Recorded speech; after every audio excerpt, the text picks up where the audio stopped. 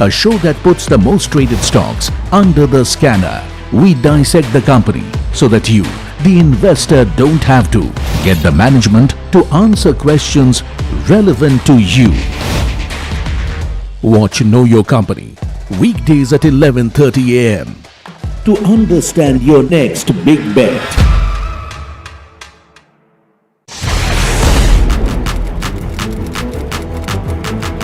When the headlines move fast, perspective matters. On Editor's Cut, our editors come together with experts to distill the week's information blitz into clear perspective. Down the stories shaping the world, from markets and the economy to global conflicts and what lies ahead. This is where experience meets insight.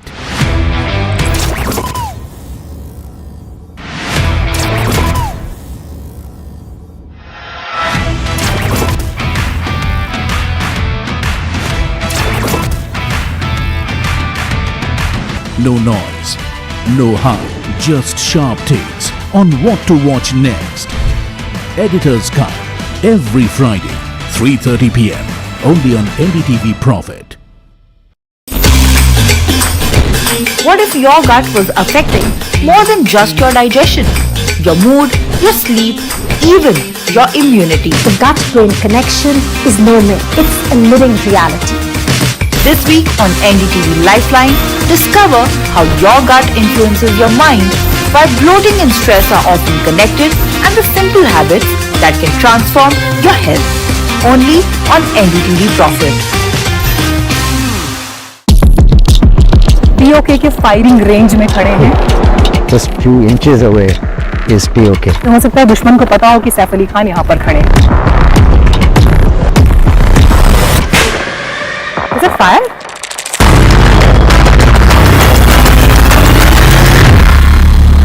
Kia ora from New Zealand, and NDTV Profit is here in New Zealand.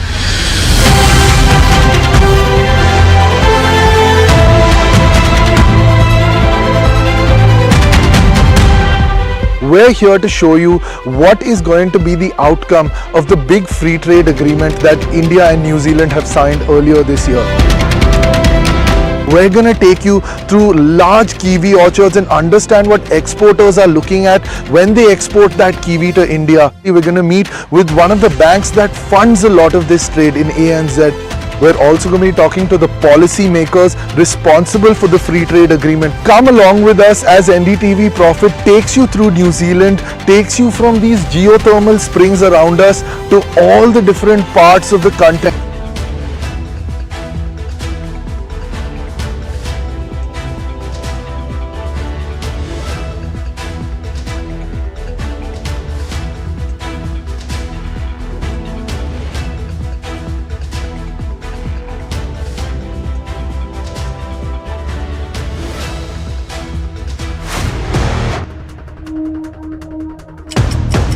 You're watching live from the NDTV Profit headquarters in Mumbai.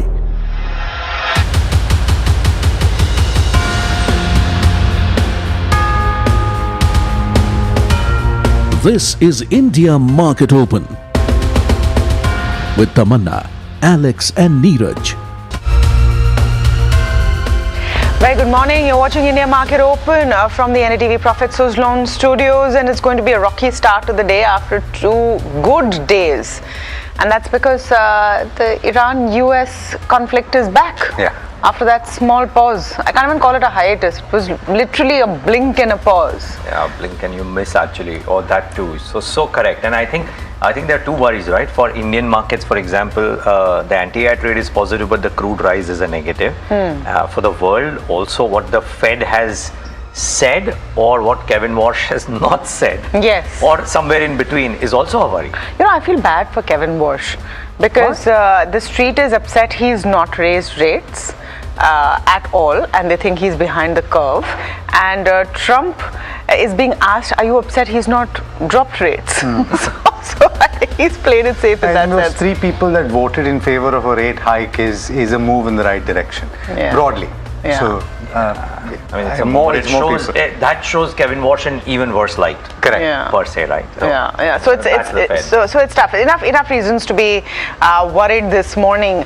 But let's tell you what's been happening. U.S. markets saw a sharp slide. At one point, the Dow was down about 1,000 points as the Fed has kept rates on pause, even as inflation fears grow. So here's the concern. The concern is that maybe the Fed is behind the curve on inflation. They should have perhaps raised rates. That's what people in the committee, at least 3 members in the committee, also thought, but they haven't. So look at what happened to the indices last night and how they closed off.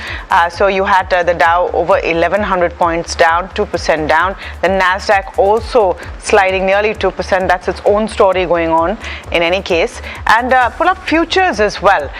Futures also showing you maybe a slight bit of recovery, especially in the Nasdaq, about 1% up. That's because some decent Mag 7 results came after hours. Now here is what the key results are looking like. Microsoft earnings beat and strongest cloud growth in 4 years. Also, the fact that their CFO has talked about big capex spends has sent the shares up 6 to 9%. For Meta, it was an earnings per share miss and softer revenue outlook, triggering a 6 to 10% post-earnings slide. Samsung profit has beaten and has been a beat, and there's a robust AI memory demand that has lifted shares about 2%. And this is something that we're going to track very closely because key earnings now are really determining the market mood across several markets. Now, as far as bonds are concerned, bond yields spiked as the Fed Chair Walsh kept rates unchanged. The 10-year was at 4.68%. The 30-year was at 5.2%. That's the highest level since July 2007. Listen in to what Fed Chief Kevin Walsh said. He's reaffirmed his commitment to bringing inflation under control, stressing that central bankers must remain focused on achieving price stability. But central bankers like me, we set a 2% inflation target, but maybe we were more tolerable of a somewhat higher inflation target. In economics, we'd call that the revealed preference. And so might it have been rational for people to think, well, their inflation target's somewhat higher. What I heard in the last 2 days, what I've heard in 8.5 weeks is no. We will deliver the 2% inflation target. That is the committee's definition of price stability. Okay. Now here's what U.S. President Trump said. He praised Kevin Walsh as smart and capable, but criticized the rest of the board. Listen in. The Fed today voted to keep interest rates unchanged. Are you surprised by that? Are you disappointed in any way with Kevin Walsh and not being able to corral Fed members? Yeah, Kevin's got a board. He's fantastic. He's a brilliant guy, smart. I know he'd love to see lower interest rates, but he's got a board, and it's a political board, and they want to keep rates up. But we fight through rates. And oil prices spiked as U.S. has resumed airstrikes against Iran. Some tough talk coming in from President Trump as well. Brent close to about 90 once again. And this is now becoming the pain point, right? As this conflagration keeps going up and down. 1.5% down now on the Brent after hitting $90 a barrel, but it's in that higher range. Let's pull up Asian markets, mixed bag on open. And you're seeing the Nikkei up about 2%, Hang Seng in Shanghai down and out. If you look at the Kospi, let's look at the Kospi because that's the big one. Either it's 5% up or 5% down. 5% up this morning. A bit of recovery after that semiconductor meltdown. Hang Seng is 0.14% down. I want to look at the implied open before we get to our first conversation. And there you're seeing about 100-point downtick. Rahul Chadda, founder and chief investment officer at Shikara Investments, joining us this morning. Rahul, very good morning to you from where we are. How are you seeing the AI trade question mark as it's playing out, or the semiconductor stock? Are we first of all looking at all of this in one bucket? We need to start looking at it in terms of a thinner slice. Which company is faring how?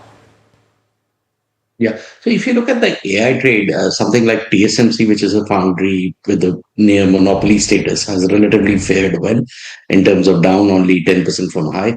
Something like memory, where you had 7 to 8x jump in profits because of shortages. We've seen Samsung Hynix correct nearly 40% from the highs. I think these names kind of stabilize around here, they bounce around here. But the bigger question markets are asking this quarter is the ROI on AI. Last quarter was all about adoption of AI, and this is markets in the mood because global liquidity is tight, rates are firm, and the focus is on show us the ROI for AI. And till the time you get a clear answer for that, again, these stocks may be jumpy. And what we've also seen in last kind of 1 or 2 months is this whole LLMs getting commoditized with the rise of open source LLMs, etc. Token pricing collapsing, and I think that is what is on the minds of most investors here.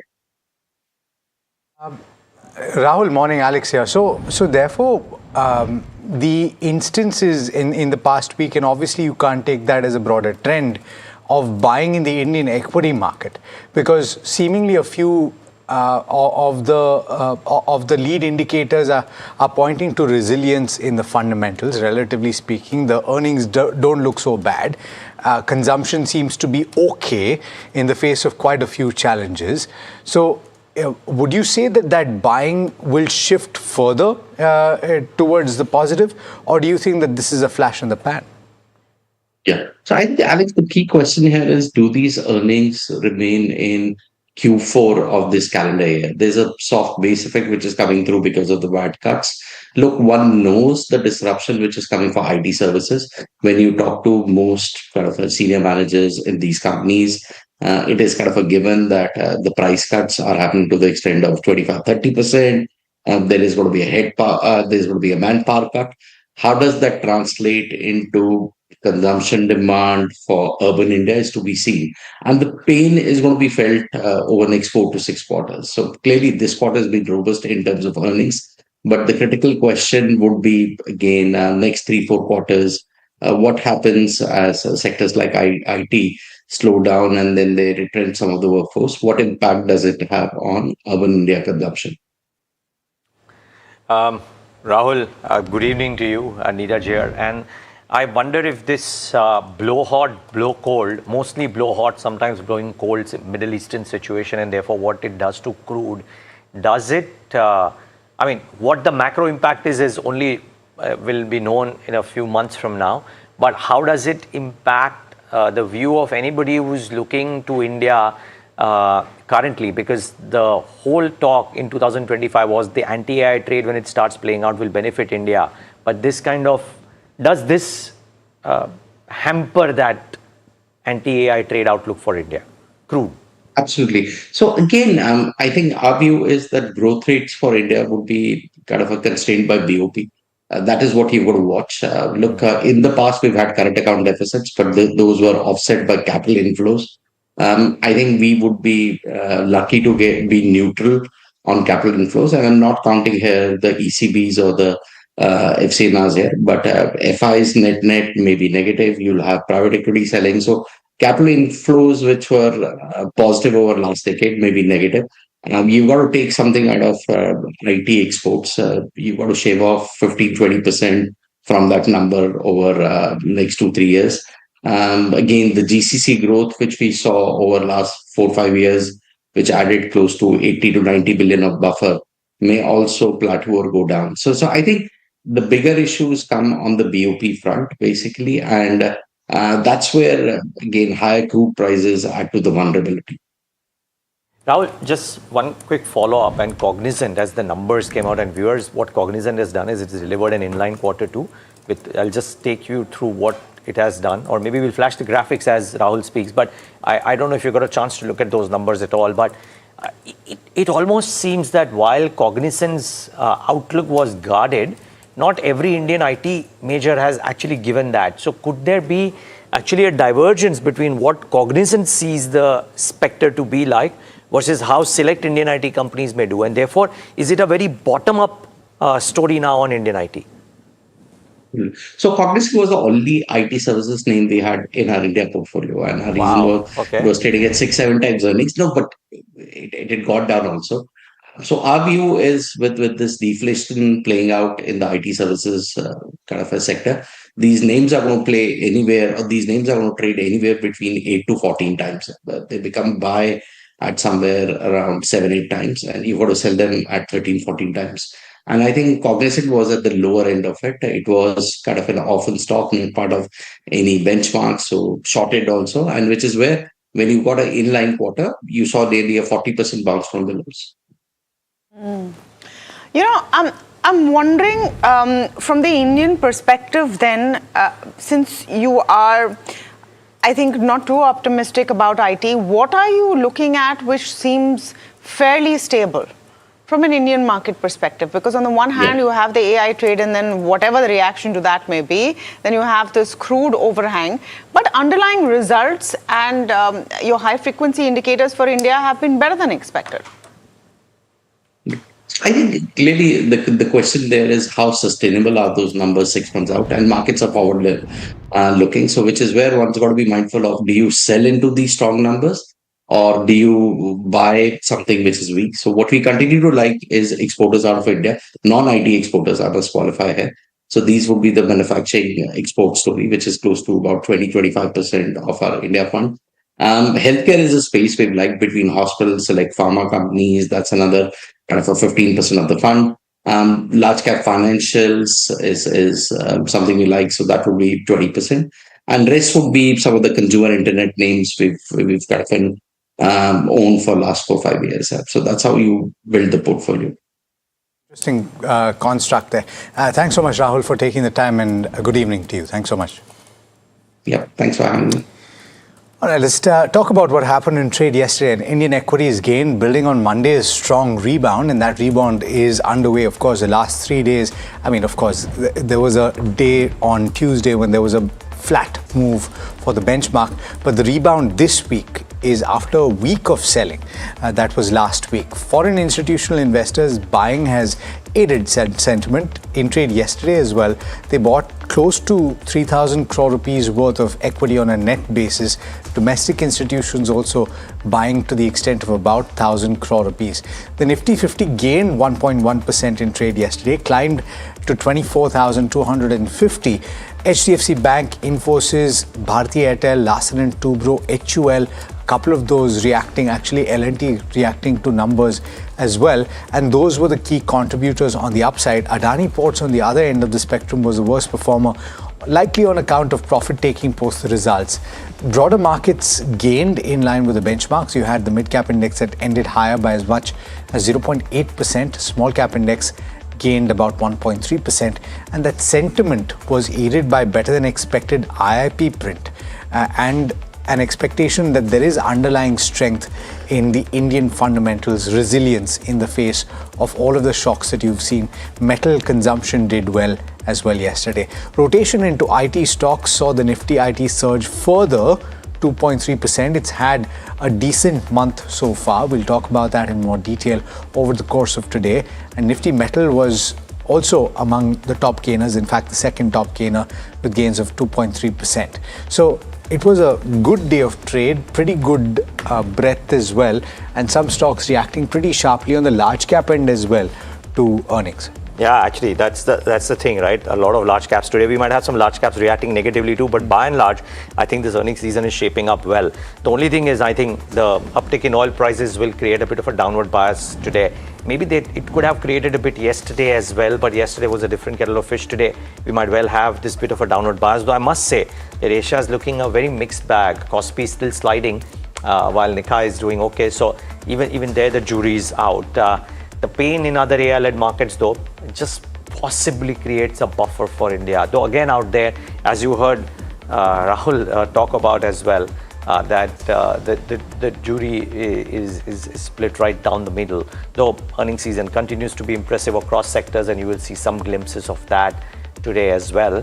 The other interesting thing, guys, is just how fast the tables are turning and the caps are moving, simply because it was less than 2 months ago that Korea eclipsed India as the 5th largest market. India is back to 5, not because India has done anything substantial, but Korea slipped to number 9 as we speak. So just interesting. It's a cautionary tale, yeah. I mean, you hear this so many times, you see it play out so many times, but humanity as a species is bound to make the same mistakes again and again. Cautionary tale for whom? The For investors? retail investors. You have people that have taken leverage and jumped into the market. You know, the government actually has put out a suicide helpline. Yes. For I'm not surprised. For retail investors, I'm not 2 weeks surprised. out, and saying that don't worry, we'll help you out. Also, it's not a very wide market in our economy. Maybe that's why. All right, but let's talk about India. Here are some of the factors today. The Nifty has reclaimed its 20-day, 50-day, and 100-day EMA in trade yesterday. So it was truly a spectacular day. Short-term trend has turned bullish. 24,350 to 24,400 acts as the next major hurdle before a potential extension towards 24,450 to 24,500. Supports at 24,165, 24,135 and 24,075. For the Bank Nifty, it holds above medium and long-term moving averages. Resistance at 57,600 to 57,700. A sustained breakout above this zone can take the Bank Nifty to 58,100 or 58,500. Those are the two levels you have to think about. Supports at 56,800 to 56,700. But let me go across to Puneet for the FNO setup this morning. Puneet, what are you seeing? Well, thank you for that. We are seeing, as you mentioned, we've crossed that level of 20, 50 and 100-day EMA, but largely these are weaker support levels. So 24,200, 24,000, 23,800, all of those three we've breached actually just in this week itself. So important to look at, the individual stock-specific action is driving the momentum. IT has done well, so that's been a good support for the index. FMCG also came back yesterday. But it's also about these individual names like Eicher. You see valuations are high, but the earnings growth momentum on stocks like Eicher, which are part of the Nifty 50, shows you the strength and the concentration of where a lot of that investor money is going right now. The Bank Nifty also is similar, where you've seen 57,200 reclaimed yet again yesterday. But we've reached this level before, so we'll watch out for any moves that might come through on the index. Today, of course, is Thursday. You have the Sensex expiry too. But we are shaping in to some buying seen by foreign investors yesterday in the cash markets, and the index long position slightly inched up yesterday. But July has essentially been a washout for the foreign investor positions that we've seen in the FNO side of things. So still 90% shorts yet being maintained. The OI distribution levels is the other important one. Now at 24,200 as well as 24,000, you've seen active build-up of put open interest at these levels. So whenever we've come close to these levels at 24,000, 24,200, you've seen all of those lower level activated on the puts, while on the other side, 24,500 and above, you've seen the calls being activated at all three levels. So any kind of 500-point move that we might see on either side, the open interest has already been built in, waiting for a signal, and hence this range is where we continue to be stuck at least right now. Stock-specific action also has been a lot of reactions on earnings. So Godfrey Phillips was one in terms of the losers. KPIT Tech, while we knew a weaker quarterly earnings was expected, you saw stock up 6% yesterday post the results. Longs being built in on this counter. If there is follow-on buying, will be something to watch. GVTND, Phoenix Mills were the other two counters. So was Lupin. But for the open interest losing side, you had Godfrey Phillips, as I mentioned, results are weak, but starting to see some covering of shorts. HUL was one yet again where results impacted but covering visible. So was on TVS Motor. So while there is some specific result reaction seen, it's about the benchmarks, but within that, a very small group of concentrated stocks like Eicher, where the earnings momentum continue, is clearly a trend that's visible. Aisha, on my watch list this morning, I would also add watch out for an Asian Paints today, because some of the brokerage inputs are quite positive. But I'm starting off with Syrma. Net profits at 100 crores versus 49.7 crores. This is a strong quarter for Syrma. Revenues up 68% at 1,589 crores. EBITDA is up 86% at 16 odd crores. And they will be raising about 1,000 crores via QIP. Here's what Nuvama is saying on Syrma SGS. They've maintained a buy, and they're saying it's their top pick in the EMS space. Strong growth in healthcare, railway and IT. Operation margins have expanded further, and there's a modest rise in working capital. They have a conference call today at 10:30 in the morning. You will see all of those updates on NDTV Profit and on the screen, so watch out for that if that's a stock that you're tracking. What are we going to watch out from that call? Revised guidance for FY27. Is there going to be one? Guidance is 30 to 35% for FY27. Do they end up revising revising it upwards. You'll also hear from the management on NDTV Profit this morning. Star Health is the other one that we're looking at. Another good set of numbers. Net profit up 25% at 550 crores. Insurance revenue was up 12.6% at 4,917 crores versus 4,366 crores. Here's what Jefferies is saying on the results. They've maintained a buy with a target price of 700 rupees. They're saying it's the fourth consecutive quarter of loss ratio improvement. Combined insurance service ratio of 97.1% was 89 basis points ahead of estimates. The IRFS PAT is at 550 crores, up 25% year on year, and it's a 9% beat to estimates. I'm running off with Aisha. Profits were up 21% at 1,463 crores. Revenue is up 31.5% at 6,632 crores. And EBITDA up 32% at 1,590 crores. Margins have stayed steady. 23.9% is now 24%.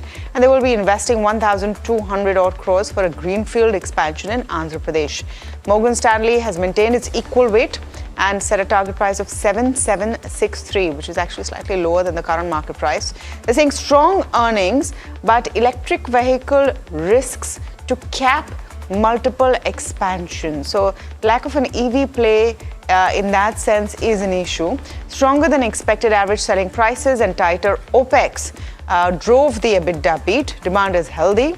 Inventory is low, and now as capacity comes in, Q2's run rate could be 10% ahead of quarter one's. Continued demand momentum could drive 4 to 5% upside to our FY27 earning per share estimate. So overall, fairly positive set of numbers on Aisha as well. Very interesting. They do have what is called the flying flea EV, but whether or not it'll find traction and whether somebody who was veering towards a Royal Enfield for obvious reasons would buy an EV. Maybe just the scope of that product line versus the others is where it's absolutely, because it's priced at 2 lakh rupees, and how many people go for that? All right, let's talk about Dabur, right? Decent set of numbers. The results were in line, in fact, with expectations.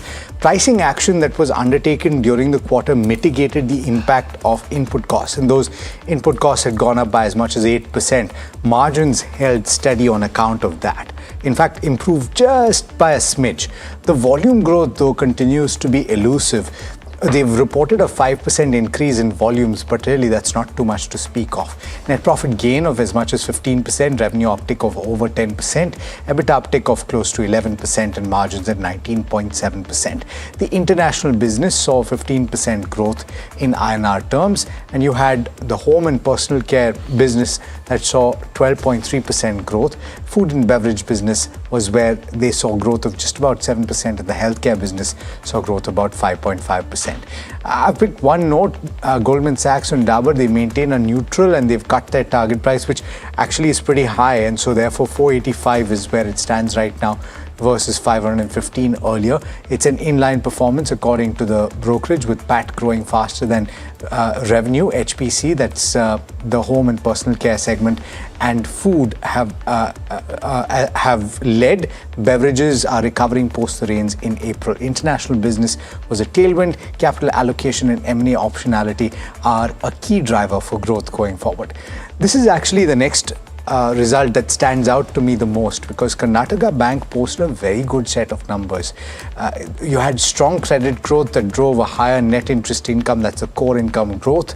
You had the retail loan book growth that was led by agri and MSME.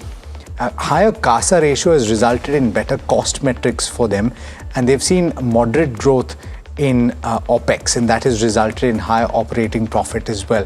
Credit cost has improved because the asset quality has actually improved. Provisions have fallen quite considerably. They've seen a sharp margin expansion on a sequential basis as well.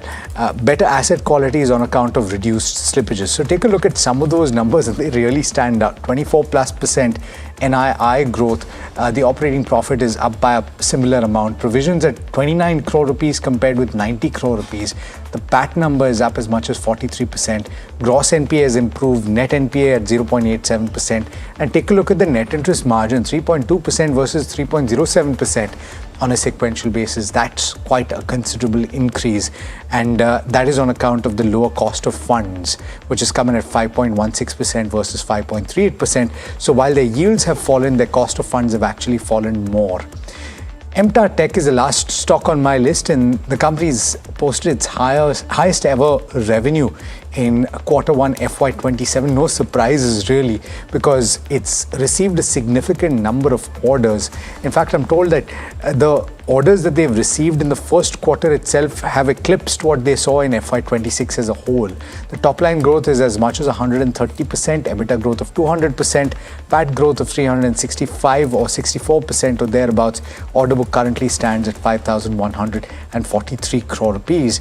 Highest ever order inflow in a quarter stands at close to 3,000 crore rupees or 2,900 crore rupees. The stock has gained quite considerably though, and it did see a bit of a crack yesterday. I think profit taking ahead of the numbers itself. You could see some reaction today, but the numbers really look good. Yeah, the numbers really look good. And but unlike Sharma SGS, where also the numbers really look good, the valuations at MTAR are just at another orbit, if you will. So it could be interesting. Sharma could well turn out to be the EMS stock of the earnings season, frankly, with what they are doing. Vari might have some issues today. I'm going to start off with that one as the first stock on my list. So revenues were up a healthy 79%, and you can't fault the company for that. Very strong revenue growth. EBITDA margin crack is where it came in, and there is a layer out there which I'll get to. Reported EBITDA margin at 18.2% versus 22.5%. Net profit up only 14% at 850 crores versus 745 crores. Therein lies the disappointment. Now, just keep this one thing in mind. There was a one-time tariff refund, 349 crore rupees, that it's been accounted for. I think if you leave that out, most notes are saying then the EBITDA and the PAT number would be considerably weaker than what has been reported. So could the EBITDA margins actually be, the reported EBITDA margins actually lower than the 18.2% as well? And when we speak to the management, we're going to try and get a sense of the accounting treatment and why it is done this way. And is the actual EBITDA margin number a lot weaker than 18.2% as well? Therein lies the problem. The positives for them is that the new order inflows were at about 16,000 crores. It takes the order book to a record 61,500 crores, which is actually very positive. They have also done two other things, that the 10 gigawatt cell facility at Gujarat is on track and expected to start production in FY27, which is a positive for them. And they have reaffirmed the FY27 operating EBITDA guidance of 7,000 to 7,700 crores. Now, even if they touch the lower band of 7,000 crores, after what they've done at the end of Q1, I think the street might look at it positively. But for now, today, I think Vari will see a red and a sharp red at that, I presume. Could it see buying at lower levels? Possibly, simply because if you look at Vari over the last like two or 3 months, the stock has come off from the highs of 3,500 all the way to 2,700. And today, if it starts off lower, then it's pricing in a lot of these negatives, presumably. So keep that in mind. Acme Solar had no such issues. Revenues were up 67% at 858 crores versus 511 crores. EBITDA margins at 85.6 versus 89. Yes, a bit of a dip, but nothing quite dramatic. Net profit still up a healthy 80%. So, well, the street will take this with both hands. Good solid set of numbers. Maybe the stock gets rewarded. And Timex Group, after a while I'm talking about the Timex Group, and after a while maybe people are discussing a watch company other than Titan, if you will, but look at those numbers really. Revenues up 29.6% at 219 crores. EBITDA margin at 16.1 versus 12.8%. Net profit up a whole 70% at 25 crores versus 14.7 crores. Now, and you know, this revenue growth of 30% or 29.6%, it builds on a high base because Q1 FY26 was a 55% growth. So very solid Q1 comparable quarter and a good solid Q1 FY27 as well. It's lifted the full year EBITDA margins. FY26 was 14%. FY25 was 9.2%. FY26 was 14%. They have now done it 16%. So that is also positive. And they are targeting 1,000 crores revenues for FY27. If they manage to do that, pretty solid.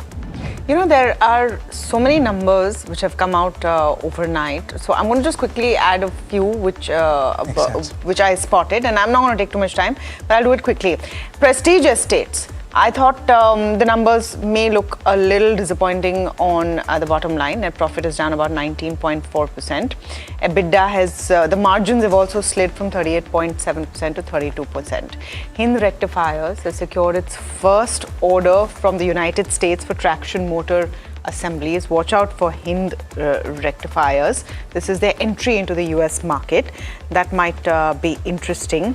I thought ACUS we should talk about because you know, we had the management come in, we had a whole conversation. It looks exciting what they're doing, but at the end of the day you have to show the numbers. Net loss at 53 crores versus a profit of 3.6 crores year on year. Even though revenues are up 54%, EBITDA is down 46% and margins are down a third from 10.6% to 3.7%. So clearly the consumer side of their business not quite working. I thought I'll quickly talk about TBO Tech. Another very good set of numbers. Net profit up 32% this quarter. Revenues up 81% as well. So you've had some very good and some not so great. The accident of the day promises to be Syngene, by the way. That's the other one. That is the big one. Because I agree. The revenues were down 15.9%, operating margins at 19.1 versus 24.2. They've cut the guidance as well. So Syngene could well turn out to be the accident of the day. Lakshmi Organic, fabulous numbers. 11.8% EBITDA margins versus 4.5. We're talking about chemical companies doing well, right? So that's the other one that did very well.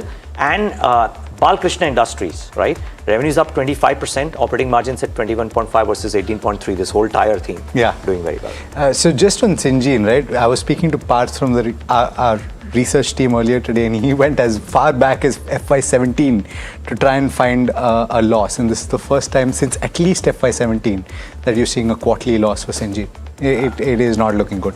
Yeah. Okay. So we've given you the quick recap. We'll take a very short break, but we're coming back with ideas with our experts on the other side. What should you be looking at for today's trading day? Stay tuned.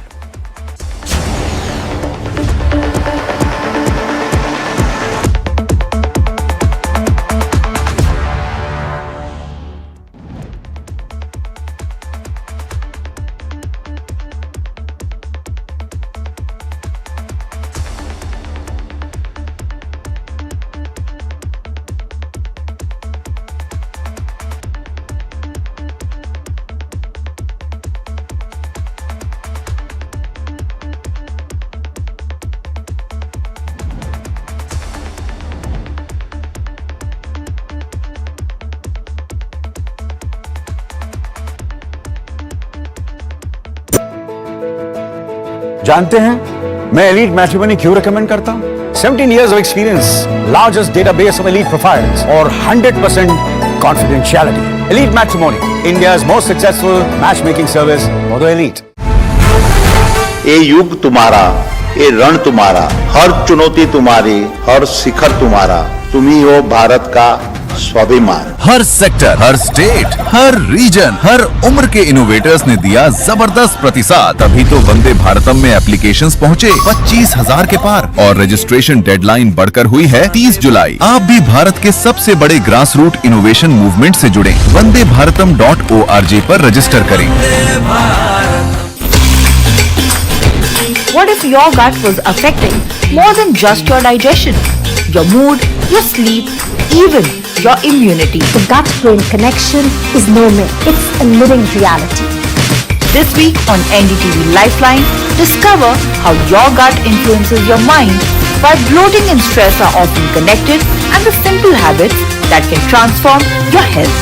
Only on NDTV Profit. POK के firing range में खड़े हैं। Just few inches away is POK. हो सकता है दुश्मन को पता हो कि सैफ अली खान यहाँ पर खड़े हैं। Is it fire?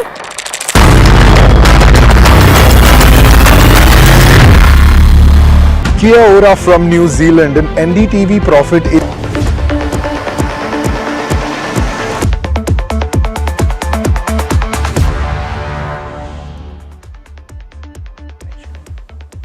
Welcome back. You're watching India Market Open. I'm going to quickly pull up the implied open this morning, and it's going to be a bit of a tough morning, 74 points down. But the underlying mood may not be as bad as that implied open is showing you. Kush Bora, founder of kushbora.com, joining us this morning. Also joined by Tapan Doshi, who's a research analyst at catapan.in. Tapan, very warm welcome to you. Kush, I'm going to start with you by looking at the charts. Yesterday was a strong day. Yes. Then, of course, you never know overnight when there are going to be bumps, right? That's the world we live in, and that's exactly what's happened. I'll finish you off, blah, blah. All of that has happened. The US has struck back. Crude is up. Do you see the progress of the Nifty getting shaken too much by this? Not really. Not at all. In fact, I'm very constructive. First up, a very good morning, guys. Alex, good to have you back, and I'm waiting for the day when we have that full house again, right? Very soon, I'm sure. I like what you said. The opening could perhaps be a little somber. The underlying mood is not. In fact, अगर आज 24,000, 24,100 के आसपास Nifty मिलता है, it's not a bad idea to go long. Risk reward ratio becomes favorable. But you know what the theme is for the day? Same but different. Let me show you how. If the team can bring up the 1 month chart for Nifty, I'll show you something very interesting.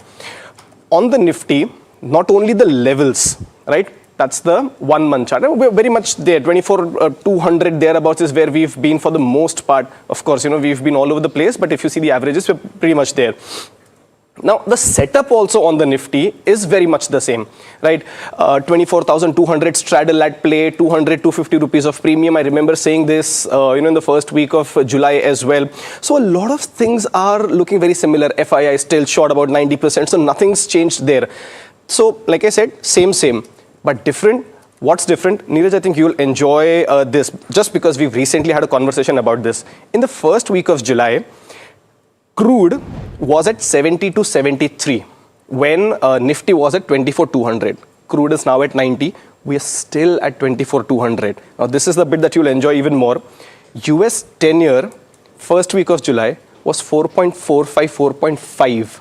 Now it's close to 4.7 and we're still there. Even more interesting, US 30-year is now at high levels of 2007 at 5.2, 5.167, right? So my point is that what you said actually hits the nail on its head much deeper than we realize, that the resilience in the market is now being baked in so strong. All the other indicators that could have been bad or should have been bad, like the bonds rising and your crude prices rising, are rising, but we are there. So market में resilience आ गया है. पिछली बार बस last जुलाई से अभी में यही फर्क है कि पिछली बार बैंकिंग ने लीड लिया था, IT wasn't doing anything. Right now the leadership has changed. That's it. But I think this is why I've been saying for the last 2-3 sessions कि Nifty is in all likelihood going to move towards 24,500, 25,000 levels as well. Hence the optimism. It's just that because of yesterday's gap up and the expiries here and there, we've not had a clear chance to say आज अभी long करो, right? But what do the put call ratios tell you?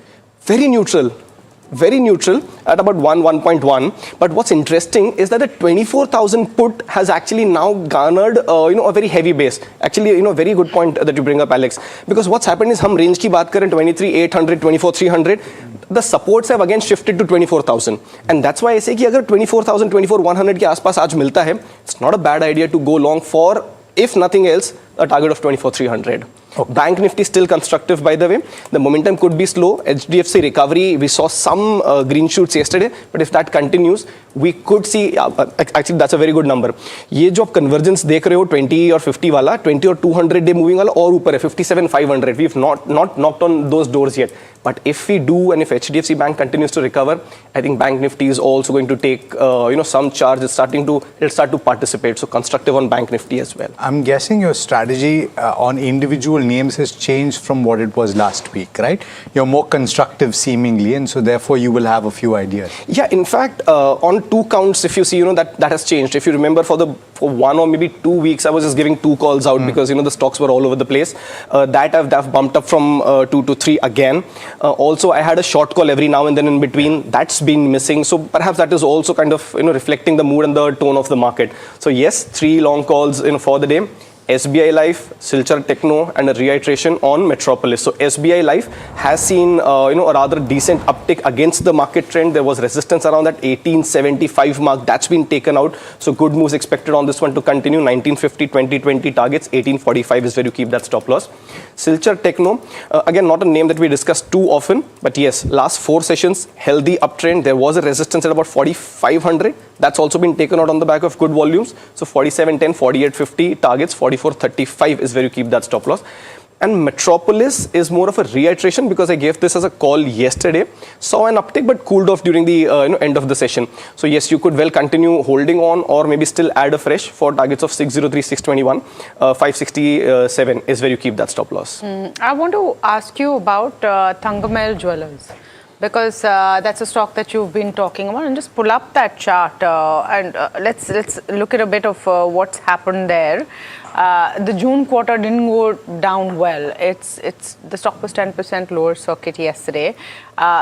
Just in the interest of being fair to our viewers, because we've spoken about it, although you've always spoken about every stock with stop losses, etc. But since this is something that you have highlighted several times, what do you do with the Thangamel if someone saw it, took Kush Bora's advice, bought it, didn't apply the stop losses, whatever happened? What is the view on Thangamel now? If you took my last advice on Thangamel, you'd still be in profits. For a very simple reason. When did you last hear me give a buy call on Thangamel? Must have been close to about 55, 5600 levels, 5700 levels. I get asked about this on the Ask Profit show as well, and I've said कि अब मत buy करो, है तो hold कर सकते हो, profit book कर लो. But the stock was overheated. So even if there's a stock that I like and goes into overheated territory, there's no point buying at those levels. And see, sometimes I say कि नहीं यहाँ मत buy करो, 10, 20, 30% नीचे buy करना, and at that point it seems, oh my god, 30% नीचे. 10% move yesterday. If you have another 10% lower circuit, you're already there, right? So my suggestion, if you have a position, continue to hold. That's not an issue. If you don't, of course, don't buy the first dip. I'm a big believer of buy the rebound. I see strong supports at 5,700. I'm rounding that off. And about 5,900. So yeah, maybe that's the zone. 57, 5,900 zone. If it comes there, stops, consolidates, that's when you buy again. Okay, and in all fairness, this is what we want to do, because if we're talking to viewers about certain stocks, if it's reversing, then we should show Absolutely. up then. Absolutely. Just because there are a lot of people who talk about things only when they go up, and then they ignore what they've said in the past. Across, a lot of our peers, when things reverse, they just stop talking about it as if it never happened. So that's what we don't want to do here. In fact, Tamanna, I am actually genuinely very glad that you brought this up, because there are times कि जो कभी-कभी stock आपको अच्छा लगता है, वो नहीं bye करने का भी एक पीरियड होता है, या प्रॉफिट बुक करने का भी पीरियड होता है. Thangamel in the last month and a half entered that phase, right? So I'm glad that you brought this up. Even if the stock is doing well, has been doing well, there are times when you don't buy or book profits. Thangamel at that zone. Okay, so many stocks in news and results base. Let's get in Tapan Doshi, research analyst at catapan.in in the conversation as well. Thanks so much, Tapan, for joining in. And let's start off with the ones which are likely going to be the big movers of the morning, right? And let's start off with a positive, let's say. Sirma SGS, for a business which now consistently has delivered, even when the other EMS companies at times have faltered. What do you make of the quarter gone by, and would an EBITDA estimate uptick mean that the stock could actually do well despite the valuations? Well, good morning, Neeraj. Thanks for calling. Of course, I'm quite positive on Sirma SGS. It is one of my top pick over the time.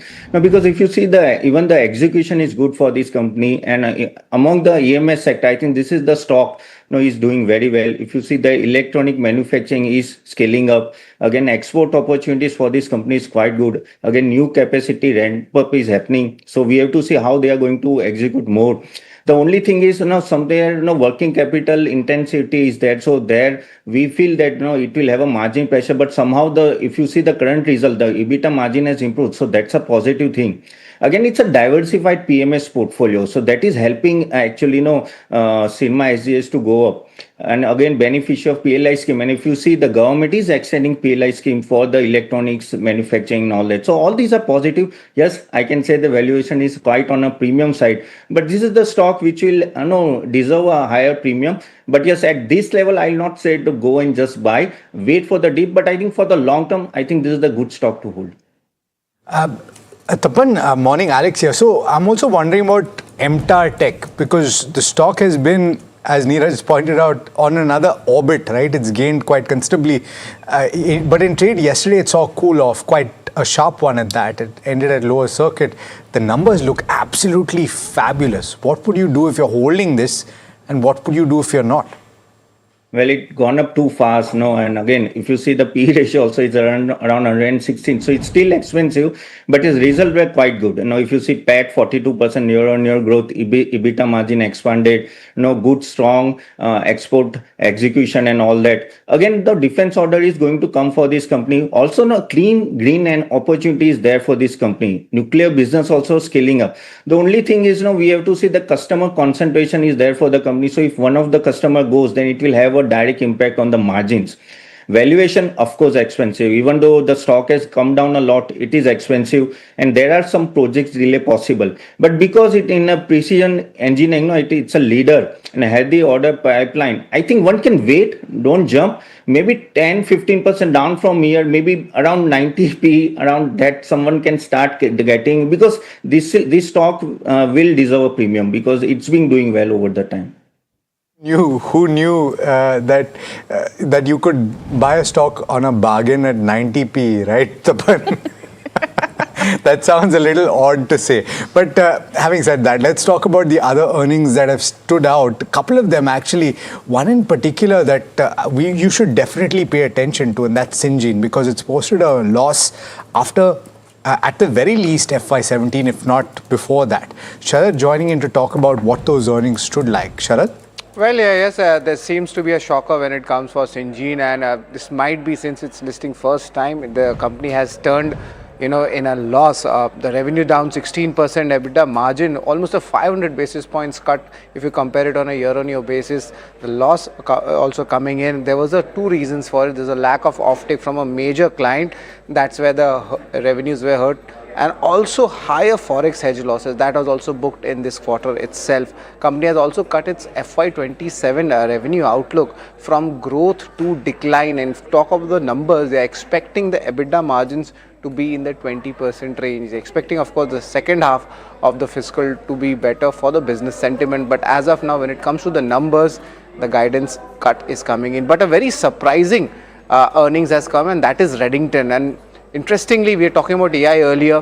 One of the second order beneficiaries was this company. Why? I'll tell you. The Indian revenue segment went up 63% on a year-on-year basis, and the company's growth was supported by large enterprise deals and the PC realizations which are there, the personal computer realizations, because there was so much of shortage of memory related products that the prices spiked up. And since the company is a trader, they made a good money in this quarter. Maybe a one-off. Net profit is up 77%. Even margins for a company like that, that's also went up from 1.5% to 2%, and that's pretty big for a overall B2B retailer. So that is why I've picked up Redington for my analysis.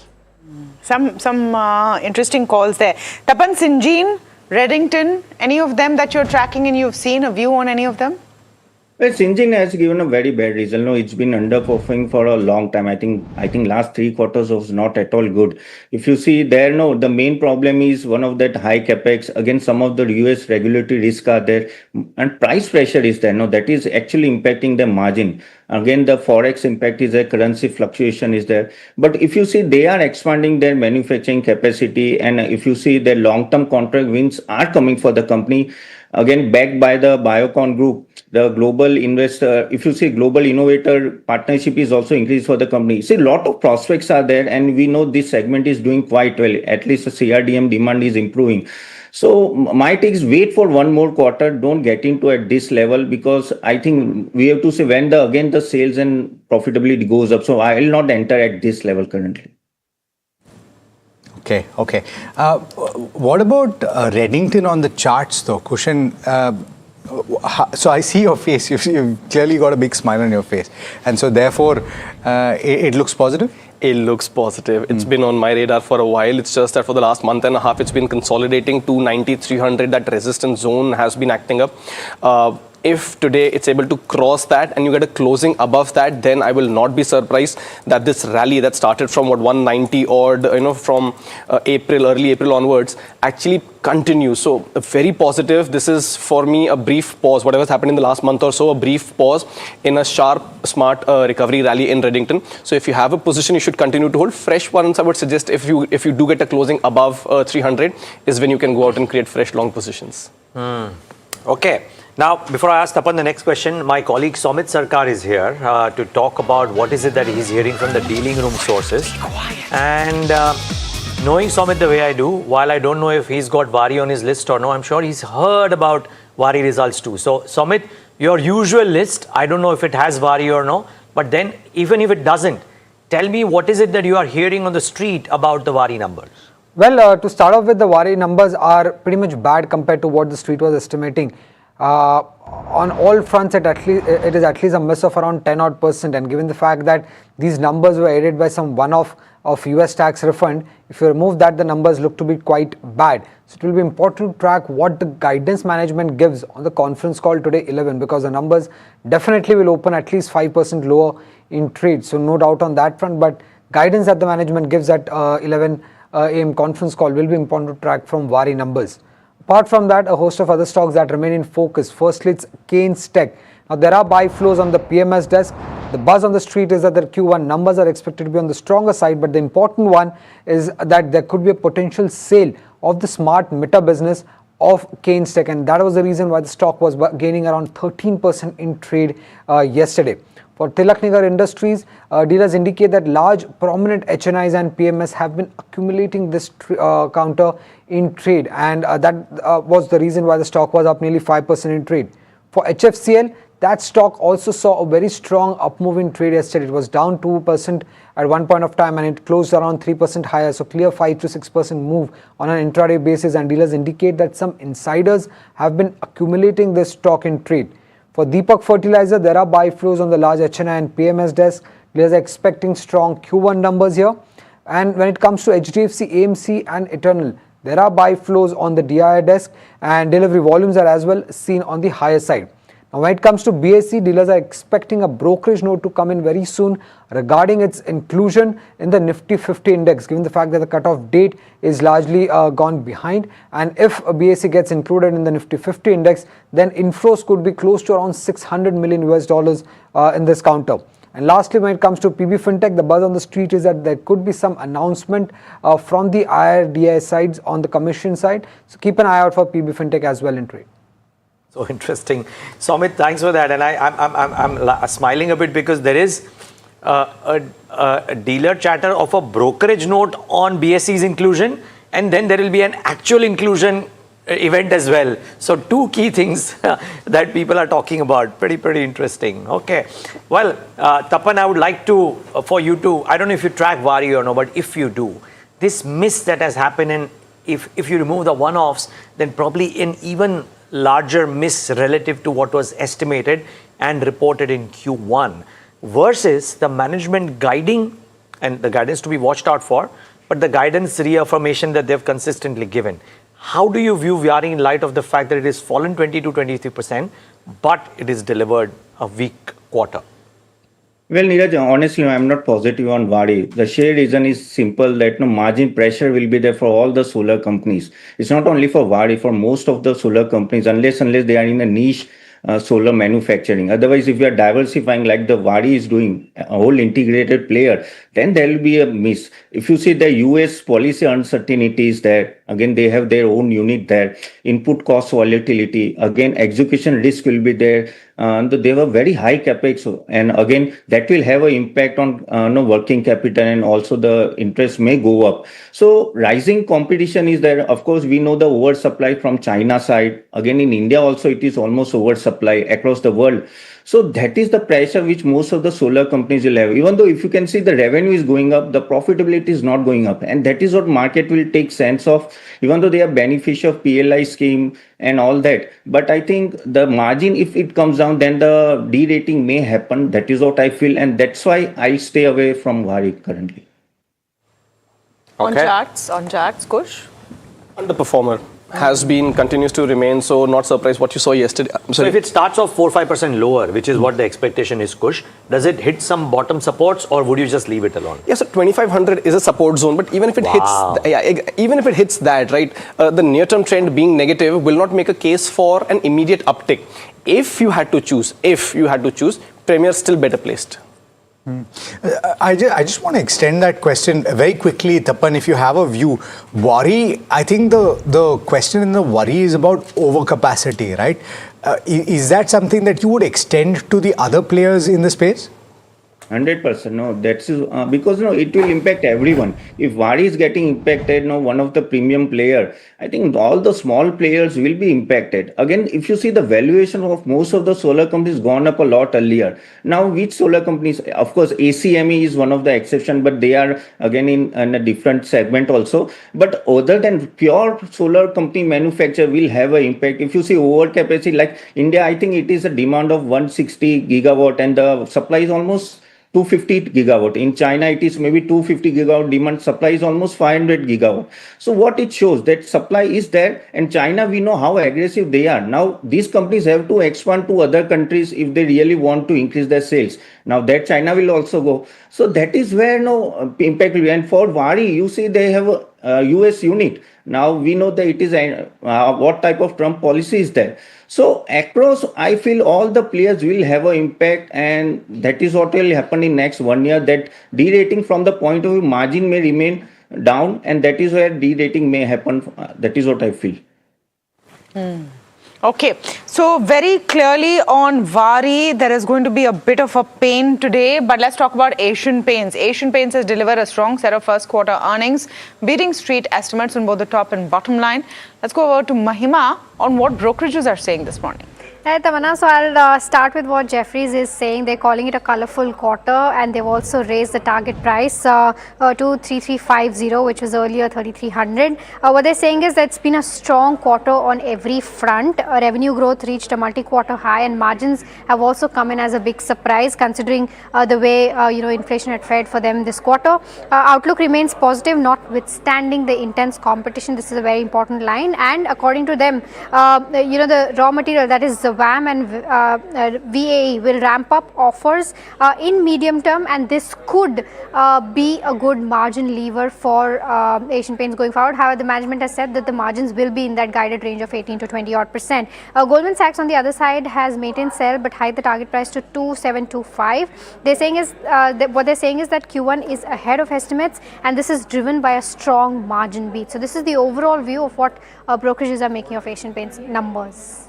Okay. Want to get a view quickly on Asian Paints, and then we'll talk about Colgate. That was also an interesting set of numbers to take a look at. Tapan, are you excited about Asian Paints? And what is it telling you about the whole consumption story question that is going on right now?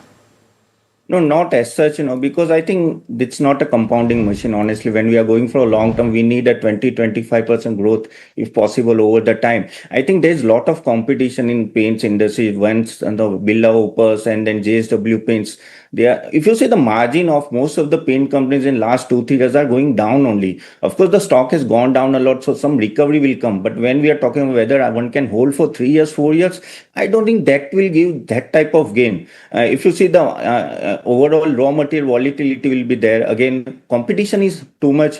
Again, Grasim is becoming very much aggressive. Of course, they have not lost the share Asian Paints, but market is knowing this, and that's why they will give less premium to Asian Paints to earlier. And rural demand may improve over the time, but it will take some time. So my take is, I think other sector may give you a better return compared to paint industry. What about you on Asian Paints, Kush? Fairly neutral. I mean, there is a recovery underway, but the momentum's missing. In fact, yesterday, if you see, the stock actually went to about 28.64 odd levels, but then gave way, right? So this is what you could continue to see. There has been a lot of patience, that the investors have had to show here. And once you get these levels where you face resistance, you will start to see some selling pressure. So it may not be a momentum play, but Asian Paints being Asian Paints and the kind of recovery that it's seeing, you could well continue to hold long term, or rather medium term support zones for this one at about 25.75. So it's more of a hold, not a fresh buy. Colgate is the other one that we'll quickly talk about. Just for reference, here's what Citi is saying on Colgate. They maintained a sell, but they've hiked the target price to 2,000 rupees. They're saying growth acceleration, though off a low base. Margin trade-offs persist. They expect reported volume and revenue growth to remain strong in second quarter, and premiumization and incremental pricing actions as drivers of growth. Goldman Sachs has maintained a sell and hiked the target price to 2050, both target prices that I mentioned, by the way, below current market price. EBITDA margins have declined due to increased ad spends. They've hiked FY 27-28 earning per share estimates by 1%. They've built in higher than expected pricing led to revenue growth. In terms of what Jefferies is saying, they're saying a growth mindset is evident from high A&P investments, that advertising and promotional investments. Stock trades at a meaningful discount to peers. I want to get the technical view first on Colgate. The fundamental view, at least from the notes, is not that exciting.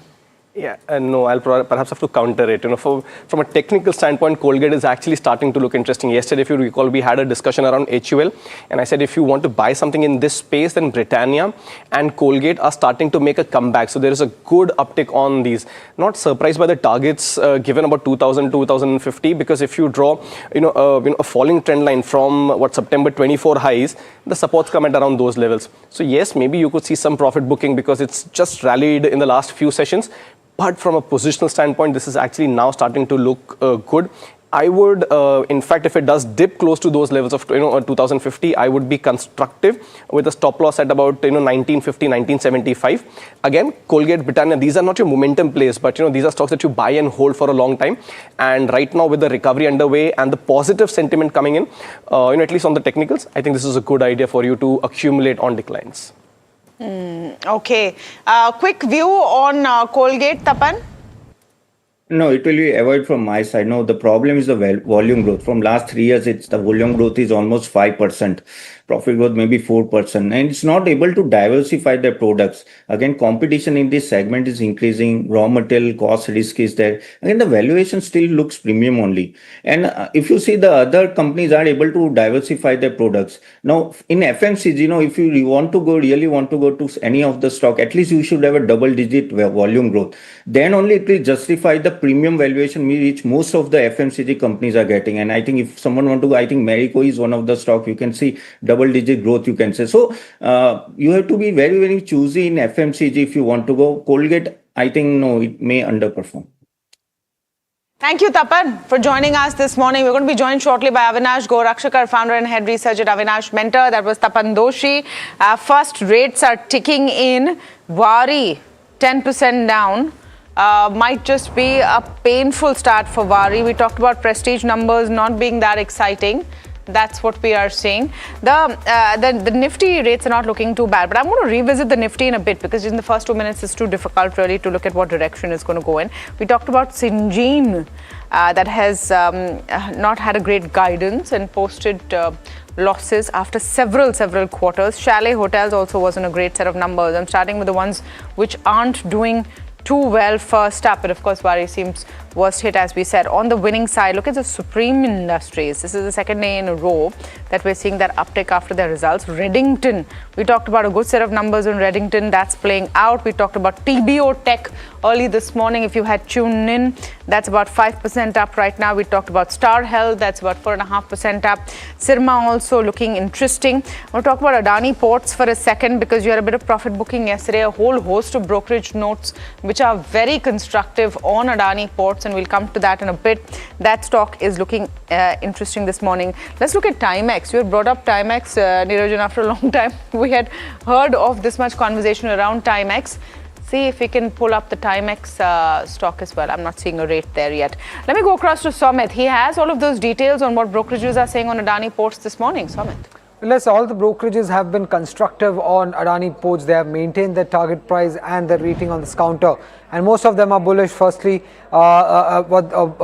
what Bernstein is saying that it has been a steady quarter aided by international volumes, beat across metrics, despite the fact that domestic volume numbers were a bit muted, and this beat was largely on the back of international business, the forex gains and the cargo mix drive. JP Morgan, on the other hand, says that it was strong growth in the first quarter that the company has reported. Domestic ports number were broadly in line. Steady performance is something that the brokerage is citing. They're also saying that the container share has been rising and coal dependence has been moderating steadily for Adani Ports, which was a concern earlier. For Goldman Sachs, they are saying that the balance sheet is getting stronger. Its position and this positions Adani Port for a better organic and inorganic growth opportunities going forward. Macquarie has also maintained its outperform rating with a target price of 1,860, and they believe that the volume softness is temporary, and they believe that this risk to FY17 is skewed to the upside, which means that they are expecting the company to beat their guidance in FY27 going forward. So largely all brokerages have maintained their constructive stance and positive stance on Adani Ports post the numbers. Well, that stock is doing okay for now, 0.5% higher. And well, let's see. The headlines yesterday was that okay, I'm forgetting the headline. It was something about an empire. But anyway, just be that as it may. This was connected to a desire to buy a large asset in the UK. So pretty interesting. Okay, but like we said, Wari is in pain. Does not mean that Acme Solar could be in pain, because should pull up that one. Because while you would want to kind of think of it under the same umbrella, if you will, everything related to renewable energy, Acme Solar is not having that much pain. Wari too, by the way, has recovered some bit of lost ground, so interesting. And maybe goes in with what I was saying earlier, that the stock has actually lost so much of ground in the last 3 months, ever since they did that big investor day, that some bit of this pain, who knows, could be in the price as well. For now, 5% lower though, and very, very fluid. Avinash Gorakhshekar, thanks so much for joining in. And Shrikant Chauhan, of course, with us as well. So, gentlemen, both of you, thank you so much for joining in. Avinash, I'll start off with you very quickly because we're on the topic of Wari. But Wari, Acme Solar, and some of the others that have come out with numbers, what do you make of these? Is there any that you would buy? Wari because it's fallen so much, Acme because it's given some good results, if at all? No, I think we have a hold on Wari and Acme, Neeraj, and I think numbers from Wari have been slightly disappointing, especially on the PAT front. If you look at their revenue growth and their EBITDA growth, that was definitely in line. I think a decent growth, but what the market was disappointing was the profit after tax growth. I think today we have the company's conference call, so we'll get a better clarity on what kind of growth outlook the management would share for the next 2-3 quarters. But overall, I think Wari was definitely trading at a premium valuation. So I think these numbers have not excited the market. So definitely some profit booking was expected. As far as Acme Solar is concerned, numbers are decent. But I think in terms of Wari, I think that would be the clear management commentary kind of a point, which would actually give a kind of an idea that what kind of growth the company would record. And that would obviously mean for the entire industry. So we would definitely not buy at the current level. The way the markets are, it's better that these stocks settle down. Maybe at lower levels, one could definitely, add, Wari. Okay. Thanks for that clarity, Avinash Gorakhshekar. So avoidable in Avinash's eyes, maybe buy it at lower levels is the point he's making. Shrikant Chauhan with us on the market. Shrikant, great having you as always. What are you watching out for this morning, Shrikant? Yeah, good morning, Neeraj. Good morning, everyone. I think, the market has crossed its important level at 24,200, which is positive. We can expect some more upside in the near future, because this time the market is finding support not only from the broader market, but also IT sector is supporting to the market. So downside looks limited. If we consider yesterday's activity and activity of last 15 days, then auto sector, I think there we can expect furthermore upside, and a number of stocks can perform. In that, we like Eicher Motors. Yesterday, the company has announced great set of numbers. Technically, also, the stock is on the verge of crossing its all-time high, which was around 8,000, 8,050. Currently, it is opening somewhere around 78.50 sort of levels. There also, it's a buy with a revised stop loss at 77.50. We can keep a target of 8,200 on the high side. The other stock on which we are bullish is from the metal basket, and there we like Steel Authority. Currently, it is around 170, 171. We can keep a stop loss around 167. The stock has started diverging positively. Based on that, we can expect 180, 182 sort of levels in the near term. So Steel Authority as well as Eicher Motor. I think these are the two stocks on which we can keep a close watch. Okay, let's talk about the big brokerage call of the morning as well. Sharad, with us. Sharad, what have you picked? Well, I have picked Adani Enterprises, and Jeffries has come out with this report, and interestingly they have maintained buy, but look at the hike in the target price. It's more than 25% coming in from almost, you could say, 2,800 to 3,830 rupees per share. Now they are bullish on this counter, especially after the Q1 numbers that beat the EBITDA estimates, and also there was a strong growth in the airports, copper segment and the IRM segment as well. Now the EBITDA guidance for FY28 has been risen between 8 to 13% by the broking house, reflecting a strong earning inflection, and a 23% EBITDA CAGR also expected going ahead. Now for the segment wise, the airport continues to be Adani Enterprises' key valuation driver. That's contributing roughly 40% of the sum of the parts valuation. New energy defense data center, that could contribute between 11 to 17%, and like Adani Enterprises as a leading incubator of hard assets or infra business and a proxy to India's private capex story. Okay, I'm going to quickly go across to the Syngene conference call. That might just be one of the big losers this morning. They're talking about their results. Sustainable growth, which will be delivered from FY28 onwards. We are confident that the strategic choices we are making today will create a stronger, more resilient and more differentiated Syngene for the future. Now with that, I'd like to hand over to Siddharth to take you through the quarter's performance and our strategic priorities in greater detail. Over to you, Siddharth. Thank you, Kiran, and good morning, everyone. I appreciate the opportunity to lead Syngene at such an important point in its journey, and I would like to thank the board of directors for the confidence they have placed in me. The CRDMO industry continues to present significant opportunities for long-term growth, and I'm very confident that Syngene's strong scientific foundation, differentiated capabilities, and trusted customer relations position us well to capture these opportunities. So my immediate focus will be on translating these priorities that Kiran outlined into a very disciplined execution and tangible business outcomes. This will entail sharpening our commercial execution, strengthening delivery across our businesses, and building a more agile, cost-competitive organization. While we will continue to invest in our discovery and CDMO capabilities, AI and digital technologies and differentiated scientific expertise will definitely deliver greater value for our customers and strengthen our competitive position. Let me now take you through key business highlights for the quarter. Syngene signed a memorandum of understanding with Translational Health Science and Technology Institute, a premier institution under Department of Biotechnology, Government of India.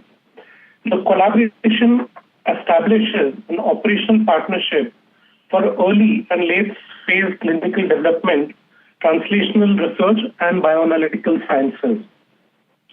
The collaboration will also enable the evaluation and execution of first-in-human and phase 1 clinical programs, along with bioanalytical, biomarker, and patient-based clinical research programs.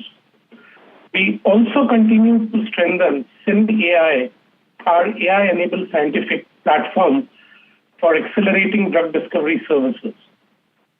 All right, that's Syngene, and amongst the key losers in the morning session, not surprising though, they've cut guidance too, the numbers were looking bad. If we had to nail it down to one stock for the day today, therefore, let's try and do that. And Shrikant, I know we have to take your ideas as well. We'll probably try and do that post-market open. But I'm asking you, if you had to bet on one stock for this morning on the back of the pre-open rates as they stand right now, which one would that be? I think along with Eicher Motor, I would like to go with even HDFC Bank because there also we are seeing some positive divergence and the stock can move towards the levels of 770 at least. So I think it can support to the overall market also. So it's a buy around 750 to 750 sort of levels. Kush Bora? Metropolis did well yesterday, opening with a kind of a flattish but positive bias. So 603, 621 to reiterate targets, 567 stop loss. Maybe you can bump it up to about 575 or thereabouts. But yeah, continue that trade on Metropolis. Interesting. Well, two safe as a bank names, if you will, right? HDFC Bank literally and Metropolis, which has had a good run, but diagnostics are in a good chain right now. So therefore, our experts are going with that. We'll also ask Avinash about a fundamental call post-market open, but market's about to kickstart trade. Maybe a larger pie of the action will be at the broader end of the spectrum, because on the large caps, we'll probably see iShares, Asian Paints and a couple of others, maybe in Indigo, active today because crude prices have risen. So that might be falling, but otherwise, the broader end of the spectrum might have more action. But here's how the markets are starting off this Thursday morning. Flat. Actually, it's not as bad as Korea is, and it shouldn't be as well. Market breadth is even Stevens. Banks though are down. Interesting. 0.5% is IT. And IT, which has been the steady hand for the last few days, is again putting up a show, if you will. I wonder if the Cognizant results have something to do with it, but we'll get to know that. Maybe just the uptrend being there, and then we find reasons. Mid caps and small caps not cracking literally, about 1/3%. So the markets are actually finding some bit of resilience to crude price uptick as well. Let's get the heat map up on the screen and show you what's moving and what is not. We will have Indigo, Asian Paints at the lower end of the band. So Asian Paints is the top loser. No surprise because of crude. This has got nothing to do with the fundamental reasons really. Ultratech is down 1.7%. Adani Ports is down. Indigo is down about 1%. And then the banking names follow. So that's the nature of the losers. Even Stevens nearly on the gainers and the losers. Infi yet again 1.45% higher. Tech Mahindra 1% higher. Wipro 1% higher. HCL Tech 1% higher. If the markets were cribbing about what IT is doing to the markets the last few months, I think the last 2 weeks, the markets will be happy that we have Indian IT on the bourses because they are giving the steadying hand. ONGC on natural count is up as well, and a little bit of steel names out here. But clearly, it is IT which is helping out. No big cracks per se, except for the crude sensitives on the large caps, Tamanna. But the mid caps would be a different kettle of fish altogether. Yeah, I'm pleased to see that the markets are not really as low as the implied was indicating. So that resilience factor that we're talking about is definitely being seen there. The Nifty comfortably above the 24,200 mark. Let's pull up the small cap and the mid cap indices for you and talk about what they are doing this morning. 0.29% down on the Nifty mid cap 150. The small cap 250 about 0.22% down. But if you look at the advanced decline ratio, it's very clear that it's not a positive sentiment by any stretch of the imagination. It's cautious. 1326 declines to 866 advances at this point. VIX is slightly elevated, nothing really to worry. It's under the 14 mark. The India VIX actually now it's lower. It's completely flat. So at 12, so nothing major happening there. It's more like a pause mode more than anything else. Let's pull up the sectoral heat map, and we'll probably see IT stocks there ruling the roost as they have done for the last few days. Nifty IT about 1% up, and it's interesting that there is no real sell-off in IT as we have seen. We've not seen a consistent one-way move in IT for quite a few weeks. You're now beginning to see that. Pharma stocks are also doing okay. On the losing side, Nifty Realty, private banks are not that great, which is probably what's leading to the lag in the Nifty. Let's pull up points contributors on the Nifty very quickly before we get to individual stocks. Now I want to see what's pulling the Nifty down. There you have it. ICICI Bank, Asian Paints, of course, Eternal and Adani Ports amongst others. On the winning side, Infosys, Reliance and Bharti Airtel coming in. But Infosys doing most of the heavy lifting. Something is happening with that Infosys stock. It's been really seeing some power there last few days and continues to do so even now. Let me look at specific stocks this morning. Results is what is in focus. A lot of mid-cap companies have reported. I'm going to start with Vari, Syngene. These are the ones that we earmarked as poor results. Syngene, we said, could be the accident of the morning. It is 8% down. So is Vari, about 6% down. TBO actually a strong set of numbers, but that's not how the stock is reacting at all.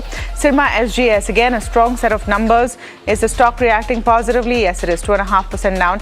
Akis, losses, it's gone from profits into losses. The consumer side of the business doesn't seem to be working, 3.5% down. Aisha, actually a good set of numbers, but the EV play is capped in Aisha, and that's what a lot of brokerages said this morning as well. I'm going to look at Star. Let's look at Star Health. Let's look at Karnataka Bank. Let's look at Reddington. Star Health, good set of numbers. Karnataka Bank also looking decent. Reddington seems to be the star of the show. 14% up this morning on a strong set of numbers. Charts are supporting as well. As per our technical analyst, Balkrishna Industries, Prestige and KPIT are the other set that I'll pull up. Balkrishna Industries looking sharp, looking smart. All of the tire stocks have done pretty well this quarter. Prestige was not a great set of numbers, a very disappointing actually, and that's showing right there. So was KPIT Tech. Let me just look at Hind Rectifiers very quickly. They have their first US foray, stock about 0.5% up, not doing much.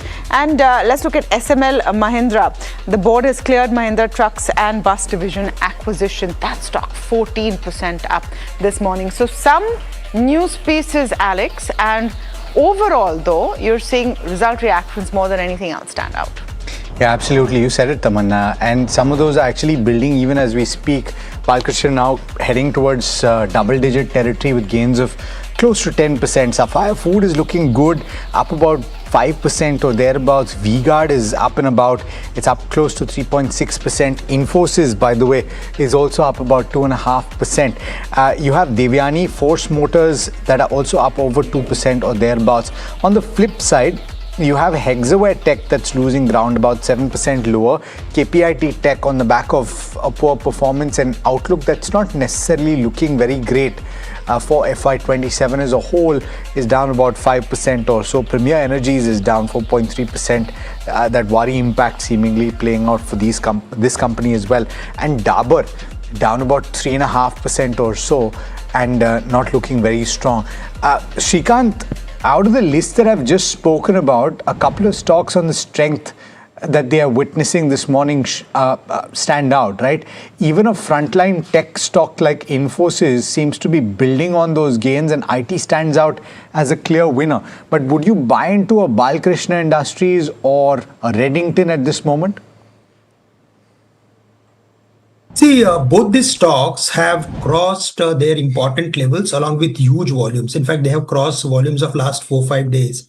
But while looking at the overall their oscillators, I am of the view that it is better to stay away from taking any position on Reddington with a very short-term view. But I think we can keep a watch on Moil. Which is around 293, 294. There, the stock has formed double bottom sort of formation, and based on its volume and price action, the stock can move towards the levels of maybe 300, 305. So with a very short-term view and today's opening levels, I think Moil is the stock to watch out for. The other stock on which we are currently focusing is as you said, Balkrishna Industries. There also, we feel that it is very close to its resistance level. Most of the time, close to 2300 levels, we saw some profit taking. So at these levels, it is better to stay away from taking any position on Reddington as well as Balkrishna.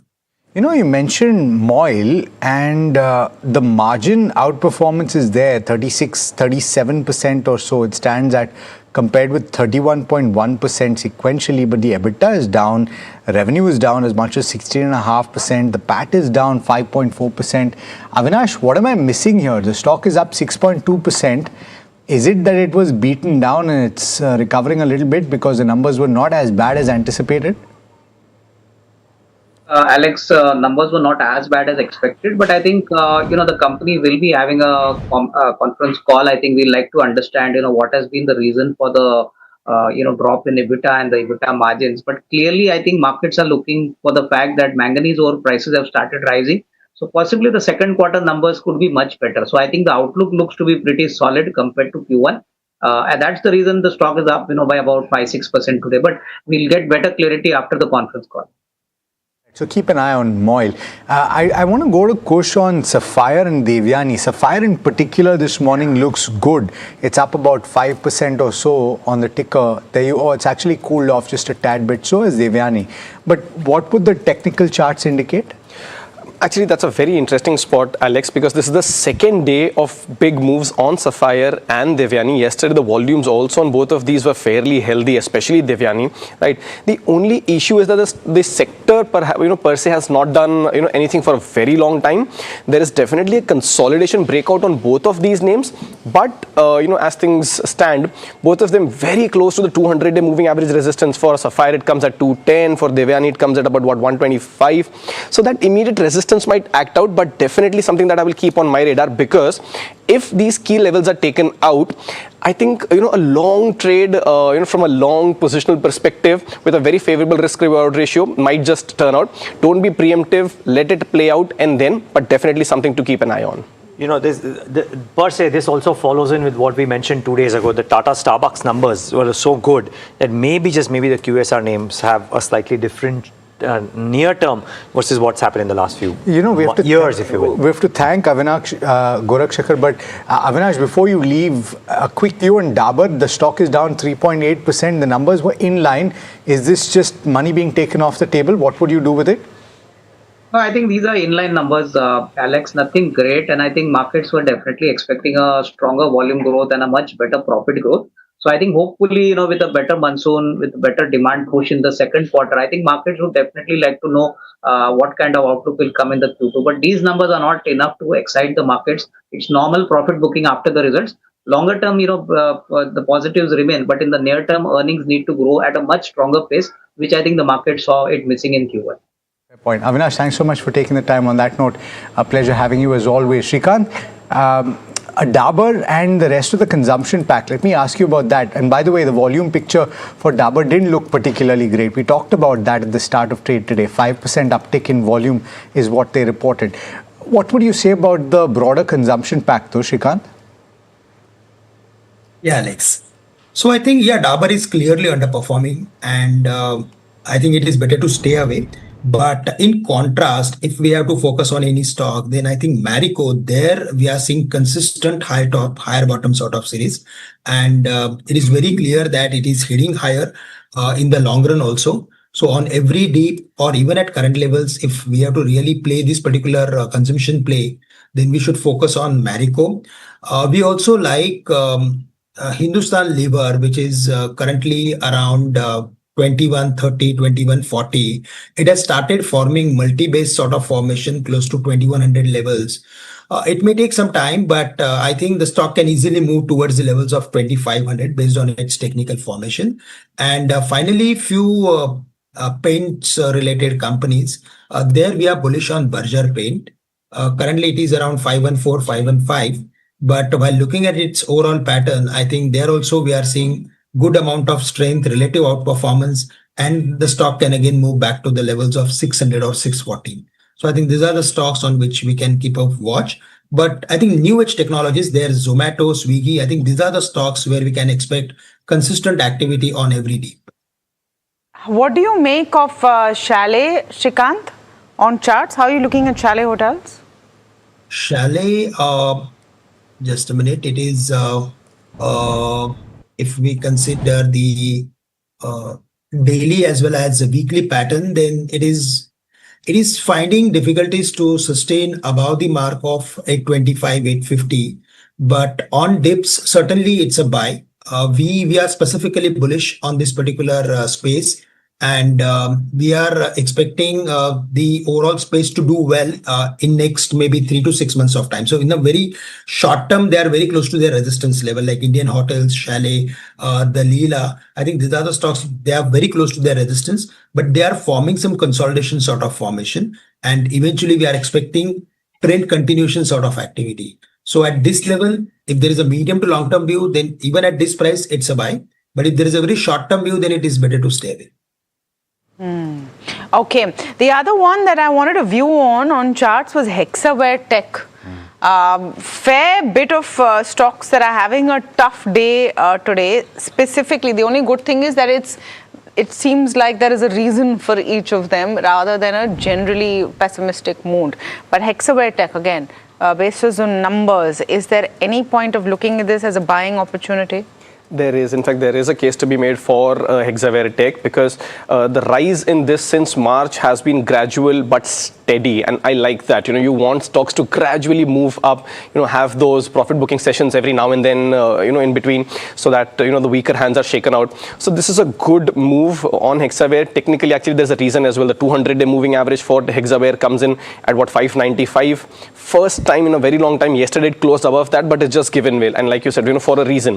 Supports near 555, 560 levels. So yeah, let's see where this dust settles for the day. But given the primary trend being positive for this one, around those 555, 560 levels, Hexaware does make a good buy. By the way, the volume accumulation on certain days in the last month and a half for this one has been staggering. So definitely there is buying interest in this one. I would remain constructive on Hexaware. If you have, don't sell it now. Maybe a deepish stop loss close to 530, 535. Cool. Okay, thanks a lot for that. Thanks a lot for that, all of you, for joining in today and giving us your thoughts. Really, really appreciate your time this morning. Chalet Hotels is a business in focus. The quarter which, by their own standards, I think Shwetank himself would say was a bit of a miss, maybe.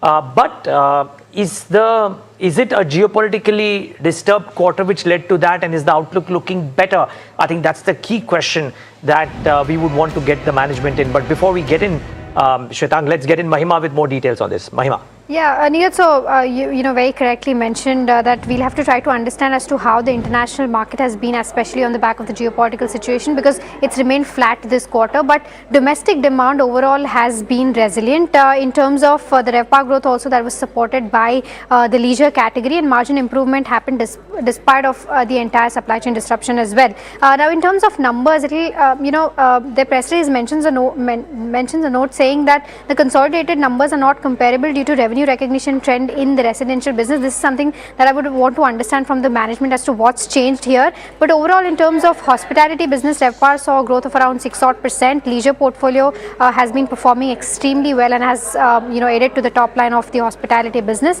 And overall commercial real estate, the occupancy stood at around 91%, and the monthly revenue run rate is also moving up for this category. So overall, it's been a steady quarter. Of course, international business was impacted by the geopolitical headwinds, but overall, per se, it was a steady quarter. Well, thanks, Mahima. Shwetank Singh, MD and CEO of Chalet Hotels, Johnson, right now to talk about the quarter and the outlook ahead. Shwetank, thanks so much for joining in. And frankly, I read two different pieces of numbers as well, Neeraj here, so I was a bit confused as well. I'd like to hear from you, you yourself, right? How do you judge how did quarter one go for you in light of what would have been a normal quarter, and in light of what a quarter like this looks, which is disturbed by geopolitical tensions? Good morning. Thank you for having me on the show. No, absolutely. First things first, I think, looking at our consolidated numbers is probably not the best way to look at our business. Last year in the same quarter, we had a near 100% growth showing, and I had called out to say that residential is not our mainstay business. It is a one-off. And the way we book residential business is that it comes in spurts. Our core business is commercial and hospitality. And if you look at those numbers, we have done very well. We have had a 10% growth on our revenue and actually a 15% growth on EBITDA. Our margins have expanded by almost 2.3%. So very good result all around. If we were to look at just our hospitality business, even though the RevPAR grew by about 6.5%, our overall revenue grew by 9%. And more importantly, the margins grew by 11%. We now operate at the cutting edge of the industry in terms of overall EBITDA margins. We are at 46.5% EBITDA margins for the headline business, commercial and hospitality put together. And we have had a 0.9% to 1% growth, percentage point growth on the hospitality business as well. So given what's been happening around the world, I think the results are very good, and it gives us a lot of confidence about what's coming in the future. Shwetank, so just to get this clarity, you kind of saying that maybe look at the console numbers on an annualized basis, because real estate will even out over 4 quarters. On a quarterly basis, it might look different, and on a quarterly basis, look at the hospitality business in standalone, because that's the core of your business. Would that be a fair way to look at your numbers every quarter? Partly, yes, but actually, if you were to look at our business, I would completely ignore the residential business because it's a one-off. It'll go away. We are not going to do residential again. So, so it's just a quarter thing as well, but also the fact that residential is not our business. So I would just focus on the commercial and the hospitality side. Shwetank, good morning. Tamanna here, and that's a good, very clear kind of an explanation that you've given, keeping the residential business aside, and perhaps that's what the street is looking at this morning, right? They're looking at your consolidated numbers and they're seeing that downtick coming in from the residential business. Are you seeing the hospitality segment improving from here? Because you talked about this being a good quarter in the context of what is happening geopolitically. Are you seeing that strengthening out quarter on quarter? And the second part of my question is, will there be remnants of the residential business showing on your balance sheet for the rest of this financial year, or we're done and dusted right here? So unfortunately, you're right. The street has been viewing those numbers. In fact, last year at this time, we almost hit the circuit breaker on our stock because we had shown a 98-100% growth. So, clearly a misrepresentation, or I wouldn't call it misrepresentation, misinterpretation of facts is how I would put it. With respect to the hospitality business, as you know, Middle East has been blow hot, blow cold. The fragile piece has been tested again and again. We did see first part of this quarter to start healthy with FTAs returning, if not growing, at least returning to what they were pre the war starting. Unfortunately, that seems to go a bit up and down, and actually forecasting the business at this stage is becoming increasingly harder because the situation seems to change every day. Having said that, we have a lot of faith on the domestic side of the business, and the leisure business has been showing very, very good growth. In fact, we have had 19% growth on our leisure business, and that only continues to grow stronger. So we do believe that the domestic side of the business will continue to perform and hold us in good stead. The social scene is absolutely strong as it is for this part of the year, and for continuing into the second half of this year. Finally, on the MICE side, the larger group, most of the companies have been a little bit more cautious on committing to larger groups.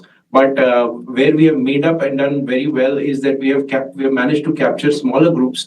It has come at a slightly lower rate, but we have increased the volume so much that the overall growth in that segment has been very, very encouraging. So second half of the year and this quarter seems to be strong enough and gives us a lot of hope for what's coming. With respect to the residential business, I just want to once again clarify, there will be some bookings that we will do in quarter 2 and quarter 3 of this year. But once again, I would urge your listeners to completely ignore those numbers. They only help us with the cash flow. They are not helping us with the meat of our business. Okay, so quarter 2 and quarter 3, you will see some more of bookings coming in. By when? Because you said very clearly, Shwetank, that you are not doing residential as a core business at all. When do you wind this part down entirely?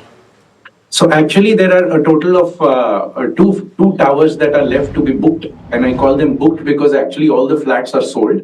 So we just have to book two towers of business in our books, which will finish by quarter 2 and quarter 3. After that, we will just have 150,000 square foot, which is a very small commercial space that will be left. But that will move into our commercial business and get rented out and add about 30 odd crores to the EBITDA. But that only happens in FY28. So from a residential standpoint, we'll just book everything out in the current quarter and the next quarter. Shwetank, hi, morning, Alex here. So on the margin front, and you mentioned this in our conversation today itself, you said that you're pretty much at the top of the pack, right? I'm just wondering what the levers were that you utilized in the first quarter to get that number, that expansion in margins, and whether this is pretty much the peak. Can you do more than this? I hope it's not the peak. I certainly hope that we continue to improve. It gets harder as you go as you start to edge closer to the 50% mark, no doubt, and especially with the fact that we are diversifying our portfolio and bringing in more leisure into play, and leisure usually comes at a slightly reduced margin. But having said that, the big levers that we read the situation early, we realized that our reliance on the foreign tourist arrivals will get hampered.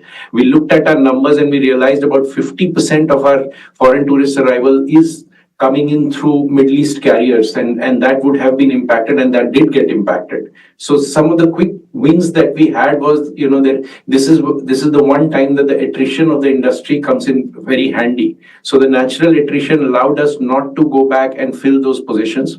We got very, very, we put in very close measures, especially on the utility side, and then we started getting rid of some of the unwanted costs, like reducing the offerings in the lounge, etc., etc. So we looked at all our cost elements and saw where all we could work it off, and that's clearly sort of helped us with almost a 1% point improvement on EBITDA in the hospitality business, and about a 2.3% on the business overall. So interesting. All the best for the remainder of FY27, and kudos for the performance in the hospitality and commercial business.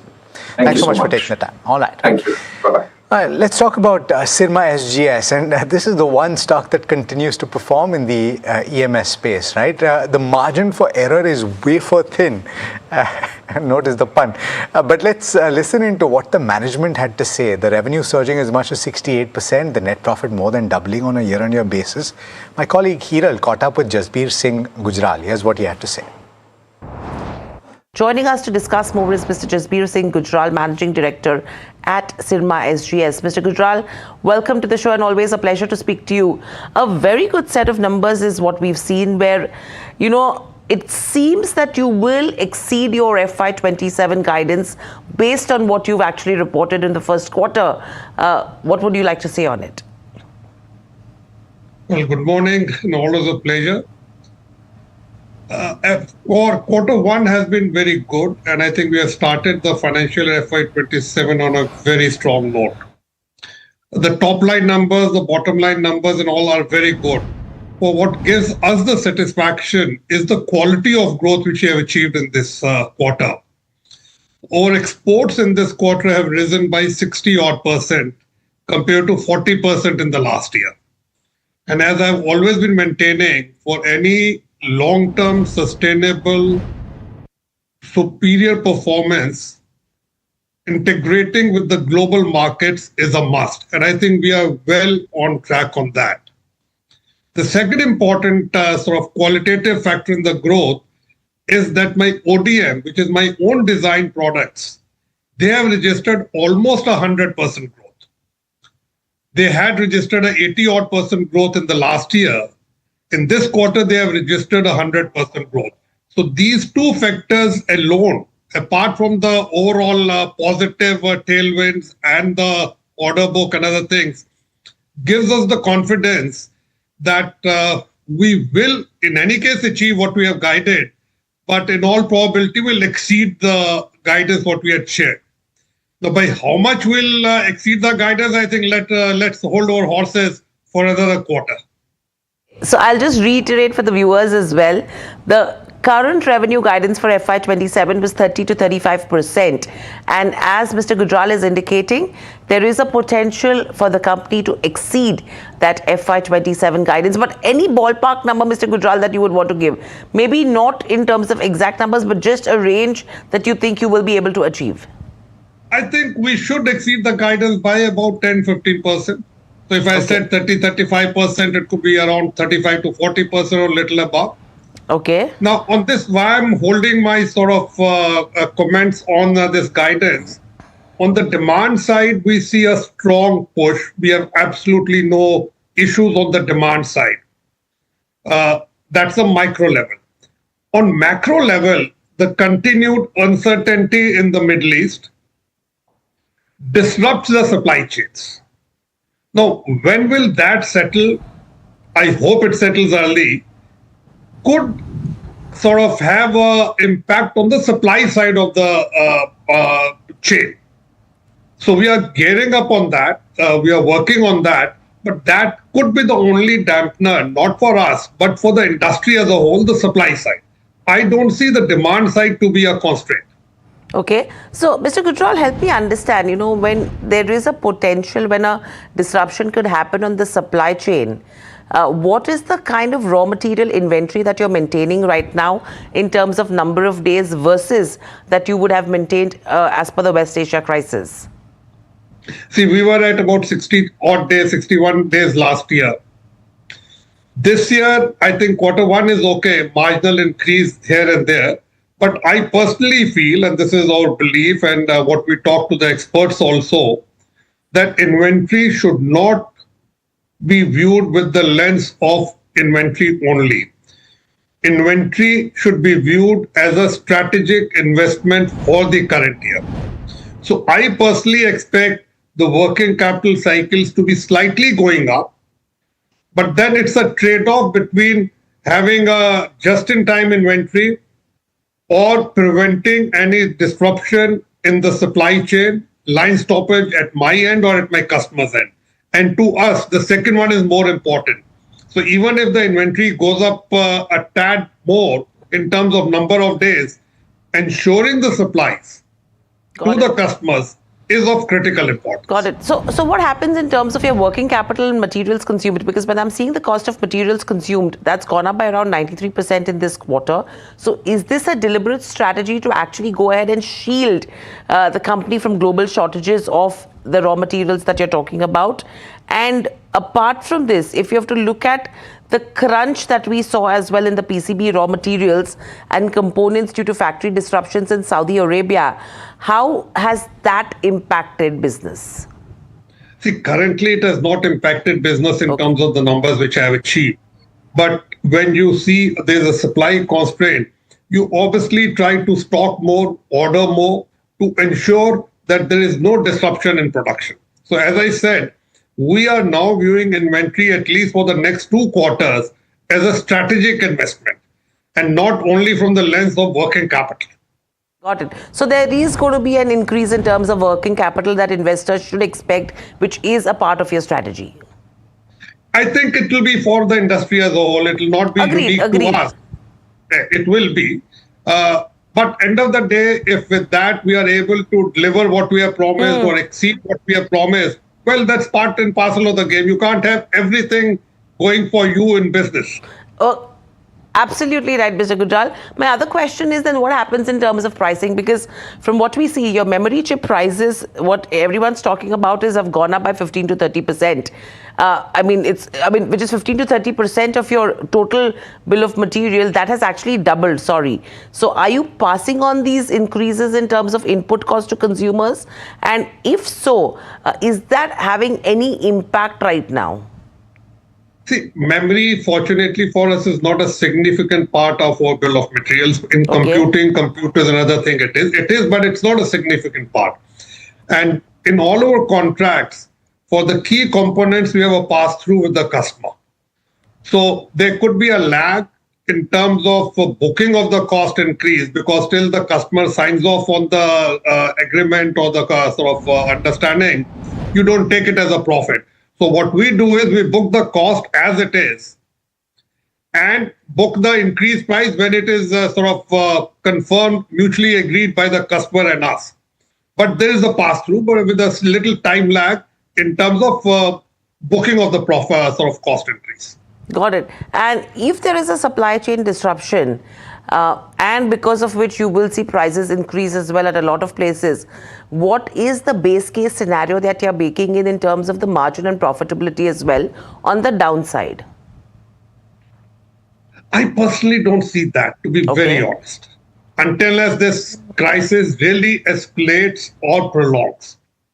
Now, if it settles or it's a guerrilla war, 2 days you fight, 2 days you go on peace, challenges are more. To earn the same rupee, I have to exert an extra effort. That's about it. Understood. And my planning has to be robust. My planning has to be very, very robust. Understood. And Mr. Gujral, in terms of segments, IT, railways, healthcare, very strong. How are you seeing their share for this year in terms of overall business? And automotive also is giving you a very strong demand right now. So which segments of business will actually perform? See, IT, railways, medtech form a very small portion of my total revenue. They form less than 15% of my total revenue. So even if they grow by 50, 60, 80%, the impact on the top line is not very significant. Now, what is very heartening for us is a very robust growth in the automotive sector, especially the EV sector. We are seeing strong traction in that. Now, this is a good problem to have because on the one side, you have a supply crunch, and on the side, you have a high demand. So the efforts to put in to meet that demand only double. And the major global clients which we onboarded in 25, 26, 24, 25 have started yielding results. And from those clients, the revenues are yet to reach the potential. And I think they will reach the potential towards the end of this year and will actually sort of materialize in 27, 28. Got it. My last question. I'm joined today by Kishore Patil, who is the Managing Director and Chief Executive Officer of the company. Mr. Patil, thanks so much for taking the time and for speaking to NDTV Profit. Pleasure having you. Let me ask about the trends that you witnessed in the first quarter, and why is it that the texture of the performance seems to be still a little bit weak? Is it because Europe is not performing as anticipated, still continuing to be soft? Good morning. I think there are multiple things at play overall at automotive. As already you know that the Chinese competition was wearing down many players, specifically in the Europeans and Japanese. I mean, every player in the world was under pressure, but specifically Europe and Japan were under more pressure. Now, with the Middle East war, as well as the tariff. So tariff created their high costs for a certain market, US market, which is reasonable for them, though not the biggest, but certainly it created a barrier. And the second thing is the Middle East war created a lot of, made it very expensive for them because of the many ingredients, raw material parts, the cost went up. And I think that impact was felt very badly in last few months, and it was a bit of a sudden, more than expectation, and so you could see many actions from the European OEMs, whether it is cutting of people, then salary cuts, the cancellation of programs, multiple things, and naturally it had a impact on us because what it impacted us is, unfortunately, the top two clients of KPIT got impacted, one in Japan, one in Europe. They got impacted the most. It is in public domain. You can see those things. Now, with that sudden change, actually, it has made an impact in the immediate future. I think that is the main thing it has happened. And the point we are talking about is we have been, we knew that we had to, looking at the overall automotive industry, we had to look at multiple things. We have already proactively taken multiple steps in that direction, whether it is focusing on more on off-highway commercial, specifically off-highway, which is doing extremely well. Some of the off-highway companies, their market cap is bigger than large OEMs. So we started focusing on them.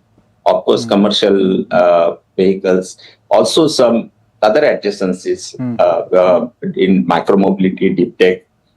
We looked at the markets differently. Sure. We created a separate niche on India, Southeast Asia as a separate market, apart from focusing on China. So all this really, we were broadening our base. Sure. And also earlier, we were working with very few clients, but even in our passenger car OEMs, we realized that there are many, of course, realized means we started focusing on many large successful OEMs, both in Japan or in Korea. So I think this is how we started working on this. Okay, but Mr. Patil, the question then arises, if there is softness on account of your two largest clients, it completely depends on when that turnaround takes place, and nobody knows at this juncture when that turnaround will take place. And so how are we saying that the second half will be better than the first half?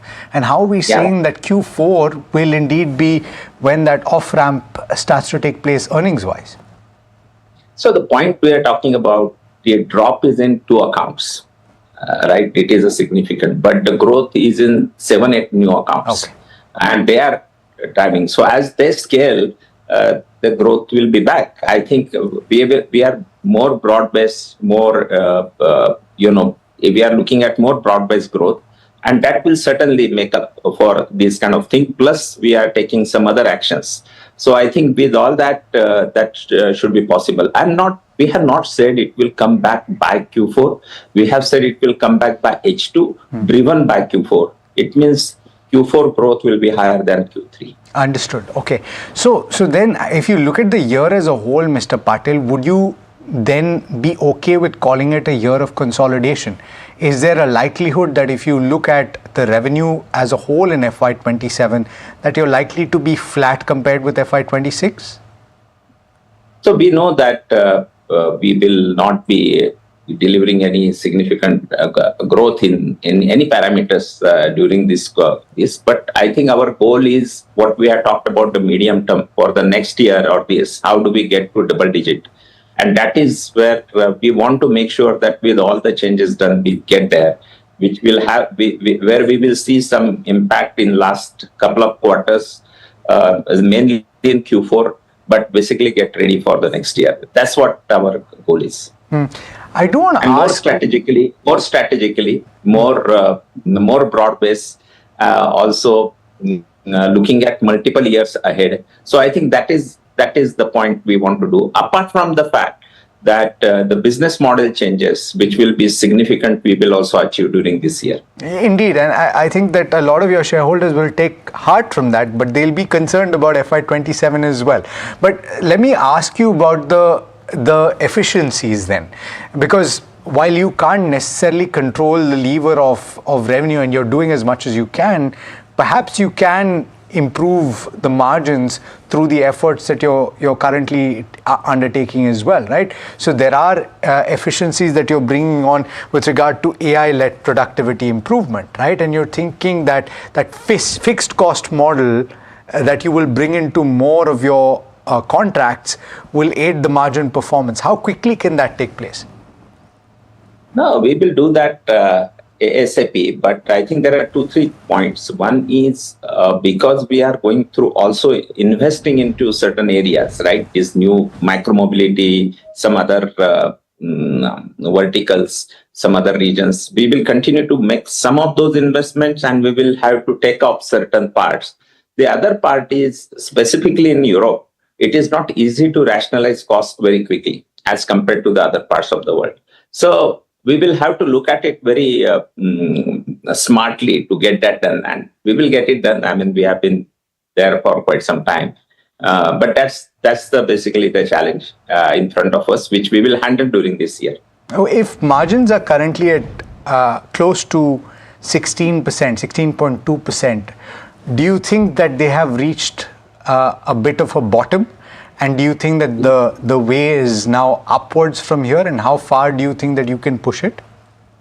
Our margins are 17.2% EBITDA. And we will, of course, it will be from here, it will go up. We have been consistently, as you know, many years have been just increasing the margins. So I told you for these reasons, it will take some time. But as the revenues come back, our margins will get to where they are. But so I'm sorry to push you, Mr. Patil, because no problem. I'm trying to understand this as well, right? Because these are structural shifts that you're seeing in, for example, Europe, which is a challenge. But there are also structural shifts that you're seeing in the way that you're doing business, and that is underway. In fact, the question to you, Mr. Patil, is whether or not you will have to change your model completely to incorporate AI and this fixed cost model. So I think we have been quite ahead in this. We started investing into this, as I said, proactively a couple of years back. We have also invested into moving towards products and solutions.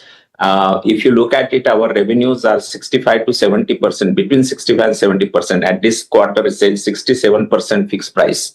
So we have already moved the basics for this.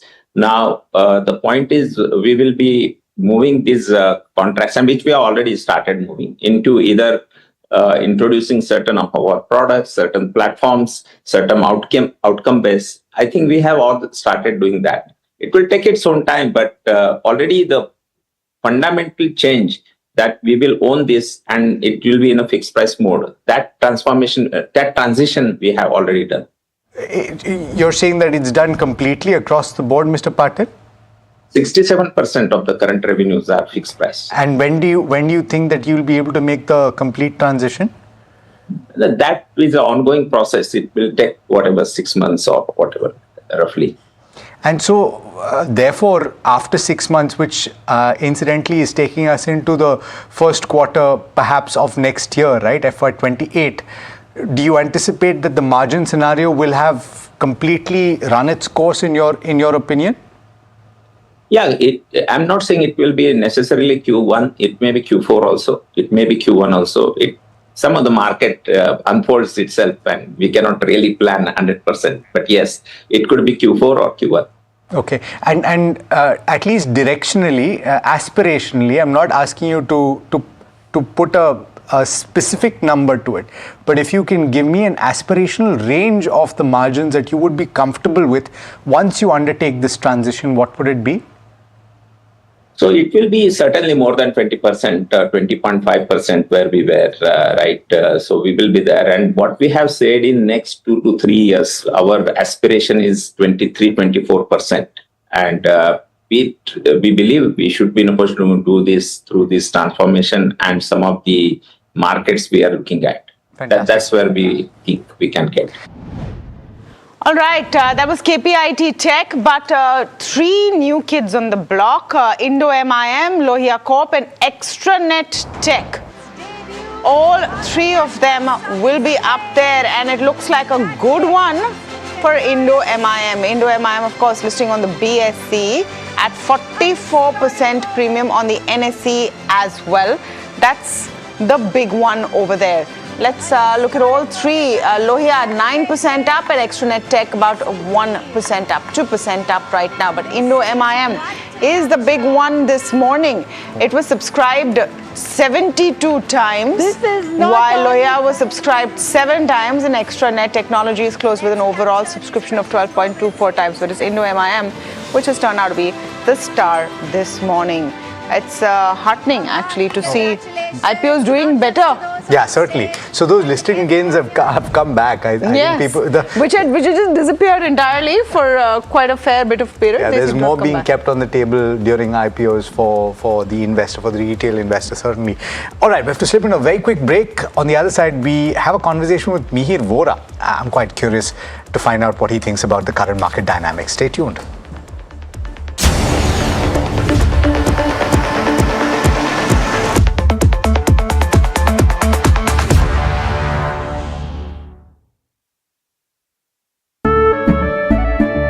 केसरिया से मन जोगी हुआ रे दिल झूमे देखो मतवारा हुआ रे केसरिया से मन जोगी हुआ हर पल मनाओ केसरी त्योहार विमल बोलो जुबान केसरी We are over, Jimmy.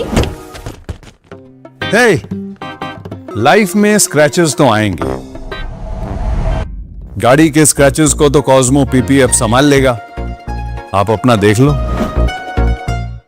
Amba शक्ति प्लांट की वर्ल्ड रेनाउंड टेक्नोलॉजी देती है स्टील को ज्यादा ताकत हर बार।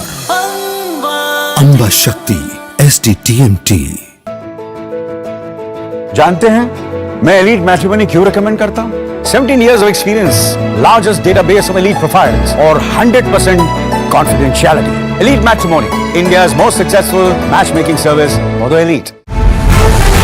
ये युग तुम्हारा, ये रण तुम्हारा, हर चुनौती तुम्हारी, हर शिखर तुम्हारा, तुम ही हो भारत का स्वाभिमान। हर सेक्टर, हर स्टेट, हर रीजन, हर उम्र के इनोवेटर्स ने दिया जबरदस्त प्रतिसाद। तभी तो वंदे भारतम में एप्लीकेशंस पहुंचे 25,000 के पार और रजिस्ट्रेशन डेडलाइन बढ़कर हुई है 30 जुलाई। आप भी भारत के सबसे बड़े ग्रास रूट इनोवेशन मूवमेंट से जुड़े। vandebharatam.org पर रजिस्टर करें।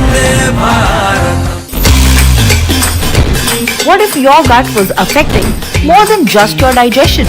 your mood, your sleep, even your immunity. The gut-brain connection is no myth. It's a living reality.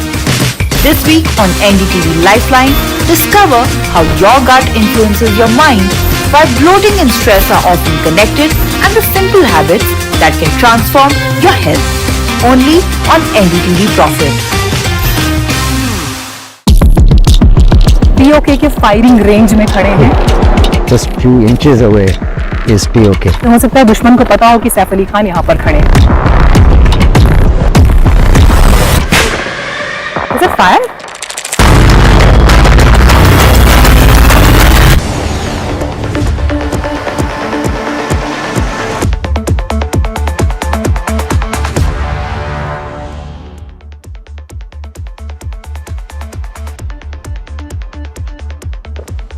Welcome back. You're watching India Market Open, and we're in conversation now with Mihir Vora, the CIO of Trust Mutual Fund. Mihir, thanks as always for taking the time, and good morning to you.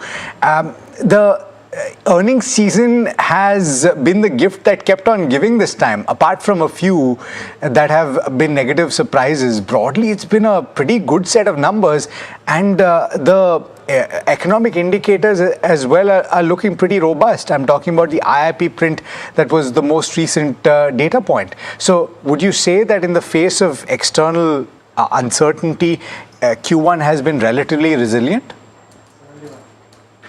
Good morning, Alex. Thanks for having me. You're right. What we were expecting after the March quarter results, by the way, the March quarter results, as we were discussing, were very good. And there was actually an expectation, not a concern, but an expectation that the June quarter numbers should see some kind of margin pressures because of the global situation on commodities, etc.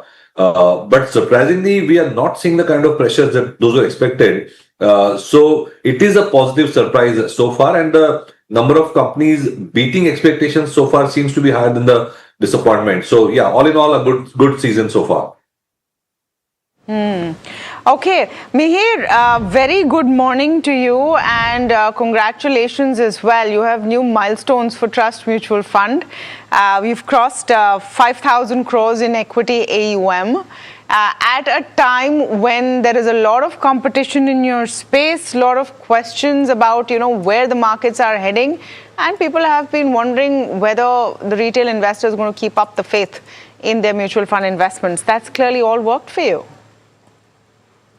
Absolutely. Thank you so much, Tamanna. It is a very happy milestone. I'm very proud of it, and even more proud of the fact that it's on the back of really good fund performance. So it's really, I would say, a pull that's happening. People are noticing our performance and coming in. So thanks for that.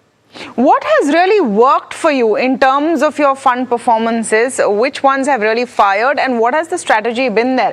I'm asking this because, Mihir, I know this is a great moment for you, but I'm hoping that our viewers who are watching this also get some insight into the thinking that has given performance in a very tough market. Oh, absolutely. So we launched the first fund in 2024. And since then, we've had 4 more fund launches. We have the Flexi Cap, we have the Multi Cap, we have the Mid Cap, and the larger Mid Cap, and the Small Cap, of course, which has become our largest fund. And as you know, the markets have not really gone anywhere in the last 2 years, but the funds have delivered, excellent alpha. And that's, I think, a function of our basic philosophy, which is that ultimately in the markets are important, market levels are important, but we are going for pockets where we can see growth, earnings growth. And, India is a wide market. There are lots of stocks to choose from, almost 1,000 stocks with a market cap of more than 2,000 crores. And that's what we've been doing. We've been sticking to where the pockets of growth are. We've been checking the valuations, and we've been building the portfolios purely on a bottom-up basis without worrying too much about the markets beyond a point. And I think that's worked, and we have created significant alpha across all our funds. Okay, so Mihir, would you say though that you've had a bit of an advantage over some of your peers, where you launched after the peak was gone, right? 2024 was when the peak of the broader market cycle played out, and then you got in after that, which was the best time to get in. No, actually, we've seen ups and downs. So April is when we launched the first fund. and NAV went above par, and then it went below par also. Same for the second fund. We saw NAV of 8.5 also. So it's not been a smooth walk. But the alpha has been very, very significant across all the funds. So in spite of the markets delivering very flattish kind of returns, our funds are significantly positive in terms of returns, and that's all because of alpha. Mihir, I was looking at some of your posts this morning, and I want to address this with you. This is not the time for Indian investors and Indian market participants like yourself to say, we told you so and we did better. But the fact is that what's happening in Korea is scary. It's scary what's happening with retail investors there, that frenzy, that FOMO. I want to put the question to you in the context of a lot of advice that hedge yourself, go global, we're all global citizens, and that advice was given to a lot of Indian investors. Maybe they are also facing the pain of what we're seeing in Korean markets and in other select US stocks. What do they do right now? And for those who haven't come in yet, should they still look at diversifying in that sense? So absolutely, diversification as a strategy is absolutely recommended, no doubts about it.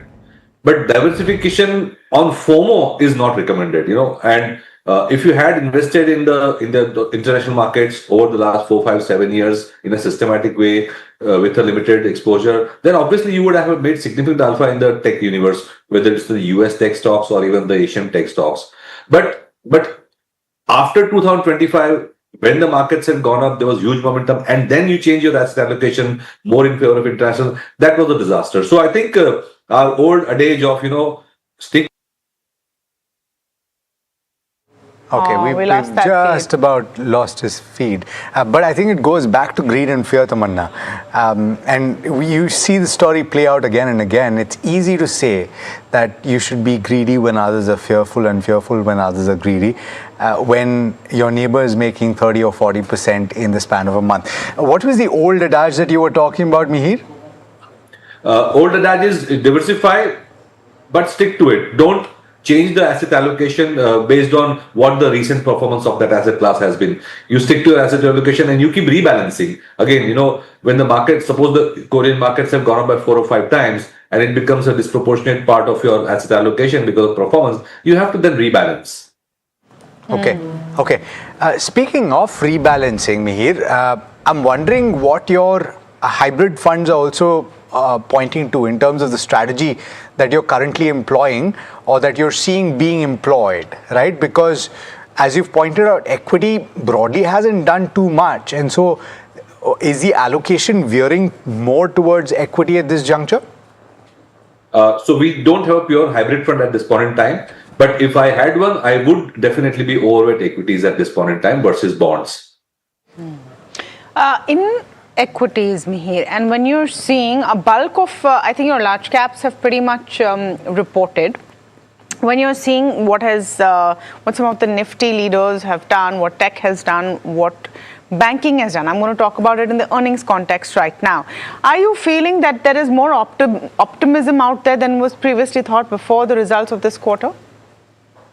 Absolutely. In fact, most of the banks have delivered good numbers, especially the mid-cap and small-cap banks on the private sector. They've done extremely well, and you can see that most of them are touching new highs. So not only once, of course, these mid-cap banks have performed, I think even the large-cap banks will start performing. So there's no issue of NPA, there's no issue of valuations, growth is coming back. I think we have all the right ingredients for the banking system, for the banking sector. I think the only thing that was holding down the banks this year was FII selling, and that also looks like it's turning into a positive number. So I think all in all, it's a good combination of factors. Speaking of sectors, and Mihir, last point here, IT has had a bit of a resurgence, but do you think that this is a valuation catch-up or because it was so beaten down that July has been so fantastic, and therefore do you think that it's a flash in the pan? How are you looking at it? Structurally, large cap IT, we are still negative. this is a mean reversion trade happening in the last few days because they had become too cheap. So obviously there's always going to be short covering and rebalancing there also in the portfolios. But in the IT space, we are still sticking to the mid-cap stock picks, more of a bottom-up approach rather than taking a broad positive view on the sector. The sector, large cap IT, we still think it's a low single-digit growth sector, which is not what we are excited about, because if you look at our portfolios, the earnings growth is probably 30+%. So 7-8% sector is growth sector is not of interest to us. This is actually testing your don't give in to FOMO theory, isn't it, Mihir? It's a live example of it as we're talking about IT. When you're seeing Infosys doing so well. Yeah, actually the FOMO factor is also less than before, because IT used to be 10-15% of the market cap earlier. Now, if you look at the NSE 500, IT is hardly 6-7%. So it's actually become a much less relevant sector than before. What is the most relevant sector in your view in terms of actually getting those kind of upside gains? Is it more in the infra space? Is it more in, say, the companies that are supporting the growth of data centers, etc.? Absolutely. These are the high growth sectors in any case. But for the markets to perform, we will have to have the financial sector perform, banks as well as NBFCs and capital markets. So capital markets are performing, NBFCs have started performing, and as we just discussed a minute ago, I think it's the right combination for banks also to start performing if the FII selling stops. I think relevance-wise, that's going to be the most relevant sector to drive the market. Okay. Thank you so much, Mihir, for speaking with us today. Always a pleasure to have you on. I know we've taken a few extra minutes than the time that you had, but I'm sure it was worth it. We hope to see you back again soon. Mihir Vora there of Trust Mutual Fund. Thank you. Thank you. All right, we've been talking about IT and we're going to raise a focus on it right now because you have to understand what really is going on. The Nifty IT has surged 19% in the month of July. Its best month since 2020, aided by attractive valuations, strong earnings and AI optimism. The index, however, remains down 18% in 2026. Puneet joining in with more details.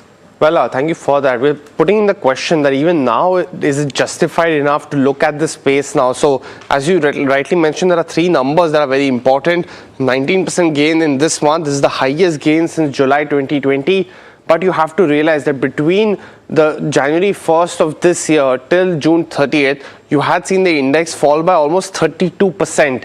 And hence, while this revival has been key for the whole year, we still continue to be in the red for the Nifty IT. The other factor that what has, the valuations that we want to put for the index as a whole, and then look at some key players. So the Nifty IT valuation currently, of course, continues to be the important metric at 19.3 times price to earning multiple, and that is the current one. So actually, this should be 19 and not 29. That's a mistake that we made. But overall, the valuations on a 2-year aspect is 27 times. So the 2-year valuation, the last 2 years, the average has been 27. Right now, we trade at 19 times. The 5-year valuation at 28 times also shows you that we have corrected really from those historical levels. But move on and look at the individual players as well. And what we have done essentially at this point of time is look at what the valuations were just 1 month before versus currently. So on July 1st, 2026, TCS was trading at 13 times forward valuations. That has inched up to almost 15.6, and you're seeing a similar trajectory play out for the large cap players, barring something like Wipro, which has gotten cheaper as well. So all of the top 4 big large cap players have actually seen valuations re-rate a little bit, but you have to realize that what is the way forward, because good earnings and growth is being rewarded, and that's visible in Coforge numbers. So absolute growth is something that the street's looking at, but within large cap, while the valuation comfort is visible, growth largely being absent at this point of time. And very importantly, the defensive AI infrastructure theme that is playing out, is it looked at as more defensive as well as a survival strategy rather than the next leg of growth. You've seen TCS and HCL take bet big on this, but H1 is generally stronger for IT companies. Now with Q1 gone, puts a lot of pressure on Q2 earnings to help for the year. Finally, in terms of analyst recommendation, what we've tabulated is the buy calls for all the IT majors. So barring Wipro, you have almost a 40 to 60% buy call range. Essentially 6 out of 10 analysts recommending a buy, but the return potential, if you see, is largely absent. So at least in the street estimates, there's not too much positivity baked in. But when you look at Coforge, that's the highest one that we are seeing in terms of return potential, as well as the highest buy calls as well. So that's the picture for the IT space. There's still a lot more to go, persistent earnings yet to come. But for the large caps, the street is not penciling in that kind of growth, at least for now. Okay, thank you for that, Puneet, and quite a detailed analysis there. Sandeep Agarwal, fund manager and co-founder, Sovilo Investment Managers, joining in right now. Sandeep, are you having the last few days the pleasure of saying "I told you so"? ये तो मैंने कहा था. I was looking at the turnaround in IT because you did. To give you due credit, you did. And the question then is are the fortunes of equity prices or stock prices of IT companies improving because of anything these companies have done, or because the world is looking at the AI trade and feeling nervous? No, so Tamanna, thank you for putting what I have said, and I know I don't think in the stock market we should be very humble. We can go wrong on the same day also. But let me put it this way, I still believe that logically there is huge money to be made in IT sector index. And I will tell you 2-3 reasons for that. And you can collaborate all what I'm saying since March. So March end I became positive. We started from almost 0 weight to going to 5-8. I think we will be now much higher weight, and I would like to go to much higher weight, maybe 20-25% or maybe more in next 1 month time. And the reason is simple. Please remember that I am not talking only about IT services. It includes the whole proxy play to AI, which means I am also playing hardware players, and there are few listed hardware players also.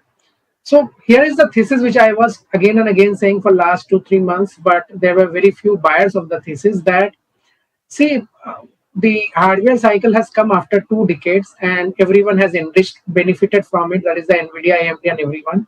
Foundational players will benefit for next 10, 15, 20 years because they are the ones who have built the app around it, the Anthropic, the Gemini and all. And then once they sell this, there has to be someone who take care of the troubleshooting and day-to-day requirement, and also when the enterprise AI gets implemented. So I think the third layer, we always because we are honestly a labor arbitrage industry, if you see that way, because we hire people from the best institute, we train them in a best manner at large scale, and we deploy it for our clients. So once client, it is like construction business, once client buys the land, someone builds the building, then we go and do the architect. So we are the architects, we will do the furniture finishing and everything, but our role will always come at the end. So just because there is a lot of land buying happening or construction happening, it will not show up in the numbers, but it will come with a lag effect. So we are now entering in that lag effect. I think that this quarter was the inflection quarter. September, you will see very positive numbers. And from there onwards, I think nothing will stop us for a few quarters, because this enterprise AI, someone has to implement. Demand is coming leaps and bounds. And I see a scenario which is, I will not say exactly like post-COVID, because that has 2-3 years of demand bundled up together and a lot of work from home. And so this is not a disruption like that where you will see that kind of growth. But definitely I can tell you that no IT company will see net headcount going down from here onwards. In fact, I believe that in next September quarter, every company will have a positive headcount to add. And I can also say you, while I also have a view that large IT company cannot grow more than 6-7% for long term, but there will be a period in near term where they can do slightly better than that, but the mid and small cap will do phenomenally well. And last point before I hand over to you is that, as I said earlier multiple times, the day sell side analysts and all other analysts start doing numbers on Excel, they will have no choice but to upgrade the whole sector in a big way, because when I do the rough maths, the thing I get is that minimum 45 to 70% EPS, cumulative EPS growth over next 3 years is given. And if that happens without sector re-rating, you will get that kind of return in next 3 years, which is a phenomenal return in the liquid sector, good management pedigree and huge cash flow generation. So I will be very happy with 70% cumulative EPS growth over next 3 years. Even if the sector doesn't re-rate, I will make 70%. At least I should make that 70%. So that is the way we look at it. I am not recommending any stock. I am not recommending any exit, nothing. But this is my view on the IT sector. Yeah, and also goes to show margin of safety is there, right, Sandeep? So I just want to ask a couple of things in clarification, though. When you're saying that you have the desire to push allocation to 20%, how much of that is the IT services companies? Because you mentioned that it also includes the hardware companies. So, I have not done the maths honestly, but we want to go 20-25% totally in overall. But we have 2 hardware positions and rest 5-6 positions are all services. So I think majorly it will be services, but there is also a hardware position to be honest. Okay, so, okay, understood. And so previously you had said, if I remember correctly, about, I can't remember exactly when, but earlier this year, you said that you can take an index view and you will be okay. It's being borne out. But having said that, Sandeep, you also said that you agree that the large cap companies will have a slower pace of growth. And so from that perspective, would an investor who looks to take position right now, should they definitely go to the mid-cap companies? Yeah, so you can go to mid-cap companies, don't buy the ER&D companies. I think I have a very negative view, and honestly, I've been wrong for last 2-3 years on that sector, because that sector has done phenomenally well. But I am very negative on that sector primarily because that I feel that it is overpriced, although growth will be better. But I think when this Ukraine-Russia war cools off, I think this ER&D companies will have a very, very big challenge to sustain the growth they are doing right now. So I would only prefer IT services right now and hardware companies, and I think good money will be made. Even in large cap, let me put it this way, as I said, the cumulative EPS has to be 45% from here in next 3 years. It is a very good number. So the IT index itself has to do well. And let me also reiterate that while I don't run an IT scheme or IT fund, but there are so many good ex-analysts and fund managers who run sole IT ETFs. They are great, people, and definitely, those who want to buy, they can also buy those funds. I know you won't talk about stocks, Sandeep, but when you're saying that you're doubling down on IT services, it's the big one, the big 3? We are a very small fund. As a policy, we don't buy large names generally. So we always stick to very small and mid-sized companies. No, so that's important, because is there a reason why you're skipping the big ones? If you're bullish on the sector, you don't think this resurgence is going to be led by the biggest players in the industry? So, Tamanna, 15-16 months back on a very famous podcast, I have said that this time the recovery, when it happens, it will start from micro, small, mid, and then will go to large. So it is a reverse, because remember, this disruption is hardware-led disruption and not software-led disruption or service-led disruption. So the large names don't have an advantage. Second, after 2020, because of the shortening of timeline to execute projects, the advantage which large cap always have gotten for 3 decades, that you have to have minimum revenue, minimum number of people and all that to participate in any deal, all those have been taken away, and now it has completely democratized, and if anyone who can execute quickly, those people get the contract. So I think for next 5-10 years, in fact, the small, micro and mid cap will have an advantage over the large names. But yes, large names can also one second, Sandeep, this is important, because it's not just the micro and small cap IT companies and mid cap IT companies have an advantage. It puts the larger players at a disadvantage. The thinking so far has been that the larger players are at an advantage if things change.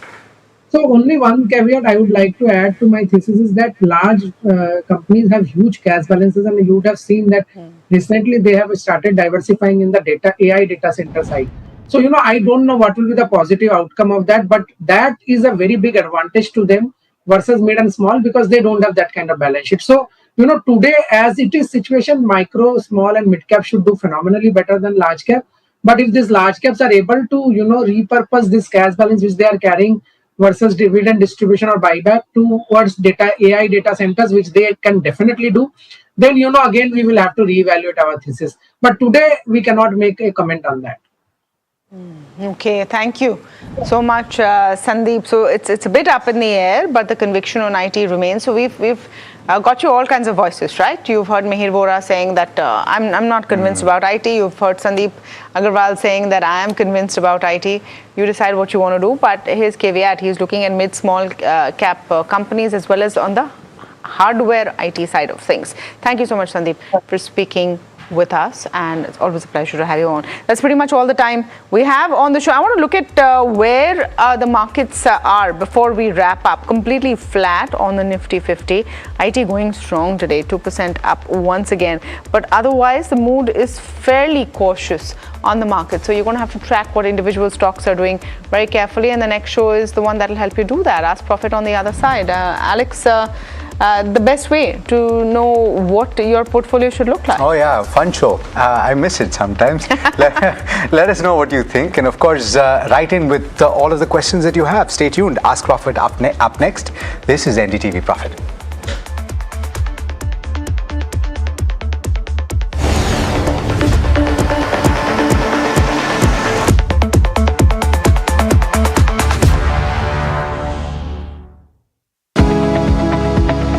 Superstar stocks of the day presented by Tata अजूरा, हर रास्ते का superstar.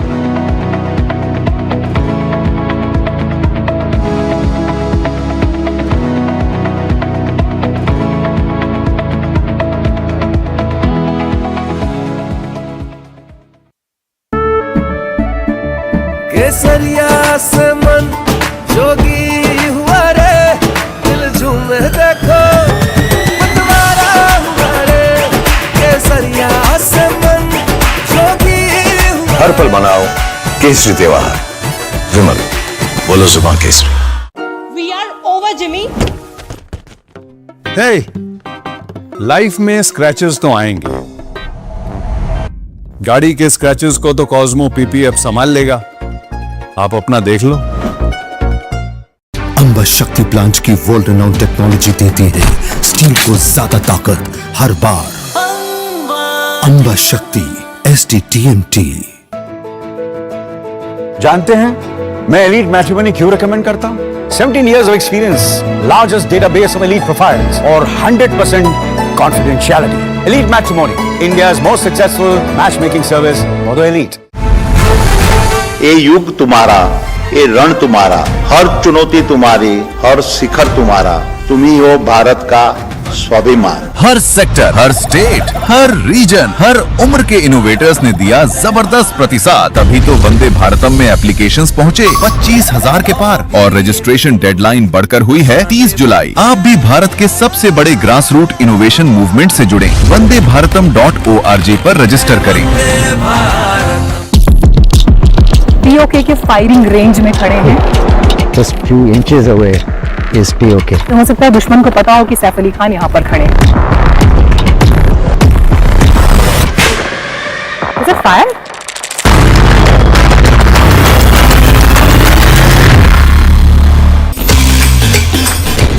What if your gut was affecting more than just your digestion, your mood, your sleep, even your immunity? The gut-brain connection is no myth. It's a living reality. This week on NDTV Lifeline, discover how your gut influences your mind, why bloating and stress are often connected, and the simple habits that can transform your health. Only on NDTV Profit.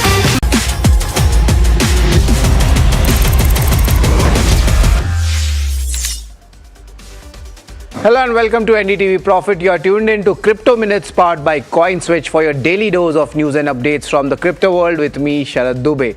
Now let's take a look at the top headlines. Bitcoin in a narrow range of $64,000 to $65,000 after FMC meet. US banks build shared tokenized deposit network for 24/7 blockchain payments. US arbitration giant launches specialist panel for crypto disputes. And lastly, South Korea's FSC plans Consolidated Digital Asset Basic Act.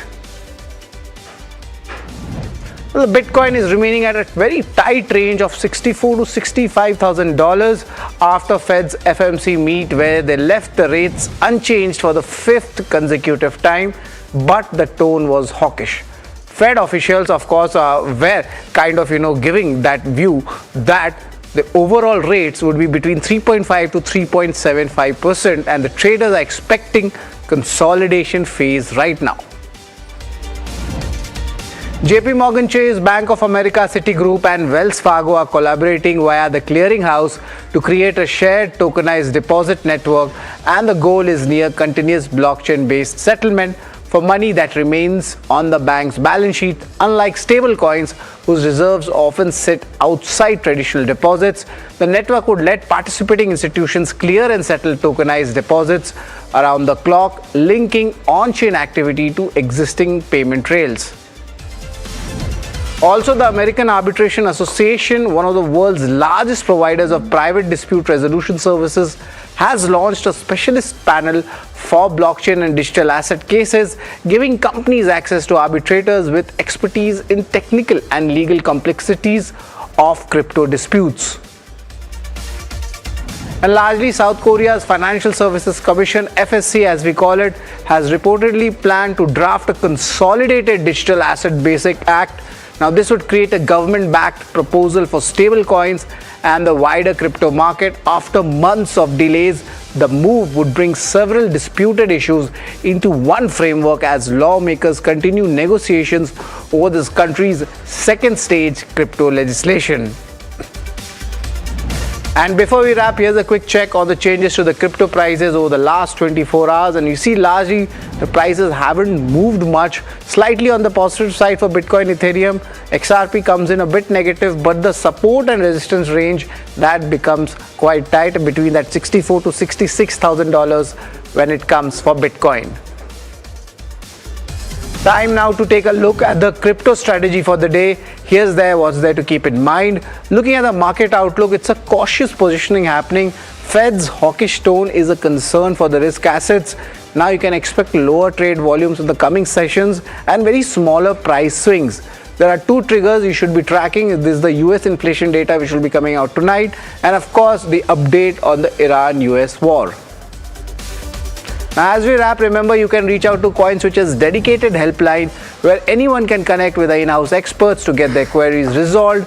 Whether it's about crypto, regulations, taxation, or the broader industry, the team is available to provide guidance and help users make informed decisions.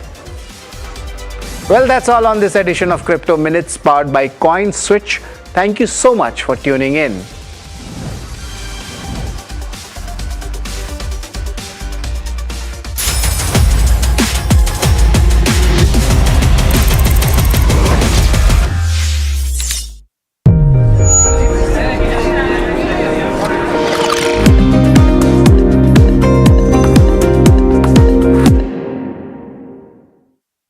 We are joined by Mr. Abhishek Parekh, who's CFO at Worry Energies. Mr. Parekh, welcome at NDTV Profit. Pleasure to have you.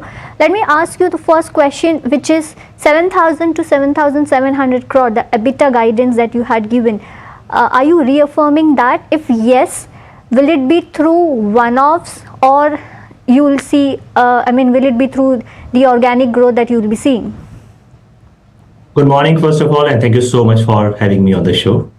At the start of this year, we have given an EBITDA guidance of 7,000 crore to 7,700 crore. In this quarter, we have already crossed 1,440 odd crore worth of EBITDA as we speak. Over next 3 quarters, what we see is that our 10 gigawatt of cell capacity is going to add up. That gives us margin support as well as margin expansion opportunity. Over and above, we have 1.6 gigawatt of cell capacity in US, which is also going live in current quarter. Additional 1 gigawatt of capacity in US is also adding up in quarter 3. So over next 3 quarters particularly, there are a lot of backward integration, cell capacity 10 gigawatt going live, as well as new capacity in US adding up to support our overall top line as well as our margin and margin support. So 7,000 to 7,700 is the guidance that you are still maintaining, and there will be no one-offs. Am I right? See, absolutely. If you look at the cell capacity, like currently we have 5.4 gigawatt, which is around 20% on integration of module and cell. But when we add up 10 gigawatt over next few months, we'll be around 65-70% of integrated to module and cell, which is our complete integration for Indian capacity. Rest of exports market and local manufacturing in US and supply in US remain resilient with supply chain from other markets. Right. And Mr. Parekh, so this, the EBITDA guidance of 7,000 to 7,700, this will be at what revenue base? If you could help us with that also for FY27? So over previous discussions also, we have said that in our industry, what is more important is to see the overall absolute growth. However, in terms of the EBITDA, we have been maintaining that 18 to 20% on a long range basis is a sustainable EBITDA guidance for our set of industry, and we stand on that as we speak. If you look at from that perspective, we have given 7,000 crore to 7,700 crore worth of EBITDA guidance for this year, and we reaffirm the same. No, I understand that is for EBITDA. I am asking on the revenue base. So 7,000 to 7,700 EBITDA that you will be doing for FY27, that will be on what revenue base is what I am asking you for FY27. So as a policy, we have not given the guidance on the absolute EBITDA revenue, but we have guidance on the EBITDA growth. But you can certainly work that out basis the margin guidance as well as absolute EBITDA guidance that we have given to you. And when it comes to the 1 lakh crore the target that you had given, you had set an ambitious target of 1 lakh crore of revenue by 2030. You still maintaining that guidance, or you want to inch it up or inch it down? Anything on that? So yes, in fact, in our investor day, we have mentioned that we would really want to achieve a 1 lakh crore of revenue over next less than 5 years of time, and we certainly continue that and maintain that. Over and above, if you look at Waaree is going through a transition of Waaree 2.2, wherein we are deploying 30,000 crore worth of capital to expand, not just on capacity in solar vertical, but equally large capacities in energy storage, such as 20 gigawatt full capacity integration from cell manufacturing to pack to container manufacturing of BESS. Apart from that, 4 gigawatt of inverter capacity, 20,000 MVA worth of transformer capacity, 4.2 local US module capacity, and then there are other factors like hydrogen electrolyzer, 1 gigawatt going live this quarter, and like we have recently acquired T&D company under our EPC arm, which also supports our ability to serve our customers through EPC and T&D integration as well. We are not just limited to a certain geography now, not just India, not just US. In fact, in recent past, we have announced that we are entering into markets like Europe, Middle East, New Zealand. Our subsidiary has recently entered into pact for New Zealand markets. We are starting to receive orders from Middle East as well as European markets. So markets are certainly expanding and are very much compelling for us to continue our capex on time. Right. And also, Mr. Parekh, just wanted to understand, excluding 349 crore tariff related benefit that you had, what would have been the normalized EBITDA margin for Q1? If you look at our overall EBITDA, around 300 crore worth has come in from the overall sub duty that we have paid over last previous period. But if you look at our overall capacity backward integration, which is happening over next 3 to 4 quarters, we are more than, I would say, confident in terms of our margin going in the range of 80 to 20%, which has been our maintained margin profile in past also. 7,700 crore of EBITDA is something that we reaffirm today. There's no doubt in that. And once the 10 gigawatt cell facility is operational, how much incremental margin improvement can one expect reasonably, from higher captive integration? In fact, I would really want to tell you that as we speak, we have already applied for the ALMM2 application for our upcoming cell capacity as we speak. We're also expecting our first cell out over next 2 to 3 months of time, and the entire 10 gigawatt of cell capacity going live in this current financial year itself. So that if you look at the DCR integration, currently we stand at around 20% of DCR integration compared to our module lines, but over next 6-9 months of time, we will be around 65-70% integrated. And that's a big number in terms of the margin expansion, if you look at. Right. And lastly, Mr. Parekh, you already have an order book of around 155 crore when it comes to electrolyzers. How do you see commercialization shaping up, given that green hydrogen economics are still, evolving? In fact, amid the global crisis of energy, if you look at green hydrogen, green ammonia, the markets are becoming very conducive. Not just the domestic market, but globally also we are seeing great traction.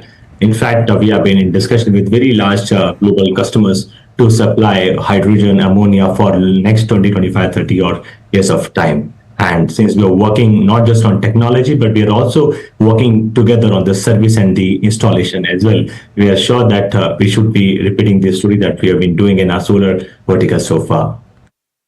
All right, so that was the management of Waaree Energies. Of course, stock tanking in trade today, down by about almost 5%, recovered a tad bit post that conversation. But let's start digging into your queries, and while you send us your queries on the WhatsApp number that's flashing on your screen up there, of course, you all know this is Ask Profit and I'm Mahima Vachrajani.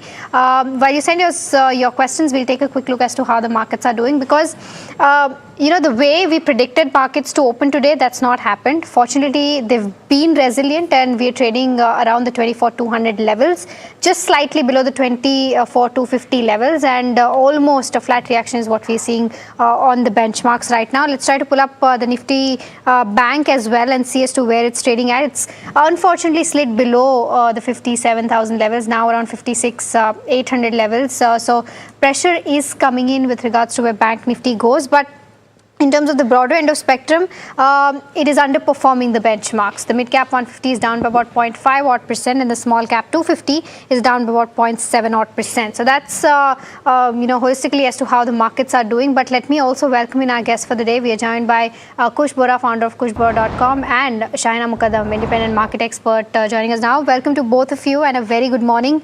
I'll start digging into the queries, and we've got our first one, which is coming in from Kishore, who's writing us from Bengaluru. He's asking about Waaree Energy itself. He says that he bought it at the levels of 3,000, so elevated levels from current market price. 75 is the quantity, and he wants to know the medium-term target on this one. He's ready to hold this for the next 2 to 3 odd years. Shaina, what do you make of the earnings, one, and do you think from a long-term perspective, is this a good hold? Yeah, I think for the long-term perspective, it's a good hold. The market has been slightly disappointed with the numbers that have just come out.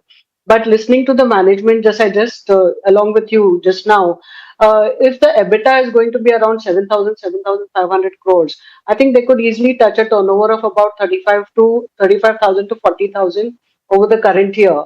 Given that, then if you look at pure valuations based on EV by EBITDA, it does look like the stock will bounce from current levels. Of course, it could go down in the shorter term because of the disappointment by another maybe 200, 300 rupees. But I would say a long-term investor can continue to hold for the longer term. All right, okay. The next one that we have is coming in from Abdul Rashad, who's writing us from Palakkad, Kerala. He wants to know the short-term target on Karur Vysya Bank. Kush, I'll come to you on this one. What are the charts indicating on this one? And also, a quick view on the Bank Nifty, if you can. First up, a very good morning to you, to viewers, and I'm sorry, to Shaina as well. Interesting that you speak about Bank Nifty. Actually, for me, that is, at a zone where you can consider buying. Okay. There is a possibility that, HDFC recovery that we saw yesterday, it's consolidating today, but that could perhaps extend. ICICI, SBI not on a bad footing at all. So maybe around 56,500 levels or even close to these levels, not a bad idea to consider, a long trade on Bank Nifty. 56,000 is where you keep that stop loss. So yeah, there is a chance of, Bank Nifty moving higher from here. Key levels on the upside to watch, 57,500 as I mentioned in the morning as well, where the 200-day and the 20-day moving average is now starting to converge. All right, okay. And Karur Vysya Bank, if you can give a quick view on that one. Excellent setup, not to be worried about the consolidation that is going on. The stock already had a big spike last week. So continue to maintain a hold on this one. Stop loss, I will give it slightly deepish for volatility, about 325. But once it breaks, this 340, 345 resistance zone, I think 360 and 375, 380 zones also very much likely on the cards. This is a very strong stock. Continue to hold. Stop loss 325. All right, okay, so that's the view coming in on Karur Vysya Bank. The next one that we have is from Sankar Narayanan, who's writing in and asking about Motilal Oswal Financial Services. He's holding around 60 odd shares, bought at the levels of 866. And this question is for you, Kush. He wants to know whether he can continue to hold this one because it's not given him the desired returns that he was looking forward to, because 866 is his buying price, and wants to know, I know you'll not have enough data on the charts for SBI funds, but for Motilal Oswal, what would you recommend? And then I think I can go to Shaina for SBI funds. On a lighter note, yesterday on the morning show, we had a big discussion about, you end up marrying stocks that don't really perform well. Right now, this seems like a fling, okay? Because the 866 buy price, this stock right now is not too far from your buy price, right? It's a good idea to move out and not convert this fling into a marriage.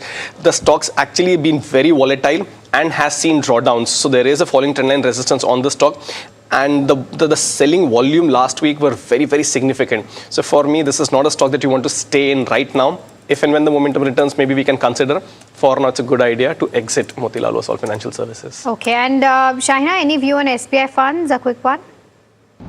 Yeah, I think one can continue to hold SBI funds, with the 13,000 crore type of AUM. I think if you look at the longer term, it should do pretty well. Shorter term, of course, because it's a fresh IPO, you could see volatility in terms of buying and selling. But otherwise, for the longer term investor, it's a safe stock to hold for the long term. Right, okay, so that's the view coming on SBI funds. I think we've got our first caller for the day. Mohan is calling us from Mysuru. Mohan, very good morning to you. Go ahead, ask your question. Well, good morning. I just want to buy this Tangamal jewelry for long-term perspective.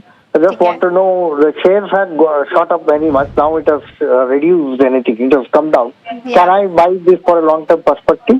Okay, got your question, Mohan. I'll take this up with Shahina and then also go to Kush because, he's recommended this stock long time ago. He's also probably told us to book profits when it was required. But Shahina, your quick view on Tangamal from a long-term perspective because the numbers were not at all bad.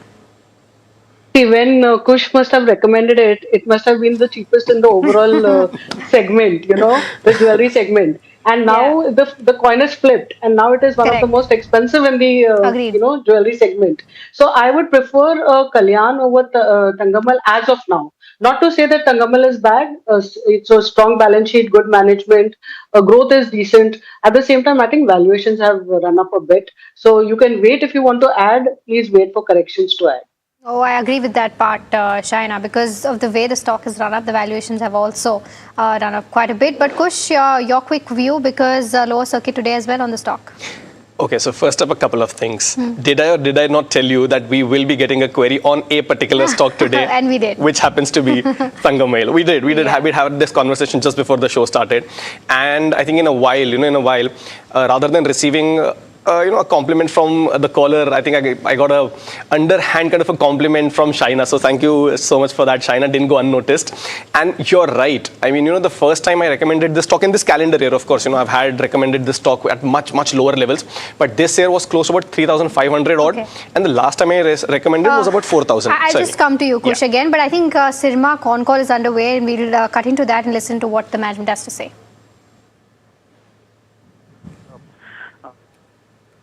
Past, and depending on the opportunity, the fund raising decision will be done.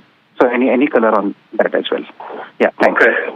I'll answer the first question in a affirmative that there has been no one-time transaction which has been booked into the quarter. These are the normal run-of-the-mill numbers. The performance has been better because of our high-margin profit business.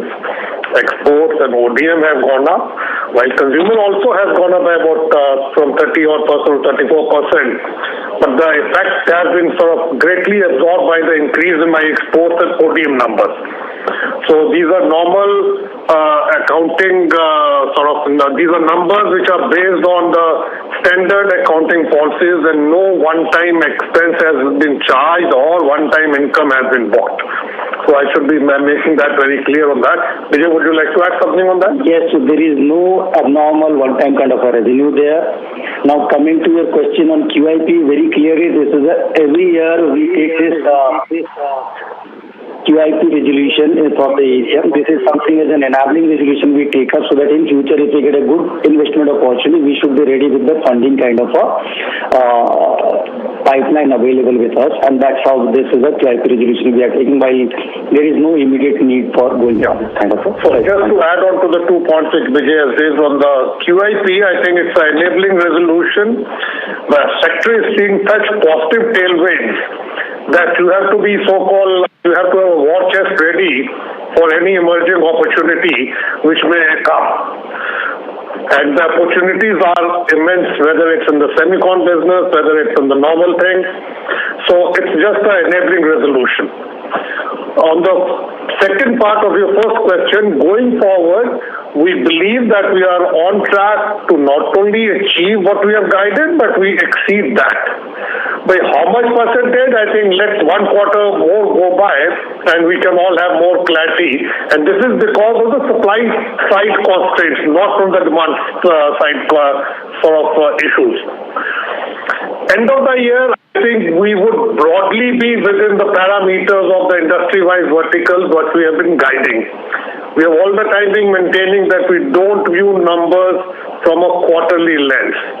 In fact, when we are building an institution, the numbers have to be viewed from a multi-year trajectory thing and not even annual. But for the analysts and all that, we do believe in annual numbers.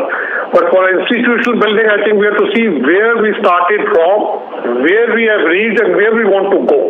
And is that trajectory being achieved or not? And I'm very happy to say that whatever we had set out and whatever we have been sharing with the street, we have gone in a very structured, measured way to achieve the numbers and the objectives. Okay. Thank you. Sir, just one clarification. Now memory prices are, so we are doing prudent inventory. So, but generally the memory prices. All right, so that was, of course, the management of Syrma. Just try to pull the chart up and see as to how it's been doing. So, did touch the high point, but slightly coming down from the day's high point as the con call is underway. It will be interesting to watch as to what the commentary is looking like for this one. But, good to see those moves coming in on this one because it was certainly a strong quarter. But I think we've got a caller waiting by. Sanjay, thank you so much for waiting by. A very good morning to you. Go ahead, ask your question. Yeah, very good morning. My question is regarding Nestle India, which I bought it in the month of May itself, 50 shares at the rate of 1,500 rupees. Now still the price is hovering somewhere around 1,500 plus. I wanted to ask Mr. Kush whether should I stay or I shall switch over to any other FMCG script with this amount, or shall I expect some 5-10% gain if I stay with this same investment? Okay, got your question, Sanjay. I'll take this up with Kush. Kush, FMCG has not been, one of those sectors that has moved much in June, unfortunately, and July as well. But overall, Nestle had a stellar quarter. But in terms of where charts go, anything in the FMCG space that you're liking, and specifically for Nestle, what are the views? You tell me. You track this more closely. Not an expert. You track this more closely. No. But first off, thank you, Sanjay ji, for directing the query at me. Very kind of you. In fact, it's not a bad thing when you say that you bought this in May and the stock is thereabouts or in the green. In a market like this, most investors or traders at least would envy you. So this is a good stock. And as Mahima said, it had a good quarter. I think you should most definitely continue to hold on to Nestle. There was a resistance around that 1,500 mark where you bought it. Actually, that was a good entry point. Beyond this, now the the runway for the stock actually becomes clear. So yes, continue to hold Nestle. I would suggest a stop loss, however, at 1475, 1470 thereabouts. If you're trading for small gains. 5-10% very much likely in the coming weeks on Nestle. But because you've been so kind, I'll give you a couple of stocks as well. Marico is also doing well and Britannia is starting to turn a corner. So maybe you might want to look into those as well. And estimates are suggesting that Marico numbers will also be good. So can wait and watch out for as to how earnings pan out for Marico. But it's time for our rapid fire round. You both know the drill. Question China. Try to keep your answers as short as possible. The first one that we have is on Kalyan Jewelers. China already likes the counter. Kush, your view on the charts for this one? Yeah, it's run up quite a bit. If you have hold with a trailing stop loss at about 620, 615. Okay, the next one that we have is coming in, and this is from Deepak, who's writing us from Chennai. He's asking about two pharma stocks, NS Pharma and Marksans Pharma. Which one is a better bet? Shaina, anything from these two that you like, or anything else in the pharma space that you like? Between the two, I would prefer Marksans. But yes, otherwise, I think most of the pharma looks good. Arvindo looks good as of now. Cipla looks good. Okay, the next one that we have is on Prestige Estates. Our viewer Puneet from Ghaziabad wants to know a 1 to 2 months view on this one. Of course, the stock is trading with cuts of about 3.8% on the back of weak earnings. But Kush, on the charts, what would you recommend? Avoid has a resistance about 1700, 725 primary trend consolidative. So I would say avoid for now. All right, the next one that we have is on vintage coffee. A technical view on this one is what Anil Singh wants to know, and at what price should he look to buy? Kush? Viewers are listening. We did say 2 sessions ago that, this is a good stock, has corrected quite a bit since then, but I still like the stock. Weight up around 140, 142 is perhaps where you can start considering, an entry into vintage coffee. All right, Pine Labs is the other one. Shaina DJ Rao from Hyderabad wants to know whether he can continue to hold the 5,000 shares that he's bought at the level of 150. The stock is taking a hit of around 1.7%, but numbers were not that bad. What would you recommend? For the long term, yes, you can hold Pine Labs, concept stock. For the shorter term, it could see some consolidation. All right, the next one that we have is on 2 banks, PNB Bank and Canara Bank. Is this the right time to enter any of them? K Guru from Chennai wants to know, and he's a long-term investor, he says. Shaina? I think both of them look decent. If you're a long-term investor, valuations are attractive for both of them. Between the two, as of now, I would prefer a Canara, but I think even PNB should do okay. All right, the next one that we have is on Prashant. He's asking about Thyrocare, and he wants to know the right entry price for this one. And Kush, this one's for you. Stock is up around 1.8%. What would you recommend? Interesting pick, by the way. 565 and thereabouts, would be a good entry price for this one. You can keep your stop losses at 545 then. Okay, the next one is on Bank of Maharashtra. Shankar from Delhi wants to know if these are the right levels to enter into either Bank of Maharashtra or Nippon India from a long-term perspective. Shahina, any of these that you like? I think Bank of Maharashtra also should do reasonably well. Nippon Life, if you're a long-term investor, because of the overall segment, I think both are decent stocks. If you're a long-term investor, I think the overall segment should do well. Okay, the other one is on Shringar Mangalsutra. Kush, not sure if we have enough data on the charts to give a view on this one, but Satyan has directed this query to you. He says that he's bought it at the levels of 230. Is that correct? Let's try to pull the chart up. That's because this was a recommendation and we've Okay. spoken about it a couple of times. It's gone into low volume consolidation, but yes, continue to hold. Though, as I do, stop loss at about 210 or maybe just under. All right, so that is the view coming on Shringar Mangalsutra. But with that, it's the end of this first rapid fire round, and time to step into a very, very short break. But we'll be definitely taking more queries on the other side, so do stay tuned.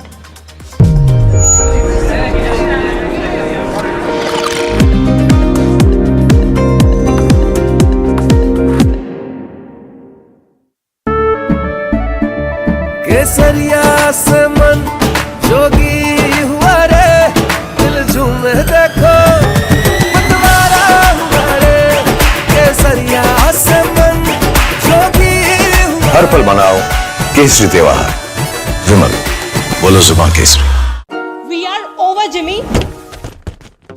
Hey, life में scratches तो आएंगे। गाड़ी के scratches को तो Cosmo PPF संभाल लेगा। आप अपना देख लो।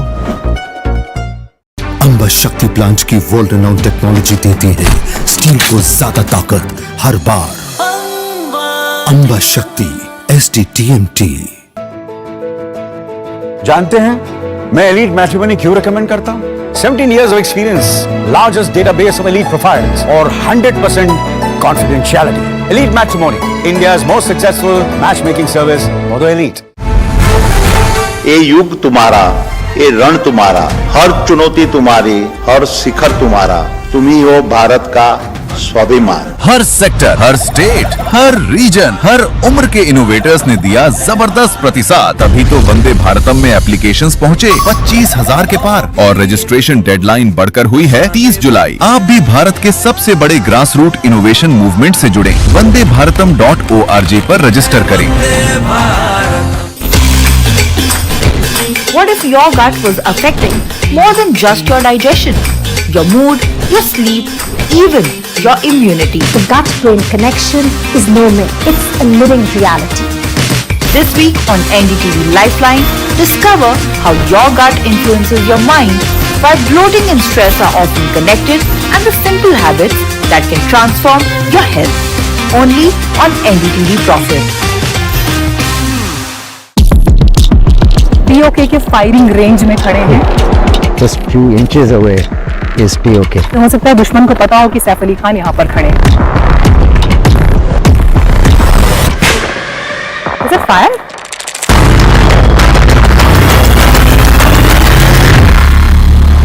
Kia ora from New Zealand, and NDTV Profit is here in New Zealand.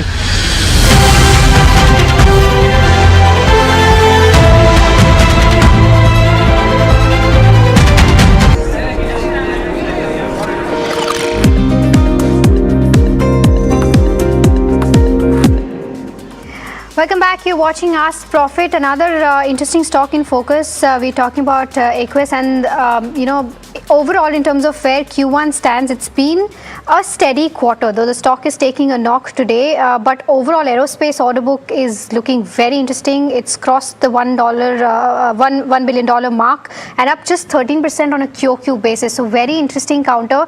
To understand how things have shaped up, what is FY27 looking like, order book visibility, etc. We're now joined by Arvind Meligeri, who's the chairman and CEO of Equus, joining us now. Sir, I hope I'm pronouncing your surname correctly, and thank you so much for taking out the time.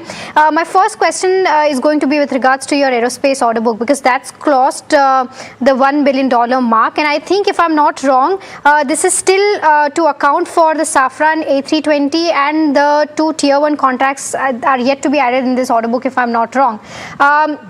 After that, what is the order book number going to look like, and what is the revenue visibility that you have for FY27 of this entire order book? Well, I mean, our order. Thank you for having me. You did spell pronounce my name correctly. Thank you, Maima. The order book has been. I mean, this is a historical moment for us, crossing order book of $1 billion. As you said, some of the contracts we won signed over the Farnborough Aero Show is not reflected in there, and you will see that end of the coming quarter, increasing the order book from there. And the current year, some of the order book in aerospace, typically when we do this doesn't really impact the current year revenue. This predominantly only impacts our revenue starting next year, because they take about 12 to 18 months to start coming into the picture when you sign contracts. So our visibility for the current year is, as we guided, the growth, 25 to 30% year-on-year growth we have committed, and that we are sticking by that. And we had a 40% growth year-on-year for the Q1. It has a sequential significant growth of sequential 6% growth on the aerospace side, and our order book grew like 13%. I think you see that momentum basically translating into revenues in the coming years. And we have guided 4 to 6x revenue growth over 2031 from our FY26 numbers. So that keeps a good momentum for us. Got it. Got it. That's your vision 2031. Agreed. But with regards to consumer business, because the capacity there has increased by around 32% year-on-year basis, but utilization is still around that 22% mark. So how do you plan to ramp up that? One part of the question. And the second is that EBITDA margin was slightly impacted because of the consumer expansion, weighing on the margins. What is your take on that? And when do you expect margins to stabilize? And what would that number look like? Yeah, look, long-term guidance for our consumer, is about same performance as aerospace. 20% EBITDA margin, 20% ROC in the range what we're talking about. But obviously, consumer is coming from a large investment and a small revenue base right now, and it's a journey which we have already communicated. Quarter on quarter, we had a good growth on the sequential quarter. Also, we had a good growth in the consumer side, and also we have reduced our losses by 12 crore. Quarter on quarter, and I think we're on the trajectory of breaking even EBITDA by Q4 on the consumer side, and further, we have committed to be a profitable as a business at positive by H1 of next year. So that's the path we are generating, walking down the path, and basically the first Q1 of consumer data clearly shows that we're on that path by reduction of that. We're about 47 crore losses now down to 35 crore level. And going down further, that's a plan to end of the year. Got it. Arvind, the other aspect is that because of the West Asia conflict, there was an inventory build-up. Do you think that, supply chain is now easing out for you? Because there is still developments happening in the West Asia region. How do you plan to tackle that? And overall, what has been the cost impact because of this? I mean, as I mentioned earlier in the one of the interaction, it has not been a significant impact. I mean, we had a little bit of higher inventory build-up, But if you look at this quarter, we're back to about 123 days level of net working capital, and I think that's pretty much is our standard working capital level. We did have to do a little bit more planning and bring in a little bit more inventory, but typically this gets eased out, over a quarter to quarter time frame, and we feel very confident that continuing to manage this business at that level. Got it. Just one last question and a quick one. EBITDA break-even by Q4 FY27 and PAT break-even by first half of FY28. On track with that? Yes, the Q4 for consumer, aerospace already does close to 20% EBITDA. Correct. That's the consumer side, and overall business PAT break-even in the H1 next year. All right. Correct. Got it. Okay, Arvind, thank you so much for taking out the time and speaking with us at NDTV Profit. We look forward for a longer chat for sure, but because of paucity of time, I'll end the conversation here with you. But thank you so much for taking out the time. Thank you. All right, viewers. So that was the management of Aquis. Let's try to pull up the stock and see as to what it's doing, and then start again taking all your stock-related questions.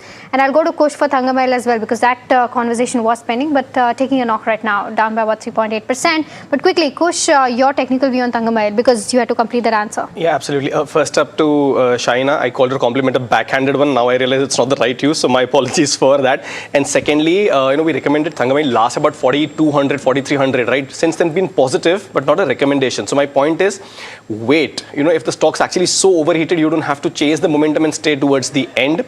Even now, I would suggest don't buy. Buy the dip is actually a bad strategy. It's buy the rebound. So wait. The stock has had 2 consecutive days of lower circuits. Wait and see where the dust settles. Right now, support zones at 5,500, 5,300, 5,500 zone. If those are tested, the stock consolidates, then we'll consider don't buy just yet. All right. Okay. So that's the view coming in on Thangamayil. But the next question that we have is from KR Datta, who's writing us from Kolkata. He's asking about Himadri Spec Chem, and he's bought it at the levels of 773. 500 shares is what he's been holding, and his time horizon is for the next 2 years, and wants to know if he can continue to hold this one or not. Shaina, what's your view? Yeah, I think he can continue to hold. One is, of course, that the overall segment is starting to do well. And I would believe even Himadri Special is likely to do much better going forward into the coming period. The stock has corrected. So I think one can continue to hold from current levels. And just coming to Kush, that was a compliment. I think you do call stocks at much lower levels. And of course, once the valuations become rich, one needs to actually give caution to the investors. So that is what I think both of us have done for Thangamayil as of now. Absolutely, and kudos to both of you for that, Shaina and Kush. All right, the next one that we have is on BEL. Suresh from Ludhiana wants to know if this is the right time to make an entry from a long-term perspective. Shaina, I'll stick with you for this one as well. Your view? Yeah, I think BEL, if you're a long-term investor, dips can be taken as an opportunity to add. Yes, I think it will consolidate for some more time, for a short period, because, valuations are not cheap actually, but I think overall business should do well in long term, given the fact that the order book position is pretty large and they continue to get good orders. They are improving the operational performance. So yes, you can keep adding if you're a long-term investor to your portfolio. All right. Okay. The next one that we have is from Harsha, who's writing us from Vijayawada. He's asking about Hindustan Petroleum. He wants to know from a short-term perspective, what are the technicals indicating whether to continue to hold, sell? I think his buying price is 425. Considering Kush, this is one of those counters that will directly be impacted because of crude prices. What would you recommend? Yeah, my question is why? Why would you buy that, right? It's all right. I mean, there are takers for every stock. I have never been in favor of, this entire pack. Still don't, like the moves on this one. But because you already have a position at slightly elevated levels, I would suggest maybe you can hold, keep a strict stop loss at 375. If there is momentum, you could get an exit, but that will perhaps also be at your buy price and not maybe at a significant profit. So hold because it's in a consolidation zone, 375 stop loss. All right. Okay. The next one that we have is coming in from Satpati, who's writing us from Bengaluru. He's asking about BEL, but his view is from slightly technical perspective. He wants to know whether an entry right now makes sense or not. Kush, Shaina already gave her view, but on the charts for BEL? If the view or if the position or the time horizon is short term, I'd say avoid. It is in a selling mode right now. Yes, it is very close to those support levels of 380, 385, but not sure if you can see that kind of a rebound. So for now, it's a good idea to avoid BEL from a trading perspective. right. Okay. The next one then that we have, by the way, for viewers tuning in, you can also call us on the number that's flashing on the screen and ask your query live. But we've got the next one from Prakash, who's writing us from Chennai, asking about Vinati Organics. 115 odd shares, bought at the levels of 1308. Wants to know from a 1 to 2 year perspective, continue to hold this one, exit right now. What should be the course of action? Shaina? Well, I think the stock has been an underperformer if you see a 5 year perspective. And I think continuing even for the next couple of, I would say 1 or 2 quarters, it could continue to consolidate at lower levels.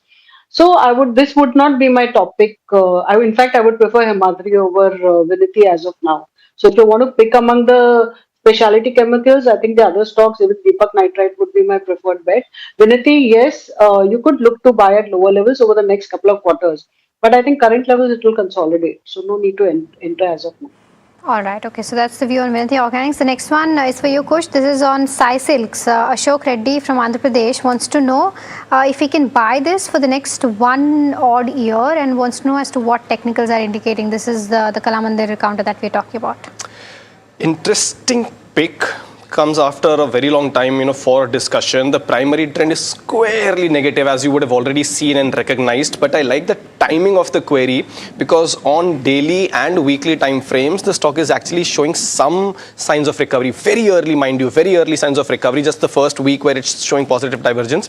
So from a risk reward ratio perspective, I would say you can consider at these levels. Keep a strict stop loss at 84. If the stock does move higher, I'll not be surprised to see 95 and about 102 kind of levels on this. So small quantity, tight stop loss could turn out to be a healthy trade. All right, so that's the view on Kalamandir, but V-Guard is also one of the counter that remains in focus on the back of strong Q1 numbers because, performed better than peers. Higher wire realizations have also aided the growth that has come in on the electrical segment. Strong summer-led demand has also been the reason as to why the electronics and CD portfolio has done very well. In terms of numbers, revenue saw an uptick of 23%. You had EBITDA growth of around 55%. Margins have also improved to 10.6% versus that of 8.4%, and you also have net profit that's jumped almost 75%. Segmental also, I think electricals as a segment saw a growth of 28% and electronics and ECD revenue saw a growth of 23% and 19% respectively. Sunflame, this is one of the quarters where this has grown 18%, a double-digit growth after a really long time for this one, but I think profitability here still is a struggle, but the transition has almost happened for this one. The management has guided for 15% growth and expecting a 10 to 12% volume growth, and double-digit EBITDA margins is something that seems unlikely in the near term, but we'll be watching out for as to how that pans out because they've done that in 10.6%. In fact, I had an insightful conversation with Mr. Ramchandran Venkatramanan, the Director and Chief Operating Officer of V-Guard. Listen to what he had to say. My first question to you is that despite of the challenges that you faced this quarter in terms of supply chain disruption on account of the West Asia conflict, you've remained resilient in terms of your growth, in terms of your margins as well. Just want to get a sense as to how has that panned out, and the stable margins of that 36.9%, how sustainable are these from here on, considering that the geopolitical situation is still not resolved? Yeah, thank you, Mahima. Good morning to you. We've been quite agile, in this round of uncertainty that is unfolding out. I guess we've been able to move fast, with securing the supply side and also transmitting input cost inflation into the market. I think the result has been that we've been able to protect our margins, and we have also been able to grow aggressively. Growth, of course, has been supported by a strong performance in South, where the weather, the summer has been very positive, and it has benefited all our categories across the board. Non-South, however, I think the summer has been tepid, and particularly in North, the summer season has not unfolded as we would have liked it. But at an aggregate level, it's resulted in a pretty good quarter for V-Guard with strong top line and bottom line growth. Yeah. We expect to sustain our gross margins on the back of a strong agenda on pricing transmission.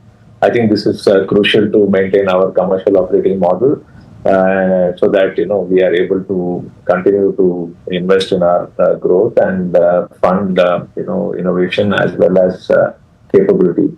So I think that's going to remain a strong agenda. Of course, this is going to be impacted by competitive actions also. And as we have witnessed in this quarter, pricing transmission has been variable. Some have gone in ahead and some have taken time to do that. So I think those challenges are going to remain. But that being said, we are optimistic that we will be able to transmit input cost increase. All right. The other aspect is with regards to the volume growth and versus the price hikes that you would have taken this quarter in order to,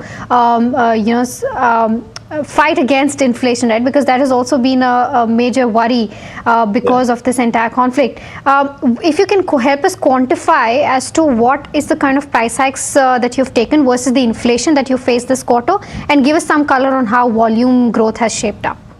So I think we've had a 10 to 11% underlying volume growth and another, I think, maybe 10 to 12% price growth. The volume growth could have been stronger if we had benefited from the weather in non-south.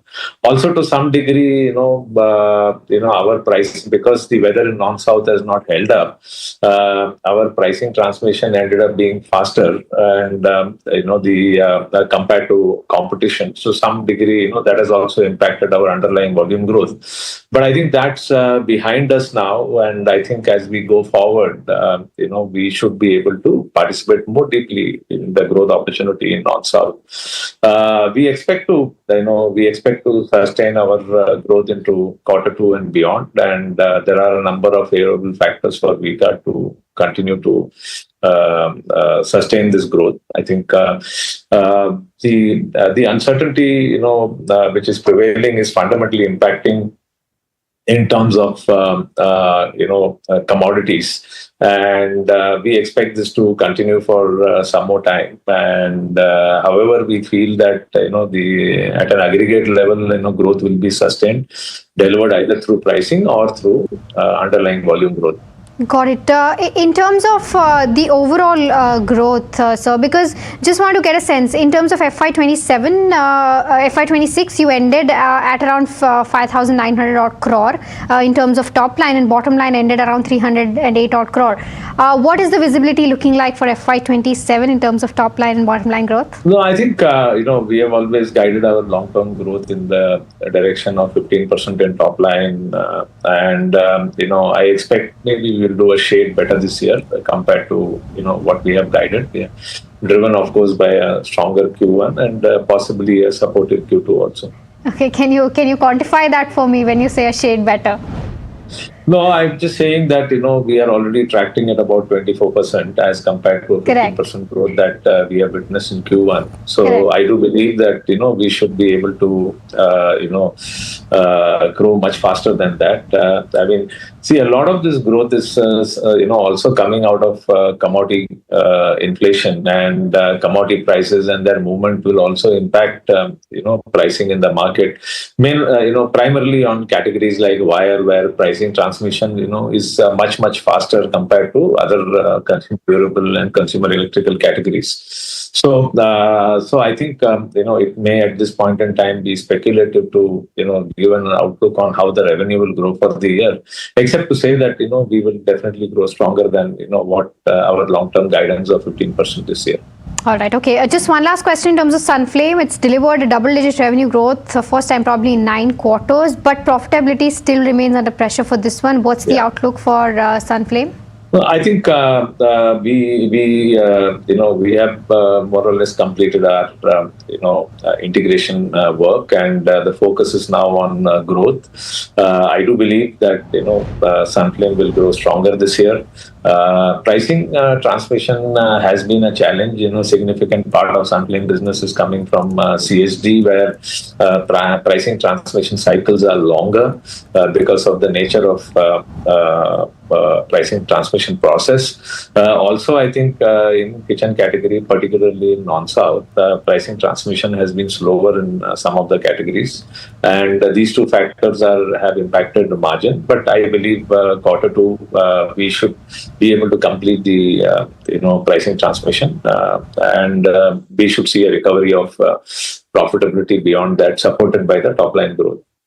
All right, so the biggest takeaway I think for me was that he said that he's guided for a 15% growth, but they will do a shade better than that. So we'll have to watch out for and track as to how that happens throughout for FY27 for V-Guard. But that stock also is doing very well in trade today. But time for our rapid fire round, second rapid fire round. We'll try to take as many questions as possible. Kush, I'll take the first question with you. It's on Vikram Solar. What are the charts indicating for this one? Our viewer wants to know whether at this point of time entry makes sense or not. No, it doesn't. Avoid. Okay, the next one that we have is on Gaudium IVF. A significant run-up we've seen in the stock, Shahina. 200 shares what Ahmed from Delhi already holds. What should he do? Continue to hold?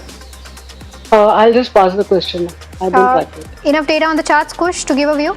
Avoid. It's a circuit-to-circuit stock, not something that you want to get stuck in. Okay, the next one that we have is on ONGC. 3 to 4 months view on the charts for this one, Kush? Again, generally best avoided, but if you want to, then with a stop loss at about 230 to 25, you can consider a long trade. Okay, the next one that we have is on Vedanta Iron and Steel. Srinivas from Bengaluru is holding 1,000 shares at the levels of 33.5. A medium-term view on this one, Shahina, what would you recommend? The numbers were decent today, so I would say it's a hold at current level. Okay, Inox Wind is the other one. Somen Mukherjee has bought it at the levels of 103. 250 shares is what he's holding. He says he's a long-term investor. Does averaging make sense at the current levels, Shaina? Yeah, I think he can average at current levels. The stock seems to be at the bottom, but even if he buys it currently, he will see a bit more of weakness and consolidation for some more time till the numbers improve. Okay, the next one that we have is coming in, and this is on KIMS Hospital. Venkatesh Prasad from Bengaluru has 5 shares at the levels of 775. Wants to know if he can continue to hold. He says he also has around 50,000 to invest in hospital stocks. Anything that you like in the space?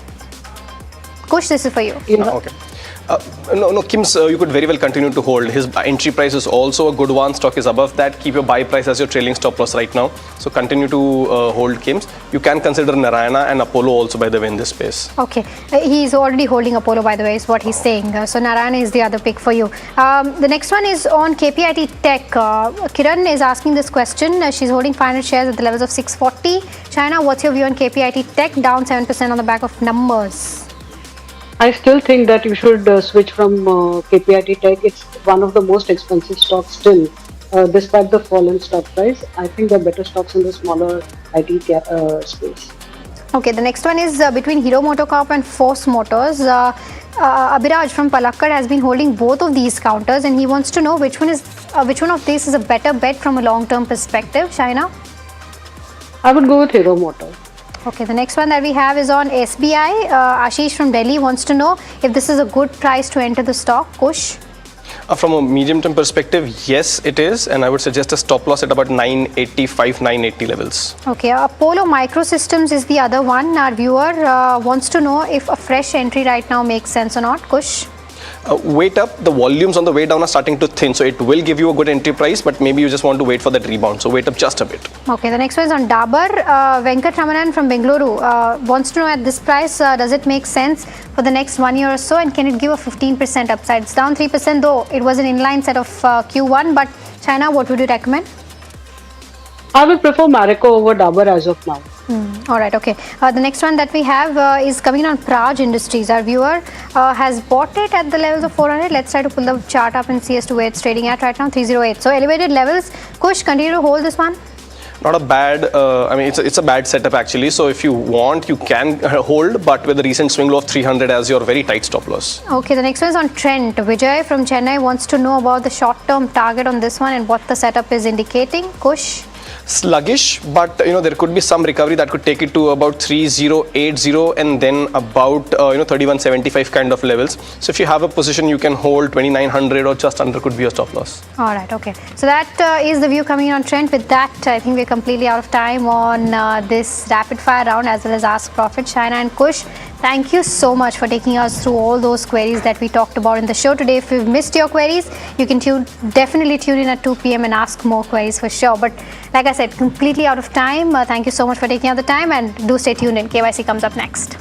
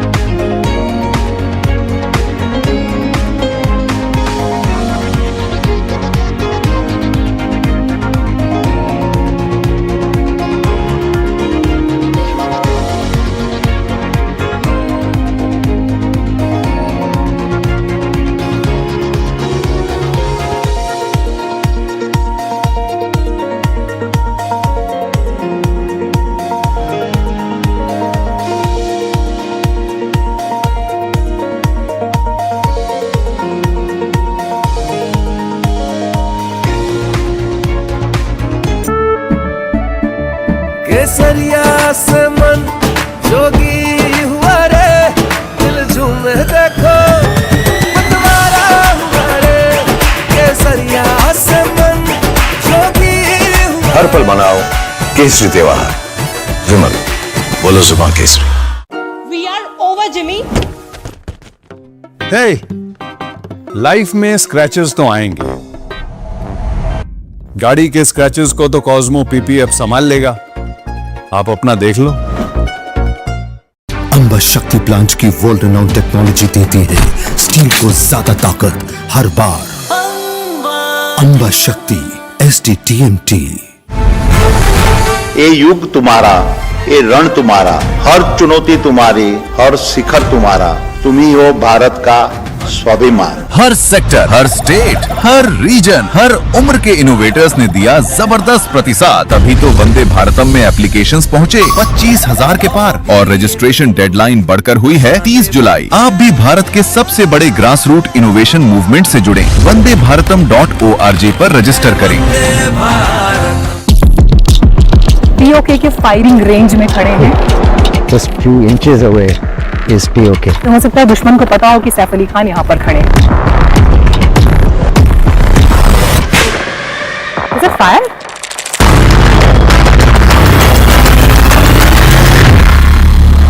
Kia ora from New Zealand, and NDTV Profit is here in New Zealand.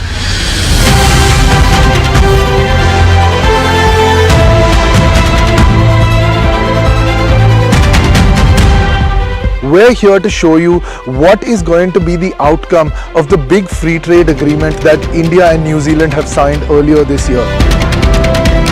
We're going to take you through large kiwi orchards and understand what exporters are looking at when they export that kiwi to India. We're going to meet with one of the banks that funds a lot of this trade in ANZ. We're also going to be talking to the policy makers responsible for the free trade agreement. Come along with us as NDTV Profit takes you through New Zealand, takes you from these geothermal springs around us to all the different parts of the country which is going to be affected by the free trade agreement, and how this free trade agreement brings value to you sitting back home in India as well as to the people here in New Zealand. Let's have a look.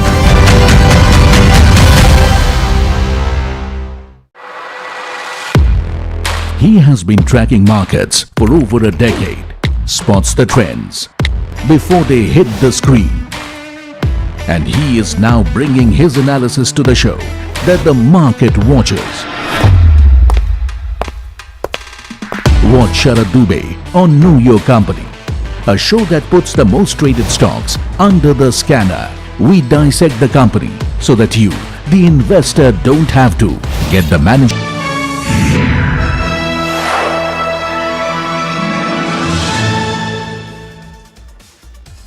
Hello and welcome to KYC. You are watching NDTV Profit with me, Sharad Dubey. This is the show where I get you the hottest companies, be it earnings, IPOs or interesting mid-caps. Where is there any alpha to be made? That's the big question and I'll try to answer that for you. But for today, there's a very interesting company I have. Try to guess the company. The first one is the largest private health insurer in India. I'm sure you are getting the names by now. 2 or 3 names must be popping in your head. They have delivered a very strong Q1 results. Q4 was also good. Interestingly, backed by Rekha Jhunjhunwala. It's a pretty interesting story here. And the stock itself is up more than 41% from January lows as well. Interestingly, it might be a star in your portfolio if it's there, especially in the medium term basis. And the company's name is also Star Health Insurance. This is what we are talking about. But why are we calling this company? And of course, the numbers, the Q1 numbers is something which is a driving force. They have been doing really well. And in the fourth quarter also, we had actually got them in KYC where they had done a good job. So first question is definitely going to be the fourth consecutive quarter of loss ratio improvement in the first quarter and guidance ahead, what happens next. Second question we will be asking the management is the core performance, investment yields and overall numbers. Is the company giving something? But some concerns are also there. The new accounting method, what factors should be tracked? The company has given it these numbers first time as per Ind AS. Also, another question to be asked is the moderation in the insurance demand. Is there a seasonality at play or now are we going to see some moderated numbers? Is there any silver lining because loss of market share is happening in the retail health segment? Also, let's talk about another important question, and that is going to be how is the progress happening on the revival of the new business channel? A lot of changes are happening, especially from IRDAI, and always the question remains is if the medical inflation is going up, are they planning for a further price hike? That's the big question to be asked. And also a couple of more questions, the impact of AI, digital expansion and Gen Z. The first insurance which you buy as a Gen Z, is it from here or not? So these are the important questions we'll try to discuss and ask from the management, but let's understand what Star Health is all about. It's a bit technical, but I'll make sure it is very easy for you. It's a market leader in standalone health insurance in India. Second important reason to track the stock is health, personal accident and travel insurance. This is what they sell to their customers. Also, they're India's first health insurance company to settle over 1 crore claims. There is a private element to it. Largely when you talk about insurances, largely you have PSUs as well, and the company is backed by Rekha Jhunjhunwala. Very interesting story here. But going ahead, let's understand something more. The distribution network, 900 plus offices, over 8.5 lakh plus agents, and let's get into a little bit more detail about the company where we'll understand these important touch points are there at play as well. So these are the key details about the company. But before we start, let me do a small class for you. You can write it down because it might be overwhelming to see an insurance company, but trust me, I'll make it easy for you.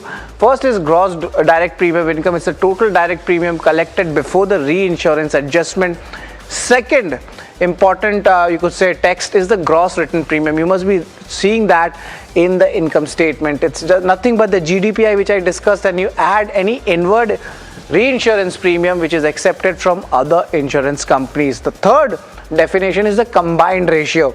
Now you will be measuring the profit and the cost of your daily business here.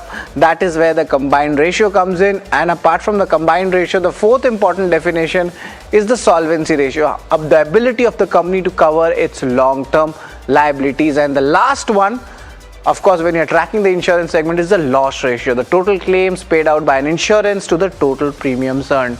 I hope I have done justice to explaining you how to track the insurance sector. But let's get back to the company. How are the Q1 numbers, the first quarter of India's numbers, and very strong as well. Also, the second reason is, of course, a good operational numbers. We're talking about it, combined ratio improvement, which led to the claims ratio as well as the net other cost improvement. So these are operationally good numbers. To simplify it, market share loss, however, was there in the retail health segment, but the fresh premium growth is something where the bullishness was coming. It is a fourth consecutive quarter of loss ratio improvement. So this is positive as well. So these are the entire definition which we have given for the Q1 numbers, but how does the retail fresh channel mix actually look like? Agency is very much important in India, and most of the insurance cases, it's the agency, the agents who come in, they give you the new business or even the old business in the reputation form. Apart from this, let's also look at what may work for the company. The loss ratio improvement is good, profitability recovery is there, this might continue going ahead. Secondly, fresh premium growth is strong. That's what the bullishness is coming in from the broking houses as well. The third reason is the expectation of combined ratio to sustain those growth levels in FY27. We have already seen that last 3 quarters. Fast growing digital D2C segment, that's where the management is also quite bullish. Gen Z also taking their first policies here, and the first time buyers, that's what I was talking about, and the pan India expansion, that's where the company's strategy is there. So these are the reasons what may work for the company, but what may not work. Competition from other players or startups, that becomes a little bit of concern. The risk from the new business growth, there might be lumpiness, and also moderation in the overall revenue earning. Analysts' take still remains mixed. Out of 20 plus analysts tracking the stock, half of them have a buy and the remaining have sell and hold. Market share loss risk in the retail health segment, this is there. This is a little bit of concern for Star Health as well. So I've given you both sides of the coin. It's up to you to decide which side is heavier, but let's understand more. And this is the KYC ratings. And of course, for an insurance company, the definition of my ratings will change. We'll of course have the key ratios and the return ratios, but it'll be different from what a normal company is as compared to the insurance company, and even the income statement and balance sheet is very different, but it's much more easier for you. Also, the shareholding street cred is the usual, which you know. The valuations, we'll compare them with only one pair, that's the ICICI Lombard, and the analyst take to see what are their opinions looking like, and of course the 12-month target price. But let's start with income statement and see what's happening here. An income statement has shown a good growth, gross premium and normalized PAT. These two are the numbers to track. I've taken FY24, 25, 26 numbers and see the growth coming in. And remember, this is the Q1 numbers.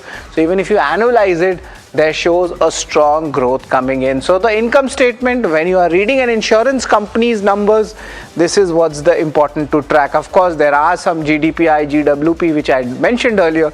This comes under this. So income statement is strong, thumbs up. Balance sheet, let's have a look over here. Largely, remember, it's highly regulated business, be it private or PSU. So they have to maintain important ratios, any insurance company. So they are of course maintaining that, and that is why I'm going to give this a strong thumbs up as well. But let's go to the interesting portions, the key ratios to track. What is it?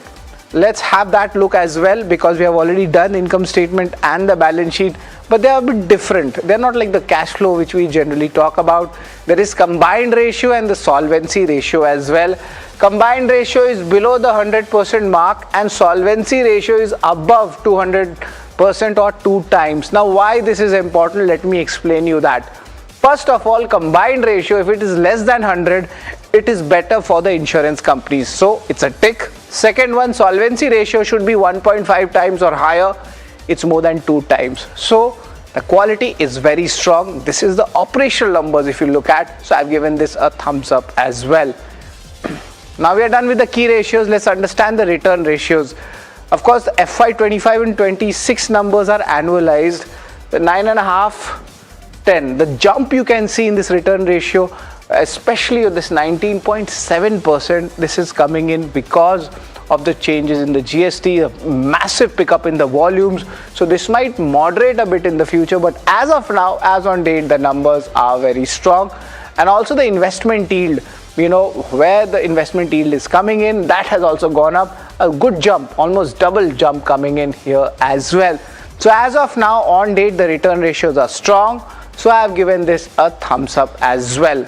But let's talk about shareholding. Largely, it's unchanged. Promoters haven't sold much. FIs, DIs also, there's a little bit of change happening. FI is reducing a stake, I guess, to 16%. But on the other hand, DIs are lapping up. Public equity remains unchanged. So let's give this a neutral rating. But there is an angle or an overhang also. But that we'll ask with the management. So you need to wait with me for that. It's a very interesting question, to be honest. But let's understand the street cred.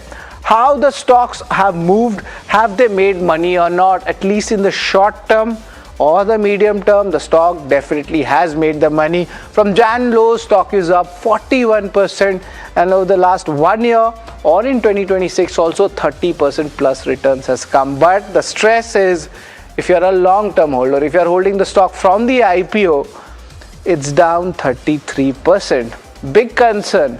That is why it's an overhang. So short term, medium term, it's good. Long term, it's definitely not money making for an investor. So I'm going to give this a neutral rating. Let's get to the valuations. And because of this, the valuations are still quite cheaper. I have compared Star Health and ICICI Lombard.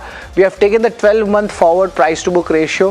The 5-year averages, you could talk about the peak, actually, to be honest, that has been 8 times. But currently, this is cheaper at 3.8 times and 4.2 times also cheaper from the peer itself. Then this is despite the up moves coming in from the January lows as well. So there is a further scope of up move. So right now valuations are fairly attractive. So I've given this a thumbs up as well. But let's talk about the analyst take. What's happening here? Analyst take, it's, you could say buy, sell, hold. It's quite mixed. 50% only are bullish on the counter.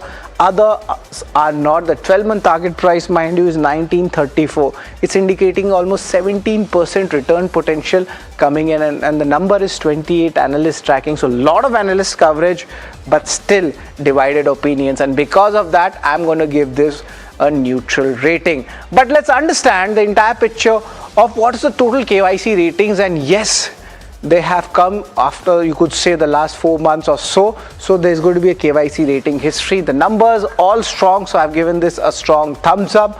But as we get into the details, shareholding, street cred, and even the analyst take is slightly neutral, but the valuations might be attractive right now as well. But take things with a pinch of salt. Stock has run up, so you need to see the demand and supply of the stock. The final rating is 6.5 out of 8. Last time the company had also come in the earnings, and the number which was there last time, has it beaten that? That's the question. And yes, it has beaten. April it was 6 out of 8, and in the month of July it is 6.5 out of 8. So yes, historically the company has done well in our show in KYC, and that is why we get you these interesting companies where maybe alpha can be made. So this is the entire picture. But in fact, I spoke with the management, Nilesh Kamble, he's the CFO of Star Health Insurance, on the Q1 and lot more. Do listen in. Wanted to understand what led to this strong momentum or the growth in this quarter as well. Of course, some important operational numbers also here. Yeah, thank you very much for having me on the show. So this was a journey we started 18 months back. We focused on profitable growth. Agency has been our biggest strength. Today, 90% of our portfolio comes from proprietary channels, which is a combination of agency around 85% and 6% from our own D2C channel. Both channels have shown a robust growth. Thanks to the policy initiatives as well, the GST has been helping, the GST exemption has been helping the industry to grow at a much faster pace. What we have focused also is on the semi-urban and rural areas where 60% of our portfolio currently stands. We focus on new to insurance customers. We believe, in deepening the penetration of health insurance in India, which is the objective of the regulator and the government as well. So all these factors have ensured that, we grow profitability, we grow in areas where we want to focus. In terms of combined ratio, if we talk about, we have been able to achieve a combined ratio reduction of 1.6%, 1% in the loss ratio and 0.6% in the expense ratio. Fair enough. Interesting numbers coming in. But this is the first quarter, Nilesh sir, when you are coming under the new Ind AS also. For the uninitiated, for the analyst who is a rookie, or for even me trying to understand what important parameters should we be tracking going ahead right now, because it seems like some changes are there. Yeah, absolutely. I think while we are reporting it officially for the first time, this journey we started last year, and we were one of the people talking about Ind AS. In fact, on the show also, we said that IGAP is something which is the old economic measure. Ind AS is the new economic measure, and that luckily has come into play. What we believe is, nothing changes much, but it's a correct reporting of the financials for an insurance company. The main thing which changes is the commission accounting. Earlier commissions, whatever you paid, whereas booked as expenses in the books of the company, whereas the premium used to be earned over the policy period. The claims also come over the policy period, depend upon whether customers are claiming. But commission was one expense which used to hit you upfront. With the new accounting standard, the commission is also deferred over the policy period. So it is a perfect matching concept of premium and commission. And that is the major change. The second big change is the investment income. Earlier the mark-to-market gains on the investment portfolio never used to come to the P&L. But with this change in accounting standard, moving to Ind AS, investment income will include mark-to-market gains as well. So these are two primary changes in this area. Right. That's a very interesting thing. Thank you for clearing our doubts on that. But coming back to the company's performance, in the con call, you did mention earlier in the morning that there is a moderation in the insurance demand. Is it a seasonal impact or is there something else? Yeah, so there was a big euphoria once the GST exemption came into play, typically in Q3 and Q4. We see that momentum, but not to an extent which it was there in the last year. But we believe still there is a good volume growth in the market and 16 to 18% growth on a consistent basis. In fact, for the next 1 decade is something which we believe is possible. See, insurance was always a push product. The customer awareness well lower. During COVID, there was some impact. But what is happening with this kind of policy measures is it's typically a push and pull product now. The customers are aware of the benefits. The government is making it important to understand that this is an essential product and hence we're making the GST zero. So that message is reaching the customers. It's a matter of engaging and then converting the sale. But we see a good momentum still there in the market. All right. There was a moderation in insurance demand which you had mentioned, but is there, sir, any silver lining which is there? Any loss of market share in the retail health segment, or are the numbers improving right now? See, we have grown by 23% when it comes to retail health. The market has grown, especially the retail health segment has grown at a much higher pace, where we see a drop in the market share when it comes to Q1. But we believe this is more transitional in nature. It will pan out over a period of time and we should be in a position to garner a market share of 30% on a 3 to 5 year basis. Because we are focusing more on profitable markets, we see there is no point in writing portability businesses, writing business in certain geographies where it is not making commercial sense as the loss ratios continue to be higher. So with the focus on profitability, we believe this is the right strategy and market share will come back over a period of time. All right. And Nilesh, sir, how's the progress coming on the revival of the new business, by the channels? What are the progress timelines, or if you could just give a feeler about it? We are talking about the new regulations that the regulator is talking about. Yeah, so, we are also seeing in the news that it is postponed to August end when the regulations will come in. But I personally believe that, the regulations will be there to expand the market, to ensure that the products are affordable. And as a large player, as a large agency player, we believe any change in regulation should be beneficial to the market leader. We'll see whenever it comes and in what shape and form it comes. But as we speak, we are one large player who are able to manage within the guidelines. In fact, for last year, we were below 30%, whereas the limit for us is 35%. So any change we believe should be beneficial and should be helpful for the growth of the industry. And Nilesh, sir, any kind of a further price hikes we can expect going ahead to, offset the medical inflation? Are you looking at anything like that? See, we are following an annual calendar for price increases, and the price increase is on a product basis whenever the combined ratio for a product reaches a certain threshold. We have started these journeys 2 years back. For majority of the portfolio, we have already taken the price increase in Q4 and Q1. So we believe, that's the right strategy, and based on the loss ratios and on the market scenario, we'll be in a position to take the price increase going forward as well. Right. We have already passed the first quarter. There was some guidance for FY27. I just wanted to revise it. Are you reaffirming most of your guidances, or is there any upgrade or downtick coming at especially core performance, investment yield, and even maybe the insurance business revenue? Yeah, so we are not giving any quarterly or yearly guidance. We had mentioned that by FY28, we should be in a position to achieve a combined ratio of around 97.5%, which will give us a ROE of 15 to 16%. We believe, the kind of improvements that we have seen, that is achievable, and we are on the path to achieve that guidance number. Right. Of course, Nilesh sir, another important question is there are reports that one of your large investor is looking to exit the company or reduce their stake because they are having a tie-up with another insurance company. Hence, it's of course mandated by the IRDA norms. Do you confirm or deny this news? See, we believe that we are always a management-driven company. We are there in the business for the last 20 years, and there are many investors who have been on board over a period of time. We focus on running the business. We don't focus on market news. The shareholders are independent of us. Of course, and the share has done really well from Jan lows. It's up more than 40%. But I want to ask you a broader question because a lot of first-time folks also come and use your services. So what's the impact looking like in the AI digital front, and especially on the Gen Zs? How are they coming as your customer bracket?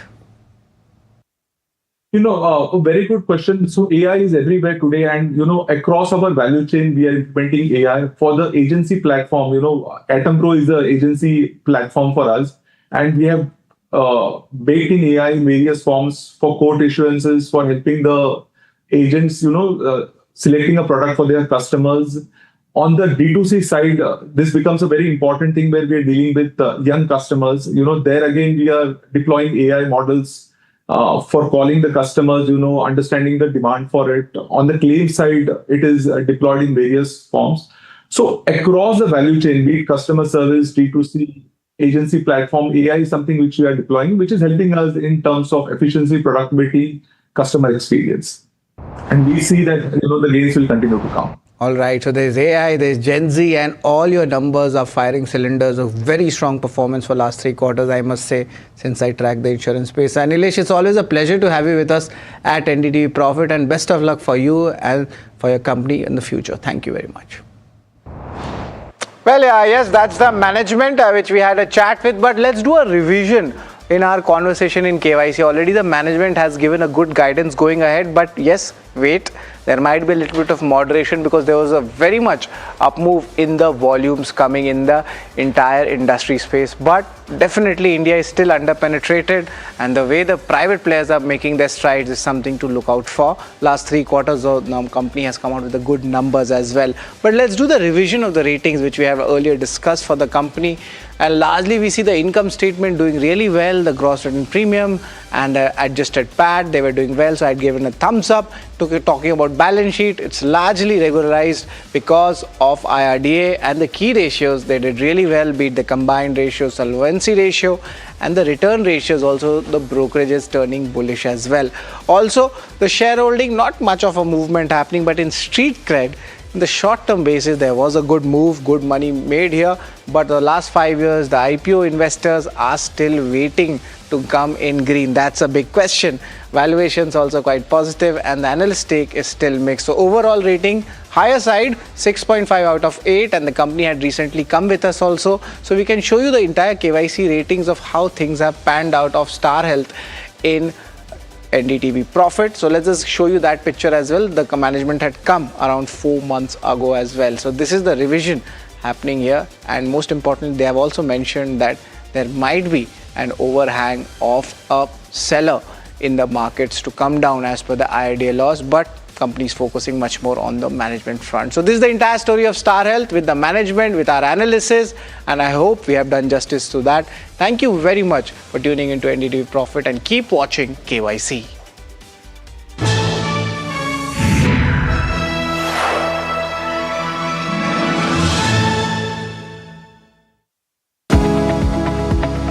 Superstar Stocks of the Day, presented by Tata Azura. हर रास्ते का superstar.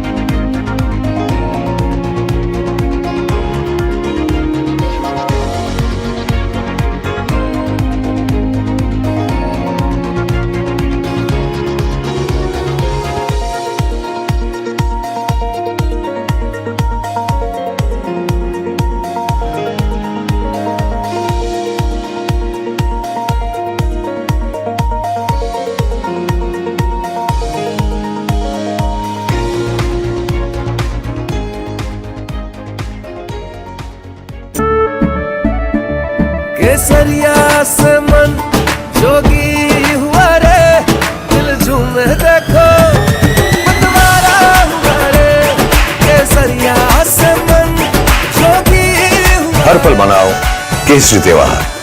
विमल, बोलो जुबान केसरी। We are over, Jimmy. Hey, life में scratches तो आएंगे। हे, life में scratches तो आएंगे। गाड़ी के स्क्रैचेस को तो कॉस्मो पीपीएफ संभाल लेगा। आप अपना देख लो, अपना देख लो। अंबा शक्ति प्लांट की वर्ल्ड रेनाउंड टेक्नोलॉजी देती है स्टील को ज्यादा ताकत हर बार। अंबा शक्ति SDTMT। ये युग तुम्हारा, ये रण तुम्हारा, हर चुनौती तुम्हारी, हर शिखर तुम्हारा, तुम ही हो भारत का स्वाभिमान। हर सेक्टर, हर स्टेट, हर रीजन, हर उम्र के इनोवेटर्स ने दिया जबरदस्त प्रतिसाद। तभी तो वंदे भारतम में एप्लीकेशंस पहुंचे 25,000 के पार और रजिस्ट्रेशन डेडलाइन बढ़कर हुई है 30 जुलाई। आप भी भारत के सबसे बड़े ग्रास रूट इनोवेशन मूवमेंट से जुड़े। वंदेभारतम.org पर रजिस्टर करें। What if your gut was affecting more than just your digestion, your mood, your sleep, even your immunity? The gut-brain connection is no myth. It's a living reality. This week on NDTV Lifeline, discover how your gut influences your mind, why bloating and stress are often connected, and the simple habits that can transform your health. Only on NDTV Profit. Kia ora from New Zealand, and NDTV Profit is here in New Zealand.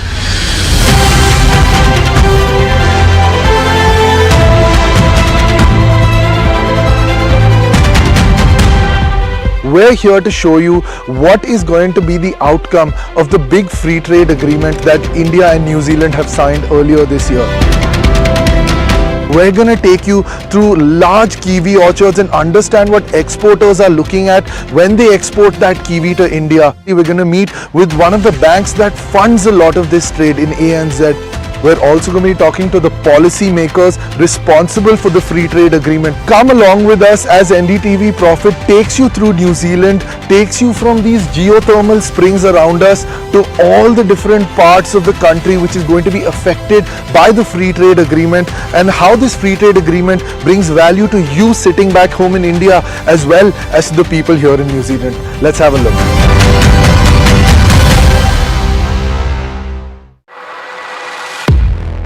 He has been tracking markets for over a decade, spots the trends before they hit the screen. And he is now bringing his analysis to the show that the market watches. Watch Sharad Dubey on Know Your Company, a show that puts the most traded stocks under the scanner. We dissect the company so that you, the investor, don't have to get the management. Benchmarks are clutch on to the gains amid a volatile day of trade, with the Nifty holding above 24,200. IT auto lead the gains, while real estate and financial services are on the back foot. Oil prices turned volatile as geopolitical tensions really kept the traders on the edge, while renewed US-Iran strikes lifted the crude sharply overnight. Reports of continued tanker movement through the Strait of Hormuz alternatives eased immediate supply concerns, pulling prices lower after an overnight rise.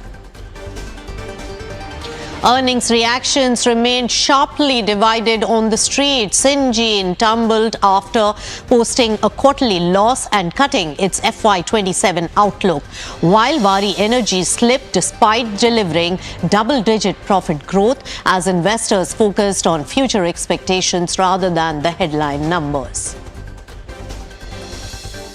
Strong earnings triggered sharp gains in select mid-caps. Reddington rallied after reporting a 77% jump in quarterly profit, while MTR Tech also impressed the street with a nearly five-fold surge in the profit and more than double of the revenues.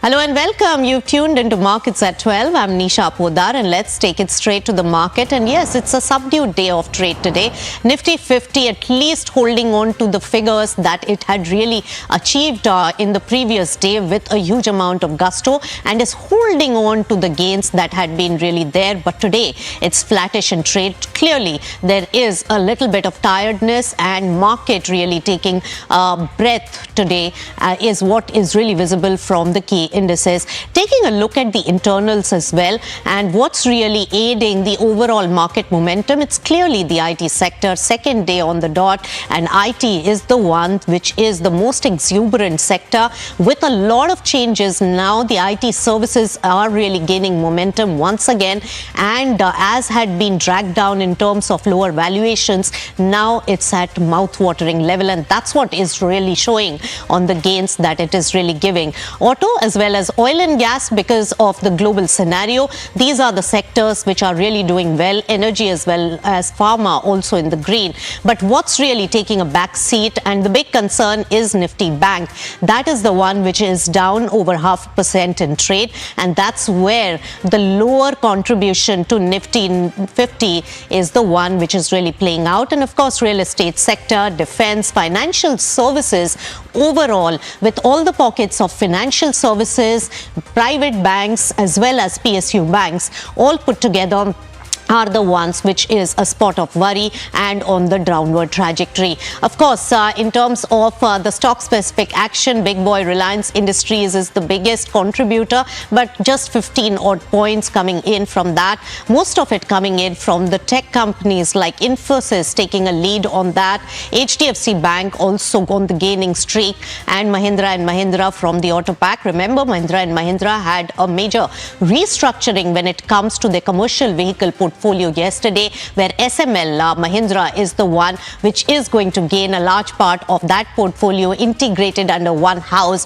So a big simplification and restructuring there, and SML Mahindra is the stock to watch. 2 days on the dot, and it is hitting the upper circuit of 20%, with all the truck as well as the bus really division of Mahindra & Mahindra now being bifurcated. That is the industry trend also, and a group simplification as well as integration that has really taken place. Now let's take a look also at the Asian Paints counter, which has really delivered a very strong set of numbers, and yesterday it came out. It has recovered a slight bit, but the market had really punished this particular counter, and that is on account of the inflation worries still impacting the margins over there. So the commentary for the second quarter does not seem to match the kind of elevated margin levels that the company has really posted in terms of the first quarter numbers, and a large part of that came in from lower cost inventory. Amit Singhal, MD and CEO of Asian Paints, is right here with us to talk more about the numbers and the guidance going forward. So Amit, market has really digested all that you have stated in terms of guidance. You say that you are going to maintain the margin in Q2 also of 18 to 20%. With elevated crude oil prices as well as the competition in this space, how are you going to maintain this? What are the growth levers? So as we look at it, I think after a good quarter in terms of what we have seen both from a top line and a bottom line perspective, what we are seeing clear trends is that we are on a good premiumization drive in terms of looking at driving more premium products, a better product mix, which gives us better margins to that extent. We are also looking at seeing that how we are able to kind of now leverage our backward integration, which we are starting our big plant in Dahej in this quarter. We already have implemented some parts of backward integration earlier in terms of what is already there. We are also looking at our cost structures very, very strongly in terms of what we can do from a point of view of formulation, sourcing, efficiencies in terms of what we are bringing. And as we go ahead, there is also some trending which we are seeing of some raw material prices softening to that extent. So I think a combination of those would kind of really guide us in terms of seeing that if we are able to drive that 8 to 10% volume growth, and we are able to get a good product mix with all the cost measures measures in backward integration, I think that should kind of really see us in that band in terms of what we have spoken. Although typically in Q2, we see that there is something which is obviously the margins are possibly a little bit soft in terms of what we see as compared to rest of the quarters. Right, softer than Q1 will be the margins for Q2, but will still maintain. But price hike of almost 7% got absorbed, and that really helped the performance. Amit, how are you going to take a look at the more price hikes as is required, and also without impacting the demand and your competitive edge?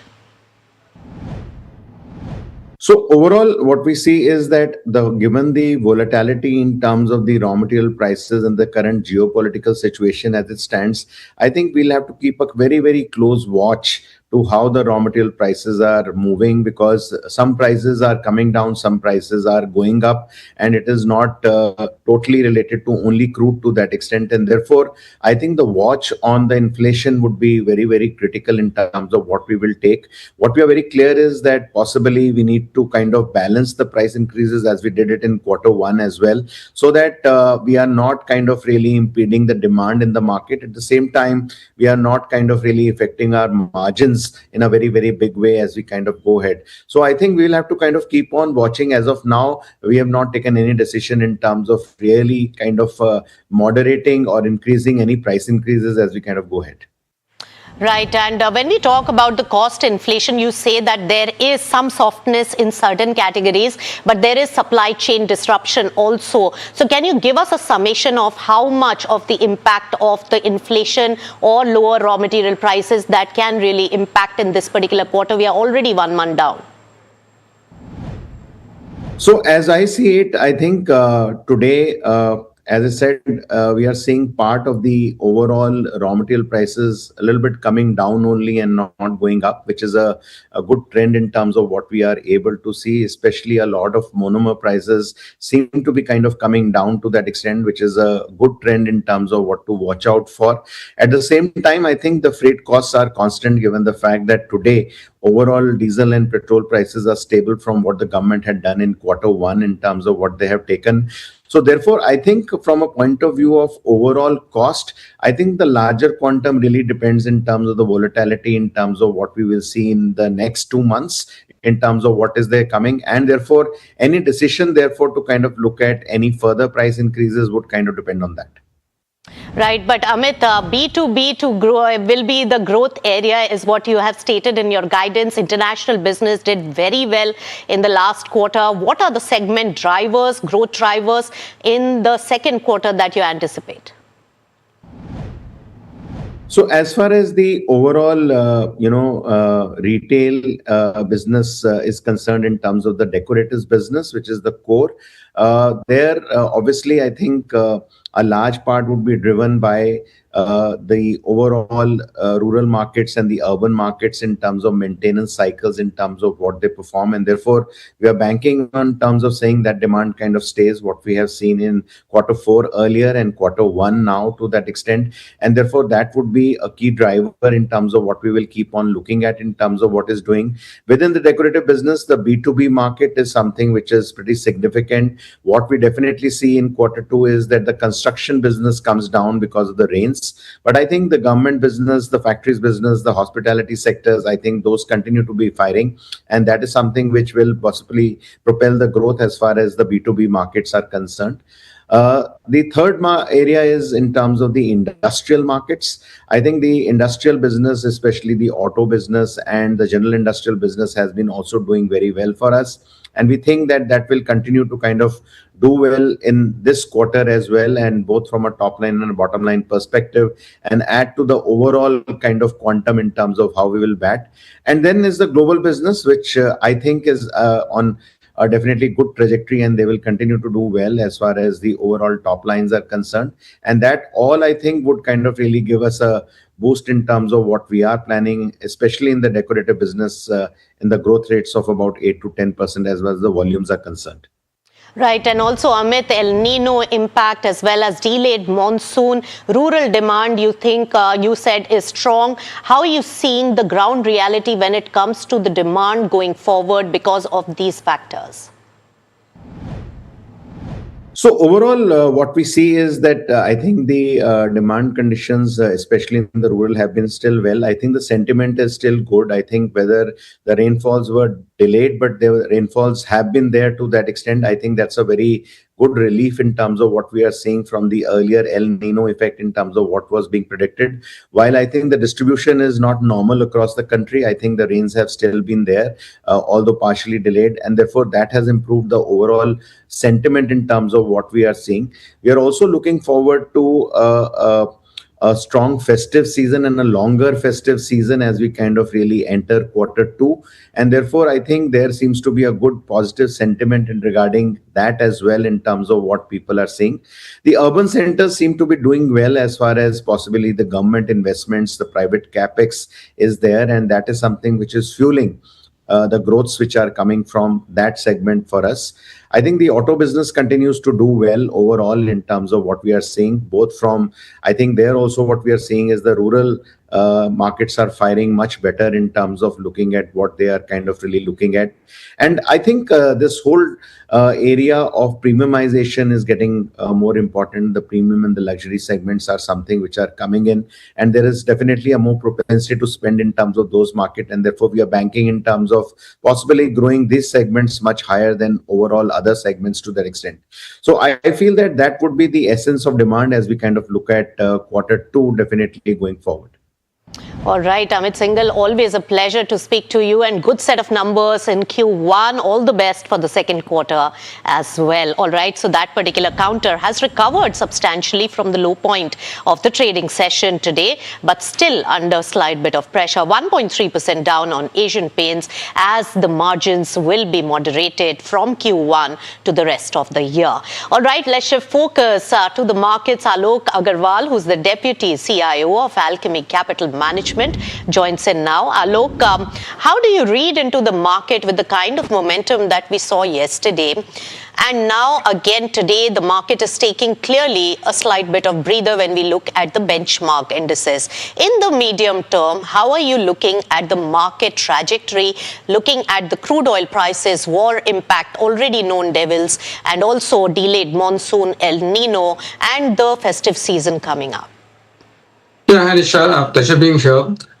Yes, as you rightly pointed, the known devils are already known. And the last 2 years, we have seen the Indian markets not really delivering much of the returns, at least at the index level, and underperforming the global indices and the emerging market indices by a record margin. But a lot of things are coming back to growth side. We saw the GST collections were also quite subdued over the last little over a year, wherein we saw the government taking action in terms of reducing the rates so that the animal spirits is reignited in the economy. We are already seeing some signs of that. The month on month, there's some improvement in the GST collections. And the credit growth is one of the parameters also that we look at. That's now good at around mid-teens for quite some time now. So some of these factors are making a comeback. The corporate results are also pretty okay.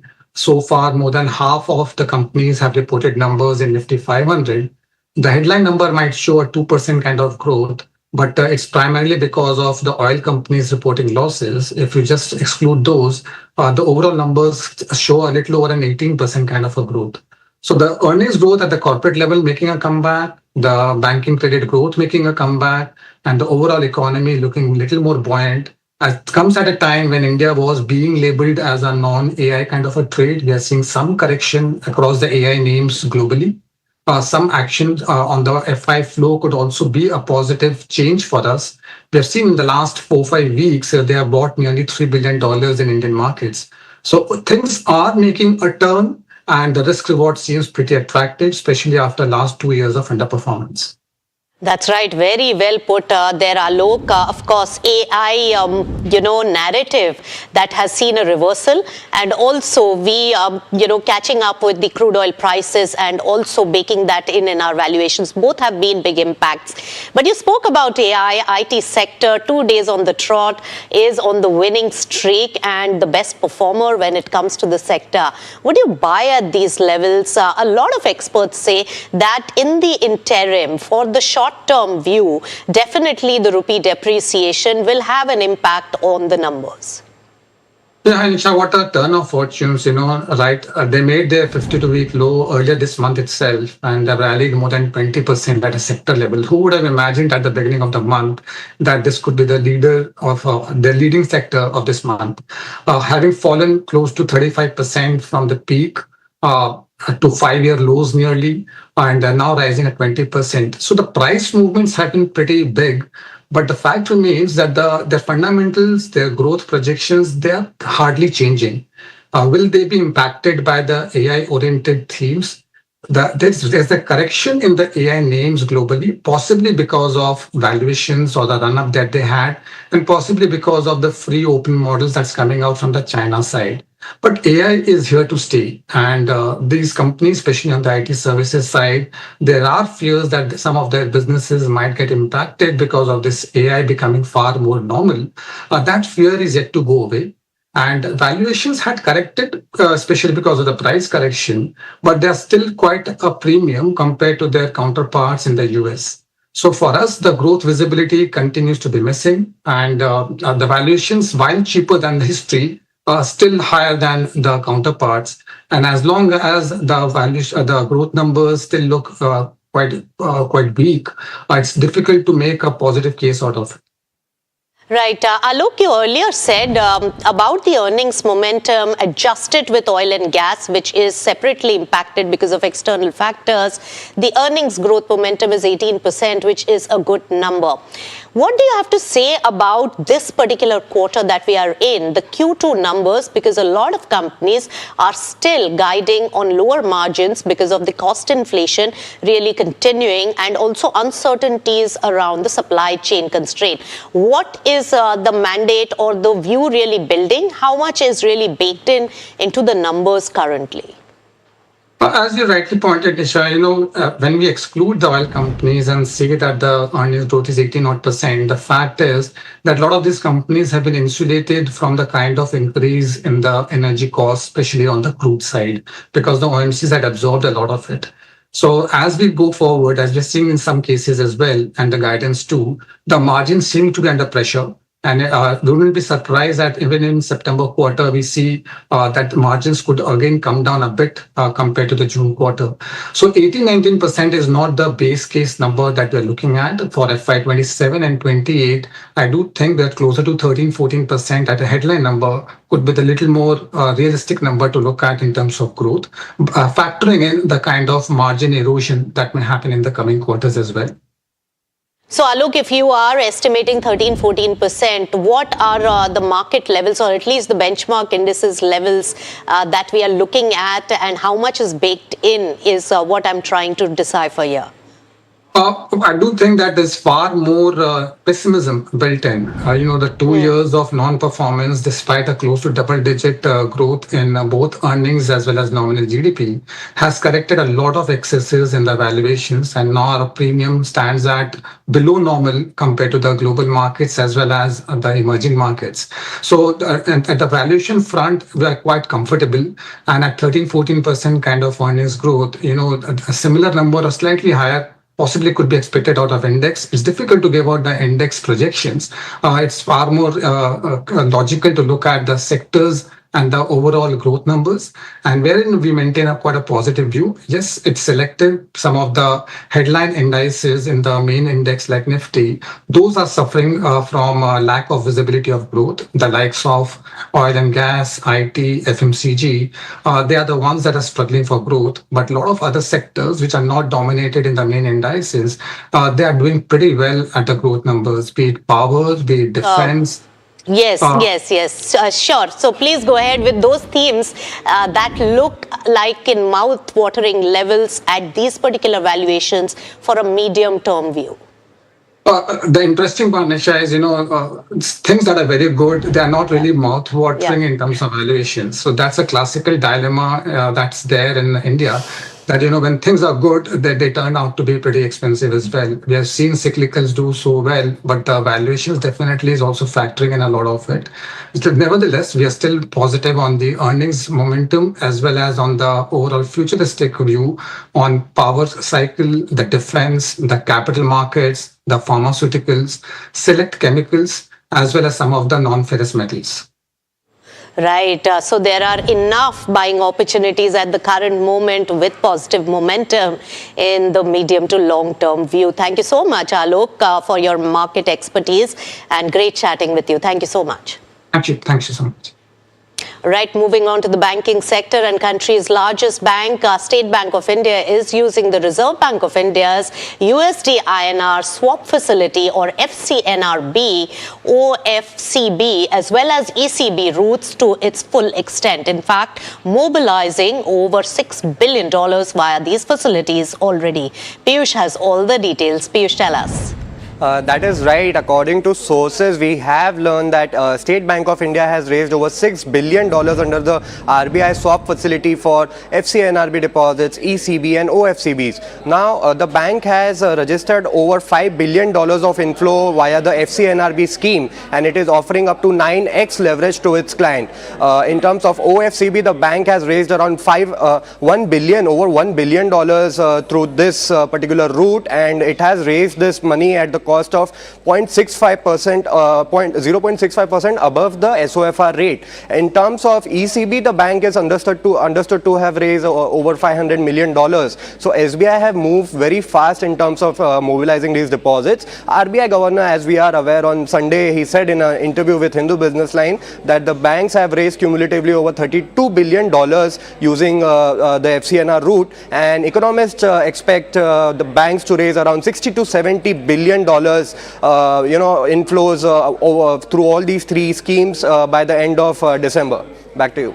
All right, Piyush, some very important numbers, and of course we need those deposits to come in for rupee stability. All right, let's take it straight across to Parth, who has a list of stocks to watch in trade today because they are buzzing. Parth, what all makes it to your list today? Yeah, so I've got three very interesting names today. The first one is Syrma SGS Technologies. The company has reported a very strong set of Q1 numbers with PAT more than doubling on a year-on-year basis. Growth was seen across all of the key segments, and the company will also be raising around 1,000 crores via a QIP as well. Nuvama has maintained a buy rating on the company, and Syrma actually remains their top pick in India's EMS sector as well. The stock has gained over 5% today and is down just 5% from its all-time high. So if more action comes up, we can see a brand new all-time high here. The second one is Redington, which has also reported a strong Q1, hitting record revenues, and PAT also seeing a jump of 77% year-on-year. The Indian business saw a growth of 63%, and growth was actually led by higher PC realizations due to the memory shortage that we are seeing right now.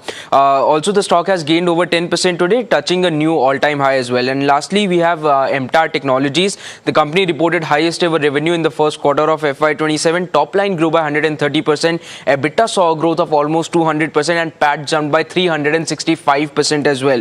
Order book stands over 5,000 crores. In fact, Q1 order inflow has surpassed the FY26 order inflow already. The stock has hit 5% upper circuit as well today. So these are the three stocks that you should have on your watch list for today.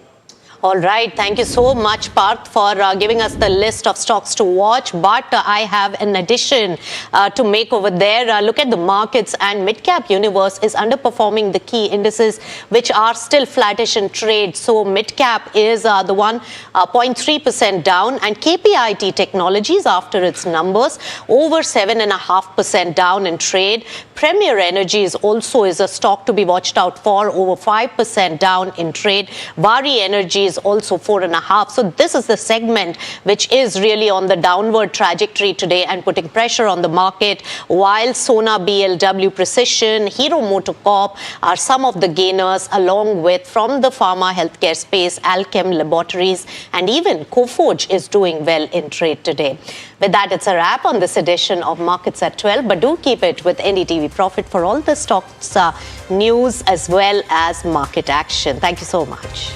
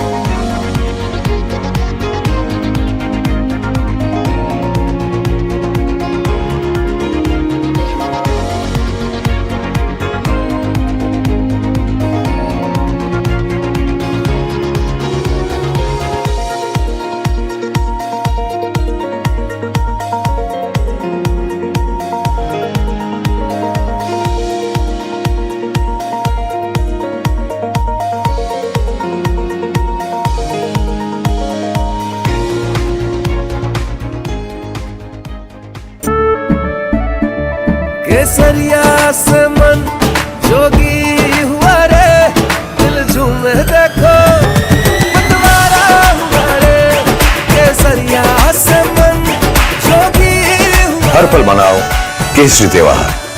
विमल, बोलो जुबान केसरी। याद है ना मैंने क्या सिखाया था? Silver के लिए स्टर्लिंग मार्क, गोल्ड के लिए हॉलमार्क और मस्टर्ड ऑयल के लिए सिर्फ पी मार्क। इस बार तो माँ से भी बेहतर बना। P mark the mustard specialist since 1933। बरसों से सरसों। कुछ तो बात है इस दिल में। We are over Jimmy. Hey, life में स्क्रैचेस तो आएंगे। गाड़ी के स्क्रैचेस को तो कॉस्मो पीपीएफ संभाल लेगा, आप अपना देख लो। अंबा शक्ति प्लांट की वर्ल्ड रिनाउंड टेक्नोलॉजी देती है स्टील को ज्यादा ताकत हर बार। अंबा शक्ति SDTMT।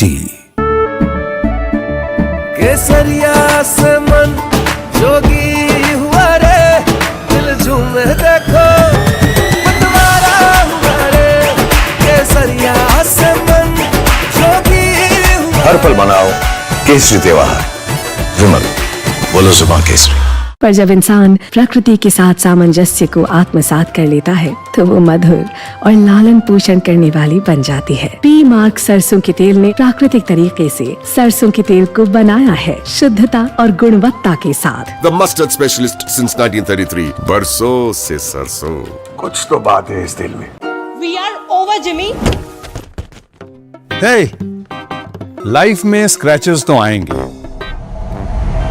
गाड़ी के स्क्रैचेस को तो कॉस्मो पीपीएफ संभाल लेगा, आप अपना देख लो।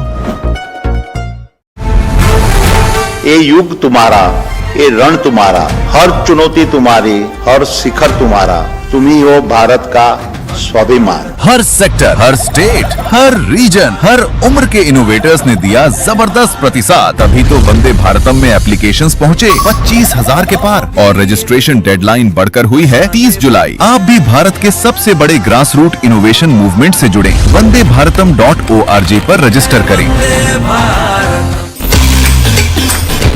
What if your gut was affecting more than just your digestion, your mood, your sleep, even your immunity? The gut-brain connection is no myth. It's a living reality.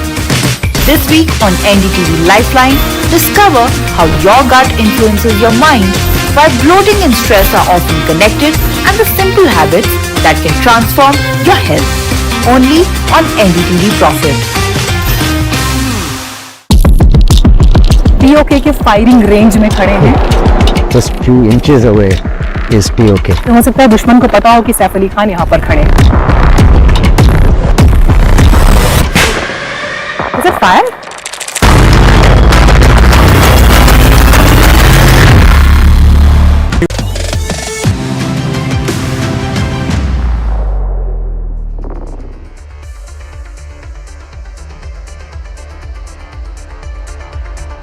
Hello and welcome to NDTV Profit. You're watching trending stocks from the NDTV Profit Suzlon studio with me, Hiral Taja, and Sharad Dubey, who's standing at the Profit Market Pit.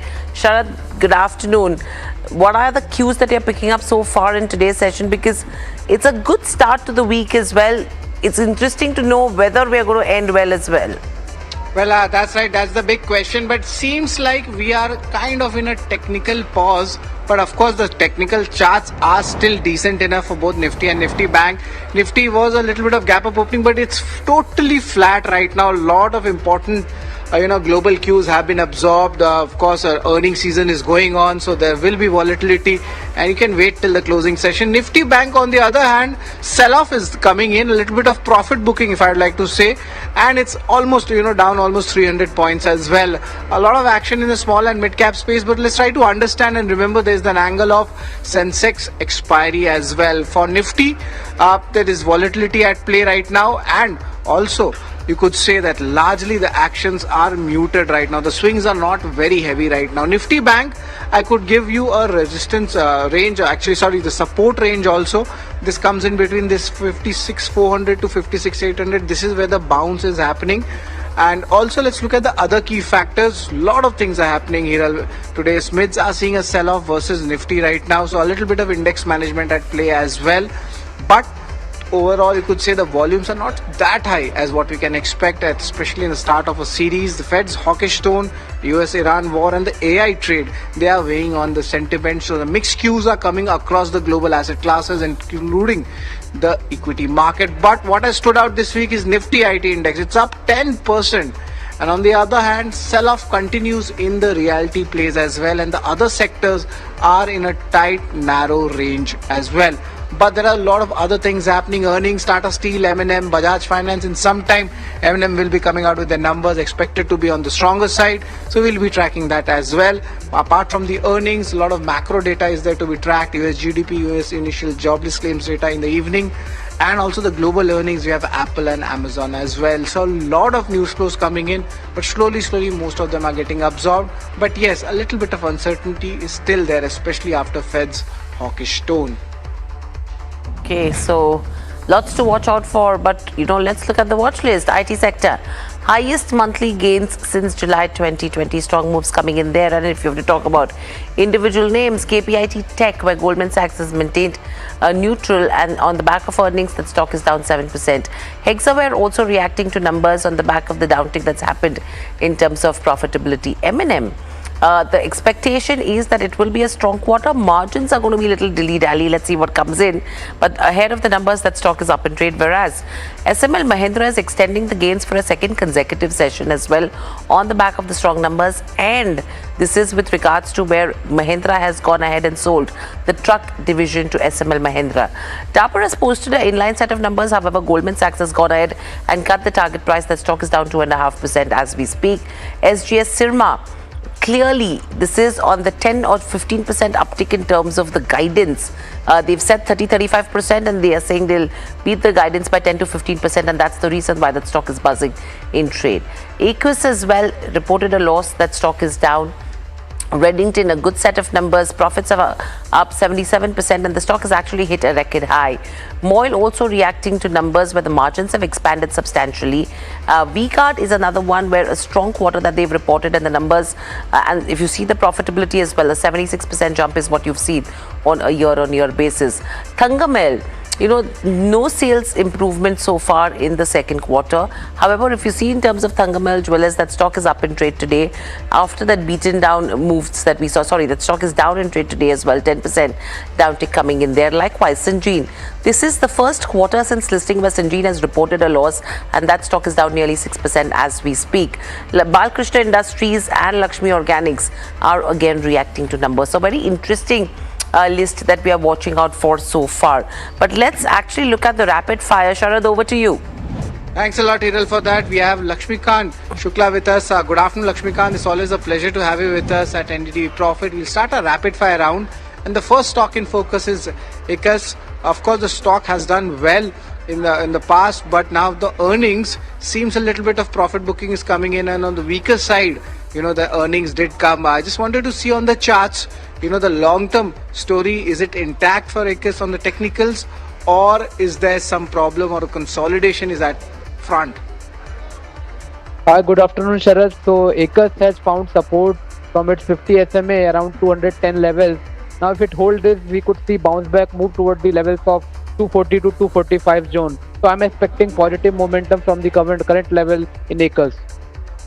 Right, Lakshmikant, what about Reddington? Very strong set of numbers, and you could say likely this numbers can actually move into the next quarter as well. Stock is up 9%. Will you stay with the stock, or a little bit of partial profit booking can be done here? I think partial profit should be done here because this stock has seen selling pressure which appeared at higher level, hinting at a possible shooting star kind of pattern. So if it drops below the levels of 307, that it could see profit booking toward the levels of 290. Next stock is Moil. What are the key levels to watch out for this counter? Of course, the company came out with its operational updates also, and it has done well. It's up 7%. Any kind of upcycle you can see on the charts, especially on the weekly basis? Following 3 months of decline, the stock has been witnessing positive momentum since morning. Now, if it sustains well above the levels of 277, then we could see further pullback move toward the levels of 305. That would be the first line of resistance. If it surpasses it, then 317 would be the next level for the Moil. Right, and Lakshmikant, what about Balkrishna Industries? A good set of numbers coming in. Street was also quite bullish, especially on the Indian business as well. Stock is up 8%. Of course, the cycle, if it turns from the European market, it might do well. Good momentum play right now, at least on the monthly basis. Yeah, although this stock has seen a gap up opening in today's sessions, but currently the stock is facing resistance from its long-term moving averages toward its 200-day SMA that is placed around the zone of 2280 to 2300 zone. If it surpasses, then it could move higher toward the levels of 2500. Otherwise, it could witness profit booking toward the levels of 2150 to 2100 level on the downside. So we need to check whether it is able to sustain up the levels of 2280 or not. All right. Lakshmikant Organics, numbers are strong, but of course the stock has run up and profit booking is coming in this counter right now. Is there any trade to be made here, or do you think furthermore sell-off can happen here? I think further sell-off can be happen here because it has formed bearish belt hold candlestick pattern on the daily chart. So I'm expecting downside move. If it sustains below the levels of 180, then further profit booking extended toward the levels of 170 to 168 kind of range. Right. Thanks a lot, Lakshmikant ji. And that's the end of the rapid fire round. Over to you, Hiral. What are the Google trending stocks? Is it the IPO names or is it something else? Let's look at it because there are 3 IPOs which have actually listed today. So there is a potential of all of the 3 making it to Google Trends list. But you just have a Indocount Industries. That's an interesting one which is trending on Google today. That stock is seeing cuts of nearly 2%. Lakshmikant, any views on the Indocount Industries? See, from last few sessions, this stock has seen a downtick. So I'm thinking that by looking at the chart, some more correction could be possible. If it sustains below the levels of 398, then further correction is possible toward the levels of 390 to 288 kind of range. Okay, so interesting range there, but thank you so much, Lakshmikant, for joining in. Stay with us. In fact, another stock we should be looking at is a Heikel. Let's pull up that one on the screen and see what that stock is doing in trade, and if we can also have a 1-month chart to understand the movement, because this news of commissioning an enhanced current good manufacturing practice compliant pilot plant has come in a couple of days ago. But since then, in the last 1 month, the stock has been absolutely flat. This is a pilot plant at its Pune Research and Technology campus, and they're looking to actually strengthen their pharmaceutical development and scale-up capabilities. I got an opportunity to catch up with Samir Hiremath, Vice Chairman and Managing Director at Heikel, to discuss about the news development and talk to him about FY27, as well as when does he expect a resolution on the back of the US FDA inspection that had happened at Bangalore. Let's listen in. What does this actually do in terms of commissioning? Because this is still a pilot plant. From what we understand, it will just support the early stage development, but the process post that becomes absolutely important. Yeah, thank you, and our pleasure to have me on this call. Thanks for that. You're right. This is a pilot plant, but it's a very important part of our long-term strategy for the pharmaceutical and life sciences industries, in which we have moved now to an integrated R&D campus in Pune. In the past, the R&D center in Pune had only development facilities where we're doing development quantities, and even for clinical trial material, we had to transfer the products or the technology to one of our 6 sites across the country. The customers were very uncomfortable with that, and they felt more comfortable with having an integrated approach where there's seamless technology transfer and also the knowledge is retained within one side. This ensures by putting in place and commissioning this state-of-the-art CGMP pilot plant that we have a seamless technology transfer, we have a single site setup, and a rapid speed of development happens. And the same chemists who are working in the laboratory just walk across the street on the same site and scale up the batches, and the knowledge is retained within that facility itself. Okay, so if you have to look at this plant as an opportunity, what is that kind of incremental revenue opportunity will this create over the next 2 to 3 years? Well, as a CDMO business, it's a very important part of our CDMO business. It all starts in the lab, and when we typically work on projects in phase 2 and phase 3, where you require kilograms and multi-kilogram quantities. And those projects, as they move along the clinic, then develop into commercial scale manufacturing as and when they get approved. So this brings in a lot of capacity and capabilities. So the revenue multiplier could be multifold, but it takes 3 to 4 to 5 years by the time it moves up the clinical trial space. And also, helps us to get on board many new customers who are looking at these kind of small volume products, because during the clinic, you need maybe 10 kilos, 50 kilos, 100 kilogram material. And this facility provides that. So once it gets launched over the next 3 to 5 years, the revenue multiplier could be multifold. It's not a percentage gain, it's a multifold opportunity for us. So, Samir, help us understand, what is that typical conversion rate from, say, pilot to scale development projects to actually turn into long-term commercial contracts? Well, we get involved typically towards the medium to late stage development, which is phase 2 and phase 3. So from then, there is attrition of the projects, but it is not as high as if you were to get involved during the molecule lead stage of phase 1. So we expect at least 20 to 30% conversions of projects, and sometimes even 50% and more if you get involved in phase 3 and beyond projects. And that's what we've been able to do and achieve in the last few years. And this only adds to our basket of offerings and our technology toolbox. Okay. And what's the quantum of projects that can be handled at this one facility, number one? And two, in terms of utilization levels as well, how do you see that moving? Well, we have a very large R&D center. We have almost 400 scientists working on the facility. Wow. And in addition to that, we have people working in this pilot plant. So that we target to, at any given time, to have 8 to 12 projects under development, which are moving into the pilot. Now with this piloting facility coming on board, we like to increase that number even more. As we can run 2 or more projects simultaneously in the pilot plant now. So the idea is to get to 12 to 20 odd projects eventually per year getting developed through this pilot plant forward. Okay, and are these pilot plants or any of these clinical stage manufacturing projects typically more margin accretive versus commercial manufacturing work? And if so, does that really help push margins to any extent? No, definitely. You're absolutely correct. These margins are significantly higher than the weighted average margin of our business on the commercial side, and the development you generate much higher margins. And these are all new chemical entities, on-patent products. The margins could be pretty lucrative, and it will change the margin profile of the pharma business as we move more towards the CDMO high margin business with this. And should investors actually look at this commissioning as the first step in a broader CDMO expansion phase? And if so, what is that strategy going to look like over the next 3 to 5 years? No, that's a great question. And if I just take a little step back about where Heikel was maybe 4 or 5 years ago, or if you go back to FY20, Heikel was being viewed as one single chemical company. Then in about 3 or 4 years ago, we split our business into 2 verticals, the pharmaceutical vertical and the crop protection vertical. Within the pharmaceutical vertical, we started getting involved more and more in CDMO projects. We upgraded our facilities in R&D, our development capabilities, our testing facilities were upgraded. This pilot plant is a step towards that.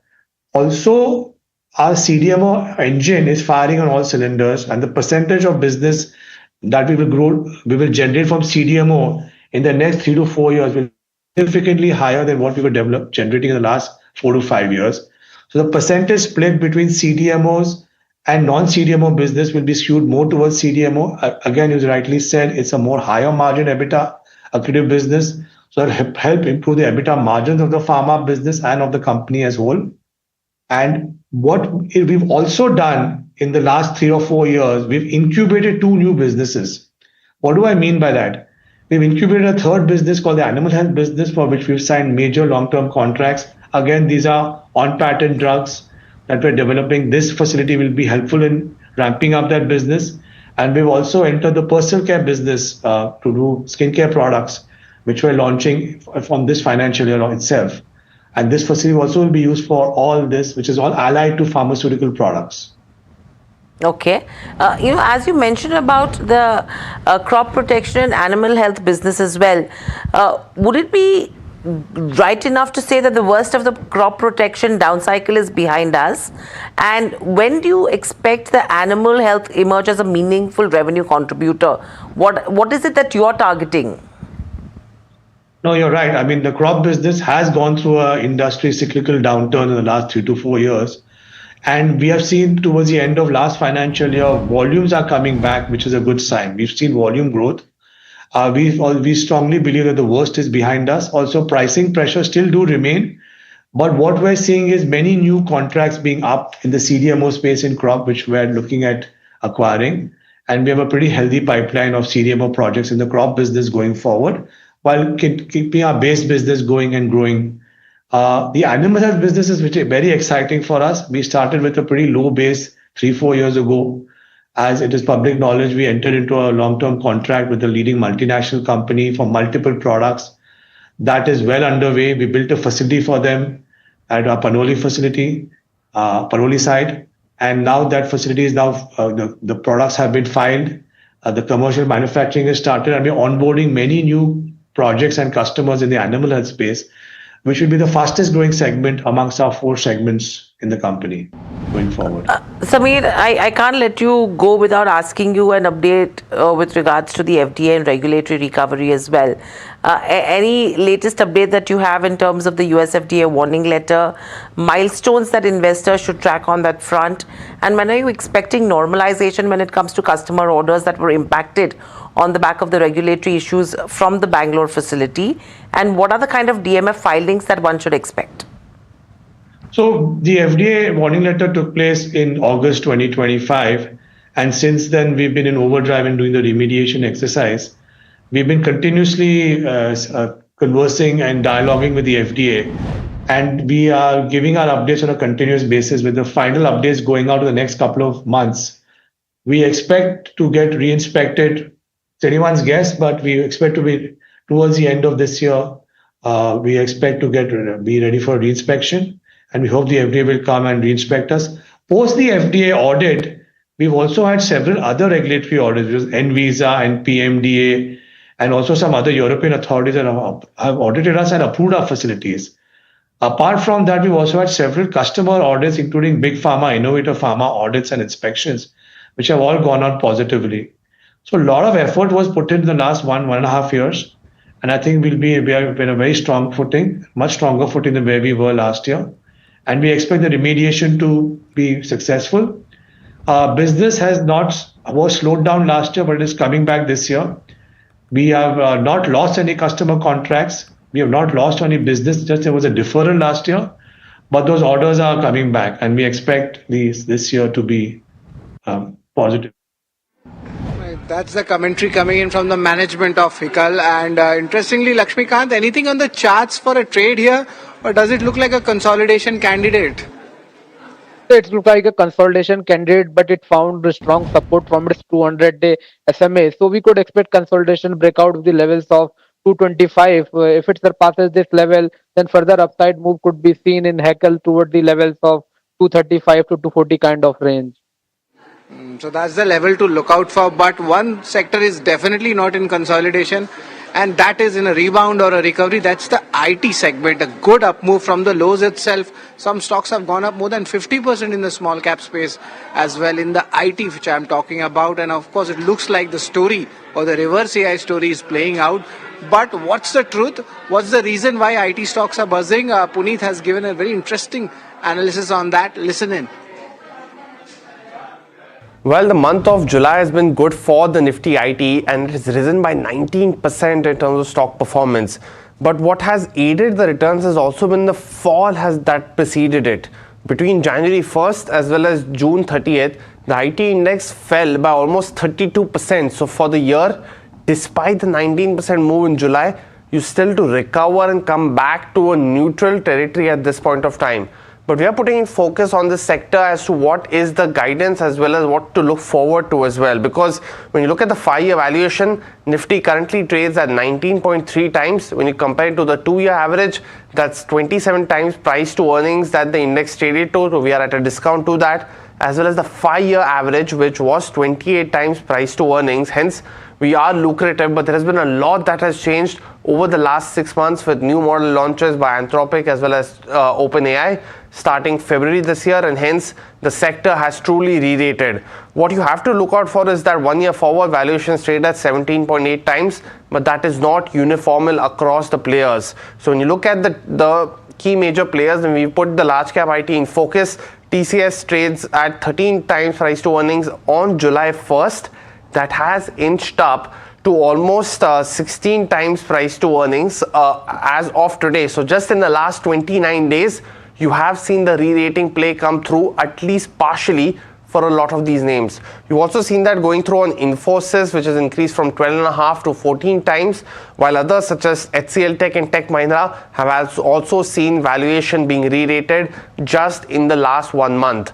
But when you look at the way forward, the absolute growth is getting rewarded, and you saw that in Coforge numbers. Stock was up 10% that day. But for the large caps, while the valuation comfort is visible, growth currently seems to be absent, and hence you will be looking at the AI infrastructure themes, something that both TCS and HCL Tech have gone forward and looked at. If that bet pays out, will be something to watch. You also have seen that H1 is generally quite stronger. Now with a softer Q1, there will be a lot of pressure on Q2, and impetus of growth lies in that particular quarter. Finally, in terms of stock valuations as well as buy calls, most brokerages and most analysts have 40 to 60% buy calls. Essentially 6 in 10 analysts have a buy call on the large cap players, barring Wipro, but the return potential is still largely absent, as you can see on your screen right now. Only Coforge is the one which has 80% buy calls as the highest in the sector, as well as a return potential of 9.3%, and hence there are some more questions that the IT sector will have to find answers to before that could be a further re-rating from now. Thanks a lot, Puneet, for that detailed analysis on the IT sector. So much choices are there, large caps, mid caps, product, all of them going up, and seems like a good valuation catch-up is there. 3 questions I have, Lakshmikant. In large cap, which will be your pick? Mid cap, what will be your pick? And in small cap or product-based IT company, what will be your pick? If you could just help us with that on the technicals. In large cap, I am looking bullish. I am looking bullish on the HCL Tech. HCL Tech has seen a good rebound from the lower levels, so I'm expecting the upside move toward the levels around the zone of 1,440 to 1,450. And if you talk about for the mid cap IT, so I think Persistent recently surpassed its 200 DMA above the levels of 5,480. So I'm expecting bullish move in Persistent toward the levels of 5,800 to 5,900 kind of zone. And in small cap IT, First Source Solution Limited is looking good. It has already given a sound move after breaking through its prior swing high of 282 levels. So holding these levels, further upside move could be seen in FSL toward the levels of 320. Stocks we should be watching out for, and in some time M&M will be coming out with its numbers. A quick preview coming in from Puneet. Take it away.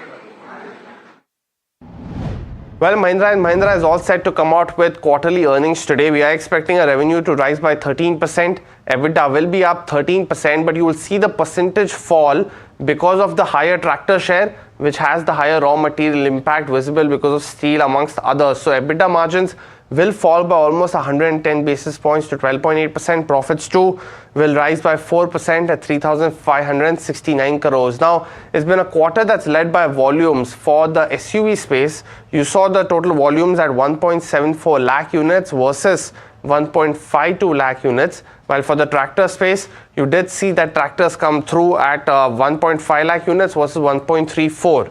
For what you have to watch out for is the guidance, of course, that comes through, because the company has announced that the truck business will be removed from the existing Mahindra entity and put into SML Mahindra, which is the other listed entity they had acquired from SML Isuzu earlier last year. You also have to note that they will be getting a sum of 525 crores. SML is up almost 20% yesterday, up today as well. So that is something to watch. But margins in Q2 will be a very important factor if given the high RM impact, which we've seen the last 2 quarters impact Mahindra too. Capacity constraints is clear for Mahindra at this point of time in the car space. So what have they done to achieve that, and if the waiting period have also been held up is something to watch. Interesting. Thank you for that. Lakshmikant, what are charts indicating for a M&M ahead of the numbers? Is there a trade? Since last few sessions, we have seen positive crossover between the 50 and 100 DMA, and still prices holding these levels. So I'm expecting positive upside move toward the levels of 3,360. So that would be the critical resistance to watch out for M&M due to the presence of 200 DMA. So from where we could see some sort of profit booking, but if it able to surpass this level, then this bullish move will continue, and M&M could move higher toward the levels of 3,500 zone. 100 zone is what you should be watching out for. But thank you, Lakshmikant, for joining in. Always a pleasure to speak to you. Completely out of time. With that, it's a wrap on this edition of Trending Stocks. It's time for a quick break from NDTV Profit Suzlon Studio. We'll be right back. Lots more lined up in lunchtime trades. Please stay tuned. A thank you from Sharad, the team that put the show together, and myself.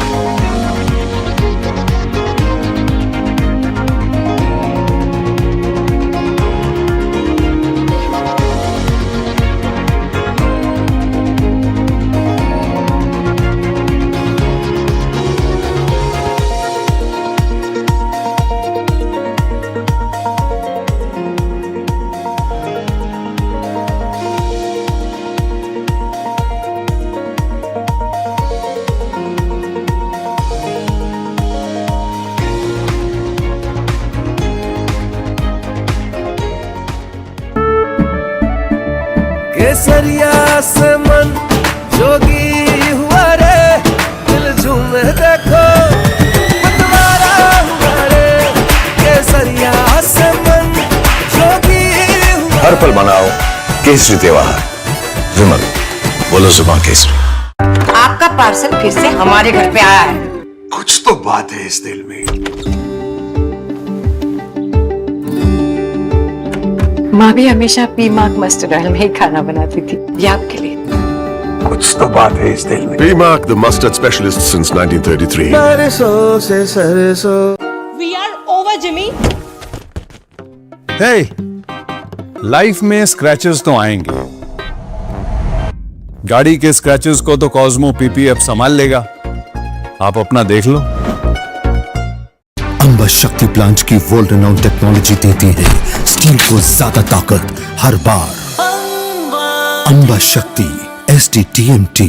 याद है ना मैंने क्या सिखाया था? Silver के लिए Stirling mark, gold के लिए हॉलमार्क और मस्टर्ड ऑयल के लिए सिर्फ पी मार्क। इस बार तो माँ से भी बेहतर बना है। PMark, the mustard specialist since 1933. बरसों से सरसों। कुछ तो बात है इस दिल में। ये युग तुम्हारा, ये रण तुम्हारा, हर चुनौती तुम्हारी, हर शिखर तुम्हारा, तुम ही हो भारत का स्वाभिमान। हर सेक्टर, हर स्टेट, हर रीजन, हर उम्र के इनोवेटर्स ने दिया जबरदस्त प्रतिसाद, तभी तो वंदे भारतम में एप्लीकेशंस पहुंचे 25,000 के पार और रजिस्ट्रेशन डेडलाइन बढ़कर हुई है 30 जुलाई। आप भी भारत के सबसे बड़े ग्रास रूट इनोवेशन मूवमेंट से जुड़े। vandebharatam.org पर रजिस्टर करें। What if your gut was affecting more than just your digestion, your mood, your sleep, even your immunity? The gut-brain connection is no myth. It's a living reality. This week on NDTV Lifeline, discover how your gut influences your mind, why bloating and stress are often connected, and the simple habits that can transform your health. Only on NDTV Profit. POK के firing range में खड़े हैं। Just few inches. Benchmarks clutch on to gains amid a volatile day of trade, with the Nifty holding close to 24,300. IT as well as auto lead gains, while realty and financial services are on the back foot. And oil prices turned volatile as geopolitical tensions kept traders on edge, while renewed US-Iran strikes lifted crude sharply overnight. Reports of continued tanker movement through the Hormuz alternatives eased immediate supply concerns. pulling prices lower after an overnight rise. And earnings reactions remained sharply divided on the street. Syngene tumbled after posting a quarterly loss and cutting its FY27 outlook, while Bari Energies slipped despite delivering double-digit profit growth as investors focused on future expectations rather than headline numbers. Strong earnings triggered sharp gains in select mid-caps. Redington rallied after reporting a 77% jump in quarterly profit, while MTA Tech also impressed the street with a nearly five-fold surge in profit and more than doubling of the revenue. State Bank of India stepping up its overseas fundraising efforts. Sources tell NDTV Profit that the lender has already mobilized over $5 billion through RBI-enabled routes and is targeting $10 to $15 billion via FCNRB deposits, overseas bonds and external commercial borrowings.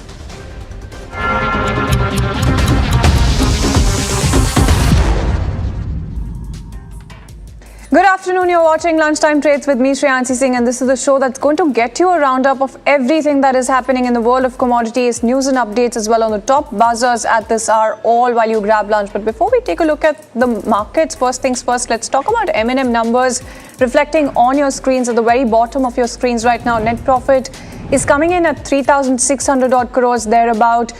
And you do have the revenue that's also risen just a tad bit, and that's what you're looking at versus the estimate. Look at the stock also up 2.5% odd. When you talk about the EBITDA versus the estimates, you've seen a little bit of a pullback coming in when you talk about this figure, but when you talk about the margins as well, you're seeing a little bit of contraction coming in for the EBITDA margins. Now, when you talk about EBITDA, that's at 5,000. In fact, we do have Puneet who's standing by with all of those updates in terms of all of those numbers as well. Puneet, quite an interesting set to look at right now.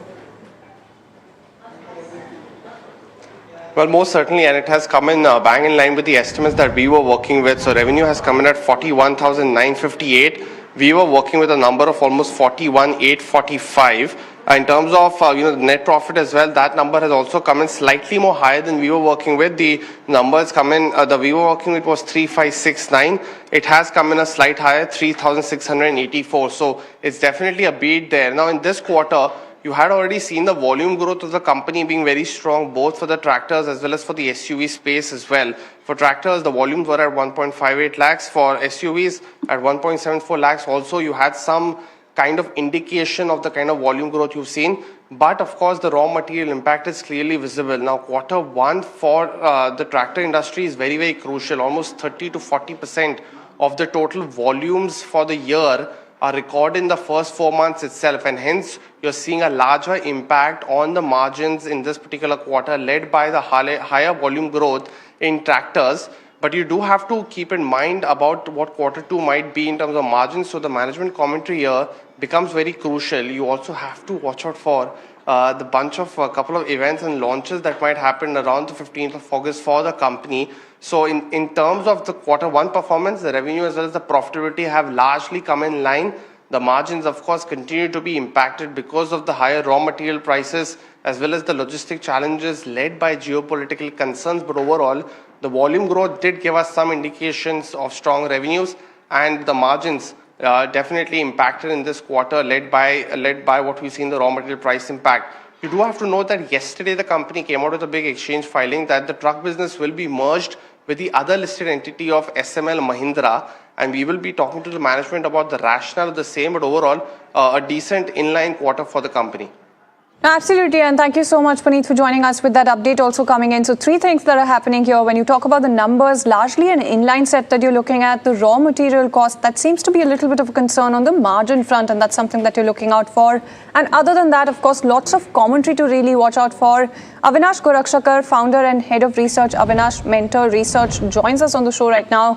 Thank you so much for taking out time and joining us right now. First things first, just wanted to get your first cut in terms of the numbers, largely looking like an inline set of numbers, but what really stands out to you when it comes to the numbers?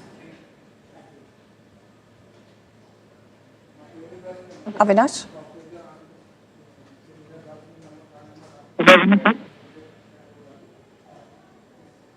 Right, so that seems to be a little bit of a patchy line, and we'll get that also sorted. But before we do that, let's also go back to Puneet, who's still standing by. And Puneet, there's a lot to really watch out for, especially when you talk about the management commentary when it comes to this one. Well, most certainly, and we just spoke about, the raw material impact that you saw on the company, and hence the bigger impact on EBITDA. But this time around has actually been more profound. So quarter 4, you saw the EBITDA margins decline by almost 110 basis point odd. This time around, though, the margins have actually been impacted more. So it's coming at 12.2% versus the estimates of 12.8%.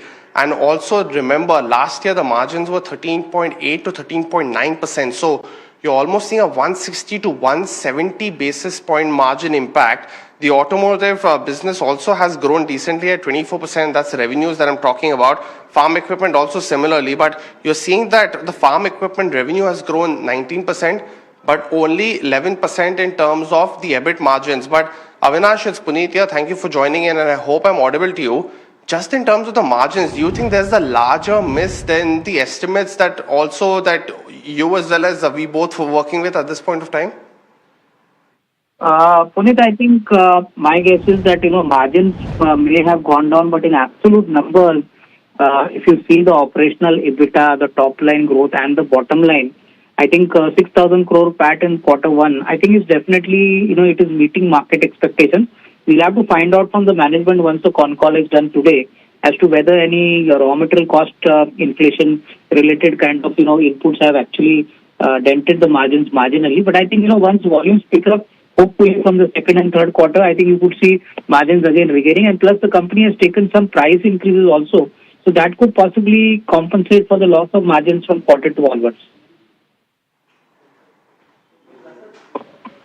Got it. Also, Avinash, as you mentioned that the raw material price impact was expected, but do you feel then that the commentary both in the press conference as well as the con call gets very more important apart from this also on the capacity part, because they have been constrained and that definitely has been visible, while the other car makers have been gaining ground like Tata as well as Maruti. So do you feel that the debottlenecking part of the situation will also be something else that you'll be watching out for? Yeah, I think my guess is, Puneet, capacity expansion is going to be a critical kind of factor because they have been facing capacity constraints and for most of their top-selling models. So I think that would be a key monitorable to watch. And of course, on the margin outlook, one would like to know what is the kind of outlook for the management in the coming, few quarters. So I think, markets would definitely like to know what's the overall growth momentum they are seeing both for the UV as well as for the tractor business, and what kind of order book, scalability do they expect on the electric car side, because that is also a product where they've got a large order pipeline in place.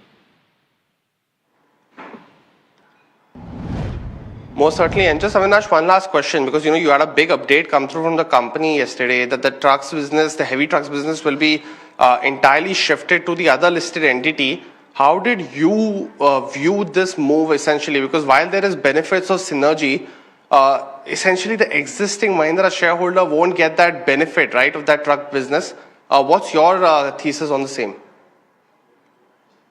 Clearly, Puneet, Mahindra tried, getting into the commercial vehicle business in a very aggressive way, but they were not that successful. I think clearly the management has thought it right that they should optimize on the utility vehicles and the tractor business, because that is where their core competence lies. So I think, shifting the commercial vehicle business to SML Mahindra is definitely a wise thing. My sense is that, shareholders would obviously gain in the consolidated entity because SML Mahindra is a subsidiary. So even if they don't have, shares in that company, the profitability obviously gets contributed. So I think it's a good move, but the results for that, kind of move in terms of numbers will take some time to get reflected. All right, then. Thank you so much, Avinash, for taking time out and joining us this afternoon. In terms of those numbers and the management commentary, as you've heard out, quite important to watch out for both when it comes to the capacity constraints as well as the raw material impact as well. And that's something that you're looking at. But in terms of what else to really be looking at this afternoon, you do have Nifty 50 right now, and you've seen a little bit of a some bit of points that it seems to have given up after that surge of about 40 odd points in just a few minutes. And as you can see on your screens, not a very exciting picture, but nothing to really worry about. And that's really the good news here. When you talk about Sensex as well, similar moves that you've seen come in, just a sharp surge, as you can see on your screens.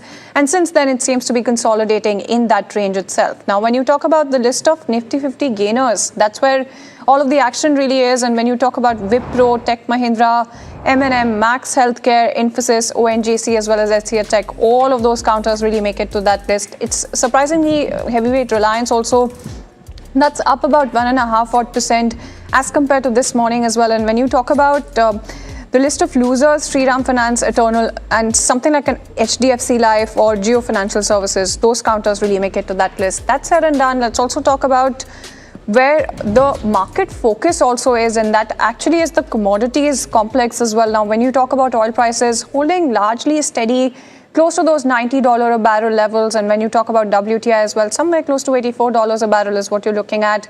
Oil's rallied nearly 8% in the previous session, so this is still some sort of good news that it's not giving up all of that. And we'll talk about why there's a concern when you talk about oil prices when we get to some of those expert insights. But of course, you're looking at fresh US strikes in terms of the factors to really watch out for, and the US crude inventories that have hit multi-year lows as well. Now, when you talk about gold as well, you're looking at some of those swings also come in, and that's very important to watch out for. Now that we have the context ready, we do have Ajay Kedia, Director, Kedia Advisory, joining us with some more insights when it comes to this one.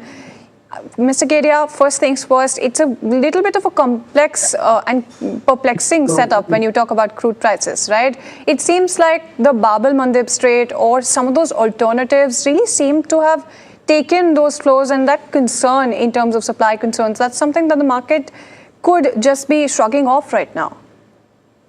So, very good afternoon. I think this week continues to be a very volatile period for crude oil prices. There were many options that has been taken place. We have seen Houthis are also eyeing on that route, and they have attacked on some of the vessel of Saudi. Strait of Hormuz has been already been in blockade situation. Black Sea area, we have seen a concern. So I think because of this, we have seen an immense volatility. Last Friday, we have seen prices moving towards the 100 level mark, but on the hope of a diplomatic talk, we have come down to the level of 84, 85 for Brent. And now again, with a rejection of Iran proposal, we have seen prices move towards $90 mark. So I think this type of volatility would be there unless and until some diplomatic talk or some other source of crude doesn't comes out. I think volatility will be there. Absolutely, and I also wanted to bring your focus onto the Bab el-Mandeb Strait that I just talked about as well. You've seen the shipments coming out of that at nearly a week's high as well, and that seems to be a key talking point when you talk about the markets. Is that something that you're looking at closely as well in terms of what that could be meaning for oil prices going forward as well? So almost 36 vessels has been passed from there, and because of that, we have seen, despite of this geopolitical tension going on, prices are consistently holding near to 90, or we can say below 90. So I think we can say something is developing over there, and maybe if suppose this type of movement will continue, to maybe upside would be capped, but can't say immediately what will be the next step by Iran or US. Looking to all the current situation, so slightly be cautious in crude oil prices. No, absolutely, and that caution really seems to be reflecting on gold prices as well, Mr. Kedia. What do you think about those prices as well? Seems to be holding some of those key levels, but a lot of volatility, especially since the Fed meeting. So I think a couple of days back, we have seen prices were consolidating between the range of 4,000 to 4,100. Now we can see a relief, we can see, because there was an update going on in the market that this Thursday, this Wednesday, there could be a possible of rate hike, but that has not happened. Rate was been unchanged, and high possibility of September rate hike is still going on in the market. But one thing is very much clear this time. Fed is been very much clear. No forward-looking statement would be going on. It will be totally a data-driven only. Now, have to see in next 1 month period. Let's see if crude prices comes down. Then definitely there will be ease of inflation concerns and economical number. But yes, gold seems to be taking support at $4,000 level, as of now, but looking to the other bankers' concessions for August month, maybe a consolidation of 39.50 to 41.50 should be a broader range for gold. But whatever the weakness up till now we were expecting, that has taken a good base of 4,000. So maybe a recovery would be there. But in case of silver, we are more bullish because gold silver ratio is around 70. First of all, it may drop to the level of 63, 64. That means silver should outperform. Already we have seen since January, silver has almost corrected by more than 56%. Industrial demand deficit would be the major point which will continue to support silver. So I'm more bullish on silver, but has to see whether $60 mark on the COMEX has should be breached so that we can see a new rally towards 68, 70 level. Otherwise, 55 to 60 would be the range for silver also. No, absolutely. And Mr. Kedia, very quickly before I let you go, just a yes or no answer here. Do you think that the time is ripe for fresh buys even when it comes to gold? You've talked about silver as well, but just a yes or no in terms of fresh buys for gold. Very attractive price, one should buy, but keep an eye for next couple of months. That will give you better returns. Perfect. Thank you so much for taking time out and joining us this afternoon. So there you go. That's the entire outlook coming in when you talk about gold as well as silver. And the time is ripe to buy silver, but gold also not a bad bet for fresh buys right now. Moving on, let's talk about the global AI boom that is creating an unlikely casualty, the average laptop buyer. Now, a global shortage of memory chips driven by surging demand from AI data centers is pushing up the prices of laptops, notebooks, and other consumer devices as well. As the festive season really approaches fast, analysts are warning that discounts could shrink while prices continue to climb. In fact, CESA filed a report on this one. Let's take a look. Artificial intelligence may be powering the next wave of computing, but it's also making devices more expensive. At the center of the story is random access memory, or RAM, one of the most critical components inside laptops, notebooks and tablets. As AI companies snap up massive quantities of advanced memory for data centers, global supply has tightened, driving up chip prices, and the consumers are already paying the price. The impact is already visible across brands. Apple raised prices on select MacBooks and iPads, while HP, Dell and Asus have increased prices to offset higher component costs. Retailers say mainstream laptops that sold for around 50,000 rupees in early 2025 now cost between 65,000 and 70,000 rupees, which is a sharp jump driven largely by rising memory costs.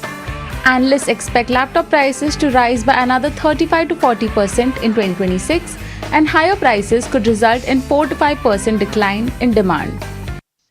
If we look at the India laptop market, we expect that there are going to be 35 to 40% increase in prices this year. The main reasons that we see are the rising memory prices, the higher component cost associated with the manufacturing of AI PCs, and the ongoing supply crunch. This year, in the second half, we expect a more steeper price increase, and we estimate that the new pricing for the laptop market is going to be the new normal for the consumers. And if we look from the demand perspective, there is going to be 4 to 5% decline this year. While we expect that the entry-level users, they might delay their purchase or they may go for refurbished devices, there will be still demand coming from the enterprise refresh cycles, AI PC adoption, as well as the demand from the premium consumers. So we expect that OEMs are going to focus more on the value-led upgrades rather than the price cuts this year. So if we specifically look at the festive period is going to be more inclined towards the value exchange programs, the bundling offers, and as well as the exchange offers as compared to the deep discounting that we have seen last year. Higher costs are also accelerating the industry's shift towards premium devices, where margins are healthier and buyers are less price sensitive. According to TechArc, in laptops alone, nearly 45% of new launches were priced above 1.5 lakh rupees, signaling a clear premiumization trend. In fact, Dell's latest India portfolio mirrors this premium push. The lineup spans the mainstream Dell 14S and 16S, the premium XPS 13 and the Alienware 15 for gamers. While most models are priced above 1 lakh rupees, the XPS 13 starts at 79,900 rupees, taking the fight directly to Apple's new MacBook Neo. However, the bigger challenge here is timing. The memory cost cycle is colliding with India's biggest electronics buying season. Analysts say that the industry may struggle to offer the deep festive discounts consumers have grown accustomed to as brands look to protect their already squeezed margins. So there you go, that's the look at laptops as well as notebooks in terms of the prices, and that's the key casualty there. But let's also move on and talk about Lohia Corp, that is in focus. The company listed on the bourses at an 8% premium, and even when you talk about the stock right now, look at that 16.5% gain coming in. In fact, let's also hear out the management commentary. My colleague Mahima spoke to the management in terms of the outlook forward. Let's go across and listen in. Now joined by Gaurav Lohia, who's the whole-time director at Lohia Corp, and we're also joined by Anupam Agrawal, who's the CFO of Lohia Corp, joining us now. Welcome to both of you, gentlemen, and a very heartiest congratulations on the listing. I'll start with the order book and revenue visibility part. Your order book has grown to that 1350 odd crore mark, which is the highest in history. Just want to get a sense as to how much of this order book will be converted into revenues in FY27.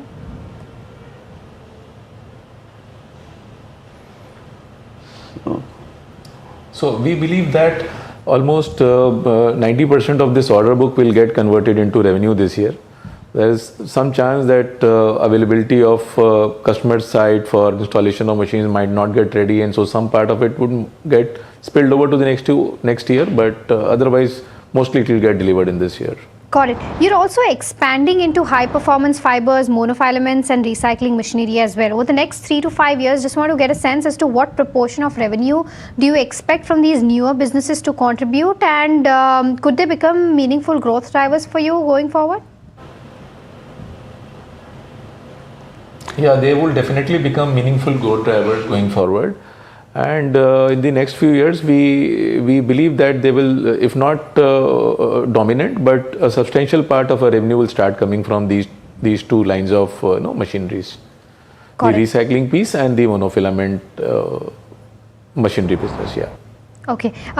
With regards to margins, because your EBITDA margins have significantly gone up in the last 2 years, right? From a 16.5% to almost 19.5%. Profitability has also taken, a sharp move. Just want to get a sense as to what structural factors have driven this margin uptick, and do you think that these kind of margins at 19.5 are sustainable, and is there further scope of improvement? So generally we internally target a greater than 20% EBITDA margins internally. As regards the uptick from financial year 25 to 26, I should mention here that the pre-COVID normal for us has always been in the range of between 16 to 20%. We have always clocked that EBITDA margin numbers, and so it's not new for us. Currently, that the current uptick has been contributed by operating leverage more than anything else for us, and we internally target 20% up for the EBITDA margins. So, I mean, that's what we are today. Got it. With regards to global expansion, because almost 42% of your revenue comes from international markets, just want to get a sense as to, because of the rising geopolitical uncertainty, what are the challenges that you've been facing so far, and going forward, what is the plan in order to reduce these challenges, or would you want to actually reduce your dependence on these international orders? So you're right. Over 40% of our revenue comes from the export markets. We are present in all developing geographies world over, and are not dependent on a single geography. So of course, some geopolitical challenges do come in, and we face some challenges there. And since we are not dependent on single geography, so we are well placed to deliver our growth here, as well as some operational challenges. Of course, end of last year, we did face a little challenge in dispatching some of our machines to the certain markets, but we think we'll be able to manage these kind of challenges going forward. Okay, all right. Just one last question with regards to capital allocation, because the IPO was completely an offer for sale and you sit on a very strong balance sheet. Going forward, what is going to be the priority in terms of capital allocation? Is it going to be organic expansion, acquisitions, R&D, or what is it going to be like? What is the priority? So it would be a mix of both. I mean, as far as the capacities are concerned, we are currently operating at around 70% of our capacity, and it looks good for us to kind of increase our revenues and go up to a level of let's say 2,500, 2,600 without any major requirement of capex. So most of the cash that we are generating would definitely be going into strategic initiatives of newer acquisitions in the adjacent piece of business that we are in. So and after that the capital and internal accruals will be allocated mostly towards expansion of our capacities. Alright, then there you go. So that's one IPO that's making a lot of gains for itself after its listing as well. But that's all the time that we have on the show for now. Thank you so much for tuning in.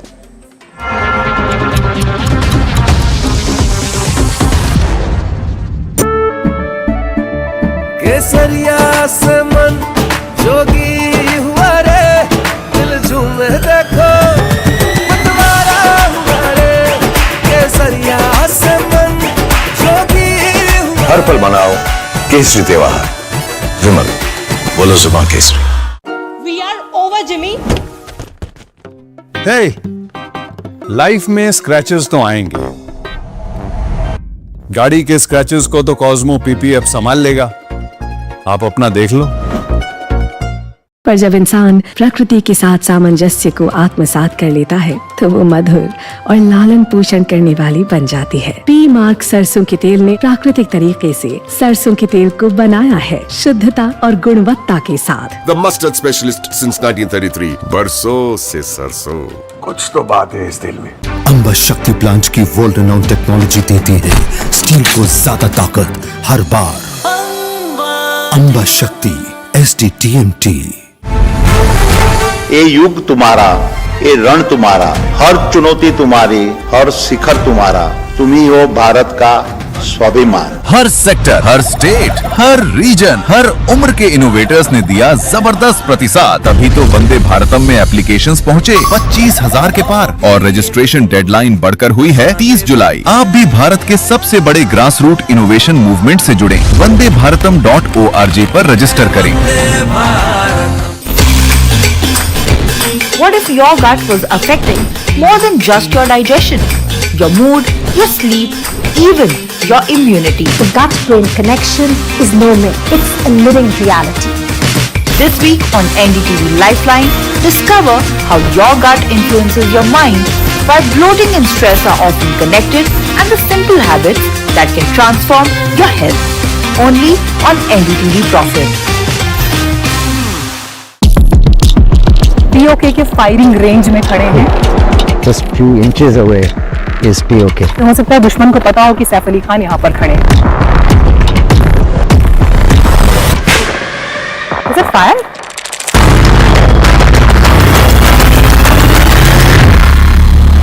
Kia ora from New Zealand, and NDTV Profit is here in New Zealand.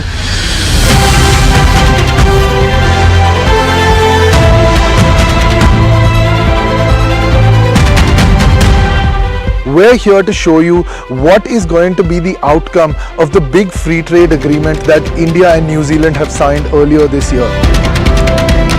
We're going to take you through large kiwi orchards and understand what exporters are looking at when they export that kiwi to India. We're going to meet with one of the banks that funds a lot of this trade in ANZ. We're also going to be talking to the policy makers responsible for the free trade agreement. Come along with us as NDTV Profit.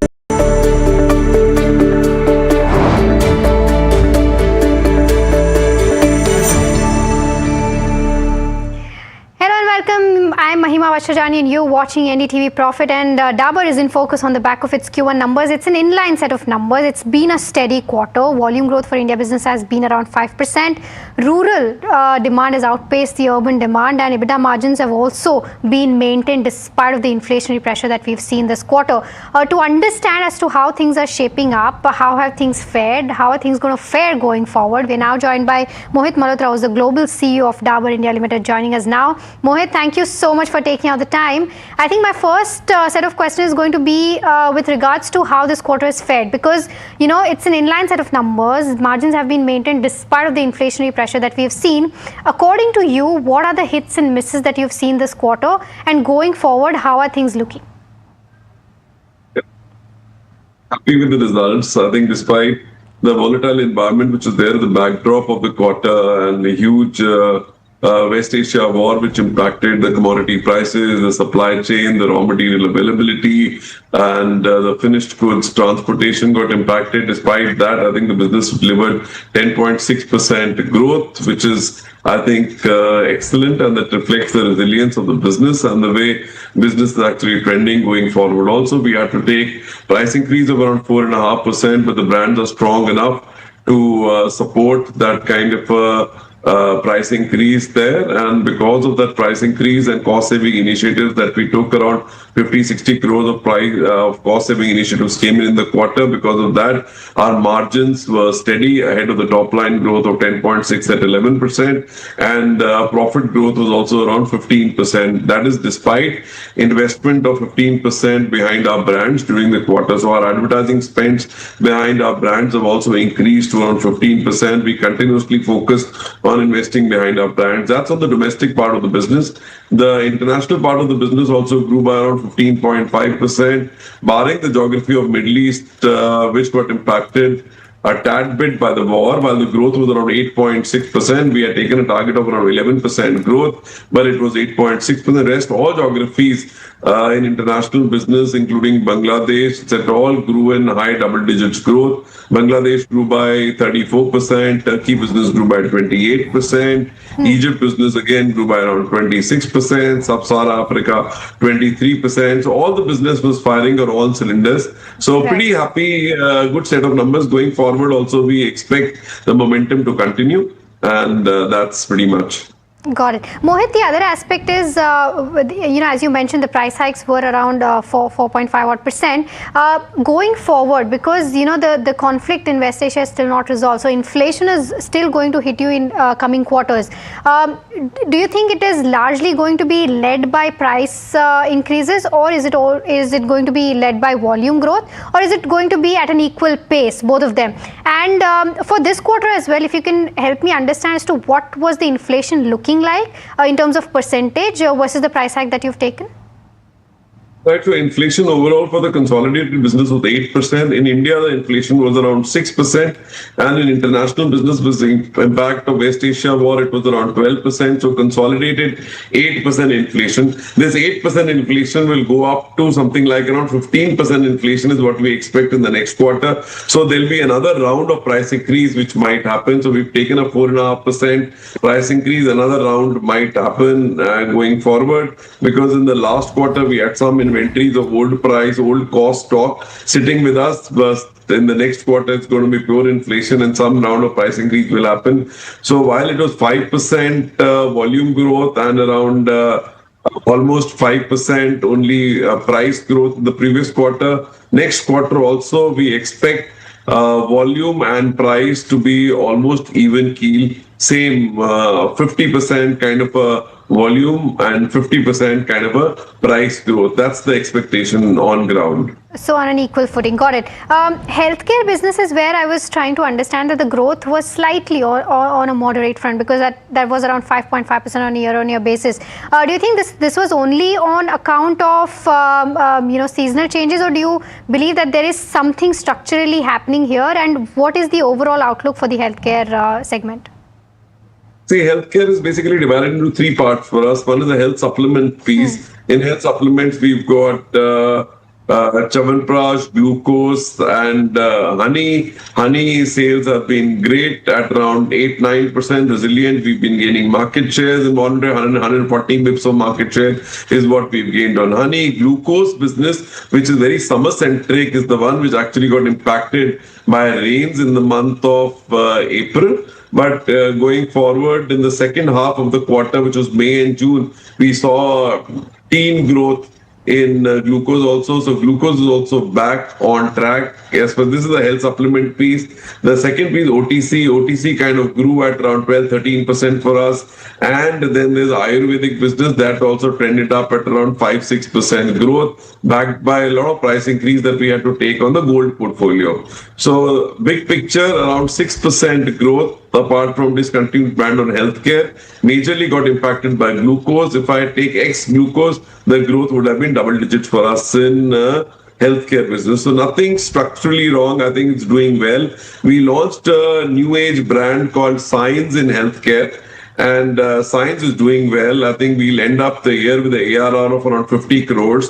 And it's a new age brand with collagen, probiotics, multivitamin, etc. That range is exclusively for e-commerce on Amazon and trending very well. So that's like seeding in brands for the new age and the newer generation for us. Overall, healthcare in a good space.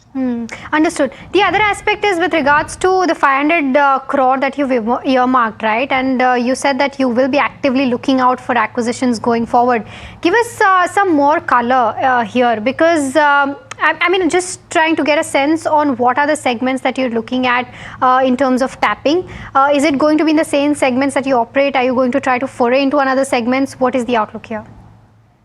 So as far as acquisitions is concerned, it's an inorganic growth vector for us. Correct. Besides organic growth should trend at around double digit that I talked about, and to bolster that, there'll be inorganic growth. I think there's a huge opportunity of inorganic. There are a lot of startup brands which are actually mushrooming in the country and who will require support of the organized brands to take their distribution to the hinterland. So we have a two-pronged strategy for acquisitions. One is get a foot in the door in the startups that's already been driven, which is a minority stake that we will take. We will work with the promoter, see how the business grows, get a path to the profitability, and then claw to majority, and then decide whether to take on the company or not take on the company.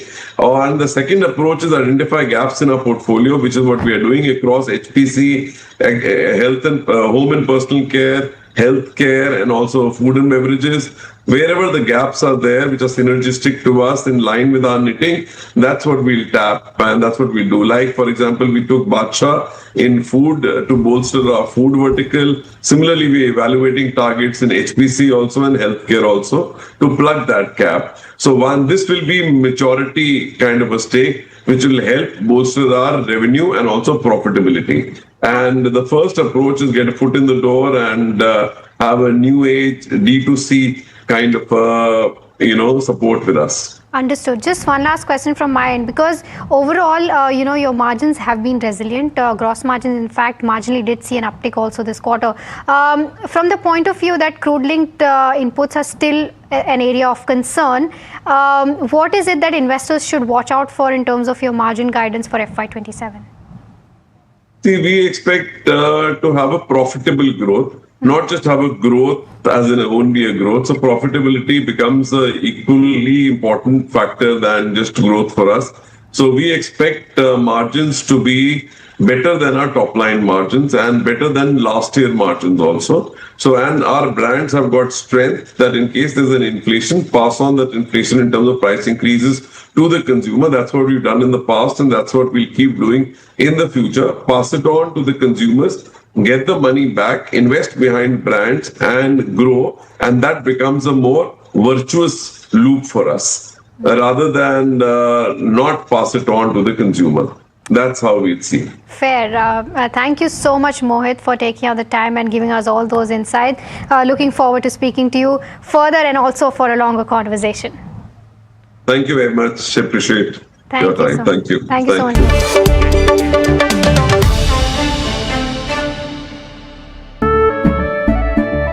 केसरिया से मन जोगी हुआ रे दिल झूमे देखो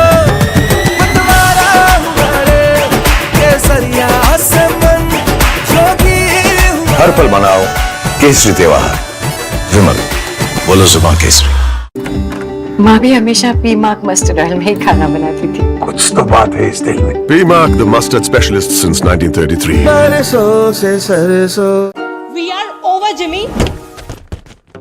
हे, life में scratches तो आएंगे।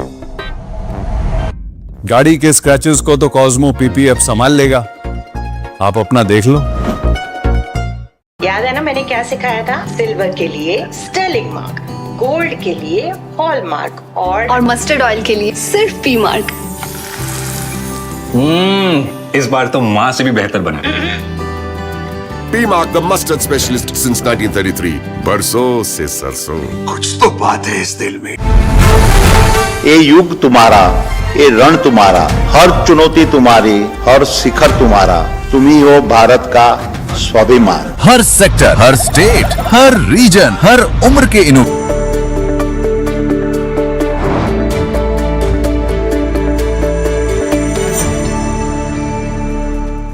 Welcome back. You're watching Small Cap Buzzers. Well, let's see what market is doing. Well, you know, Nifty is up almost 0.19%. It has gained almost 0.45% from low. It's up almost 46.4 odd points. Let's see the sectorial heat map. Let's see which are the sectors in focus which are doing well. Nifty Auto, if you see, is up almost 1.33%. Nifty IT is also doing good, 1.17%. On the loser side, I would say you have Nifty Realty, Nifty Media, Nifty FMCG, Nifty Bank is not doing that well. Nifty Bank is down almost 0.32%. You have Nifty FMCG, which is down almost 0.17%. Nifty Realty is almost down 1.7%. Let's see what broader markets are doing. Nifty Midcap 150 is down almost 0.44%. Not well when it comes to broader markets, while a small cap 250, if you see, is down almost 0.53%. Let's see which are the small cap buzzers today. You have Oswald Green Tech, which is actually buzzing on the back of strong volumes, I would say. BGR Energy System, Oswald Green Tech is up almost 9%. You have BGR Energy System, which is up almost 5% in trade. Kesoram Industries is also buzzing on the back of volumes. Sequel Logistics is also in focus. Kesoram is up almost 5%. Sequel Logistics is almost 3 to 4% up. Deep Industries is also in focus. Yesterday we did have a conversation with the company. Atul Auto is also buzzing. On the loser side though, you have Indosolar and Dwarikesh Sugar Industries, which are not doing well. Atul is down almost 0.16%. But let's also focus on one key stock, which is Jagsonpal Pharmaceutical. Let's pull that chart up because the stock is doing well actually on the back of Q1 FY27 numbers. The stock is up almost 4% in trade. Let's talk about, or let's see how Q1 performance was. Overall, if you see, revenues were up almost 9%. EBITDA margin expanded to 241 basis point at 23.2%. The PAT, which has increased almost 22%. What's driving this growth? If I were to talk about, higher MR productivity has lifted sales growth for the company. Key brands continue to gain traction. You have so overall, if you see, company grew 18.9% versus IPM growth of almost 11.6%. So overall, a good set of numbers, I would say. On the profitability side, if I were to talk about, EBITDA grew faster than revenue. Operating leverage also improved margins for the company. If you see the PAT margin expanded to 16%, and a kind of another quarter with a strong earnings delivery, I would say. Also talking about the recent acquisition, Aquitas acquisition, which did. This is actually the biggest strategic trigger, I would say. Acquired 85% stake in Aquitas Healthcare. They also have entry into hospital supplies and institutional business, which give access to almost 1,000 plus hospitals, which also creates a new growth engine beyond core therapies. So overall, I would say a very good set of numbers, and in fact, you're seeing why the stock is buzzing. The highlighting point over is, of course, the EBITDA margin, which improved to 41 basis points. And next stock which is in focus is Mangal Electrical. If we can pull that chart up also, it's down almost 4% in trade. And what are the key reasons? We have Parth with us to tell us more details on that. Absolutely. So if we start with the stock performance, then the stock is on a 3-day losing streak. The stock is trading at its lowest level since April 2026. Parth, just a second, Parth, we do have M&M presser. Please do listen to it. The various geopolitical issues have impacted businesses, but despite that, what we see is a consolidated profit after tax up 34% from the same quarter last year. ROE is at 23%. And as we go through the commentary, what you will see is that this is a function of all our businesses coming together. The auto and farm businesses have shown very resilient performance. Despite commodity prices being up, they've negotiated through 400 to 500 basis points of inflation to be able to deliver 21% profit after tax growth for auto and 15% for farm. Our finance and tech businesses continue to show remarkable momentum. Mahindra Finance has declared profits which at the M&M level are up 78% versus the same quarter last year. Tech Mahindra up 28%. And it's not just the profit numbers, it's also the components or the foundation that's been built that's being resulting in what you see in these numbers. And we'll talk a little about that. And then our growth gems. Something we've been talking about for a while, and you've seen the momentum in growth gems. We now see a 3x profit growth for growth gems, and that really brings multiple businesses, all our engines firing on all cylinders. Revenue across the consolidated results up 28%. Profit after tax up to 5,455 crores, up 34%. As we look at performance by business, growth gems are driven essentially by real estate or life spaces, by Excello, by logistics, up 3x. Mahindra Finance, as I mentioned earlier, up 78%, and TechM 28%, Auto and Farm 21 and 15% respectively, and investments up 2x as well.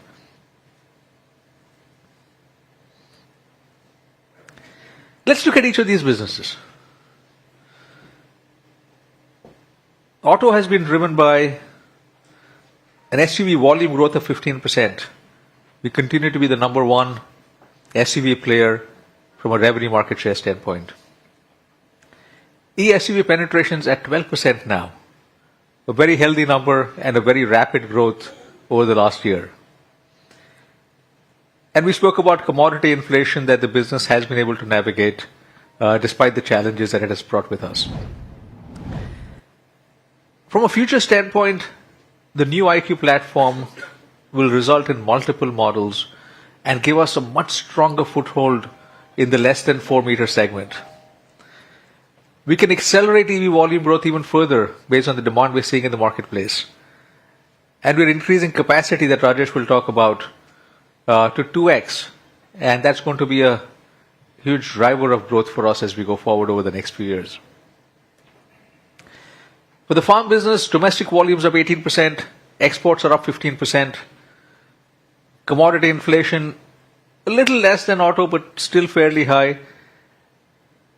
And we've talked earlier about Erkun Foundry and some of the challenges there. That is a business we have exited, and that will help the farm business from the international standpoint. From a future growth standpoint, it's about new product launches, exports, and some challenges in international that the team is working very hard to fix. Will really put the farm business on a very different trajectory. At Mahindra Finance, this is a business we've been talking about for the last 3 or 4 years, and we've talked about what was required, the foundation that we had to build. And today, after consecutive quarters of very strong performance, we can say that foundation has been built. We've got a very strong team in place. a very sharp focus on asset quality, which is evident from the numbers. We've done a lot of work with technology and data, and today have some of the leading systems platforms, as well as a customer experience that is far, far superior to what we had earlier. And all of that is now resulting in numbers. We talked about pivoting to growth last quarter, and you can see that literally in one quarter, where we see the AUM growth up 13% versus prior year, disbursements up 22%. And with the continued credit discipline, that's resulting in a very strong profit number, up 78%. Future growth drivers are diversification into mortgage and SME, which has started already.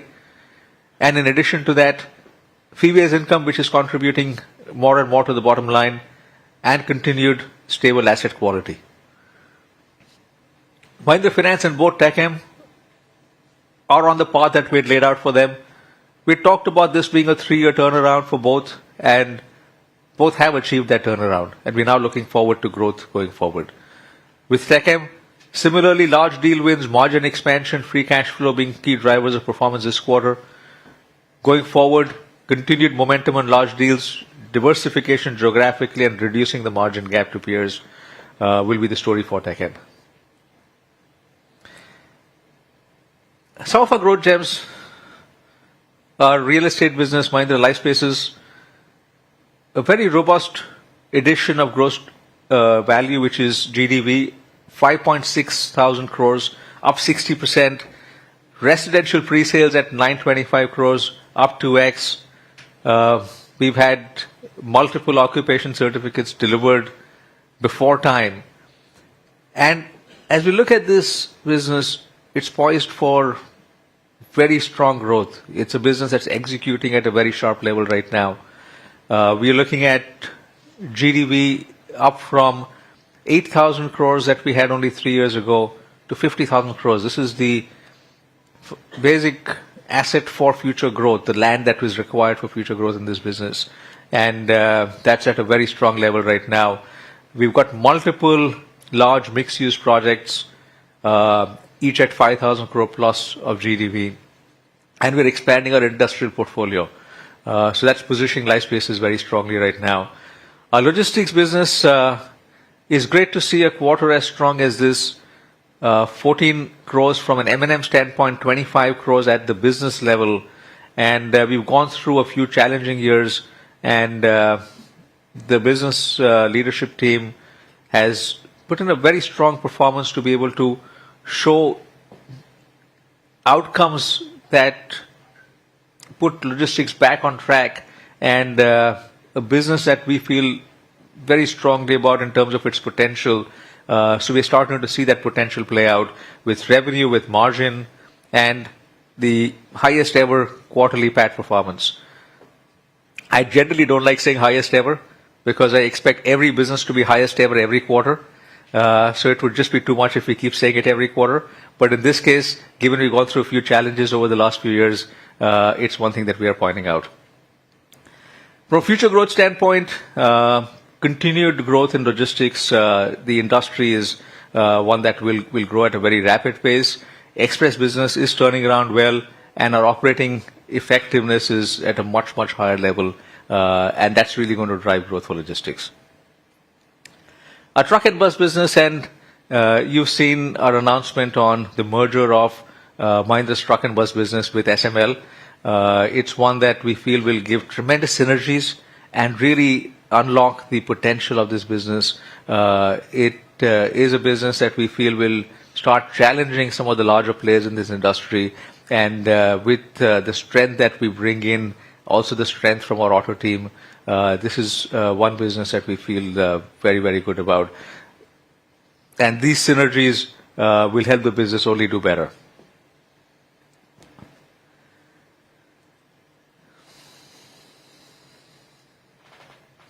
Aerostructures. This is a business that I would refer to as one of our tiny businesses a few years ago.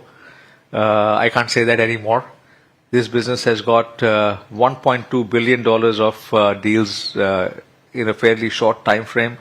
Last year alone, $621 million of deals. And this only continues. We're starting to see a further presence in what we call shell and skins. We're starting to see an acceleration of industrialization of key projects. We've got multiple large orders from various OEMs, and that's really starting to place this business as a key business globally, not just in India, in its space. So going forward, we're moving further up the aero value chain, diversifying the customer base, and we will look at strategic acquisition in this space as well. That will make this business even stronger.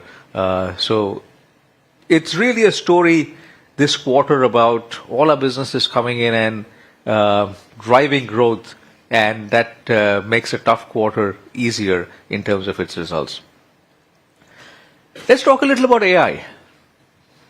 We started talking about this for the first time last quarter, and this is the page that we had shown last quarter in terms of our ambition to be a tech leader in every industry we play in, our approach around deploy AI, transform processes and businesses with AI, and invent AI native ways in certain businesses.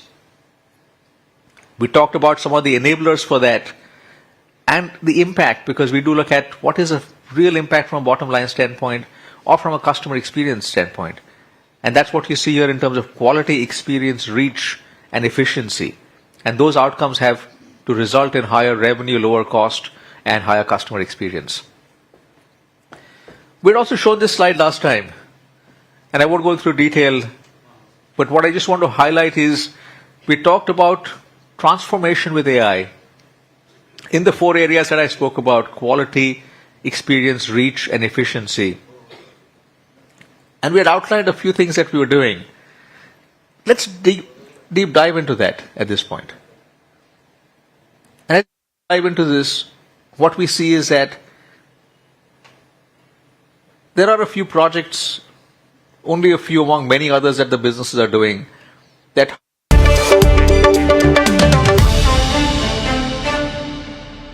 We are over, Jimmy. Hey, life में scratches तो आएंगे। गाड़ी के scratches को तो Cosmo PPF संभाल लेगा, आप अपना देख लो। पीओके के फायरिंग रेंज में खड़े हैं। Just few inches away is POK. हो सकता है दुश्मन को पता हो कि सैफ अली खान यहाँ पर खड़े हैं। Is it fire?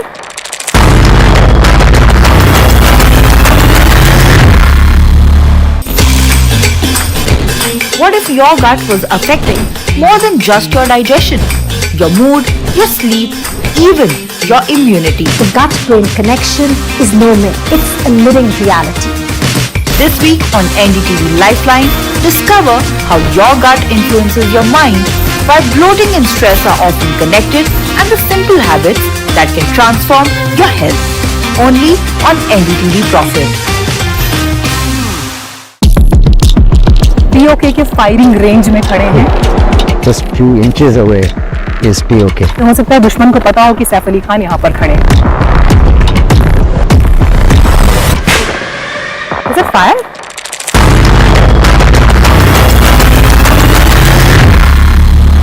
Kia ora from New Zealand, and NDTV Profit is here in New Zealand.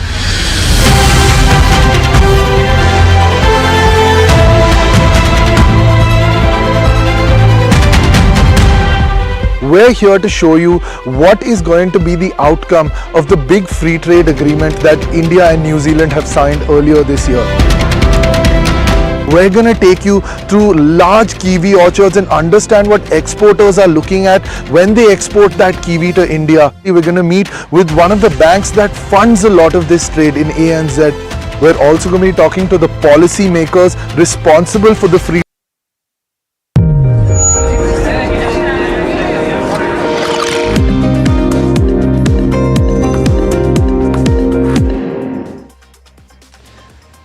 you're watching the afternoon edition of Ask Profit on NDTV Profit with me, Somit Sarkar. Well, if you look at the markets, the benchmark index is largely flat, trading around the 24,283, 280 levels. Now, technical analysts believe that we need to hold on to this level if we need to see 24,400 anytime soon. Well, also, if you look at the Nifty Bank Index, that's down around 200 points in trade. Not much of an action here, but when it comes to the Nifty Bank, it's the private bank index which are dragging the overall banking names in red. Apart from Nifty Bank, it's Nifty Real Estate and Nifty Metal, which are also down in trade. On the gaining side, we have largely Nifty Auto, which is up 1.2%, largely on the back of M&M numbers. M&M came out with a stable set of numbers, pretty much in line with what the street was anticipating, and that's pulling the Nifty Auto Index high up in green. Nifty IT continues its upward trend, up around 1%. Nifty Pharma, that's up around 0.3% in trade. Now, if you look at the M&M numbers, largely they were in line with what the street was anticipating. A slight miss on the EBITDA and the margin front. If you look at revenue was broadly in line, EBITDA was slightly below, margin was slightly below what the street was anticipating. Auto segment revenues were up 24% on a YY basis, and if you look at the volumes that were up 18%. Farm segment revenues were up around 19%, volumes were up around 19% on the farm segment as well. The margins came in at close to 7.1%, down around 18. Auto segment margins came in at close to 7.1%, down around 180 basis points on a YY basis. But let's welcome in Nandini Piramal, the chairperson of Piramal Pharma, to discuss more about the Q1 numbers that we have seen. Firstly, to start off with, losses have narrowed for Piramal Pharma this time. And does this mean that from the next quarter or one quarter more down the line, we can expect profit numbers to come in? Yes, absolutely. I think what we have shown is we grew 17% as a company, and we improved EBITDA margins by 72%.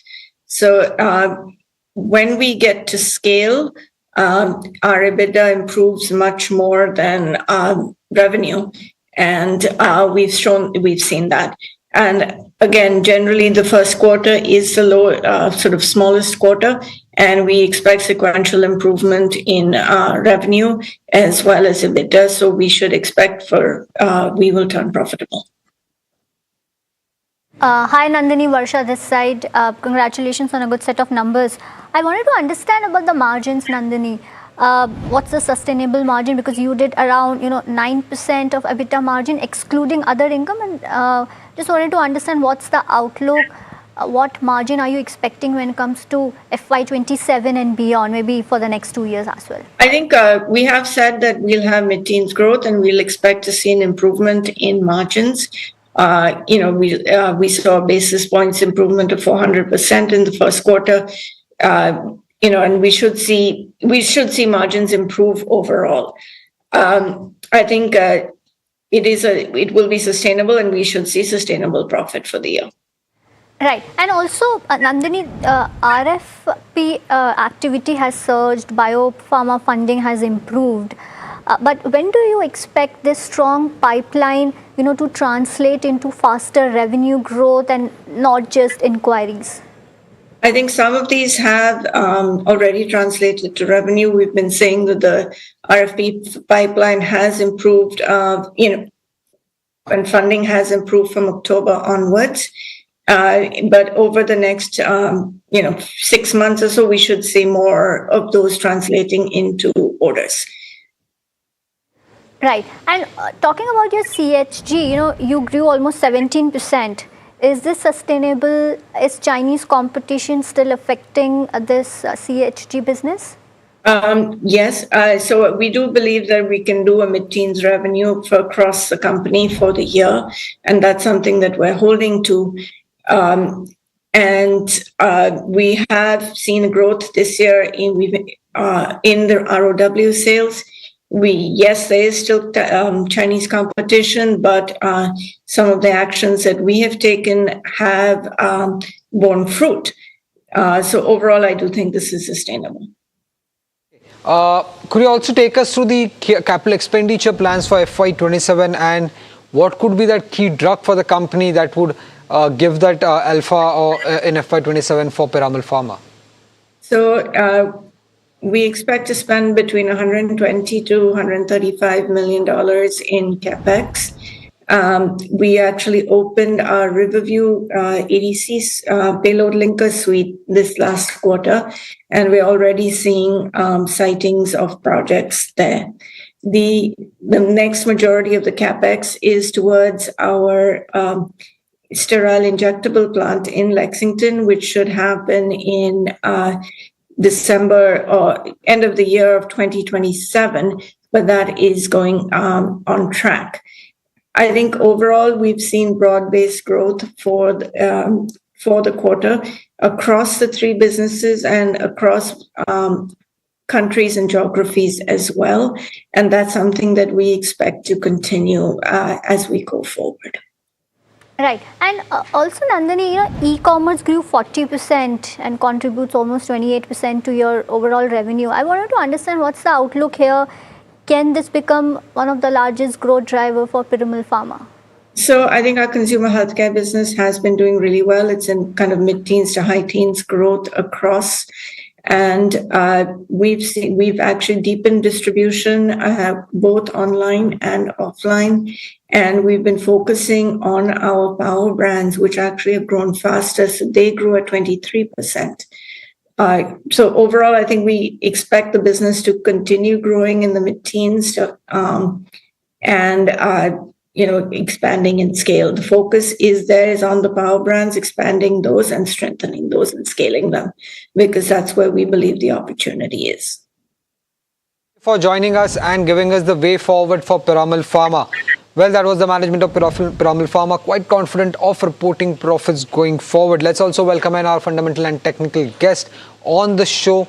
And before we start the Ask Profit edition, let's take a view on Piramal Pharma. Let's welcome in Jatin Gedia, VP Tech Research, Teji Mandi and Jash Shah, Fundamental Research from Latin Manharlal. Jash, coming to you first, on Piramal Pharma, at the current valuations, would you recommend this stock to your clients? I would go on a hold right now. I wouldn't say buy, because pharma is really dependent on the US and global demand also. So I'm going to say hold right now. And Jatin, on charts, how's Piramal Pharma looking like?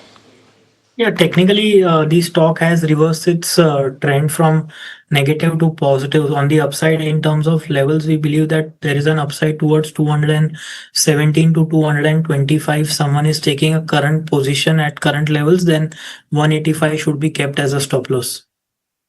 Right, let's start off with the Ask Profit segment. The first query is coming in from Krishna Prasad from Hyderabad. He has bought 155 shares of Divi's Lab at an average price of 1800 rupees. He's tempted to book profits here on this counter. Just should he book profits on Divi's Lab and buy Azad Engineering at current levels? I think Divi's Lab partial profit should be booked because it has rallied quite a bit, and I really like the engineering space, so you can definitely move to Azad Engineering. Okay. The next query is from Raj, and it's on Equitas Small Finance Bank. For short term, Jatin Gedia, should he buy Equitas Small Finance Bank? Is it is it a good time to buy at the current levels? Is what he wants to know. The overall trend is positive. However, the supports level are placed at 70 and 69. So any dip towards 70 to 69 levels should be considered as a buying opportunity. At that level, we have the 200-day moving average. So 69 to 70, he can start buying at that level. Query is coming in from Padma from Bangalore. Wants to know whether it is a good entry price for Grow. I believe she would hold it for long term. So Josh, any view on Grow? Grow, I think you should, if you want to accumulate, you should buy it in a staggered manner. Don't go all in because it has it has run up. But these stocks generally have a very long-term CAGR growth rate, and that's how they are extrapolated. So I think you should accumulate, but in a staggered manner, not all in at once. The next query is on Acuitas Chemical. The viewer is holding around 16 stocks, bought at a price of 3,500. Should he continue to hold, add more from long-term perspective? Josh, any view? Hold. Okay. The next query is on Kitex Garment. Nitin from Bangalore is currently holding 300 shares, bought at a price of 170. Should he average it out or sell? Just any view on Kitex government here? This is not on my coverage list right now. So Okay, on charts, Jatin, any view on Kitex? No, I think he should exit because the stock is not unable to surpass its short-term averages, and it's in a downtrend. So exit is the recommendation. The next query is coming in from Jai Krishnan from Kerala. He wants to know at what level can he enter Ultratech for next 6 months. Jatin, any view on this? For Ultratech Cement, 11,500 to 11,600 is a crucial support zone where we have the 40-week average as a support. So that could be a good level to buy for Ultratech Cement. Next query is from Siva from Amravati. He is holding 11,161 shares of Bharat Electronics bought at a price of 453. He is currently sitting on a huge loss. He wants to know, can he hold this counter for the next 3 months? Jatin, any view on Bharat Electronics?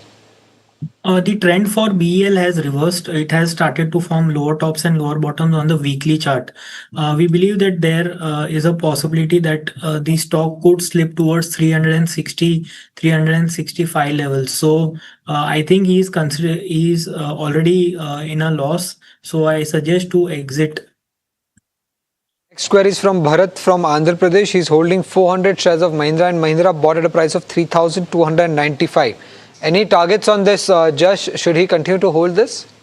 yeah, I think with the results out right now, Mahindra and Mahindra looks extremely well and poised for growth. The growth gems are doing extremely well. And the target should be for 12 to 18 months. It should be about north of 20% for sure. I think one should hold. Okay, Radhakrishnan from Bangalore. He wants to know whether can he buy Swiggy at current price for the next 6 months. Jatin, any view on Swiggy? Yes, the stock has broken out of a falling wedge or an ending diagonal pattern, and we believe that the long-term trend has also reversed. So yes, he can definitely buy. In terms of levels, the support is placed at 265. Short-term target is placed at 324 to 328. Jatin, the next query is also for you. It's on TTK Healthcare. Prashant wants to know whether is the current level of good entry point for this counter? I believe that 950, 930 is the level around which we have the 200-day moving average. So that should be kept as a entry level point. Overall, the stock has witnessed some selling pressure in the current week. We believe that he can buy at a dip at 930 to 950. Okay. The next query is from Revan from Andhra Pradesh. He's holding 150 shares of Paradip Phosphate bought at a price of 210. The stock has been falling. Should he continue to hold this counter for the next 1 year? Josh, any view on this? I would not hold this stock. I would exit. So any other fertilizer stock that you would recommend? I think Deepak Fertilizer is doing pretty well, and that should be a good option. Okay. The next query is on City Union Bank. The viewer is holding around 900 shares at a price of 232. For the next 3 weeks, should he continue to hold this, Jatin? Exit, it is forming a bearish candlestick pattern on the weekly charts. We are expecting a down move towards 195 to 188 levels. Okay. The next query is from Sunil Kumar from Vishakhapatnam. He has bought 100 shares of Anantraj at a price of 650. Should he hold or exit? Josh, any view on this? Anantraj should be being hold. Okay, cool. The next one is next query is on Indian Overseas Bank. So the viewer hasn't mentioned his name. He's holding 10,000 shares at a price of 50 rupees. Should he continue to hold or exit? Any view on this, Josh? I think the PSU banks are making a comeback. So this can be even private banks, the mid and small private banks are doing pretty well. The results have been good. So you can hold the stock. Okay, the next query is from Lavanya from Iluru. Holding around 400 shares in Indo MIM bought at a price of 720. The company got listed today and we saw it was a very strong listing. Any view that you have on this, Josh? It is in a very interesting sector. It has given a very good debut performance. So if you have bought for listing gains, I think you should exit right now and re-enter once it stabilizes. Okay. Vijay from Chennai wants to know the short-term target on Trent. Jatin, any view on Trent here? Yeah, so trend is holding on to its 200-day moving average and trying to bounce back. In the short term, we can expect levels of 3120 to 3130 on the upside, where we have a huge gap area that was formed on the announcement of the results. So that could act as a support resistance from a near-term perspective. But overall, the stock is very oversold, so we can expect some up move towards 3130, 3120 on the upside. Okay, the next query is from Minx from Delhi, and it's for you, Jatin. What is the right price and time to buy Laurus Labs is the query. See, Laurus Labs is one stock which is continuously in an up move. What we see on the daily charts is that the 20-day moving average has not been breached. So my suggestion would be to buy at a dip around 20-day moving average. Currently, that level is 1600, 1610. So we believe that there could be some consolidation where the stock dip toward the 20-day average and thereafter you should enter. Currently, the risk reward is not favorable to buy, but keep the 20-day moving average on your radar, and whenever the stock comes close to that average, then you should start buying. Next is a caller query coming in from Hyderabad. Sai, you can go ahead and ask your query. Yeah, I'm holding IDBI shares of Round actually for long term, for 1.5 years actually. Okay. So what is the long term outlook? And I'm facing loss right now. So can I average or should I wait? Just wait. Okay. Josh, any view on IDBI Bank? Sai is holding around 1,000 shares at a price of 91. So as I said that I like the select banking space. IDBI Bank is one of them. You can probably average at this point. We'll definitely see some kind of up move in the next 6 months to 12 months. Right. The next query is coming in from S. Sundar from Madurai. He has bought few shares of Bombay Burma at a price of 1,600 rupees. He wants to know the long-term outlook on this counter. Josh, any view on Bombay Burma? I'm actually not covering. It's not on my coverage right now. So. Okay. Jatin, any view on charts on Bombay Burma? See, BBTC, I think, is still in a downtrend, and the downtrend shall resume uptrend only above 1550 level. So as of now, there is no suggestion to add few, or if he's holding, then continue to hold with the trailing stop loss at 1440. Okay. Well, with that, let's start the rapid fire segment. Jatin and Josh would request you to keep your answers short in this segment. Well, the first one is coming in the first query is coming on transformers and rectifiers. KVS from Rajmandri has bought few shares, 2,285 shares. Should he continue to hold this, Josh? Yes, hold. Next query is from Srinivas Rao from Hyderabad. He is holding few shares of Avanti Feeds around 100, bought at a price of 1,100 rupees. Should he hold them or sell for short term? Jatin, any view? The trend is negative. Exit is the suggestion. Next query is on Aster DM. Zakir from Dubai is holding 500 shares at a price of 475. Josh, should he hold or buy? Buy. The next query is on Patanjali. It's for you, Josh. The viewer wants to know whether it's a good time to buy Patanjali. With the recent results, it's a hold. The next query is for you, Jatin. It's on Coforge. Ram Iyer from Mumbai wants to know whether the good price to enter Coforge. Yes, it's a good price to enter. Upside target we are expecting is 2000, 2025. The next query is on Exide Industries. It's for you, Josh. Mohit has around 50 shares at a price of 431. Should he hold it? Any targets? I would say it's a buy. Long-term target would be about 20% upside. The next query is for you, Josh. It's on HBL Engineering. Harsha from Hyderabad is holding 171 shares at a price of 760. He's sitting on a loss. Should he continue to hold this for the next 12 months? You can hold an average also. You can buy more. The next query is for you, Jatin. It's on Z Entertainment.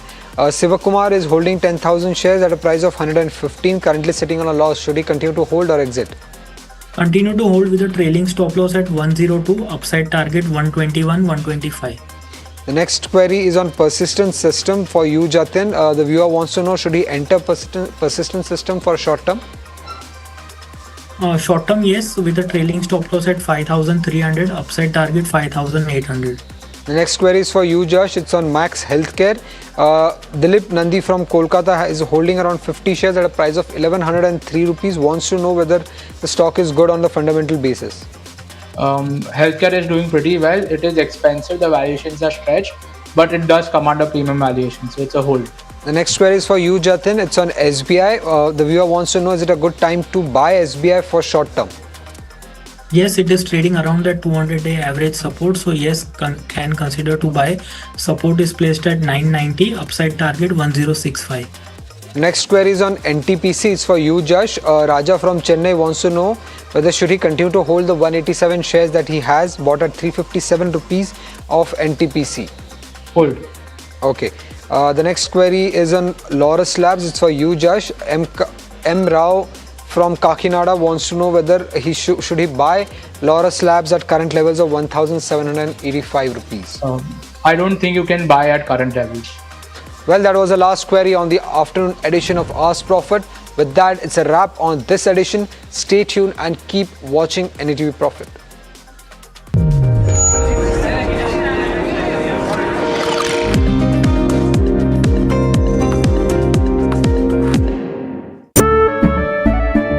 केसरिया से मन जोगी हुआ रे दिल झूमे देखो मतवारा हुआ रे केसरिया से मन जोगी हुआ हर पल मनाओ केसरी त्योहार विमल बोलो जुबान केसरी We are over, Jimmy. Hey, life में स्क्रैचेस तो आएंगे। गाड़ी के स्क्रैचेस को तो कॉस्मो पीपीएफ संभाल लेगा। आप अपना देख लो। पर जब इंसान प्रकृति के साथ सामंजस्य को आत्मसात कर लेता है तो वो मधुर और लालन पोषण करने वाली बन जाती है। पी मार्क सरसों के तेल ने प्राकृतिक तरीके से सरसों के तेल को बनाया है शुद्धता और गुणवत्ता के साथ। The mustard specialist since 1933. बरसों से सरसों। कुछ तो बात है इस दिल में। ये युग तुम्हारा, ये रण तुम्हारा, हर चुनौती तुम्हारी, हर शिखर तुम्हारा, तुम ही हो भारत का स्वाभिमान। हर सेक्टर, हर स्टेट, हर रीजन, हर उम्र के इनोवेटर्स ने दिया जबरदस्त प्रतिसाद। तभी तो वंदे भारतम में एप्लीकेशंस पहुँचे 25,000 के पार और रजिस्ट्रेशन डेडलाइन बढ़कर हुई है 30 जुलाई। आप भी भारत के सबसे बड़े ग्रास रूट इनोवेशन मूवमेंट से जुड़े। vandebharatam.org पर रजिस्टर करें। What if your gut was affecting more than just your digestion, your mood, your sleep, even your immunity? The gut-brain connection is no myth. It's a living reality. This week on NDTV Lifeline, discover how your gut influences your mind, why bloating and stress are often connected, and the simple habits that can transform your health. Only on NDTV Profit. PoK के firing range में खड़े हैं। Just few inches away is POK. हो सकता है दुश्मन को पता हो कि सैफ अली खान यहाँ पर खड़े हैं। Is it fire?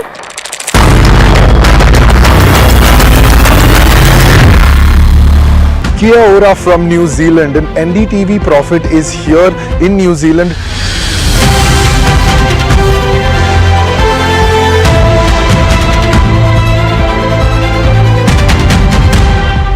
We're here to show you what is going to be the outcome of the big free trade agreement that India and New Zealand have signed earlier this year. We're going to take you through large kiwi orchards and understand what exporters are looking at when they export that kiwi to India. We're going to meet with one of the banks that funds a lot of this trade in ANZ.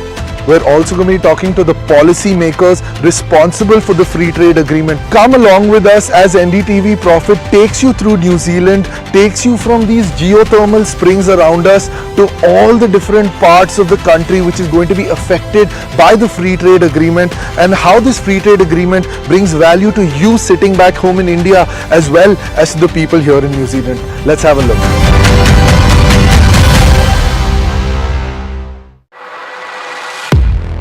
He has been tracking markets for over a decade, spots the trends before they hit the screen. And he is now bringing his analysis to the show that the market watches. Watch Sharad Dubey on Know Your Company, a show that puts the most traded stocks under the scanner. We dissect the company so that you, the investor, don't have to. Get the management to answer questions relevant to you. Watch Know Your Company weekdays at 11:30 a.m. to understand your next big bet.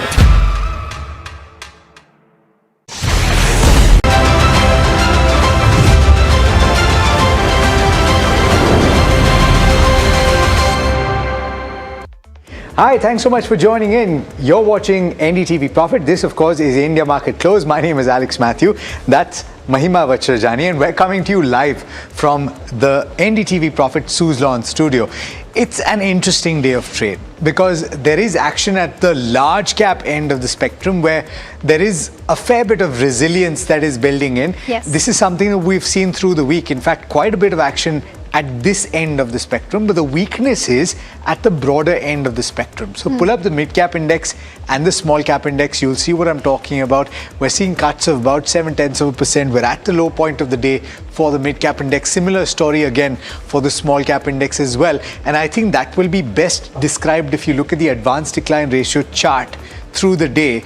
You will notice that towards the end of the session and now we're in the last 1 hour, we're seeing it at the widest point. Yeah, absolutely. And I think, but like you said, right, the large caps are showing resilience. We weren't expecting today's market to be flat. We were expecting a gap down, and that's not happened. So that's on a strong footing. Let's try to pull up the Nifty 50 heat map and see as to what are those counters that are holding up the Nifty right now. You have counters like Wipro topping that chart, followed by Coal India, ONGC, who are doing fairly well. So IT still is on the top of that chart. Tech Mahindra also leading with gains of about 1.5%. Max Alt ahead of earnings, doing very well. You have Eicher Motors on the back of strong numbers, trading 1.2% higher. Nestle is also making the mark. Pull up the M&M chart That's going to just be while we're interesting. speaking Come about down. it, because it's dropping as we're speaking right now, right? So a fair bit of selling pressure coming through at those higher levels. It's just about 1% higher, reacting to numbers here as well. So I think this has been the case for a lot of large cap names. Yesterday also we saw Asian Paints. It did see a spike once the numbers were announced, but there was profit booking that came in right after that. That's exactly what's happening with M&M. When the numbers came, it was almost up by about 3%, if I'm not wrong, and now it's coming off and seeing profit booking. So resilience for this entity as well, with a decent set of numbers ahead of expectations in certain categories, and of course the press conference will come through in just a bit. We have Puneet at the press conference, so I'd be curious to find out what the management has to say about those individual pockets of relative resilience.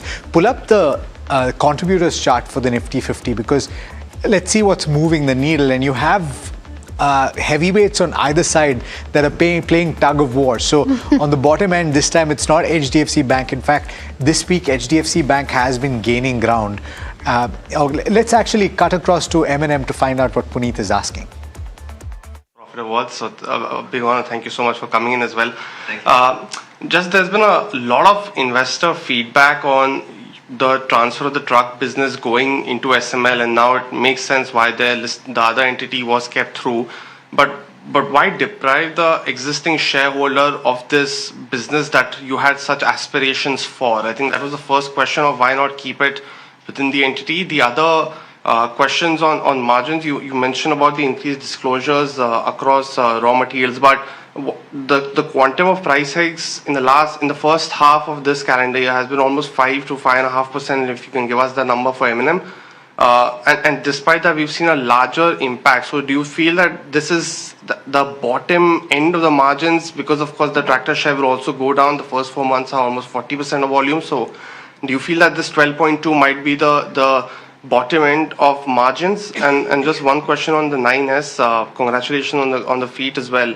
Have you seen more conversions in the three between that and the 7X? So right now, a lot more conversions happening in the 9S, and is it a trend that you're forming on, or are you seeing both malls having equal success at this point of time, but more visible with what we've seen in terms of fuel price hikes amongst others, which have also helped the 9S at this point of time.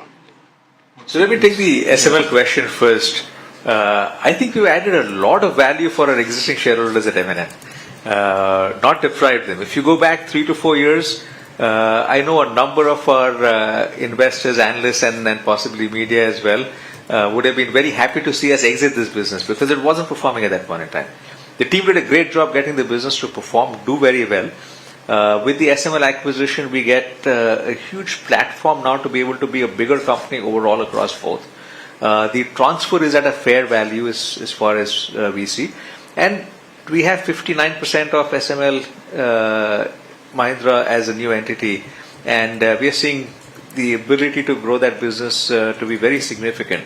So we actually look at this as a big step forward for our truck and bus business and significant value accretion for our shareholders in having taken this step, because the synergies there are enormous. There were benefits for us to acquire SML even without the synergies, but with the synergies it just takes it at a very different level. Let me try and answer that in two ways. One is just mathematically what you've seen now is you've seen the 400 to 450 bips in auto. We've also taken price increase of 1.5 and then 2.7 average, right? But what has continued to happen is inflation is still there. What was starting to ease and has again picked up now because of what has happened. So what we there is an inflection point where we'll have to take decisions which may not be great for from a consumption standpoint. So you might have to absorb some amount of margin pressure in the short term. But as all of you would know, this is an extraordinary environment. This is not likely to sustain because somewhere demand will come down, and when that does, prices will. So we also can't take decisions on pricing which kill demand in the future, right? So that's the balance that the team does an exceptional job on. And so there will be a lag. And to answer your question very specifically, there might be some spillover of what we saw in Q1 into Q2, potentially some into Q3, but it's not something we see sustaining for a long period of time. Yeah, not something that worries us either. Just seeing a performance like this, if you were to ask me this at the start of the Iran war, will you see a 34% increase in profit, and for auto and farm would you see a 15 and 21% increase in profit? I would have said that, look, that sounds really, really optimistic. Well, we've gotten there. And given what we see right now, we will see some uncertainties that come in. We will see inflation holding for some time. But also, as we saw, as the war eased off, aluminium dropped 22% in literally 8 or 10 or 12 days. So that will happen as well. And given that in the short run we are able to absorb the impact, we're not too worried about it at this point. Yeah, on the question of 9S, so both 9S and 7X are doing extremely well. Both have a reasonably large waiting period. Like we often say, not desirable from a customer point of view, but that's the reality of what it is. The 9S has certainly helped drive movement to electric. There are many mainstream customers who wanted a conventional SUV format in a 7-seater, and the 9S offers that. So 9S has got a very strong response, and 7XO has very good momentum, even better than what we had with 700. So both of them are doing very well. Prerna. Hi, thank you for taking my question. So All right, so that's the management talking about the quarter gone by, and certainly about the margins. I think that aspect of what was being spoken about by Anisha, about the fact that they've managed margins in a pretty tough operating environment, and they expect that inflation could hold steady for some time. But once the geopolitical tension dissipates, you could have some of these commodities come off very substantially. He gave the example of aluminium. The stock is chop and churn, I think, like the rest of the market at this juncture, now trading with gains of just about 0.6%. But I think the real story is, of course, Mahindra Isuzu, which was earlier SML Isuzu, SML Mahindra rather, is what it's called. They've bought the business from Isuzu, and this is known obviously for the pickup truck, but their commercial vehicle business being sold to SML Mahindra is certainly something to bear in mind. The stock upper circuit at this moment. Let's bring on board Rajesh Palvia, who's a Senior Vice President Technical and Derivative Research at Axis Securities, as well as Pankaj Pandey, Head of Research at ICICI Direct. Gentlemen, thanks so much for taking the time, and good afternoon to the both of you. Rajesh, I'll start with you. Large cap end, there seems to be a tad bit of resilience, at least when you compare it with the broader markets, but you have the IT index as a whole that's come off quite substantially from the high point of the day today as well, and some of that steam seems to be going away from that rally that we've seen in July. What are the trends that you're seeing heading into the end of today's session?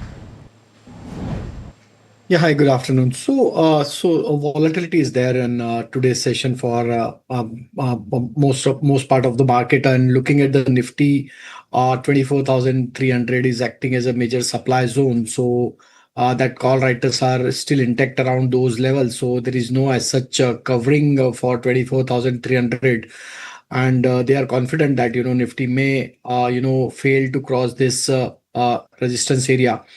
So until Nifty not crosses 24,300, I think we could see some more, consolidation for near-term perspective. Maybe it could be a range bound 24,150 to 24,300 would be the range.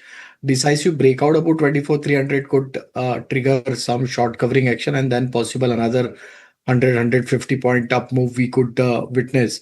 Though we are in earnings season and a lot of companies are, posting their numbers, and so volatility is still there. But the broader market is still confident, and looking at the rollover data, broader market was confident in terms of rollover also. And I think after a brief consolidation, there could be a chances that Nifty may able to give breakout of this consolidation, and we could see further higher level in this series towards 24,500 to 24,600 kind of zone. So market is showing buying interest at lower levels. So whenever there is some dip, it attracts buying. We have seen the IT has shown very strong buying action in last couple of weeks. Sure. So most of the large cap and mid cap IT stocks have managed to give breakout on the near term chart. So maybe we could see a continuity of trend for IT also. Got it. Apologies, I had to cut you off because there's breaking news coming through. In fact, exclusive source-based information that my colleague Shrimi is picking up, and this is related to the NSE IPO. It may finally be nearing that finish line. Shrimi, what have you found out? Yeah, that's right, Alex. Actually, two important timelines, and one is being that the approval from Securities and Exchange Board of India, that is market regulator, is coming by 3rd or perhaps 4th week of August. That's very, very important. Remember that NSE has filed IPO on June 17th, and this approval is very, very important in terms of paving way for NSE for listing. The another important timeline is September timeline. What we are picking up is that NSE is aiming to list on stock exchanges by 15th or 16th September, so somewhere mid-September. So that's another important timeline as the progress in the entire process is going on track. So these two important points. Meanwhile, the another important aspect which we are picking up on the settlement order, remember that this has been an overhang in the listing of NSE, and that final settlement order is also expected very, very soon. And in fact, there were a lot of back and forth between regulator and the stock exchange about the amount of settlement order, and this is coming somewhere between 1,400 and 1,800, and of course we could expect in excess of 1,400 amount. So that amount is also very crucial, and that will of course give a better sort of way to go for listing, because that's also one very important aspect. But do remember that 6% is what the offer for sale NSE has proposed, and they are in fact reaching out to all the investor, international UK market, Singapore market, etc. In fact, domestic institutional investor as well. So it's going on full momentum, and you will expect a lot of action, especially in August and September, if the listing is what they are aiming for. Jimmy, thank you so much for getting us those details. Remember, viewers, this is exclusive to NDTV Profit, and of course, we'll keep you updated as and when the story unravels. Because as Shrimi mentioned, mid of September is when we're expecting the listing of NSE. Every investor out there, whether it's pre-IPO or anybody who wants to apply for the IPO, has been waiting for this one. So we'll be waiting and watching as to how this pans out going forward. But Pankaj, good afternoon to you as well, and thank you so much for joining us. I think with regards to IT, I'd like to take a question up with you. We've been talking about this in the month itself. It's been the top sectoral gainer. Technically, when we were speaking to analysts, they're suggesting that a further 12 to 13% upside is what we can expect. Any particular counter in this space that you're liking fundamentally, where one can go ahead and invest right now? Yeah, hi, good afternoon. Thanks for having me. IT overall has performed well largely because this global AI theme, which had sort of expanded even into hardware, that is sort of fumbling a bit, and which is why probably the domestic IT is finding favor. Now, from an earning perspective, tier ones are not expected to sort of deliver meaningful growth in earnings. Again, dollar revenue growth could be under 4% for most of the players. I think it is the tier 2 space where things are looking a lot more attractive. So the likes of Coforge expected to deliver double-digit kind of a growth. That is a stock what we like. Besides that, LTM is another stock where we feel that double-digit growth of 13-14% is what we are looking for. And I think Persistent is another stock which is where we would want to believe that another stock which will deliver. So I think tier 2 names are looking a lot more better in terms of growth, though they come at a slightly higher multiples. But I think compared to tier 1s, the growth comfort is definitely there with tier 2s, despite them trading at a slightly richer multiples compared to tier 1s. Tier 1s are obviously cheap at 13, 14 kind of a multiples, but the growth is still anemic. So very difficult to sort of recommend them only from the say earning perspective. I think a positive rub-off can still happen given the fact that some of the markets like Kospi and even the Taiwanese market are taking a knock. All right, Pankaj, thank you so much for that. I think what he means to say is that tier 2 names are looking more attractive despite of slightly heavier valuations as compared to the large caps. So that's, of course, for IT. But the other stock in focus and, arguably is the stock of the day is Reddington. It's rallied on price-led growth, rising memory costs, of course, and Apple hikes as well. And, there's lots happening with this one. And Sharad is calling it probably red-hot Reddington. And we have... he's standing by to give us more perspective on why we've chosen this as the stock of the day. Sharad? Well, Mahima, before that, I just want to ask you a simple question. Are you planning to buy a mobile phone or a laptop right now? Not really. I'm thinking of doing that. Well, Alex, is going to be very expensive. Yeah, that is why I'm thinking of doing it right now. So that's one of the key reasons why the stock is rallying. And yes, there is a shortage of memory and the components around it. And these are the key reasons why Reddington is doing well in trade also. The India business saw a growth of 63% on a year-on-year basis. Remember, a lot of price hikes have been taken, and the overall business model also is something which I'll explain you. There are other key reasons: higher personal computer realization, that's the PC as we call it, and the memory shortage is happening. Also, the third reason is that the pricing growth is much more than the volume growth itself. Lastly, of course, the volume-based buying is also coming in this counter, and the large enterprise deal is there. There's a lumpiness also, and that has been recorded in this quarter. But apart from the reasons, the business model is quite simple. They're a large authorized reseller for Apple, and interestingly, recently Apple took out almost 14 to 70% of price hikes across their key products in Mac and iPad lands as well. Also, if you look at it, the way things are panning out, Reddington is an IT service and a technology provider, means like a middleman. So, of course, their margins are quite low. This is the top 5 vendors, and this is the number which I'd like to point out. Apple, 31% of the revenue comes from there. But don't worry, other segments are also going to turn expensive if you are buying products from these brands as well. Apart from this, the stock performance has been massive. It's a stock as it its lifetime high levels.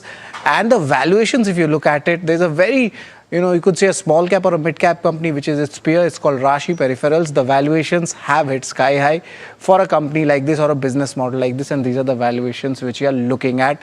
right now. But apart from the valuations from these industries, why the rally might continue? There are reports coming in that iPhone 17 price also might be hiked, and that can be more than 10%. So indirectly it benefits the company as well.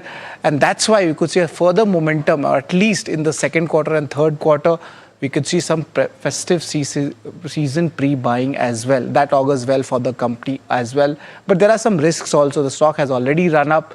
And if there's a demand which comes down, if Alex also mentioned that he might delay his purchase, there's a supply chain issues and profit booking also for the technical folks. So there are some risks involved with Redington. But nevertheless, the shortage has made this a consumer's pain, but Redington's gain. Thanks so much, Sharad, for that. The one thing I know is that I need to buy a new phone because things are getting more expensive. Mahima definitely does not, because she's got the latest number Pro Max something, right? Correct?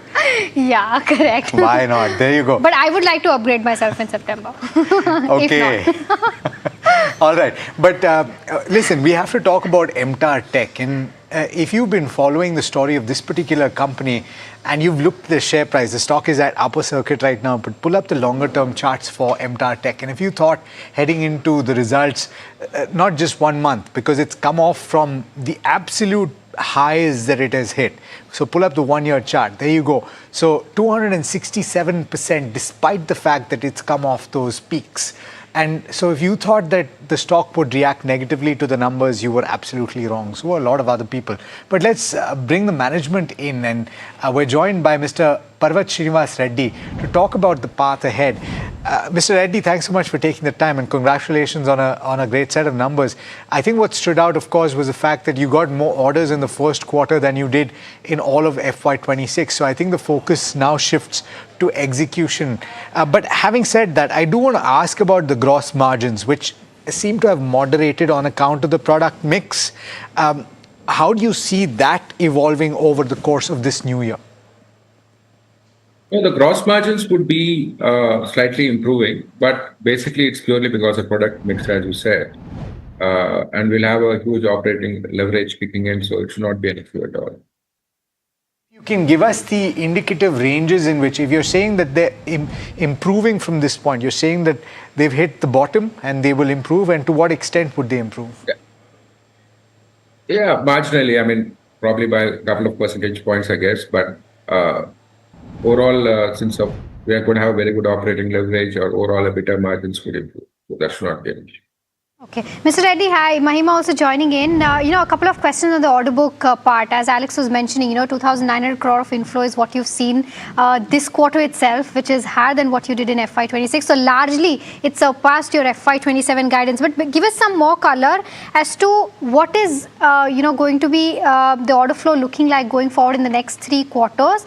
And in terms of revenue visibility also of these order book, this entire order book getting executed. Look, we had given a guidance earlier, just recently, right? Last quarter, and yes. We said 80% and 24% EBITDA margins with order book at 5,000 crores. Yeah, things are changing rapidly on the positive direction. So we want to wait and watch, but definitely we will perform much better than the guidance numbers given to the market. But we would wait till end of Q2 and then reevaluate and look at the guidance once again on the positive side, and then inform the market accordingly. And for your order book for nuclear, which is around 670 odd crore, because this is a theme which is picking up very well. We've signed a couple of deals in uranium in Australia as well.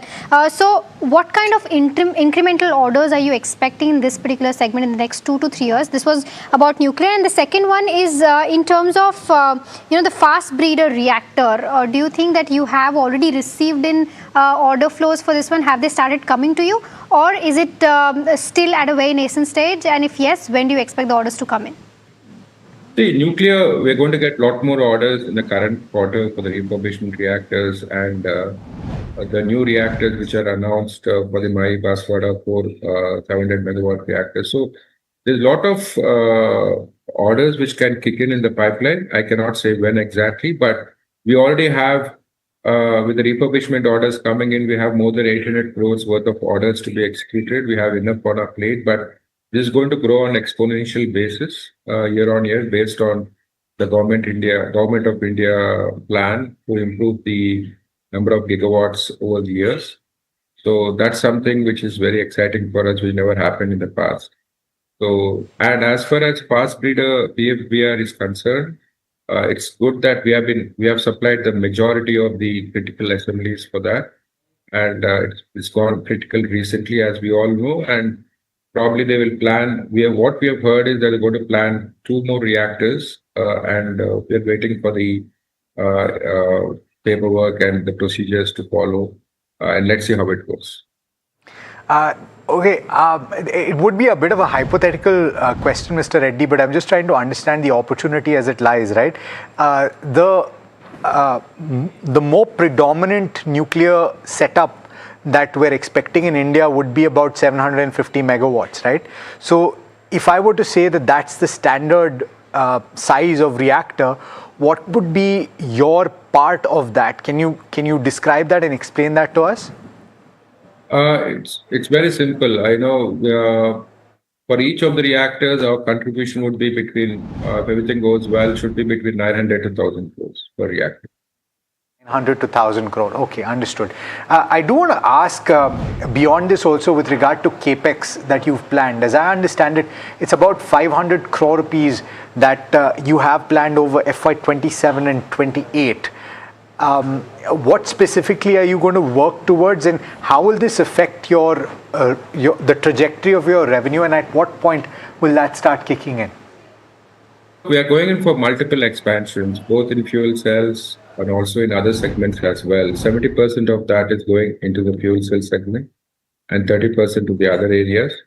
So these are going to kick in at various stages. Some will kick in the expansion plans from October onwards, September, October onwards, and some by March. So that's how it's going to be done in a gradual manner. And that's based on the requirements of the customers, and we are strictly sticking to the timelines, not only on the capacity installation, but also on the execution side of the story. So both we are ramping up and monitoring it very closely in terms of what timelines the customers need all this to be ready for us to execute the projects. Mr. Reddy, because you mentioned fuel cells for data centers, apart from Bloom Energy, are there any other potential clients that you're in talk with to expand your horizon in that particular segment? Well, not in the fuel cells. We work with a given customer for a number of years. But data center infrastructure, we're working with other customers, which we have said that's got a very good growth potential. We are going to get qualified and supply the first batch of the requirements by last quarter of this year, and then we have to do 8 times that requirement year-on-year basis. So we are working on that. Have you received any clarity or any comments since we last spoke about the Bloom Energy's data center project, and has that by any way impacted any of your ongoing negotiations with any other customer? Absolutely not. This all unwanted noise, I don't see it at all, and everything is going very smoothly. In fact, you must have seen we have received orders on a consistent basis, and you have seen our performance as well. And every quarter our performance is going to be higher and higher, and everything is on track, and there's nothing to worry about in any of these issues. It's unwanted noise in the market. Mr. Reddy, always a pleasure speaking with you. Wish you all the best in FY27. Thank you. Thank you. All right, Pankaj, I want to come to you on MTAR Tech. It's at upper circuit right now, so even if somebody has the desire to buy it, they can't possibly do that right now. But is the valuation a bit of a concern for you? Because yesterday the stock ended at the lower circuit, so it is a stock that you could see volatility in. No, Alex, yes, this stock is definitely volatile, either at 5% up circuit or down circuit. Now, while the opportunity looks good, there are some challenges. One, I think you have client concentration also on top of it. When you look at it's nearly 16 times sales, so which again is not cheap by any standard. So if I have to sort of play nuclear as an opportunity, then I might want to sort of play it through BHEL, which again is into multiple segments. On top of it, I think there are some other pockets, like say, for example, you have customized pumps which are required in nuclear energy. So you'll have companies like KSD participating there. So I think I would want to sort of prefer, or I would prefer these companies, given the fact that we cover these companies, but MTAR we don't cover. But I think 16 times sales is definitely rich multiples.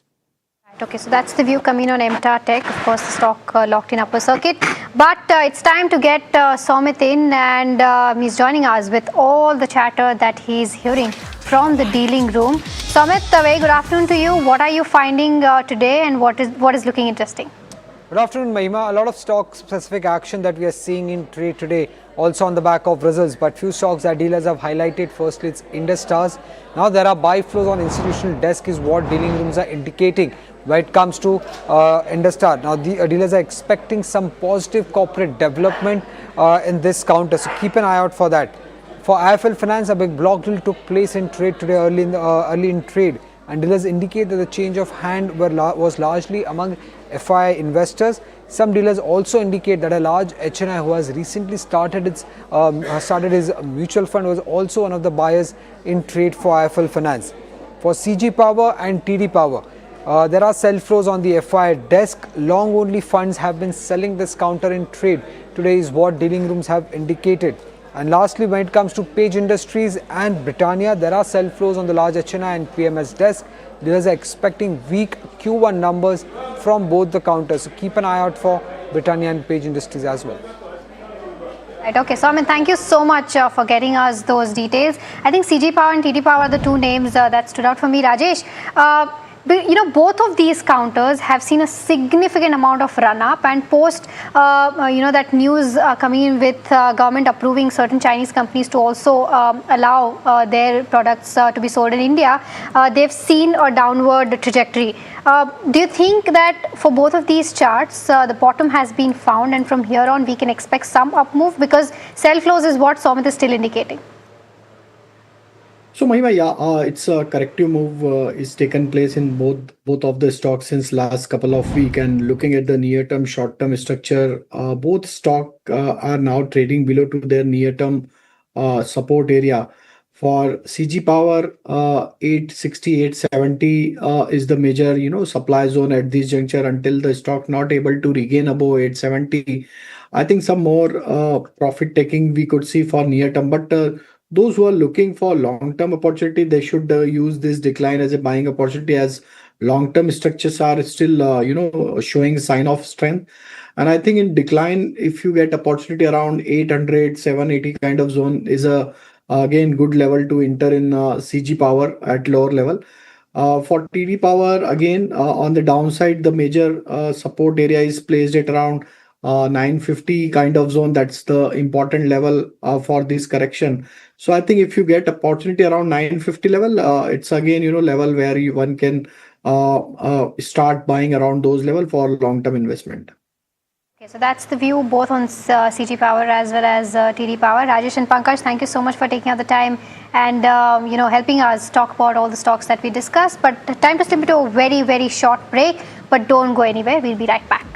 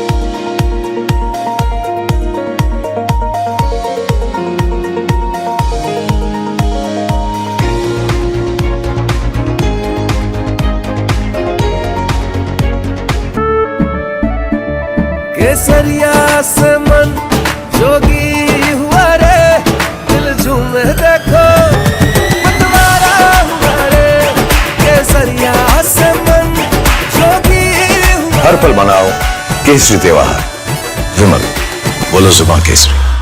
We are over Jimmy? Hey, life में scratches तो आएंगे। गाड़ी के scratches को तो Cosmo PPF संभाल लेगा। आप अपना देख लो। याद है ना मैंने क्या सिखाया था? सिल्वर के लिए स्टर्लिंग मार्क, गोल्ड के लिए हॉलमार्क और मस्टर्ड ऑयल के लिए सिर्फ पी मार्क। इस बार तो माँ से भी बेहतर बना। P mark the mustard specialist since 1933। बरसों से सरसों। कुछ तो बात है इस दिल में। ये युग तुम्हारा, ये रण तुम्हारा, हर चुनौती तुम्हारी, हर शिखर तुम्हारा, तुम ही हो भारत का स्वाभिमान। हर सेक्टर, हर स्टेट, हर रीजन, हर उम्र के इनोवेटर्स ने दिया जबरदस्त प्रतिसाद। तभी तो वंदे भारतम में एप्लीकेशंस पहुंचे 25,000 के पार और रजिस्ट्रेशन डेडलाइन बढ़कर हुई है 30 जुलाई। आप भी भारत के सबसे बड़े ग्रास रूट इनोवेशन मूवमेंट से जुड़े। वंदेभारतम.org पर रजिस्टर करें। What if your gut was affecting more than just your digestion, your mood, your sleep, even your immunity? The gut-brain connection is no myth. It's a living reality. This week on NDTV Lifeline, discover how your gut influences your mind, why bloating and stress are often connected, and the simple habits that can transform your health.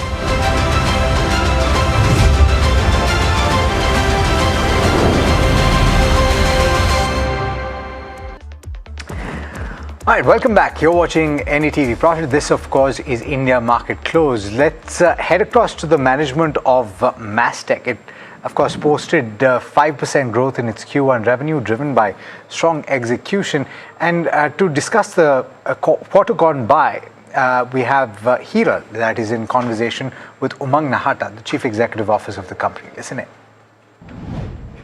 My question coming to you is, are you really internally happy with the kind of performance that Mastech has given out this quarter? And what is it that could have been better? Hi, thank you for having me on the call. And it's an interesting question, I would say. I think we are, I would say, generally, the backlog improvement clearly had given us good visibility and eventually starting to show in our revenue growth. We are converting some of that backlog into growth, and we continue to look forward to more conversions as we go forward into Q2 and onwards from there. So from a top line point of view, I think we were anticipating this. The AI-led demand is also something that we are very excited about. A lot of interesting discussions happening across the board and across all sectors of customers from UK to North America and EMEA. The third thing that we are looking forward to is a lot of large deals are now coming and sitting in our pipe. Most of these were earlier in the UK-Europe sector across healthcare especially. But now we are starting to see these large deals across multiple sectors in UK, Europe, and also in North America. So generally, the demand outlook looks positive, and we believe we're looking forward to interesting times going forward. I'm sure interesting times going forward because order backlog is growing at 25%. However, a question I have among is the conversion is something which seems to be a concern because your revenue growth still remains in single digits. So what is preventing that fast conversion of the order pipeline that you're sitting on? So there are multiple facets to it. Some of it is just that the ramp up period in some of these orders was slower and we were expecting it to be slow. For example, the order that we have recently won in North America, the $25 million deal, it has a ramp up that will start happening in H2. It will have a gradual ramp up in Q2, but the actual ramp up will start in H2. So some of it is more ramp up that was predicted to be happening in the later half of the year as we go forward. Some of the order backlogs also we are seeing, the customers holding, for example, in some areas like Middle East, etc. While the order backlog is there, but the execution is not happening as fast because the customers are a little sensitive about executing all of those orders. In general, we feel comfortable and confident that the order backlog will start converting into revenue growth as we move forward. Okay. And what about AI as an opportunity? Because almost half of the new bookings from what I see is AI led. Now, is this actually creating incremental revenue opportunities for the company, or is it largely replacing your traditional digital transformation work? So almost 40% of our bookings this quarter came out of AI, and which is a very positive phenomena. It's the direction of travel that we have been trying to steer the company towards, and we're now starting to see results of that steer. These are both kinds of revenues. Some of these are AI-led initiatives, which are much more productive, much more efficient within our existing set of business. So, for example, the transformations that we were doing in the back office have a significant AI component, like use of agent force or use of Oracle agents, etc., in delivering the transformations. But then there are also some net new pieces. The net new piece of the business is still a smaller segment in terms of incremental revenue. But most of these smaller businesses are good discovery projects, which we believe will lead into much larger AI engagements and net new revenue growth out of AI. Having said that, there is also the AI contraction that we are dealing with, which is in some parts of our business where we have to deliver more productivity and savings back to our client. But net, I believe that the AI transformation will lead to a faster growth of business overall. Okay, and how does the decision-making cycle actually function when you talk about AI transformation as well? Is it improving amongst clients, specifically if you have to look at US and Europe, or are the budget approvals actually elongated? So, in general, the adoption or openness to adopt to AI is improving. We were in an era of confusion where too many options, too many vendors, too many models, etc., and a lot of POCs, but not. All right, so that's the management of Mastech speaking to NDTV Profit. Let's get on board Nagaraj Shetty, who's Senior Technical Research Analyst at HDFC Securities. Nagaraj, thanks so much for taking the time, and good afternoon to you. We're seeing a little bit of a cool-off after two very good days earlier this week, right? And the breadth has actually steadily worsened through the trading session, with the broader markets seeing more of the selling. What can you tell us about the index strategy that you would suggest employing right now?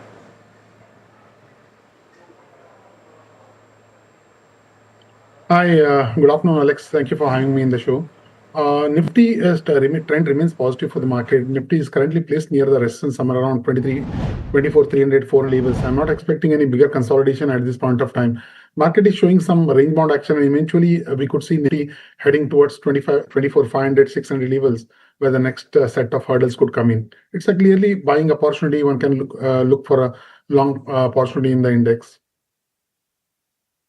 Okay, what about individual stocks though? And what are the opportunities that you're spotting right now? I have two individual stocks on the long side. First is Supreme Industries. The stock price has been in a consolidation phase recently, and previously it was in a downtrend and formed an important bottom reversal, and recently later higher bottom reversal somewhere around 3,300 levels. The overall chart pattern is looking positive, currently placed at the edge of breaking above the important hurdle of around 3,500, 3,525 levels.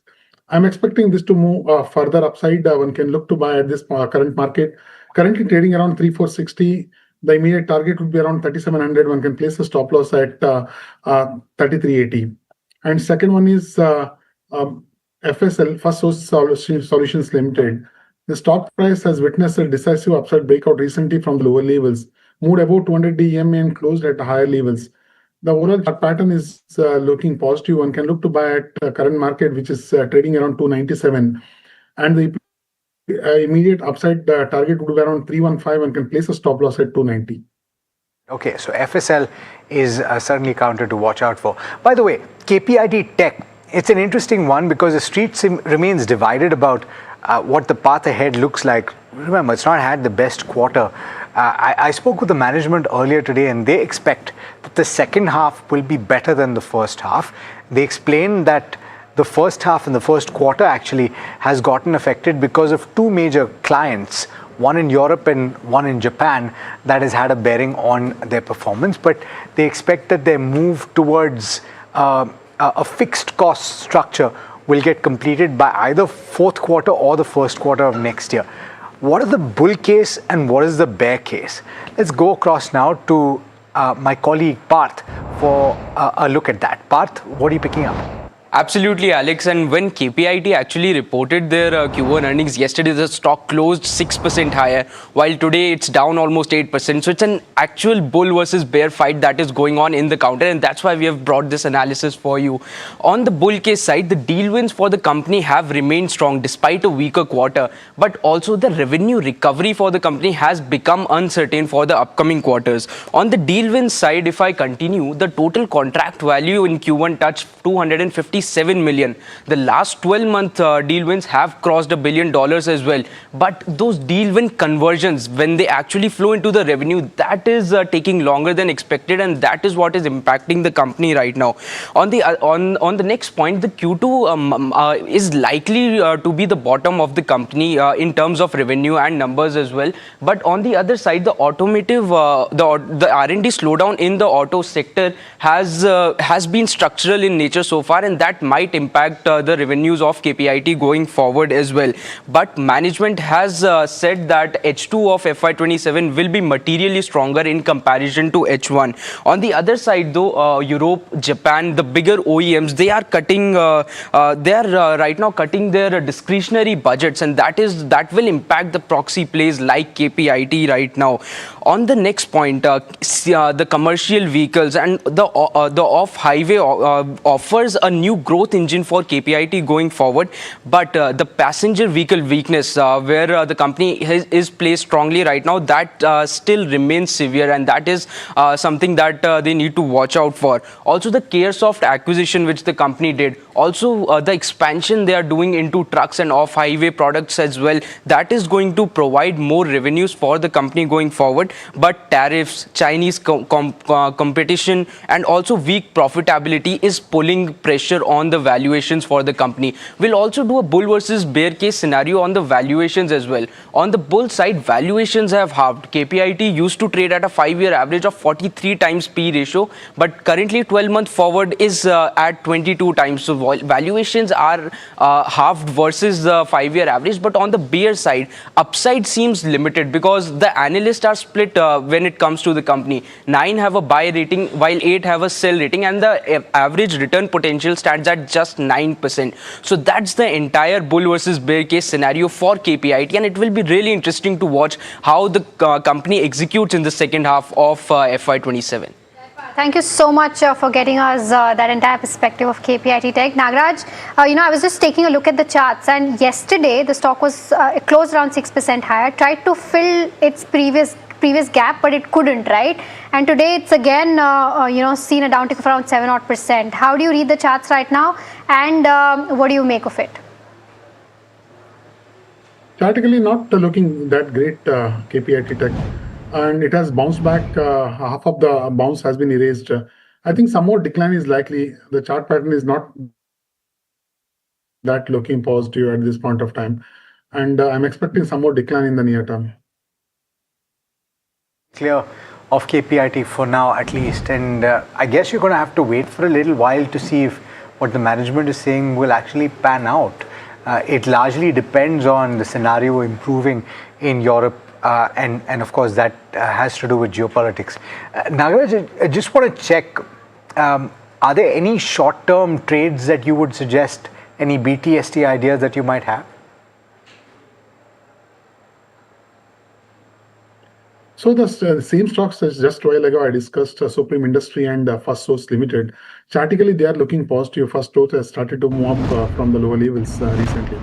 And chartically, both are looking very positive. And if you look at the First Source, has broken above the important resistance of 200 EMA, currently trading higher. More upside is likely in the near term. For the Supreme Industries, also placed at the edge of a breakout of an important resistance.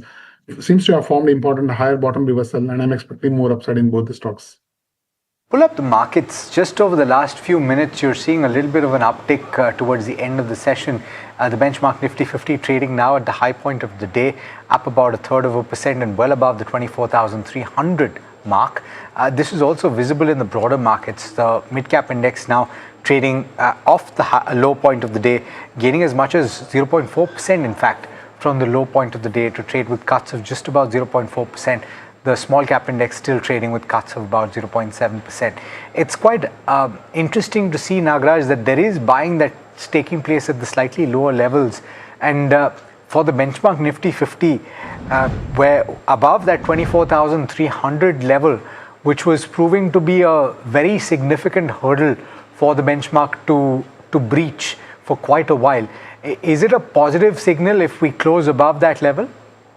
I think it is so, because the 24,300, 400 has been a hurdle. Even 200-day EMA is placed around 24,350, 360 levels.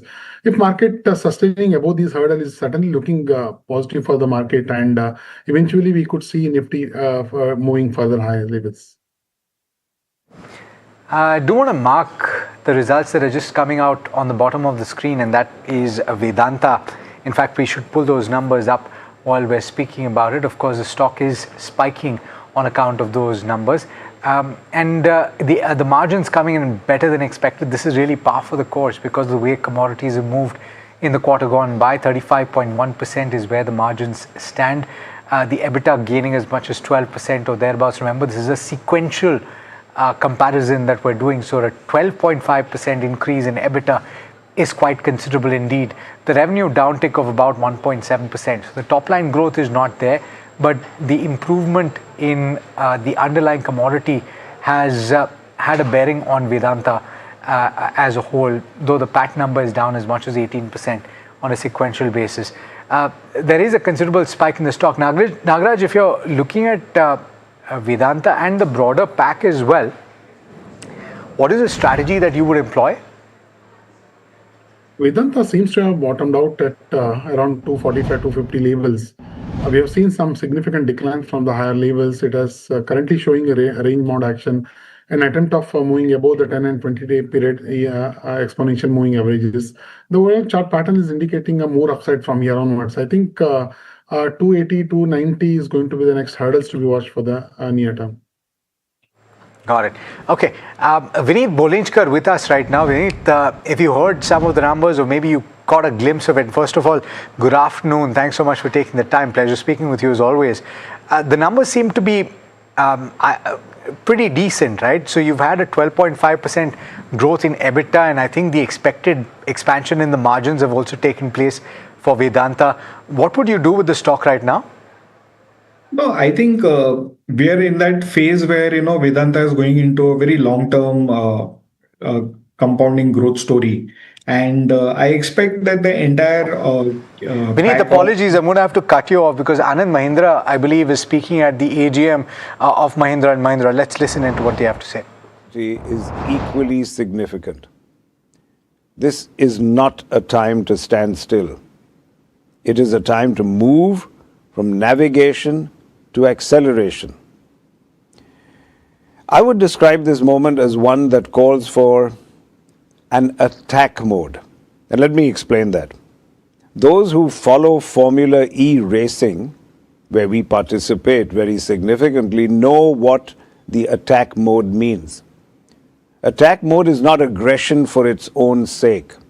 It's when a driver makes a deliberate choice to accelerate at precisely the right moment, even when conditions are imperfect. In ideal conditions, overtaking is difficult. Everyone's already moving at speed.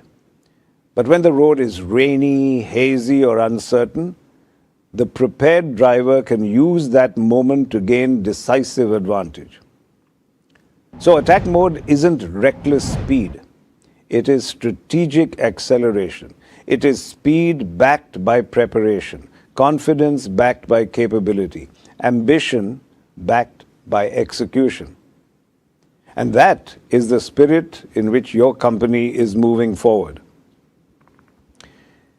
As the mist of uncertainty billows around us, we are not going to wait for perfect visibility. We will accelerate through the fog, confident in the strength of our vision, the clarity of our strategy, and the effectiveness of our execution. Thank you for listening to me. I now would like to invite the shareholders who have registered their names. Okay, attack mode is what Anand Mahindra is calling for in these uncertain times as well. And certainly the stock has done well for itself, reasonably well. It's at the, or not at the high point of the day, but certainly recovered after that brief spate of volatility. Vineet, you were making a point on Vedanta. I would invite you to complete your point. Yeah, so basically, we are getting into a very long-term trend for metal stocks. And Vedanta is one of the best plays out there. And we see very little downside risk on this stock going ahead. So it's a more of a structural call on where the overall global markets are headed. And I think we will see hard metals and hard currency stocks pick up very aggressively into the third quarter. So my bet with these stocks is going with Vedanta.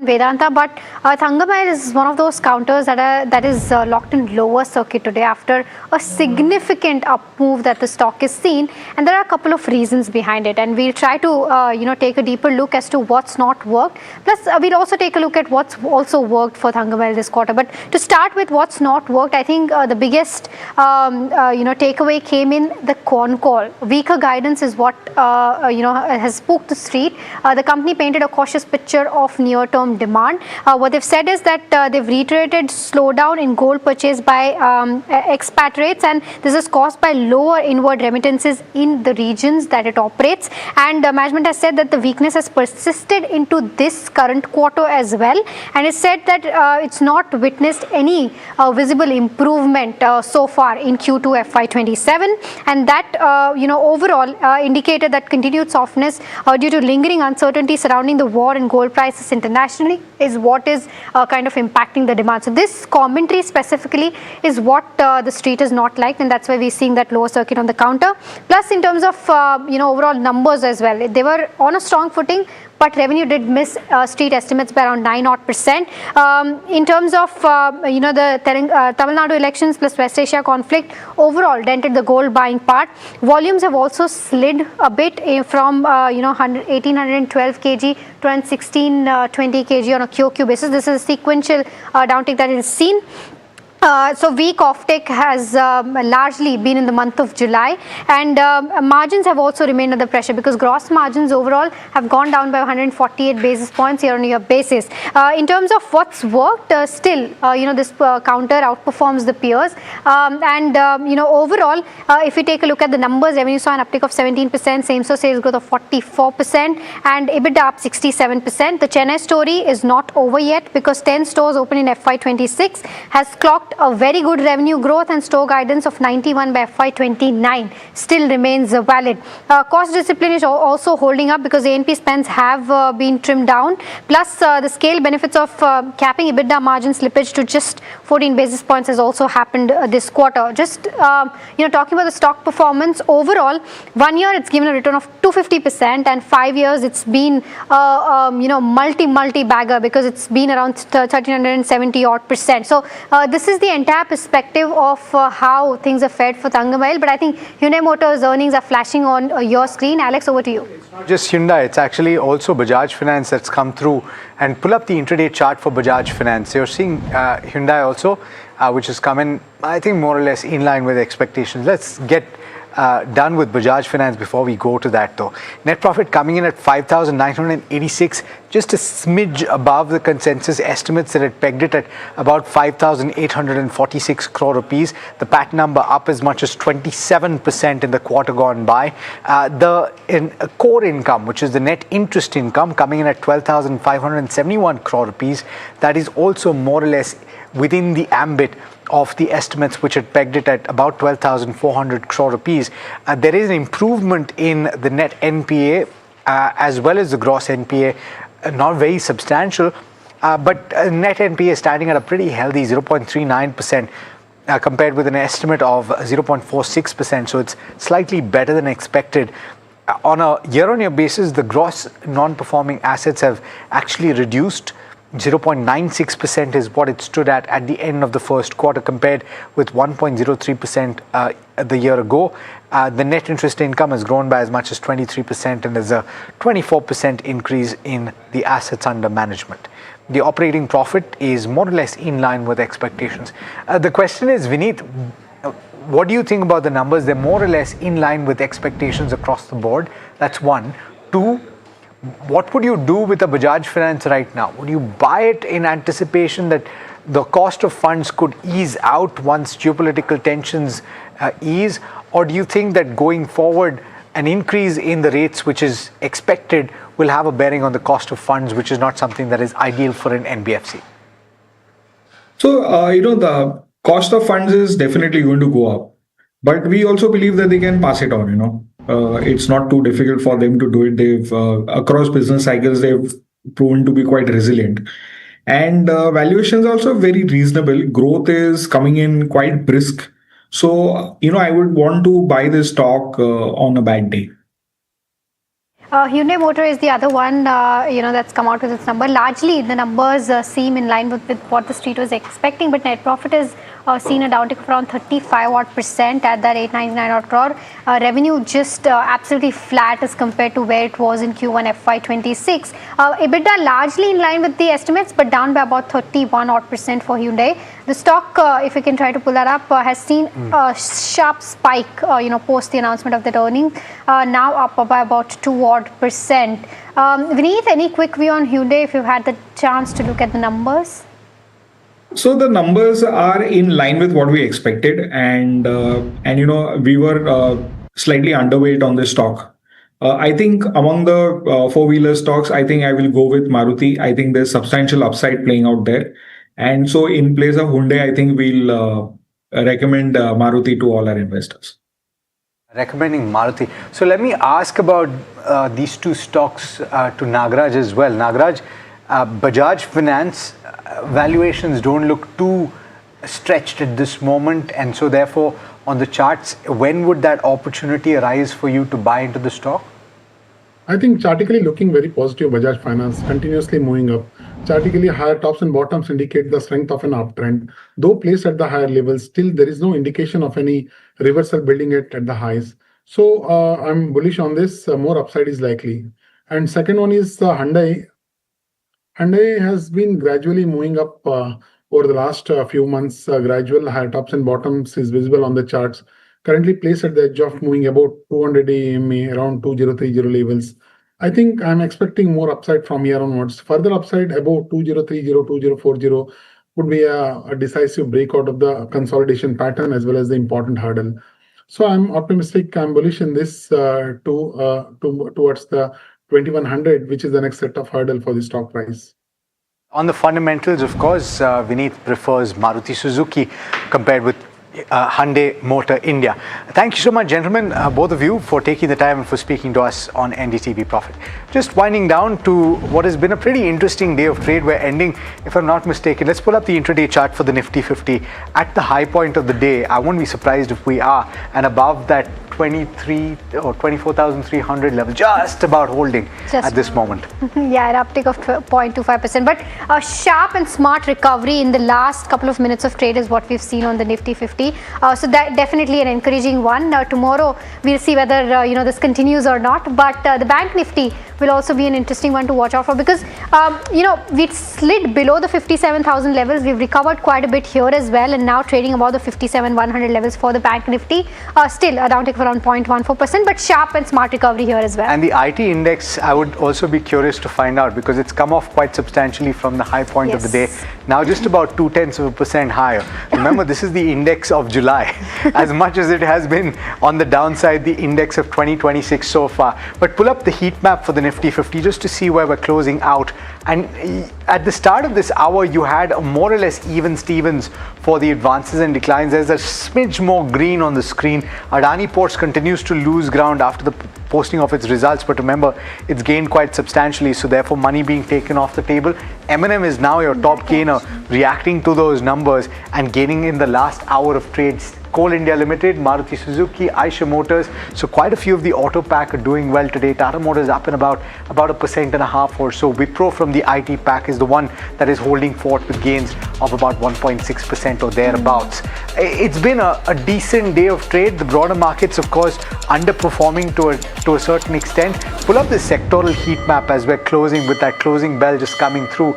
And you have auto as a pack, as was evidenced with those frontline names, that is doing well, up about 1.8% or so. No other very big winners, but realty is an underperformer. Yeah, and continuous profit booking is what we've seen after the rally that we saw for a couple of weeks, but post that we've seen a significant amount of profit booking for the realty index. The mid cap 150 and the small cap 250 also. It'll be interesting to take a look at those indexes down by about point. So recovery here as well from the day's low point, of course, but still with cuts about 0.3% and small cap 250 near the day's low point, unfortunately down by about 0.7%. The BSE 500 will be an interesting one to see, because that is kind of indicating the wide difference between the advanced decline ratio, and you have a couple of counters again, very earnings specific. You have Reddington topping that chart, up 7%. V-Guard also on the back of strong numbers, though it's come off quite a bit from the high point, but Exide also good set of numbers. But on the flip side, you have PCBL, KPIT Tech,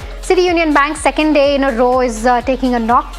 Prestige again, not a very good set of numbers. So from the realty pack. So that's with regards to how the markets have fared. That is the long and short of it. And that brings us to the end of this edition of India Market Close. From Mahima and myself and the team that put the show together, from the NDTV Profit Suzlon studio, thanks so much for watching. Stay tuned, lots more coming up on NDTV Profit.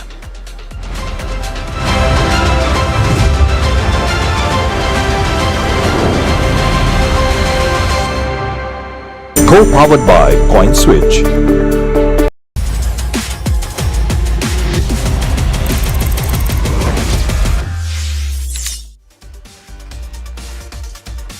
Hello and welcome to NDTV Profit. You are tuned into Crypto Minutes powered by CoinSwitch for your daily dose of news and updates from the crypto world with me, Sharad Dubey. Let's take a look at the top headlines. Well, the Bitcoin is in a narrow range of $64,000 to $65,000 after FOMC meet. US banks build shared tokenized deposit network for 24/7 blockchain payments. US arbitration giant launches specialist panel for crypto disputes. And lastly, South Korea's FSC plans Consolidated Digital Asset Basic Act. Well, those were the top crypto headlines of the day. Now let's turn our attention to some essential tips for crypto investors. Now, if you have spent even a few minutes on a crypto app, social media, or even a YouTube video, you probably have seen the term DYOR. It stands for Do Your Own Research. Now, in simple terms, DYOR means don't invest just because someone on the internet says a coin will go up. Think of it like buying a house. You wouldn't buy it only because a friend said it's a good deal. You could check the location, the builder, the price, and even the documents. Crypto is no different. So what should a beginner check before investing? First, what does the project actually do? Is it trying to solve a real problem, or is it just promising huge returns? Second, who is it behind? Look for a visible team, company details, and whether the project is listed on credible exchanges or not. Thirdly, is the information transparent? Now you check the official website, there is a white paper and also social media channels, and be cautious if you only find hype videos and even referral links. Fourthly, understand the risks. The crypto prices can move up and down very quickly. If someone says guaranteed profit or 100x return, that's a major red flag. A simple 30-second DYOR checklist is: what is the coin? Who created it? Why does it even exist? And where can I verify the information? And lastly, can I afford to lose this money? These questions you need to keep asking, and that is where the initial DYOR comes. Remember, DYOR doesn't mean you need to become a blockchain expert. It simply means pause, verify and understand before you invest. The golden rule is in crypto, excitement should never replace research. A few minutes of checking facts can save investors from costly mistakes, and that's the basic meaning of DYOR, which is nothing but do your own research. The most important habit for any crypto investor, especially beginners. Well, as we wrap, remember you can reach out to CoinSwitch's dedicated helpline where anyone can connect with the in-house experts to get their queries resolved, whether it's about crypto, regulations, taxation, or the broader industry. The team is available to provide guidance and help users make informed decisions. Well, that's all on this edition of Crypto Minutes powered by CoinSwitch. Thank you so much for tuning in.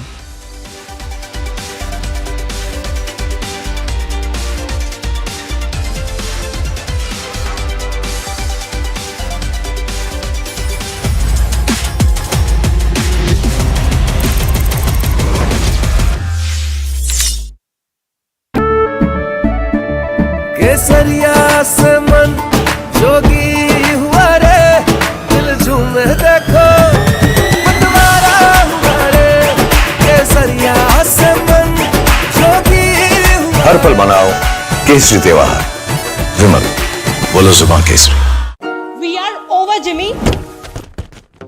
Hey, life में scratches तो आएंगे। गाड़ी के scratches को तो Cosmo PPF संभाल लेगा। आप अपना देख लो।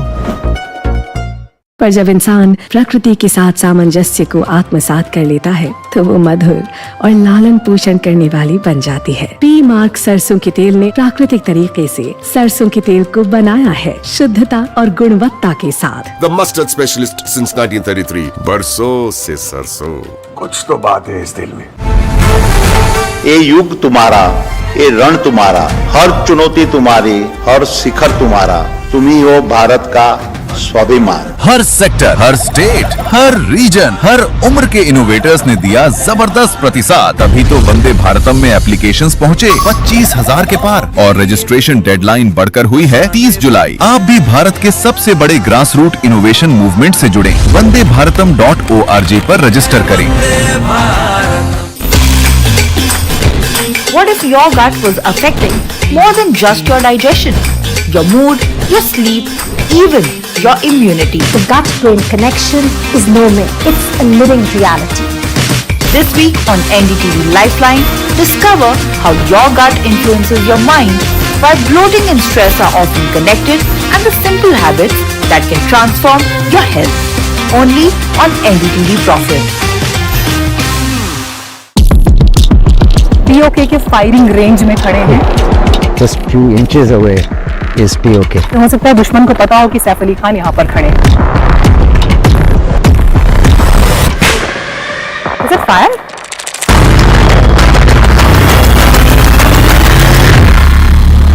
Kia ora from New Zealand, and NDTV Profit is here in New Zealand.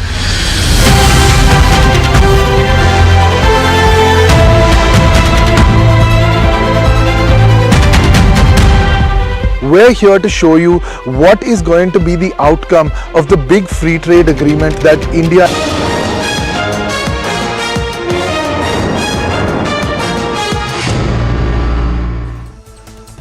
Hello and welcome. You're watching Market Express and I'm Himakshi Bahugna. Let's get straight into the show and see how the markets have fared today.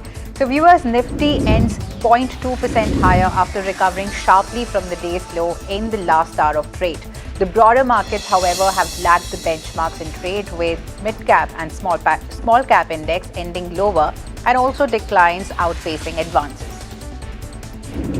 Here's auto and consumption stocks have led the gains in trade, with some support from the IT for the fourth consecutive session this week. Meanwhile, realty and defense stocks end lower. Let's look at some key counters that were buzzing away in trade. Mahindra & Mahindra has reported a strong start to the financial year, with profit and revenue rising sharply in the June quarter. Growth is driven by robust demand for SUVs and tractors, while healthy performance across businesses support the company's earnings momentum. And SML Mahindra extend its rally, with the stock surging over 40% in just 2 sessions to a record high. Investor sentiment gets a boost after Mahindra & Mahindra decides to consolidate its truck and bus business under SML Mahindra, creating a single commercial vehicle platform. And next counter to look at is Ajanta Pharma, that has delivered a strong June quarter with profit and revenue posting healthy double-digit growth. The performance is driven by robust demand across the key markets and also improved operating margins. Now, the company also rewards shareholders by announcing an interim dividend. Keeping with the earnings momentum, we have Deepak Fertilizers, which has posted a strong June quarter with profit more than doubling as higher sales and better margins really lift the earnings. And revenue also sees healthy growth, reflecting strong demand across the key businesses. The results underline improving operational performance and also the profitability. Next counter to look at is Vedanta Aluminium, which has reported a strong June quarter with profit and revenue posting robust growth. Higher aluminium sales, improved realizations and better operating performance drive the company's earnings. Now, the results highlight continued strength in the core aluminium business. Next counter that has delivered a strong start to the fiscal year is Syrma SGS. So, with quarterly profit doubling on the back of broad-based growth across its key businesses segments, and the company has also announced plans to raise up to 1,000 crores through a qualified institutional placement to support future expansion. Following the earnings, Nuvama has reiterated its buy rating, continuing to name Syrma SGS as its top pick in the EMS space. Next counter that was buzzing away in trade on the back of strong earnings is IRB Infrastructure, that has reported a strong June quarter with profit rising sharply as better toll collections and even improved operational efficiency really lift the earnings, and margins have also expanded, reflecting healthy execution across its road assets. So the results reinforce the company's steady growth momentum. Next counter to look at is MTAR Tech, which has reported a blockbuster first quarter with profits surging more than threefold and revenue also more than doubling from a year ago. The company has also posted its highest ever quarterly revenue and also a record order inflow, with fresh orders in the June quarter exceeding the entire inflow for FY26. So the order book now stands at 5,143 crores, providing strong revenue visibility going forward. And viewers, next counter to look at is Redington, which has delivered a robust first quarter, reporting record revenue and also a 77% year-on-year jump in the profit. And as you can see, the stock was up 8% in trade today on the back of these strong earnings. Growth was led by a stellar 63% rise in the India business, and this has been supported by broad-based enterprise demand and even higher PC realizations amid global memory supply constraints, and the strong performance really underscores sustained execution across the key business segments. Next counter to look at is Hyundai Motor India, which has posted an in-line June quarter with earnings coming in broadly ahead of the street estimates. However, profit and operating margins have declined from a year ago as softer demand and cost pressures weigh on the performance, and the company now looks to new launches and even festive demand to really support its growth. And the stock reaction wasn't that much. It was up over 1%. Here's India's appetite for gold really cools in the April to June quarter, with demand slipping as higher import duty and even a seasonal slowdown keep the buyers on the sidelines. Now, the World Gold Council is saying that jewelry demand remains under pressure, although investment demand stays resilient.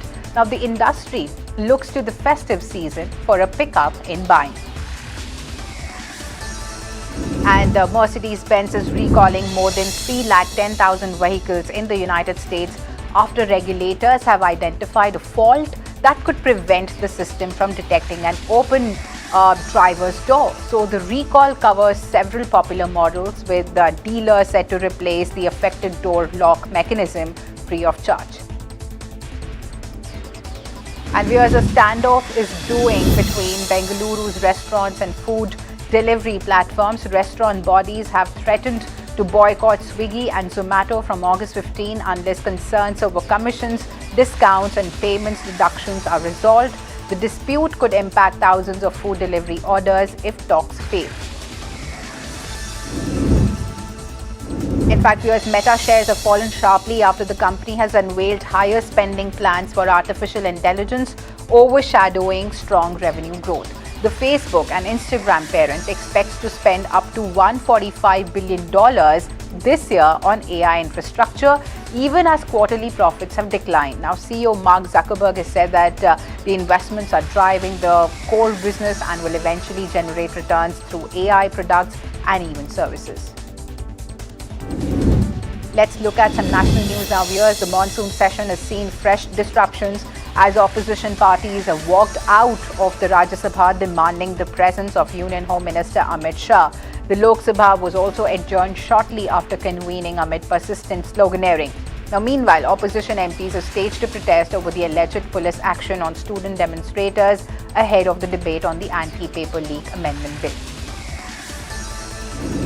And even as floodwaters begin to recede in parts of Assam, the crisis is far from over. The flood death toll has climbed to 78, with more than 3 lakh people still affected across 7 districts. The IMD has issued an orange alert for the next 3 days, warning of heavy to very heavy rainfall that could trigger fresh flooding and even landslides across the northeast. And relentless rainfall has triggered flood-like conditions across parts of Chhattisgarh, disrupting road connectivity and swelling rivers and streams. Now, at least 5 people have died in rain-related incidents, while authorities have issued alerts in several districts. Key highways remain closed due to waterlogging, and officials have opened multiple gates of the Sikasar Dam to manage the rising inflows. In fact, rising water levels in the Ganga have also disrupted normal life in Varanasi, with authorities suspending boat operations as a precaution against flooding. Now, several ghats are witnessing rising river levels, prompting officials to step up the monitoring and issue safety advisories. And the administration is keeping a close watch as concerns grow over further inundation if water levels continue to rise. And viewers, the annual Kanwar Yatra has begun with the start of the holy month of Shravan, prompting extensive security and traffic arrangements across Delhi and Uttar Pradesh. More than 4 crore devotees are expected to visit Haridwar to collect Ganga water for ritual offerings. Authorities have issued traffic advisories and deployed additional police personnel as movement of Kanwarias is expected to intensify in the coming days. And viewers, Mumbai authorities have intensified their crackdown on illegal encroachments, with the Mumbai Suburban Collectors Encroachment Department taking action against 46 unauthorized warehouses in Mankut. Now, the drive is part of an ongoing effort to clear the illegal structures, reclaim public land, and also enforce planning regulations across the city. Looking at some global news now, the United States has launched what it calls a heavy wave of retaliatory strikes against Iran after attempted ballistic missile attacks on American forces. Now, US Central Command is saying that dozens of IRGC-linked targets were hit following attacks on US bases in Jordan and ships near the Strait of Hormuz. Now, Iranian state media reports civilian casualties, including a 2-year-old child. Now, the latest escalation underscores the widening conflict, with the war entering its 5th month and the diplomatic efforts showing little sign of success. In fact, the Trump administration is weighing tighter oversight of artificial intelligence following recent cybersecurity incidents. President Trump has said that US is considering greater control over AI tools, while stressing that regulation must not undermine America's technological edge over China, and the remarks signal a notable shift from the administration's earlier hands-off approach to AI. Viewers, Europe's wildfire crisis is intensifying as France, Spain and Greece battle multiple blazes amid soaring temperatures, dry conditions and even strong winds. Now, French authorities have detained 2 suspects in a suspected arson case near Bordeaux, and while firefighters continue battling major fires in Spain and Greece, where deadly blaze have forced widespread evacuations and even displaced tourists and residents. In fact, viewers, the death toll from the powerful earthquake in southwestern Japan has risen to 34 as rescue teams continue searching for survivors in Kumamoto Prefecture. And the magnitude 6.8 quake has caused widespread destruction, including the collapse of a shopping center. Thousands remain in evacuation shelters, where authorities are rushing air conditioners and even urging the precautions as temperatures are forecast to approach 39 degrees Celsius. Let's look at some sports news now. A jersey change has sparked a fresh debate in Indian hockey. The men's and women's team will wear saffron as their primary colour at the Hockey World Cup, replacing the iconic blue kit. While Hockey India cites technical and symbolic reasons, the move has drawn criticism from former players. Viewers, the global AI boom is creating an unlikely casualty: the average laptop buyer. A global shortage of memory chips driven by surging demand from AI data center is pushing up the prices of laptops, notebooks, and even other consumer devices. And as the festive season approaches, analysts really warn that discounts could shrink while prices continue to climb. And reports, this is a report sent by my colleague Sesha Sen. Let's have a look. Artificial intelligence may be powering the next wave of computing, but it's also making devices more expensive. At the center of the story is random access memory, or RAM, one of the most critical components inside laptops, notebooks and tablets. As AI companies snap up massive quantities of advanced memory for data centers, global supply has tightened, driving up chip prices, and the consumers are already paying the price.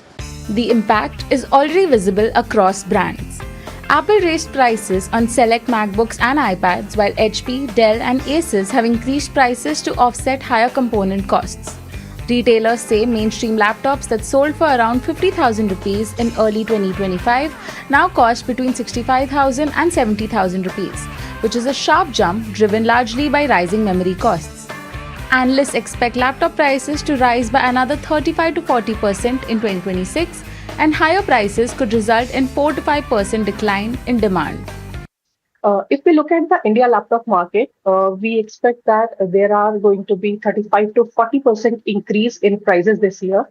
The main reasons that we see are the rising memory prices, the higher component cost associated with the manufacturing of AI PCs, and the ongoing supply crunch.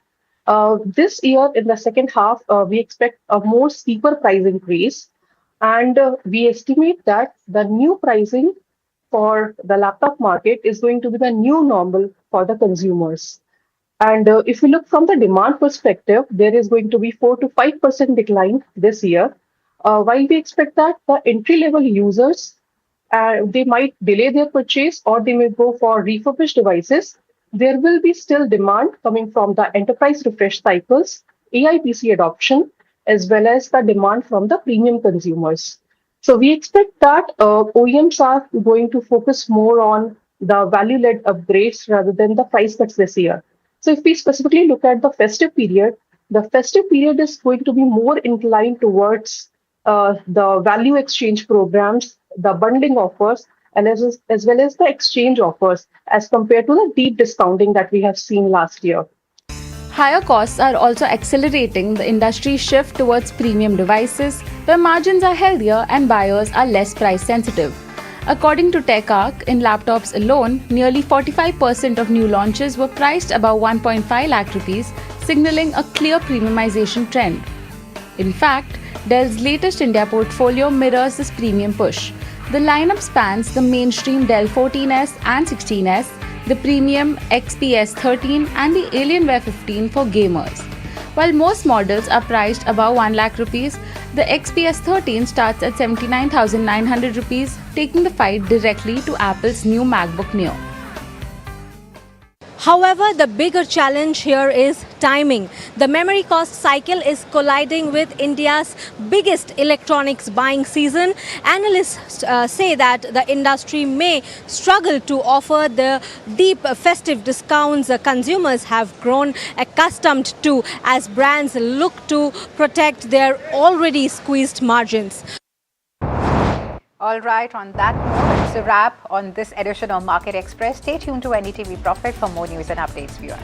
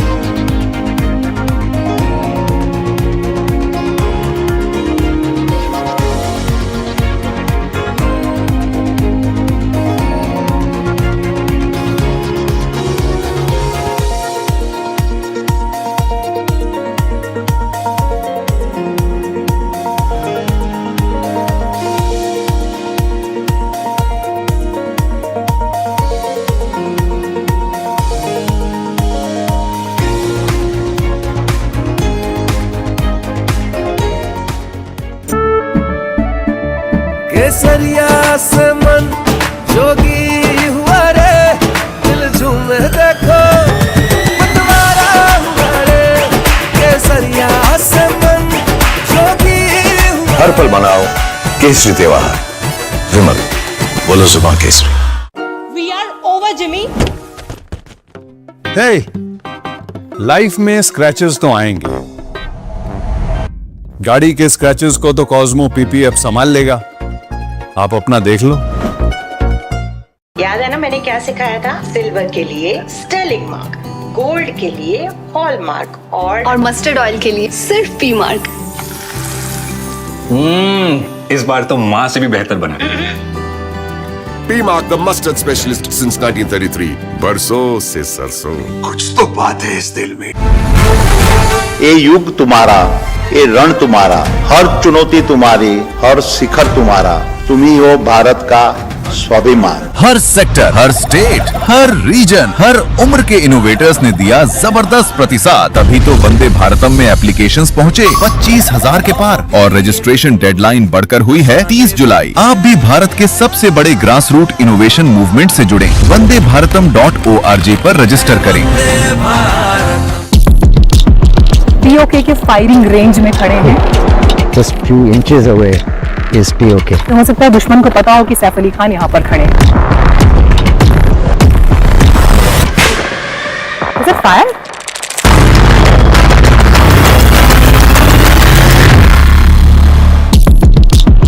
PoK के firing range में खड़े हैं। Just few inches away is POK. तो हो सकता है दुश्मन को पता हो कि सैफ अली खान यहाँ पर खड़े हैं। Is it fire?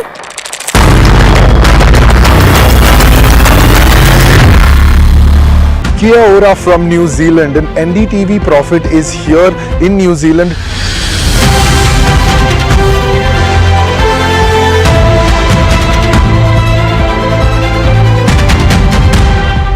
We're here to show you what is going to be the outcome of the big free trade agreement that India and New Zealand have signed earlier this year. We're going to take you through large kiwi orchards and understand what exporters are looking at when they export that kiwi to India. We're going to meet with one of the banks that funds a lot of this trade in ANZ. We're also going to be talking to the policy makers responsible for the free trade agreement. Come along with us as NDTV Profit takes you through New Zealand, takes you from these geothermal springs around us to all the different parts of the country which is going to be affected by the free trade agreement, and how this free trade agreement brings value to you sitting back home in India as well as to the people here in New Zealand. Let's have a look.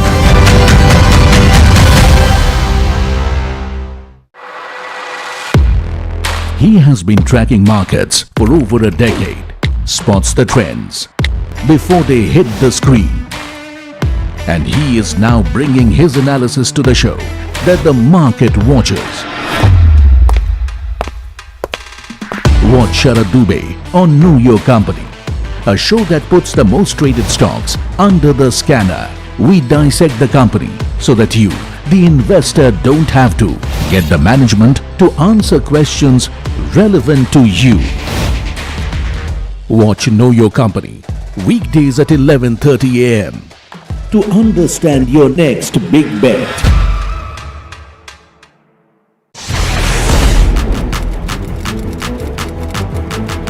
When the headlines move fast, perspective matters.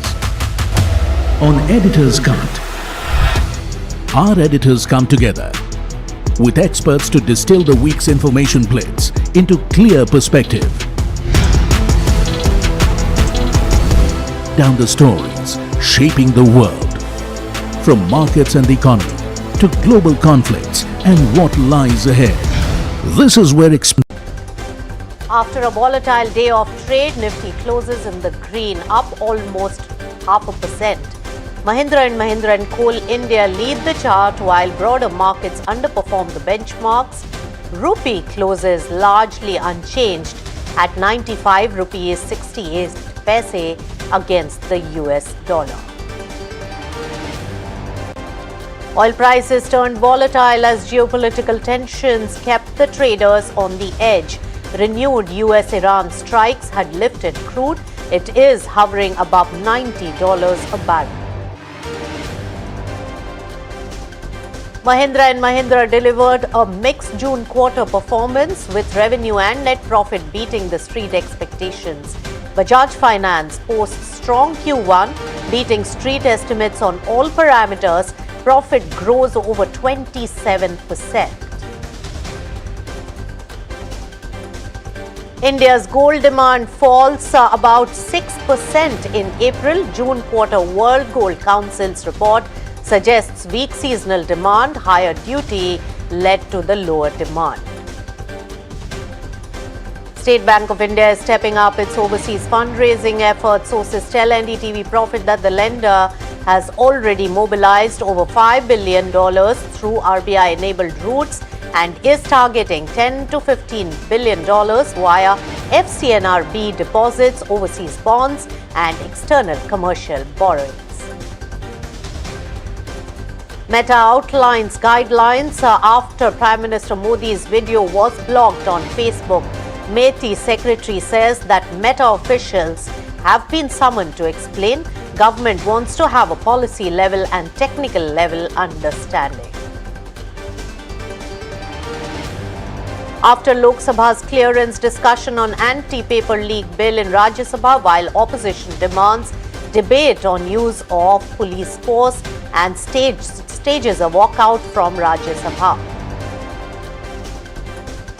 US senators warn Apple against blacklisted Chinese chips, urge it to avoid memory components from Chinese firms amid the growing national security and supply chain concerns.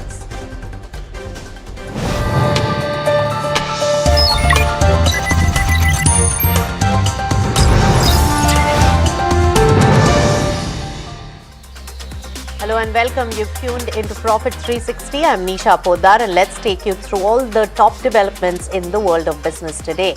Let's begin with the equity market performance. It was a volatile day of trade, but Nifty ended in the green after recovering sharply from the day's low in the last hour of trade today. Now, the broader markets, however, lagged the benchmarks in trade, with the mid-cap as well as the small-cap indices really ending lower and declines outpacing the advances. Let's take it straight across to Parth, who has the complete roundup of all the market highlights as well as the major events that took place in the market action. Parth. So Nifty has closed in green today, up almost 0.5%. This was led by Mahindra and also Coal India, both of which were the top gainers of the index, gaining almost 2% for the day. Mahindra actually posted their Q1 numbers and they were above expectations. The broader markets, however, have underperformed the benchmark, with Nifty Midcap 150 closing in red, down almost 0.5%, led by KPIT Technologies and Hexaware Technologies. KPIT seeing a downtick of almost 7.5% after the company actually closed 6% higher yesterday on the back of Q1 results. Today, they have seen this downtick, and Hexaware Technologies also saw a downtick of almost 7% today.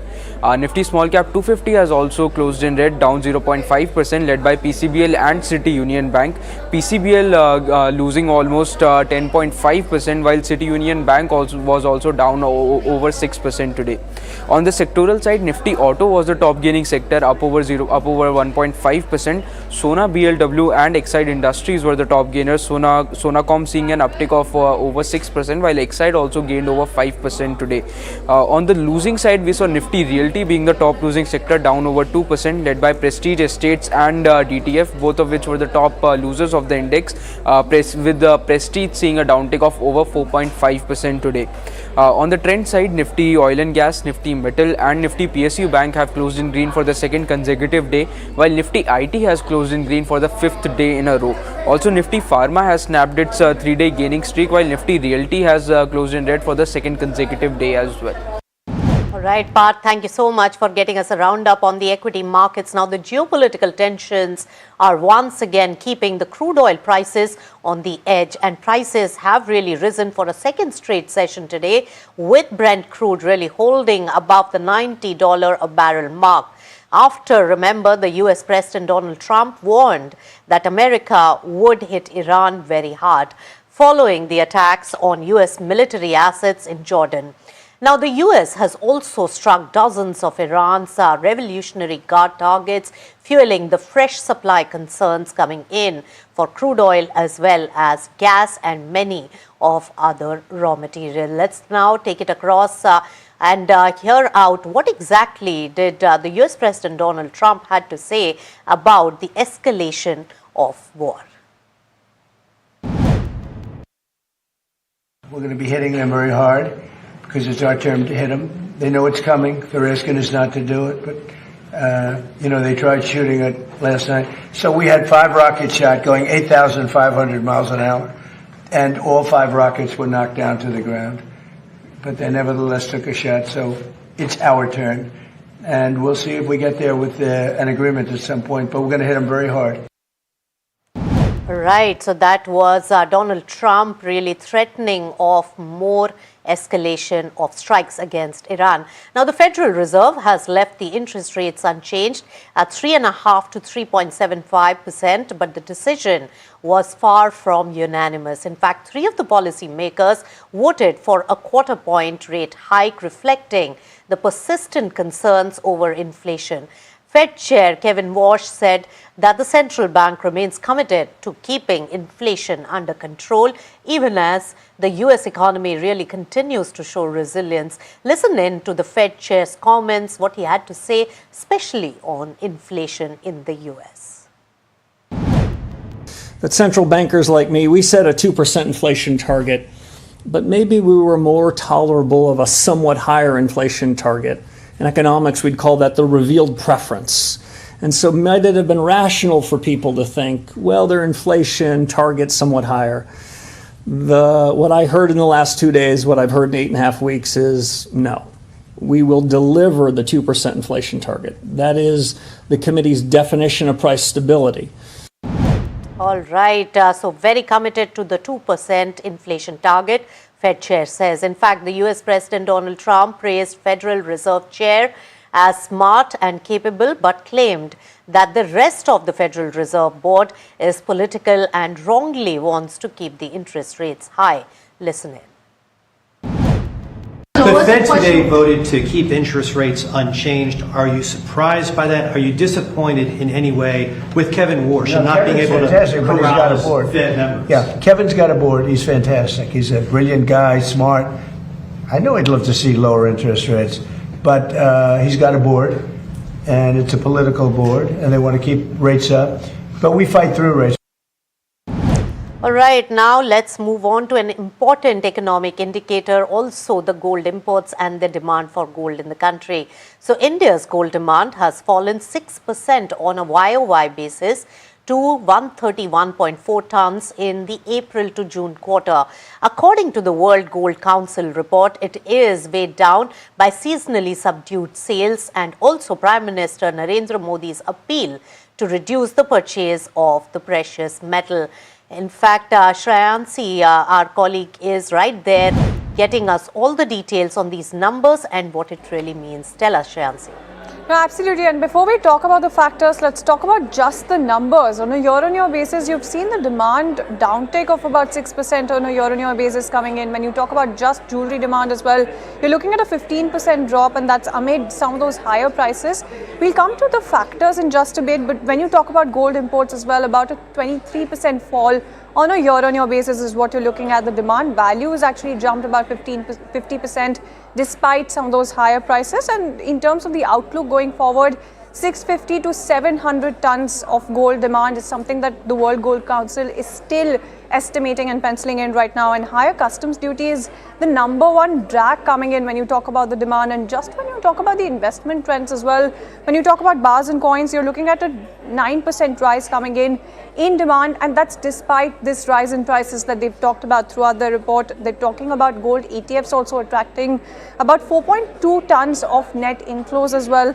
And when you talk about festive and wedding season buying as well, they're talking about how that is also going to be supporting demand going forward.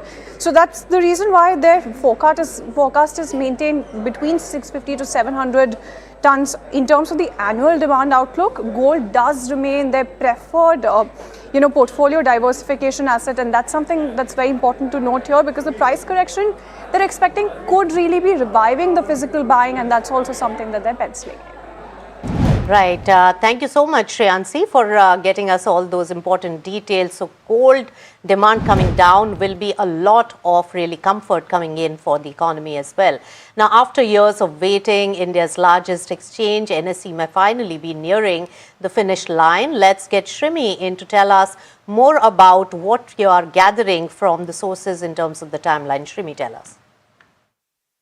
Two important timelines, and one is being that the approval from Securities and Exchange Board of India, that is market regulator, is coming by 3rd or perhaps 4th week of August. That's very, very important. Remember that NSE has filed IPO on June 17th, and this approval is very, very important in terms of paving way for NSE for listing. The another important timeline is September timeline. What we are picking up is that NSE is aiming to list on stock exchanges by 15th or 16th September, so somewhere mid-September. So that's another important timeline, as the progress in the entire process is going on track. So these two important points. Meanwhile, the another important aspect which we are picking up on the settlement order, remember that this has been an overhang in the listing of NSE, and that final settlement order is also expected very, very soon. And in fact, there were a lot of back and forth between regulator and the stock exchange about the amount of settlement order, and this is coming somewhere between 1400 and 1800, and of course we could expect in excess of 1400 amount. So that amount is also very crucial, and that will of course give a better sort of way to go for listing, because that's also one very important aspect. But do remember that 6% is what the offer for sale NSE has proposed, and they are in fact reaching out to all the investor, international UK market, Singapore market, etc. In fact, domestic institutional investor as well. So it's going on full momentum, and you will expect a lot of action, especially in August and September, is the listing is what they are aiming for. All right. Thank you so much, Shrimi, for that. Moving on, Mahindra & Mahindra reported a mixed set of earnings for the June quarter, with net profit and revenue beating the street estimates, while operating performance came in below the expectations. In fact, Puneet breaks down the numbers and analyzes that for us. Tell us, Puneet. Well, most certainly, and it has come in bang in line with the estimates that we were working with. So revenue has come in at 41,958. We were working with a number of almost 41,845.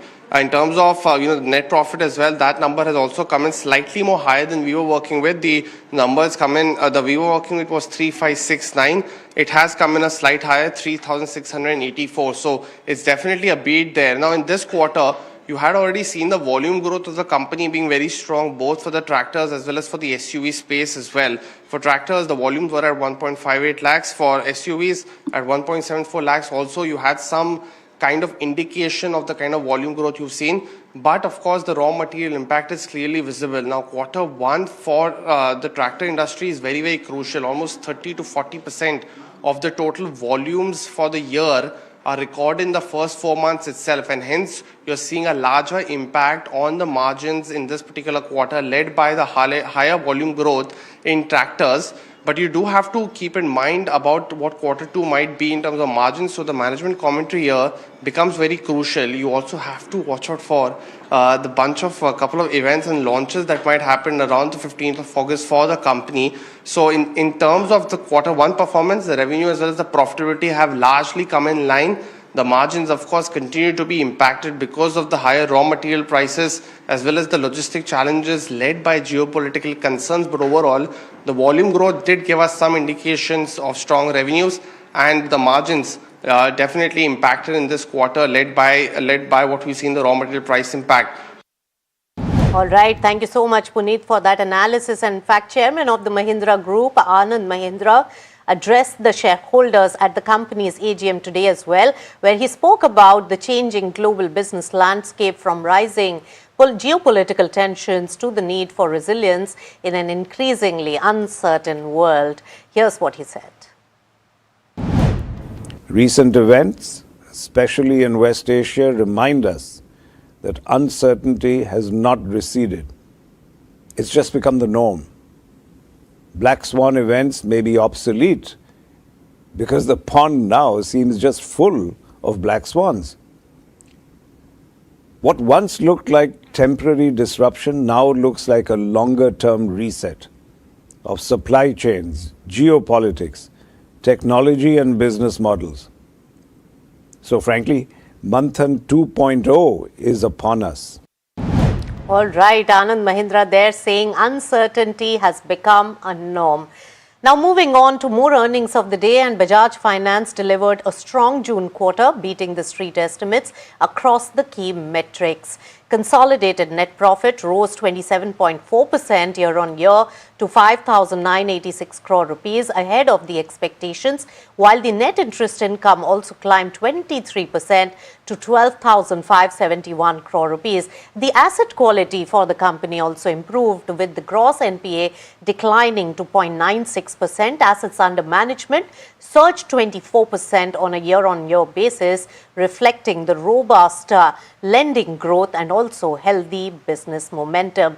So all on parameters, it was a beat by Bajaj Finance. Let's take it straight to a consumption company with the earnings, and Swiggy has reported an improved June quarter, with losses really narrowing and revenue posting strong double-digit growth. In fact, the consolidated net loss narrowed to 791 crore rupees from earlier almost 1,200 crore rupees a year ago, while the revenues really surged 37% to come in at 6,800 odd crore rupees. Let's go across to my colleague Mahima, who's joining in with a detailed breakdown and analysis of these numbers. So Mahima, looks like the performance is definitely improving.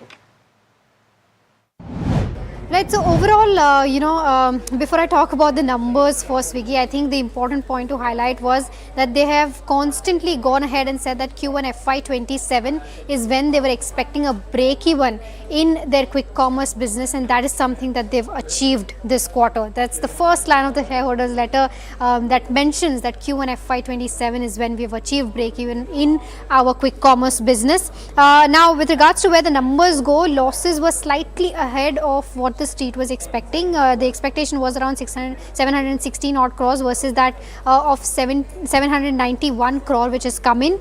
In terms of revenue, it stood at 6,800 crores versus that of an expectation of 6,700 odd crores. So that's slightly better than what the street was expecting. And EBITDA loss came in at 650 crore, much higher as compared to what the street was expecting, because the expectation was around 504 odd crore loss. In terms of the highlights in terms of how gross order value growth has been like, food delivery gross order value grew around 17.4%, slightly lesser than what has happened in the previous quarter. So that is slightly on a disappointing front, but Instamart GOV has seen a growth of around 39.8%, pretty much in line with what the street was expecting, because 40% was expected. Overall platform average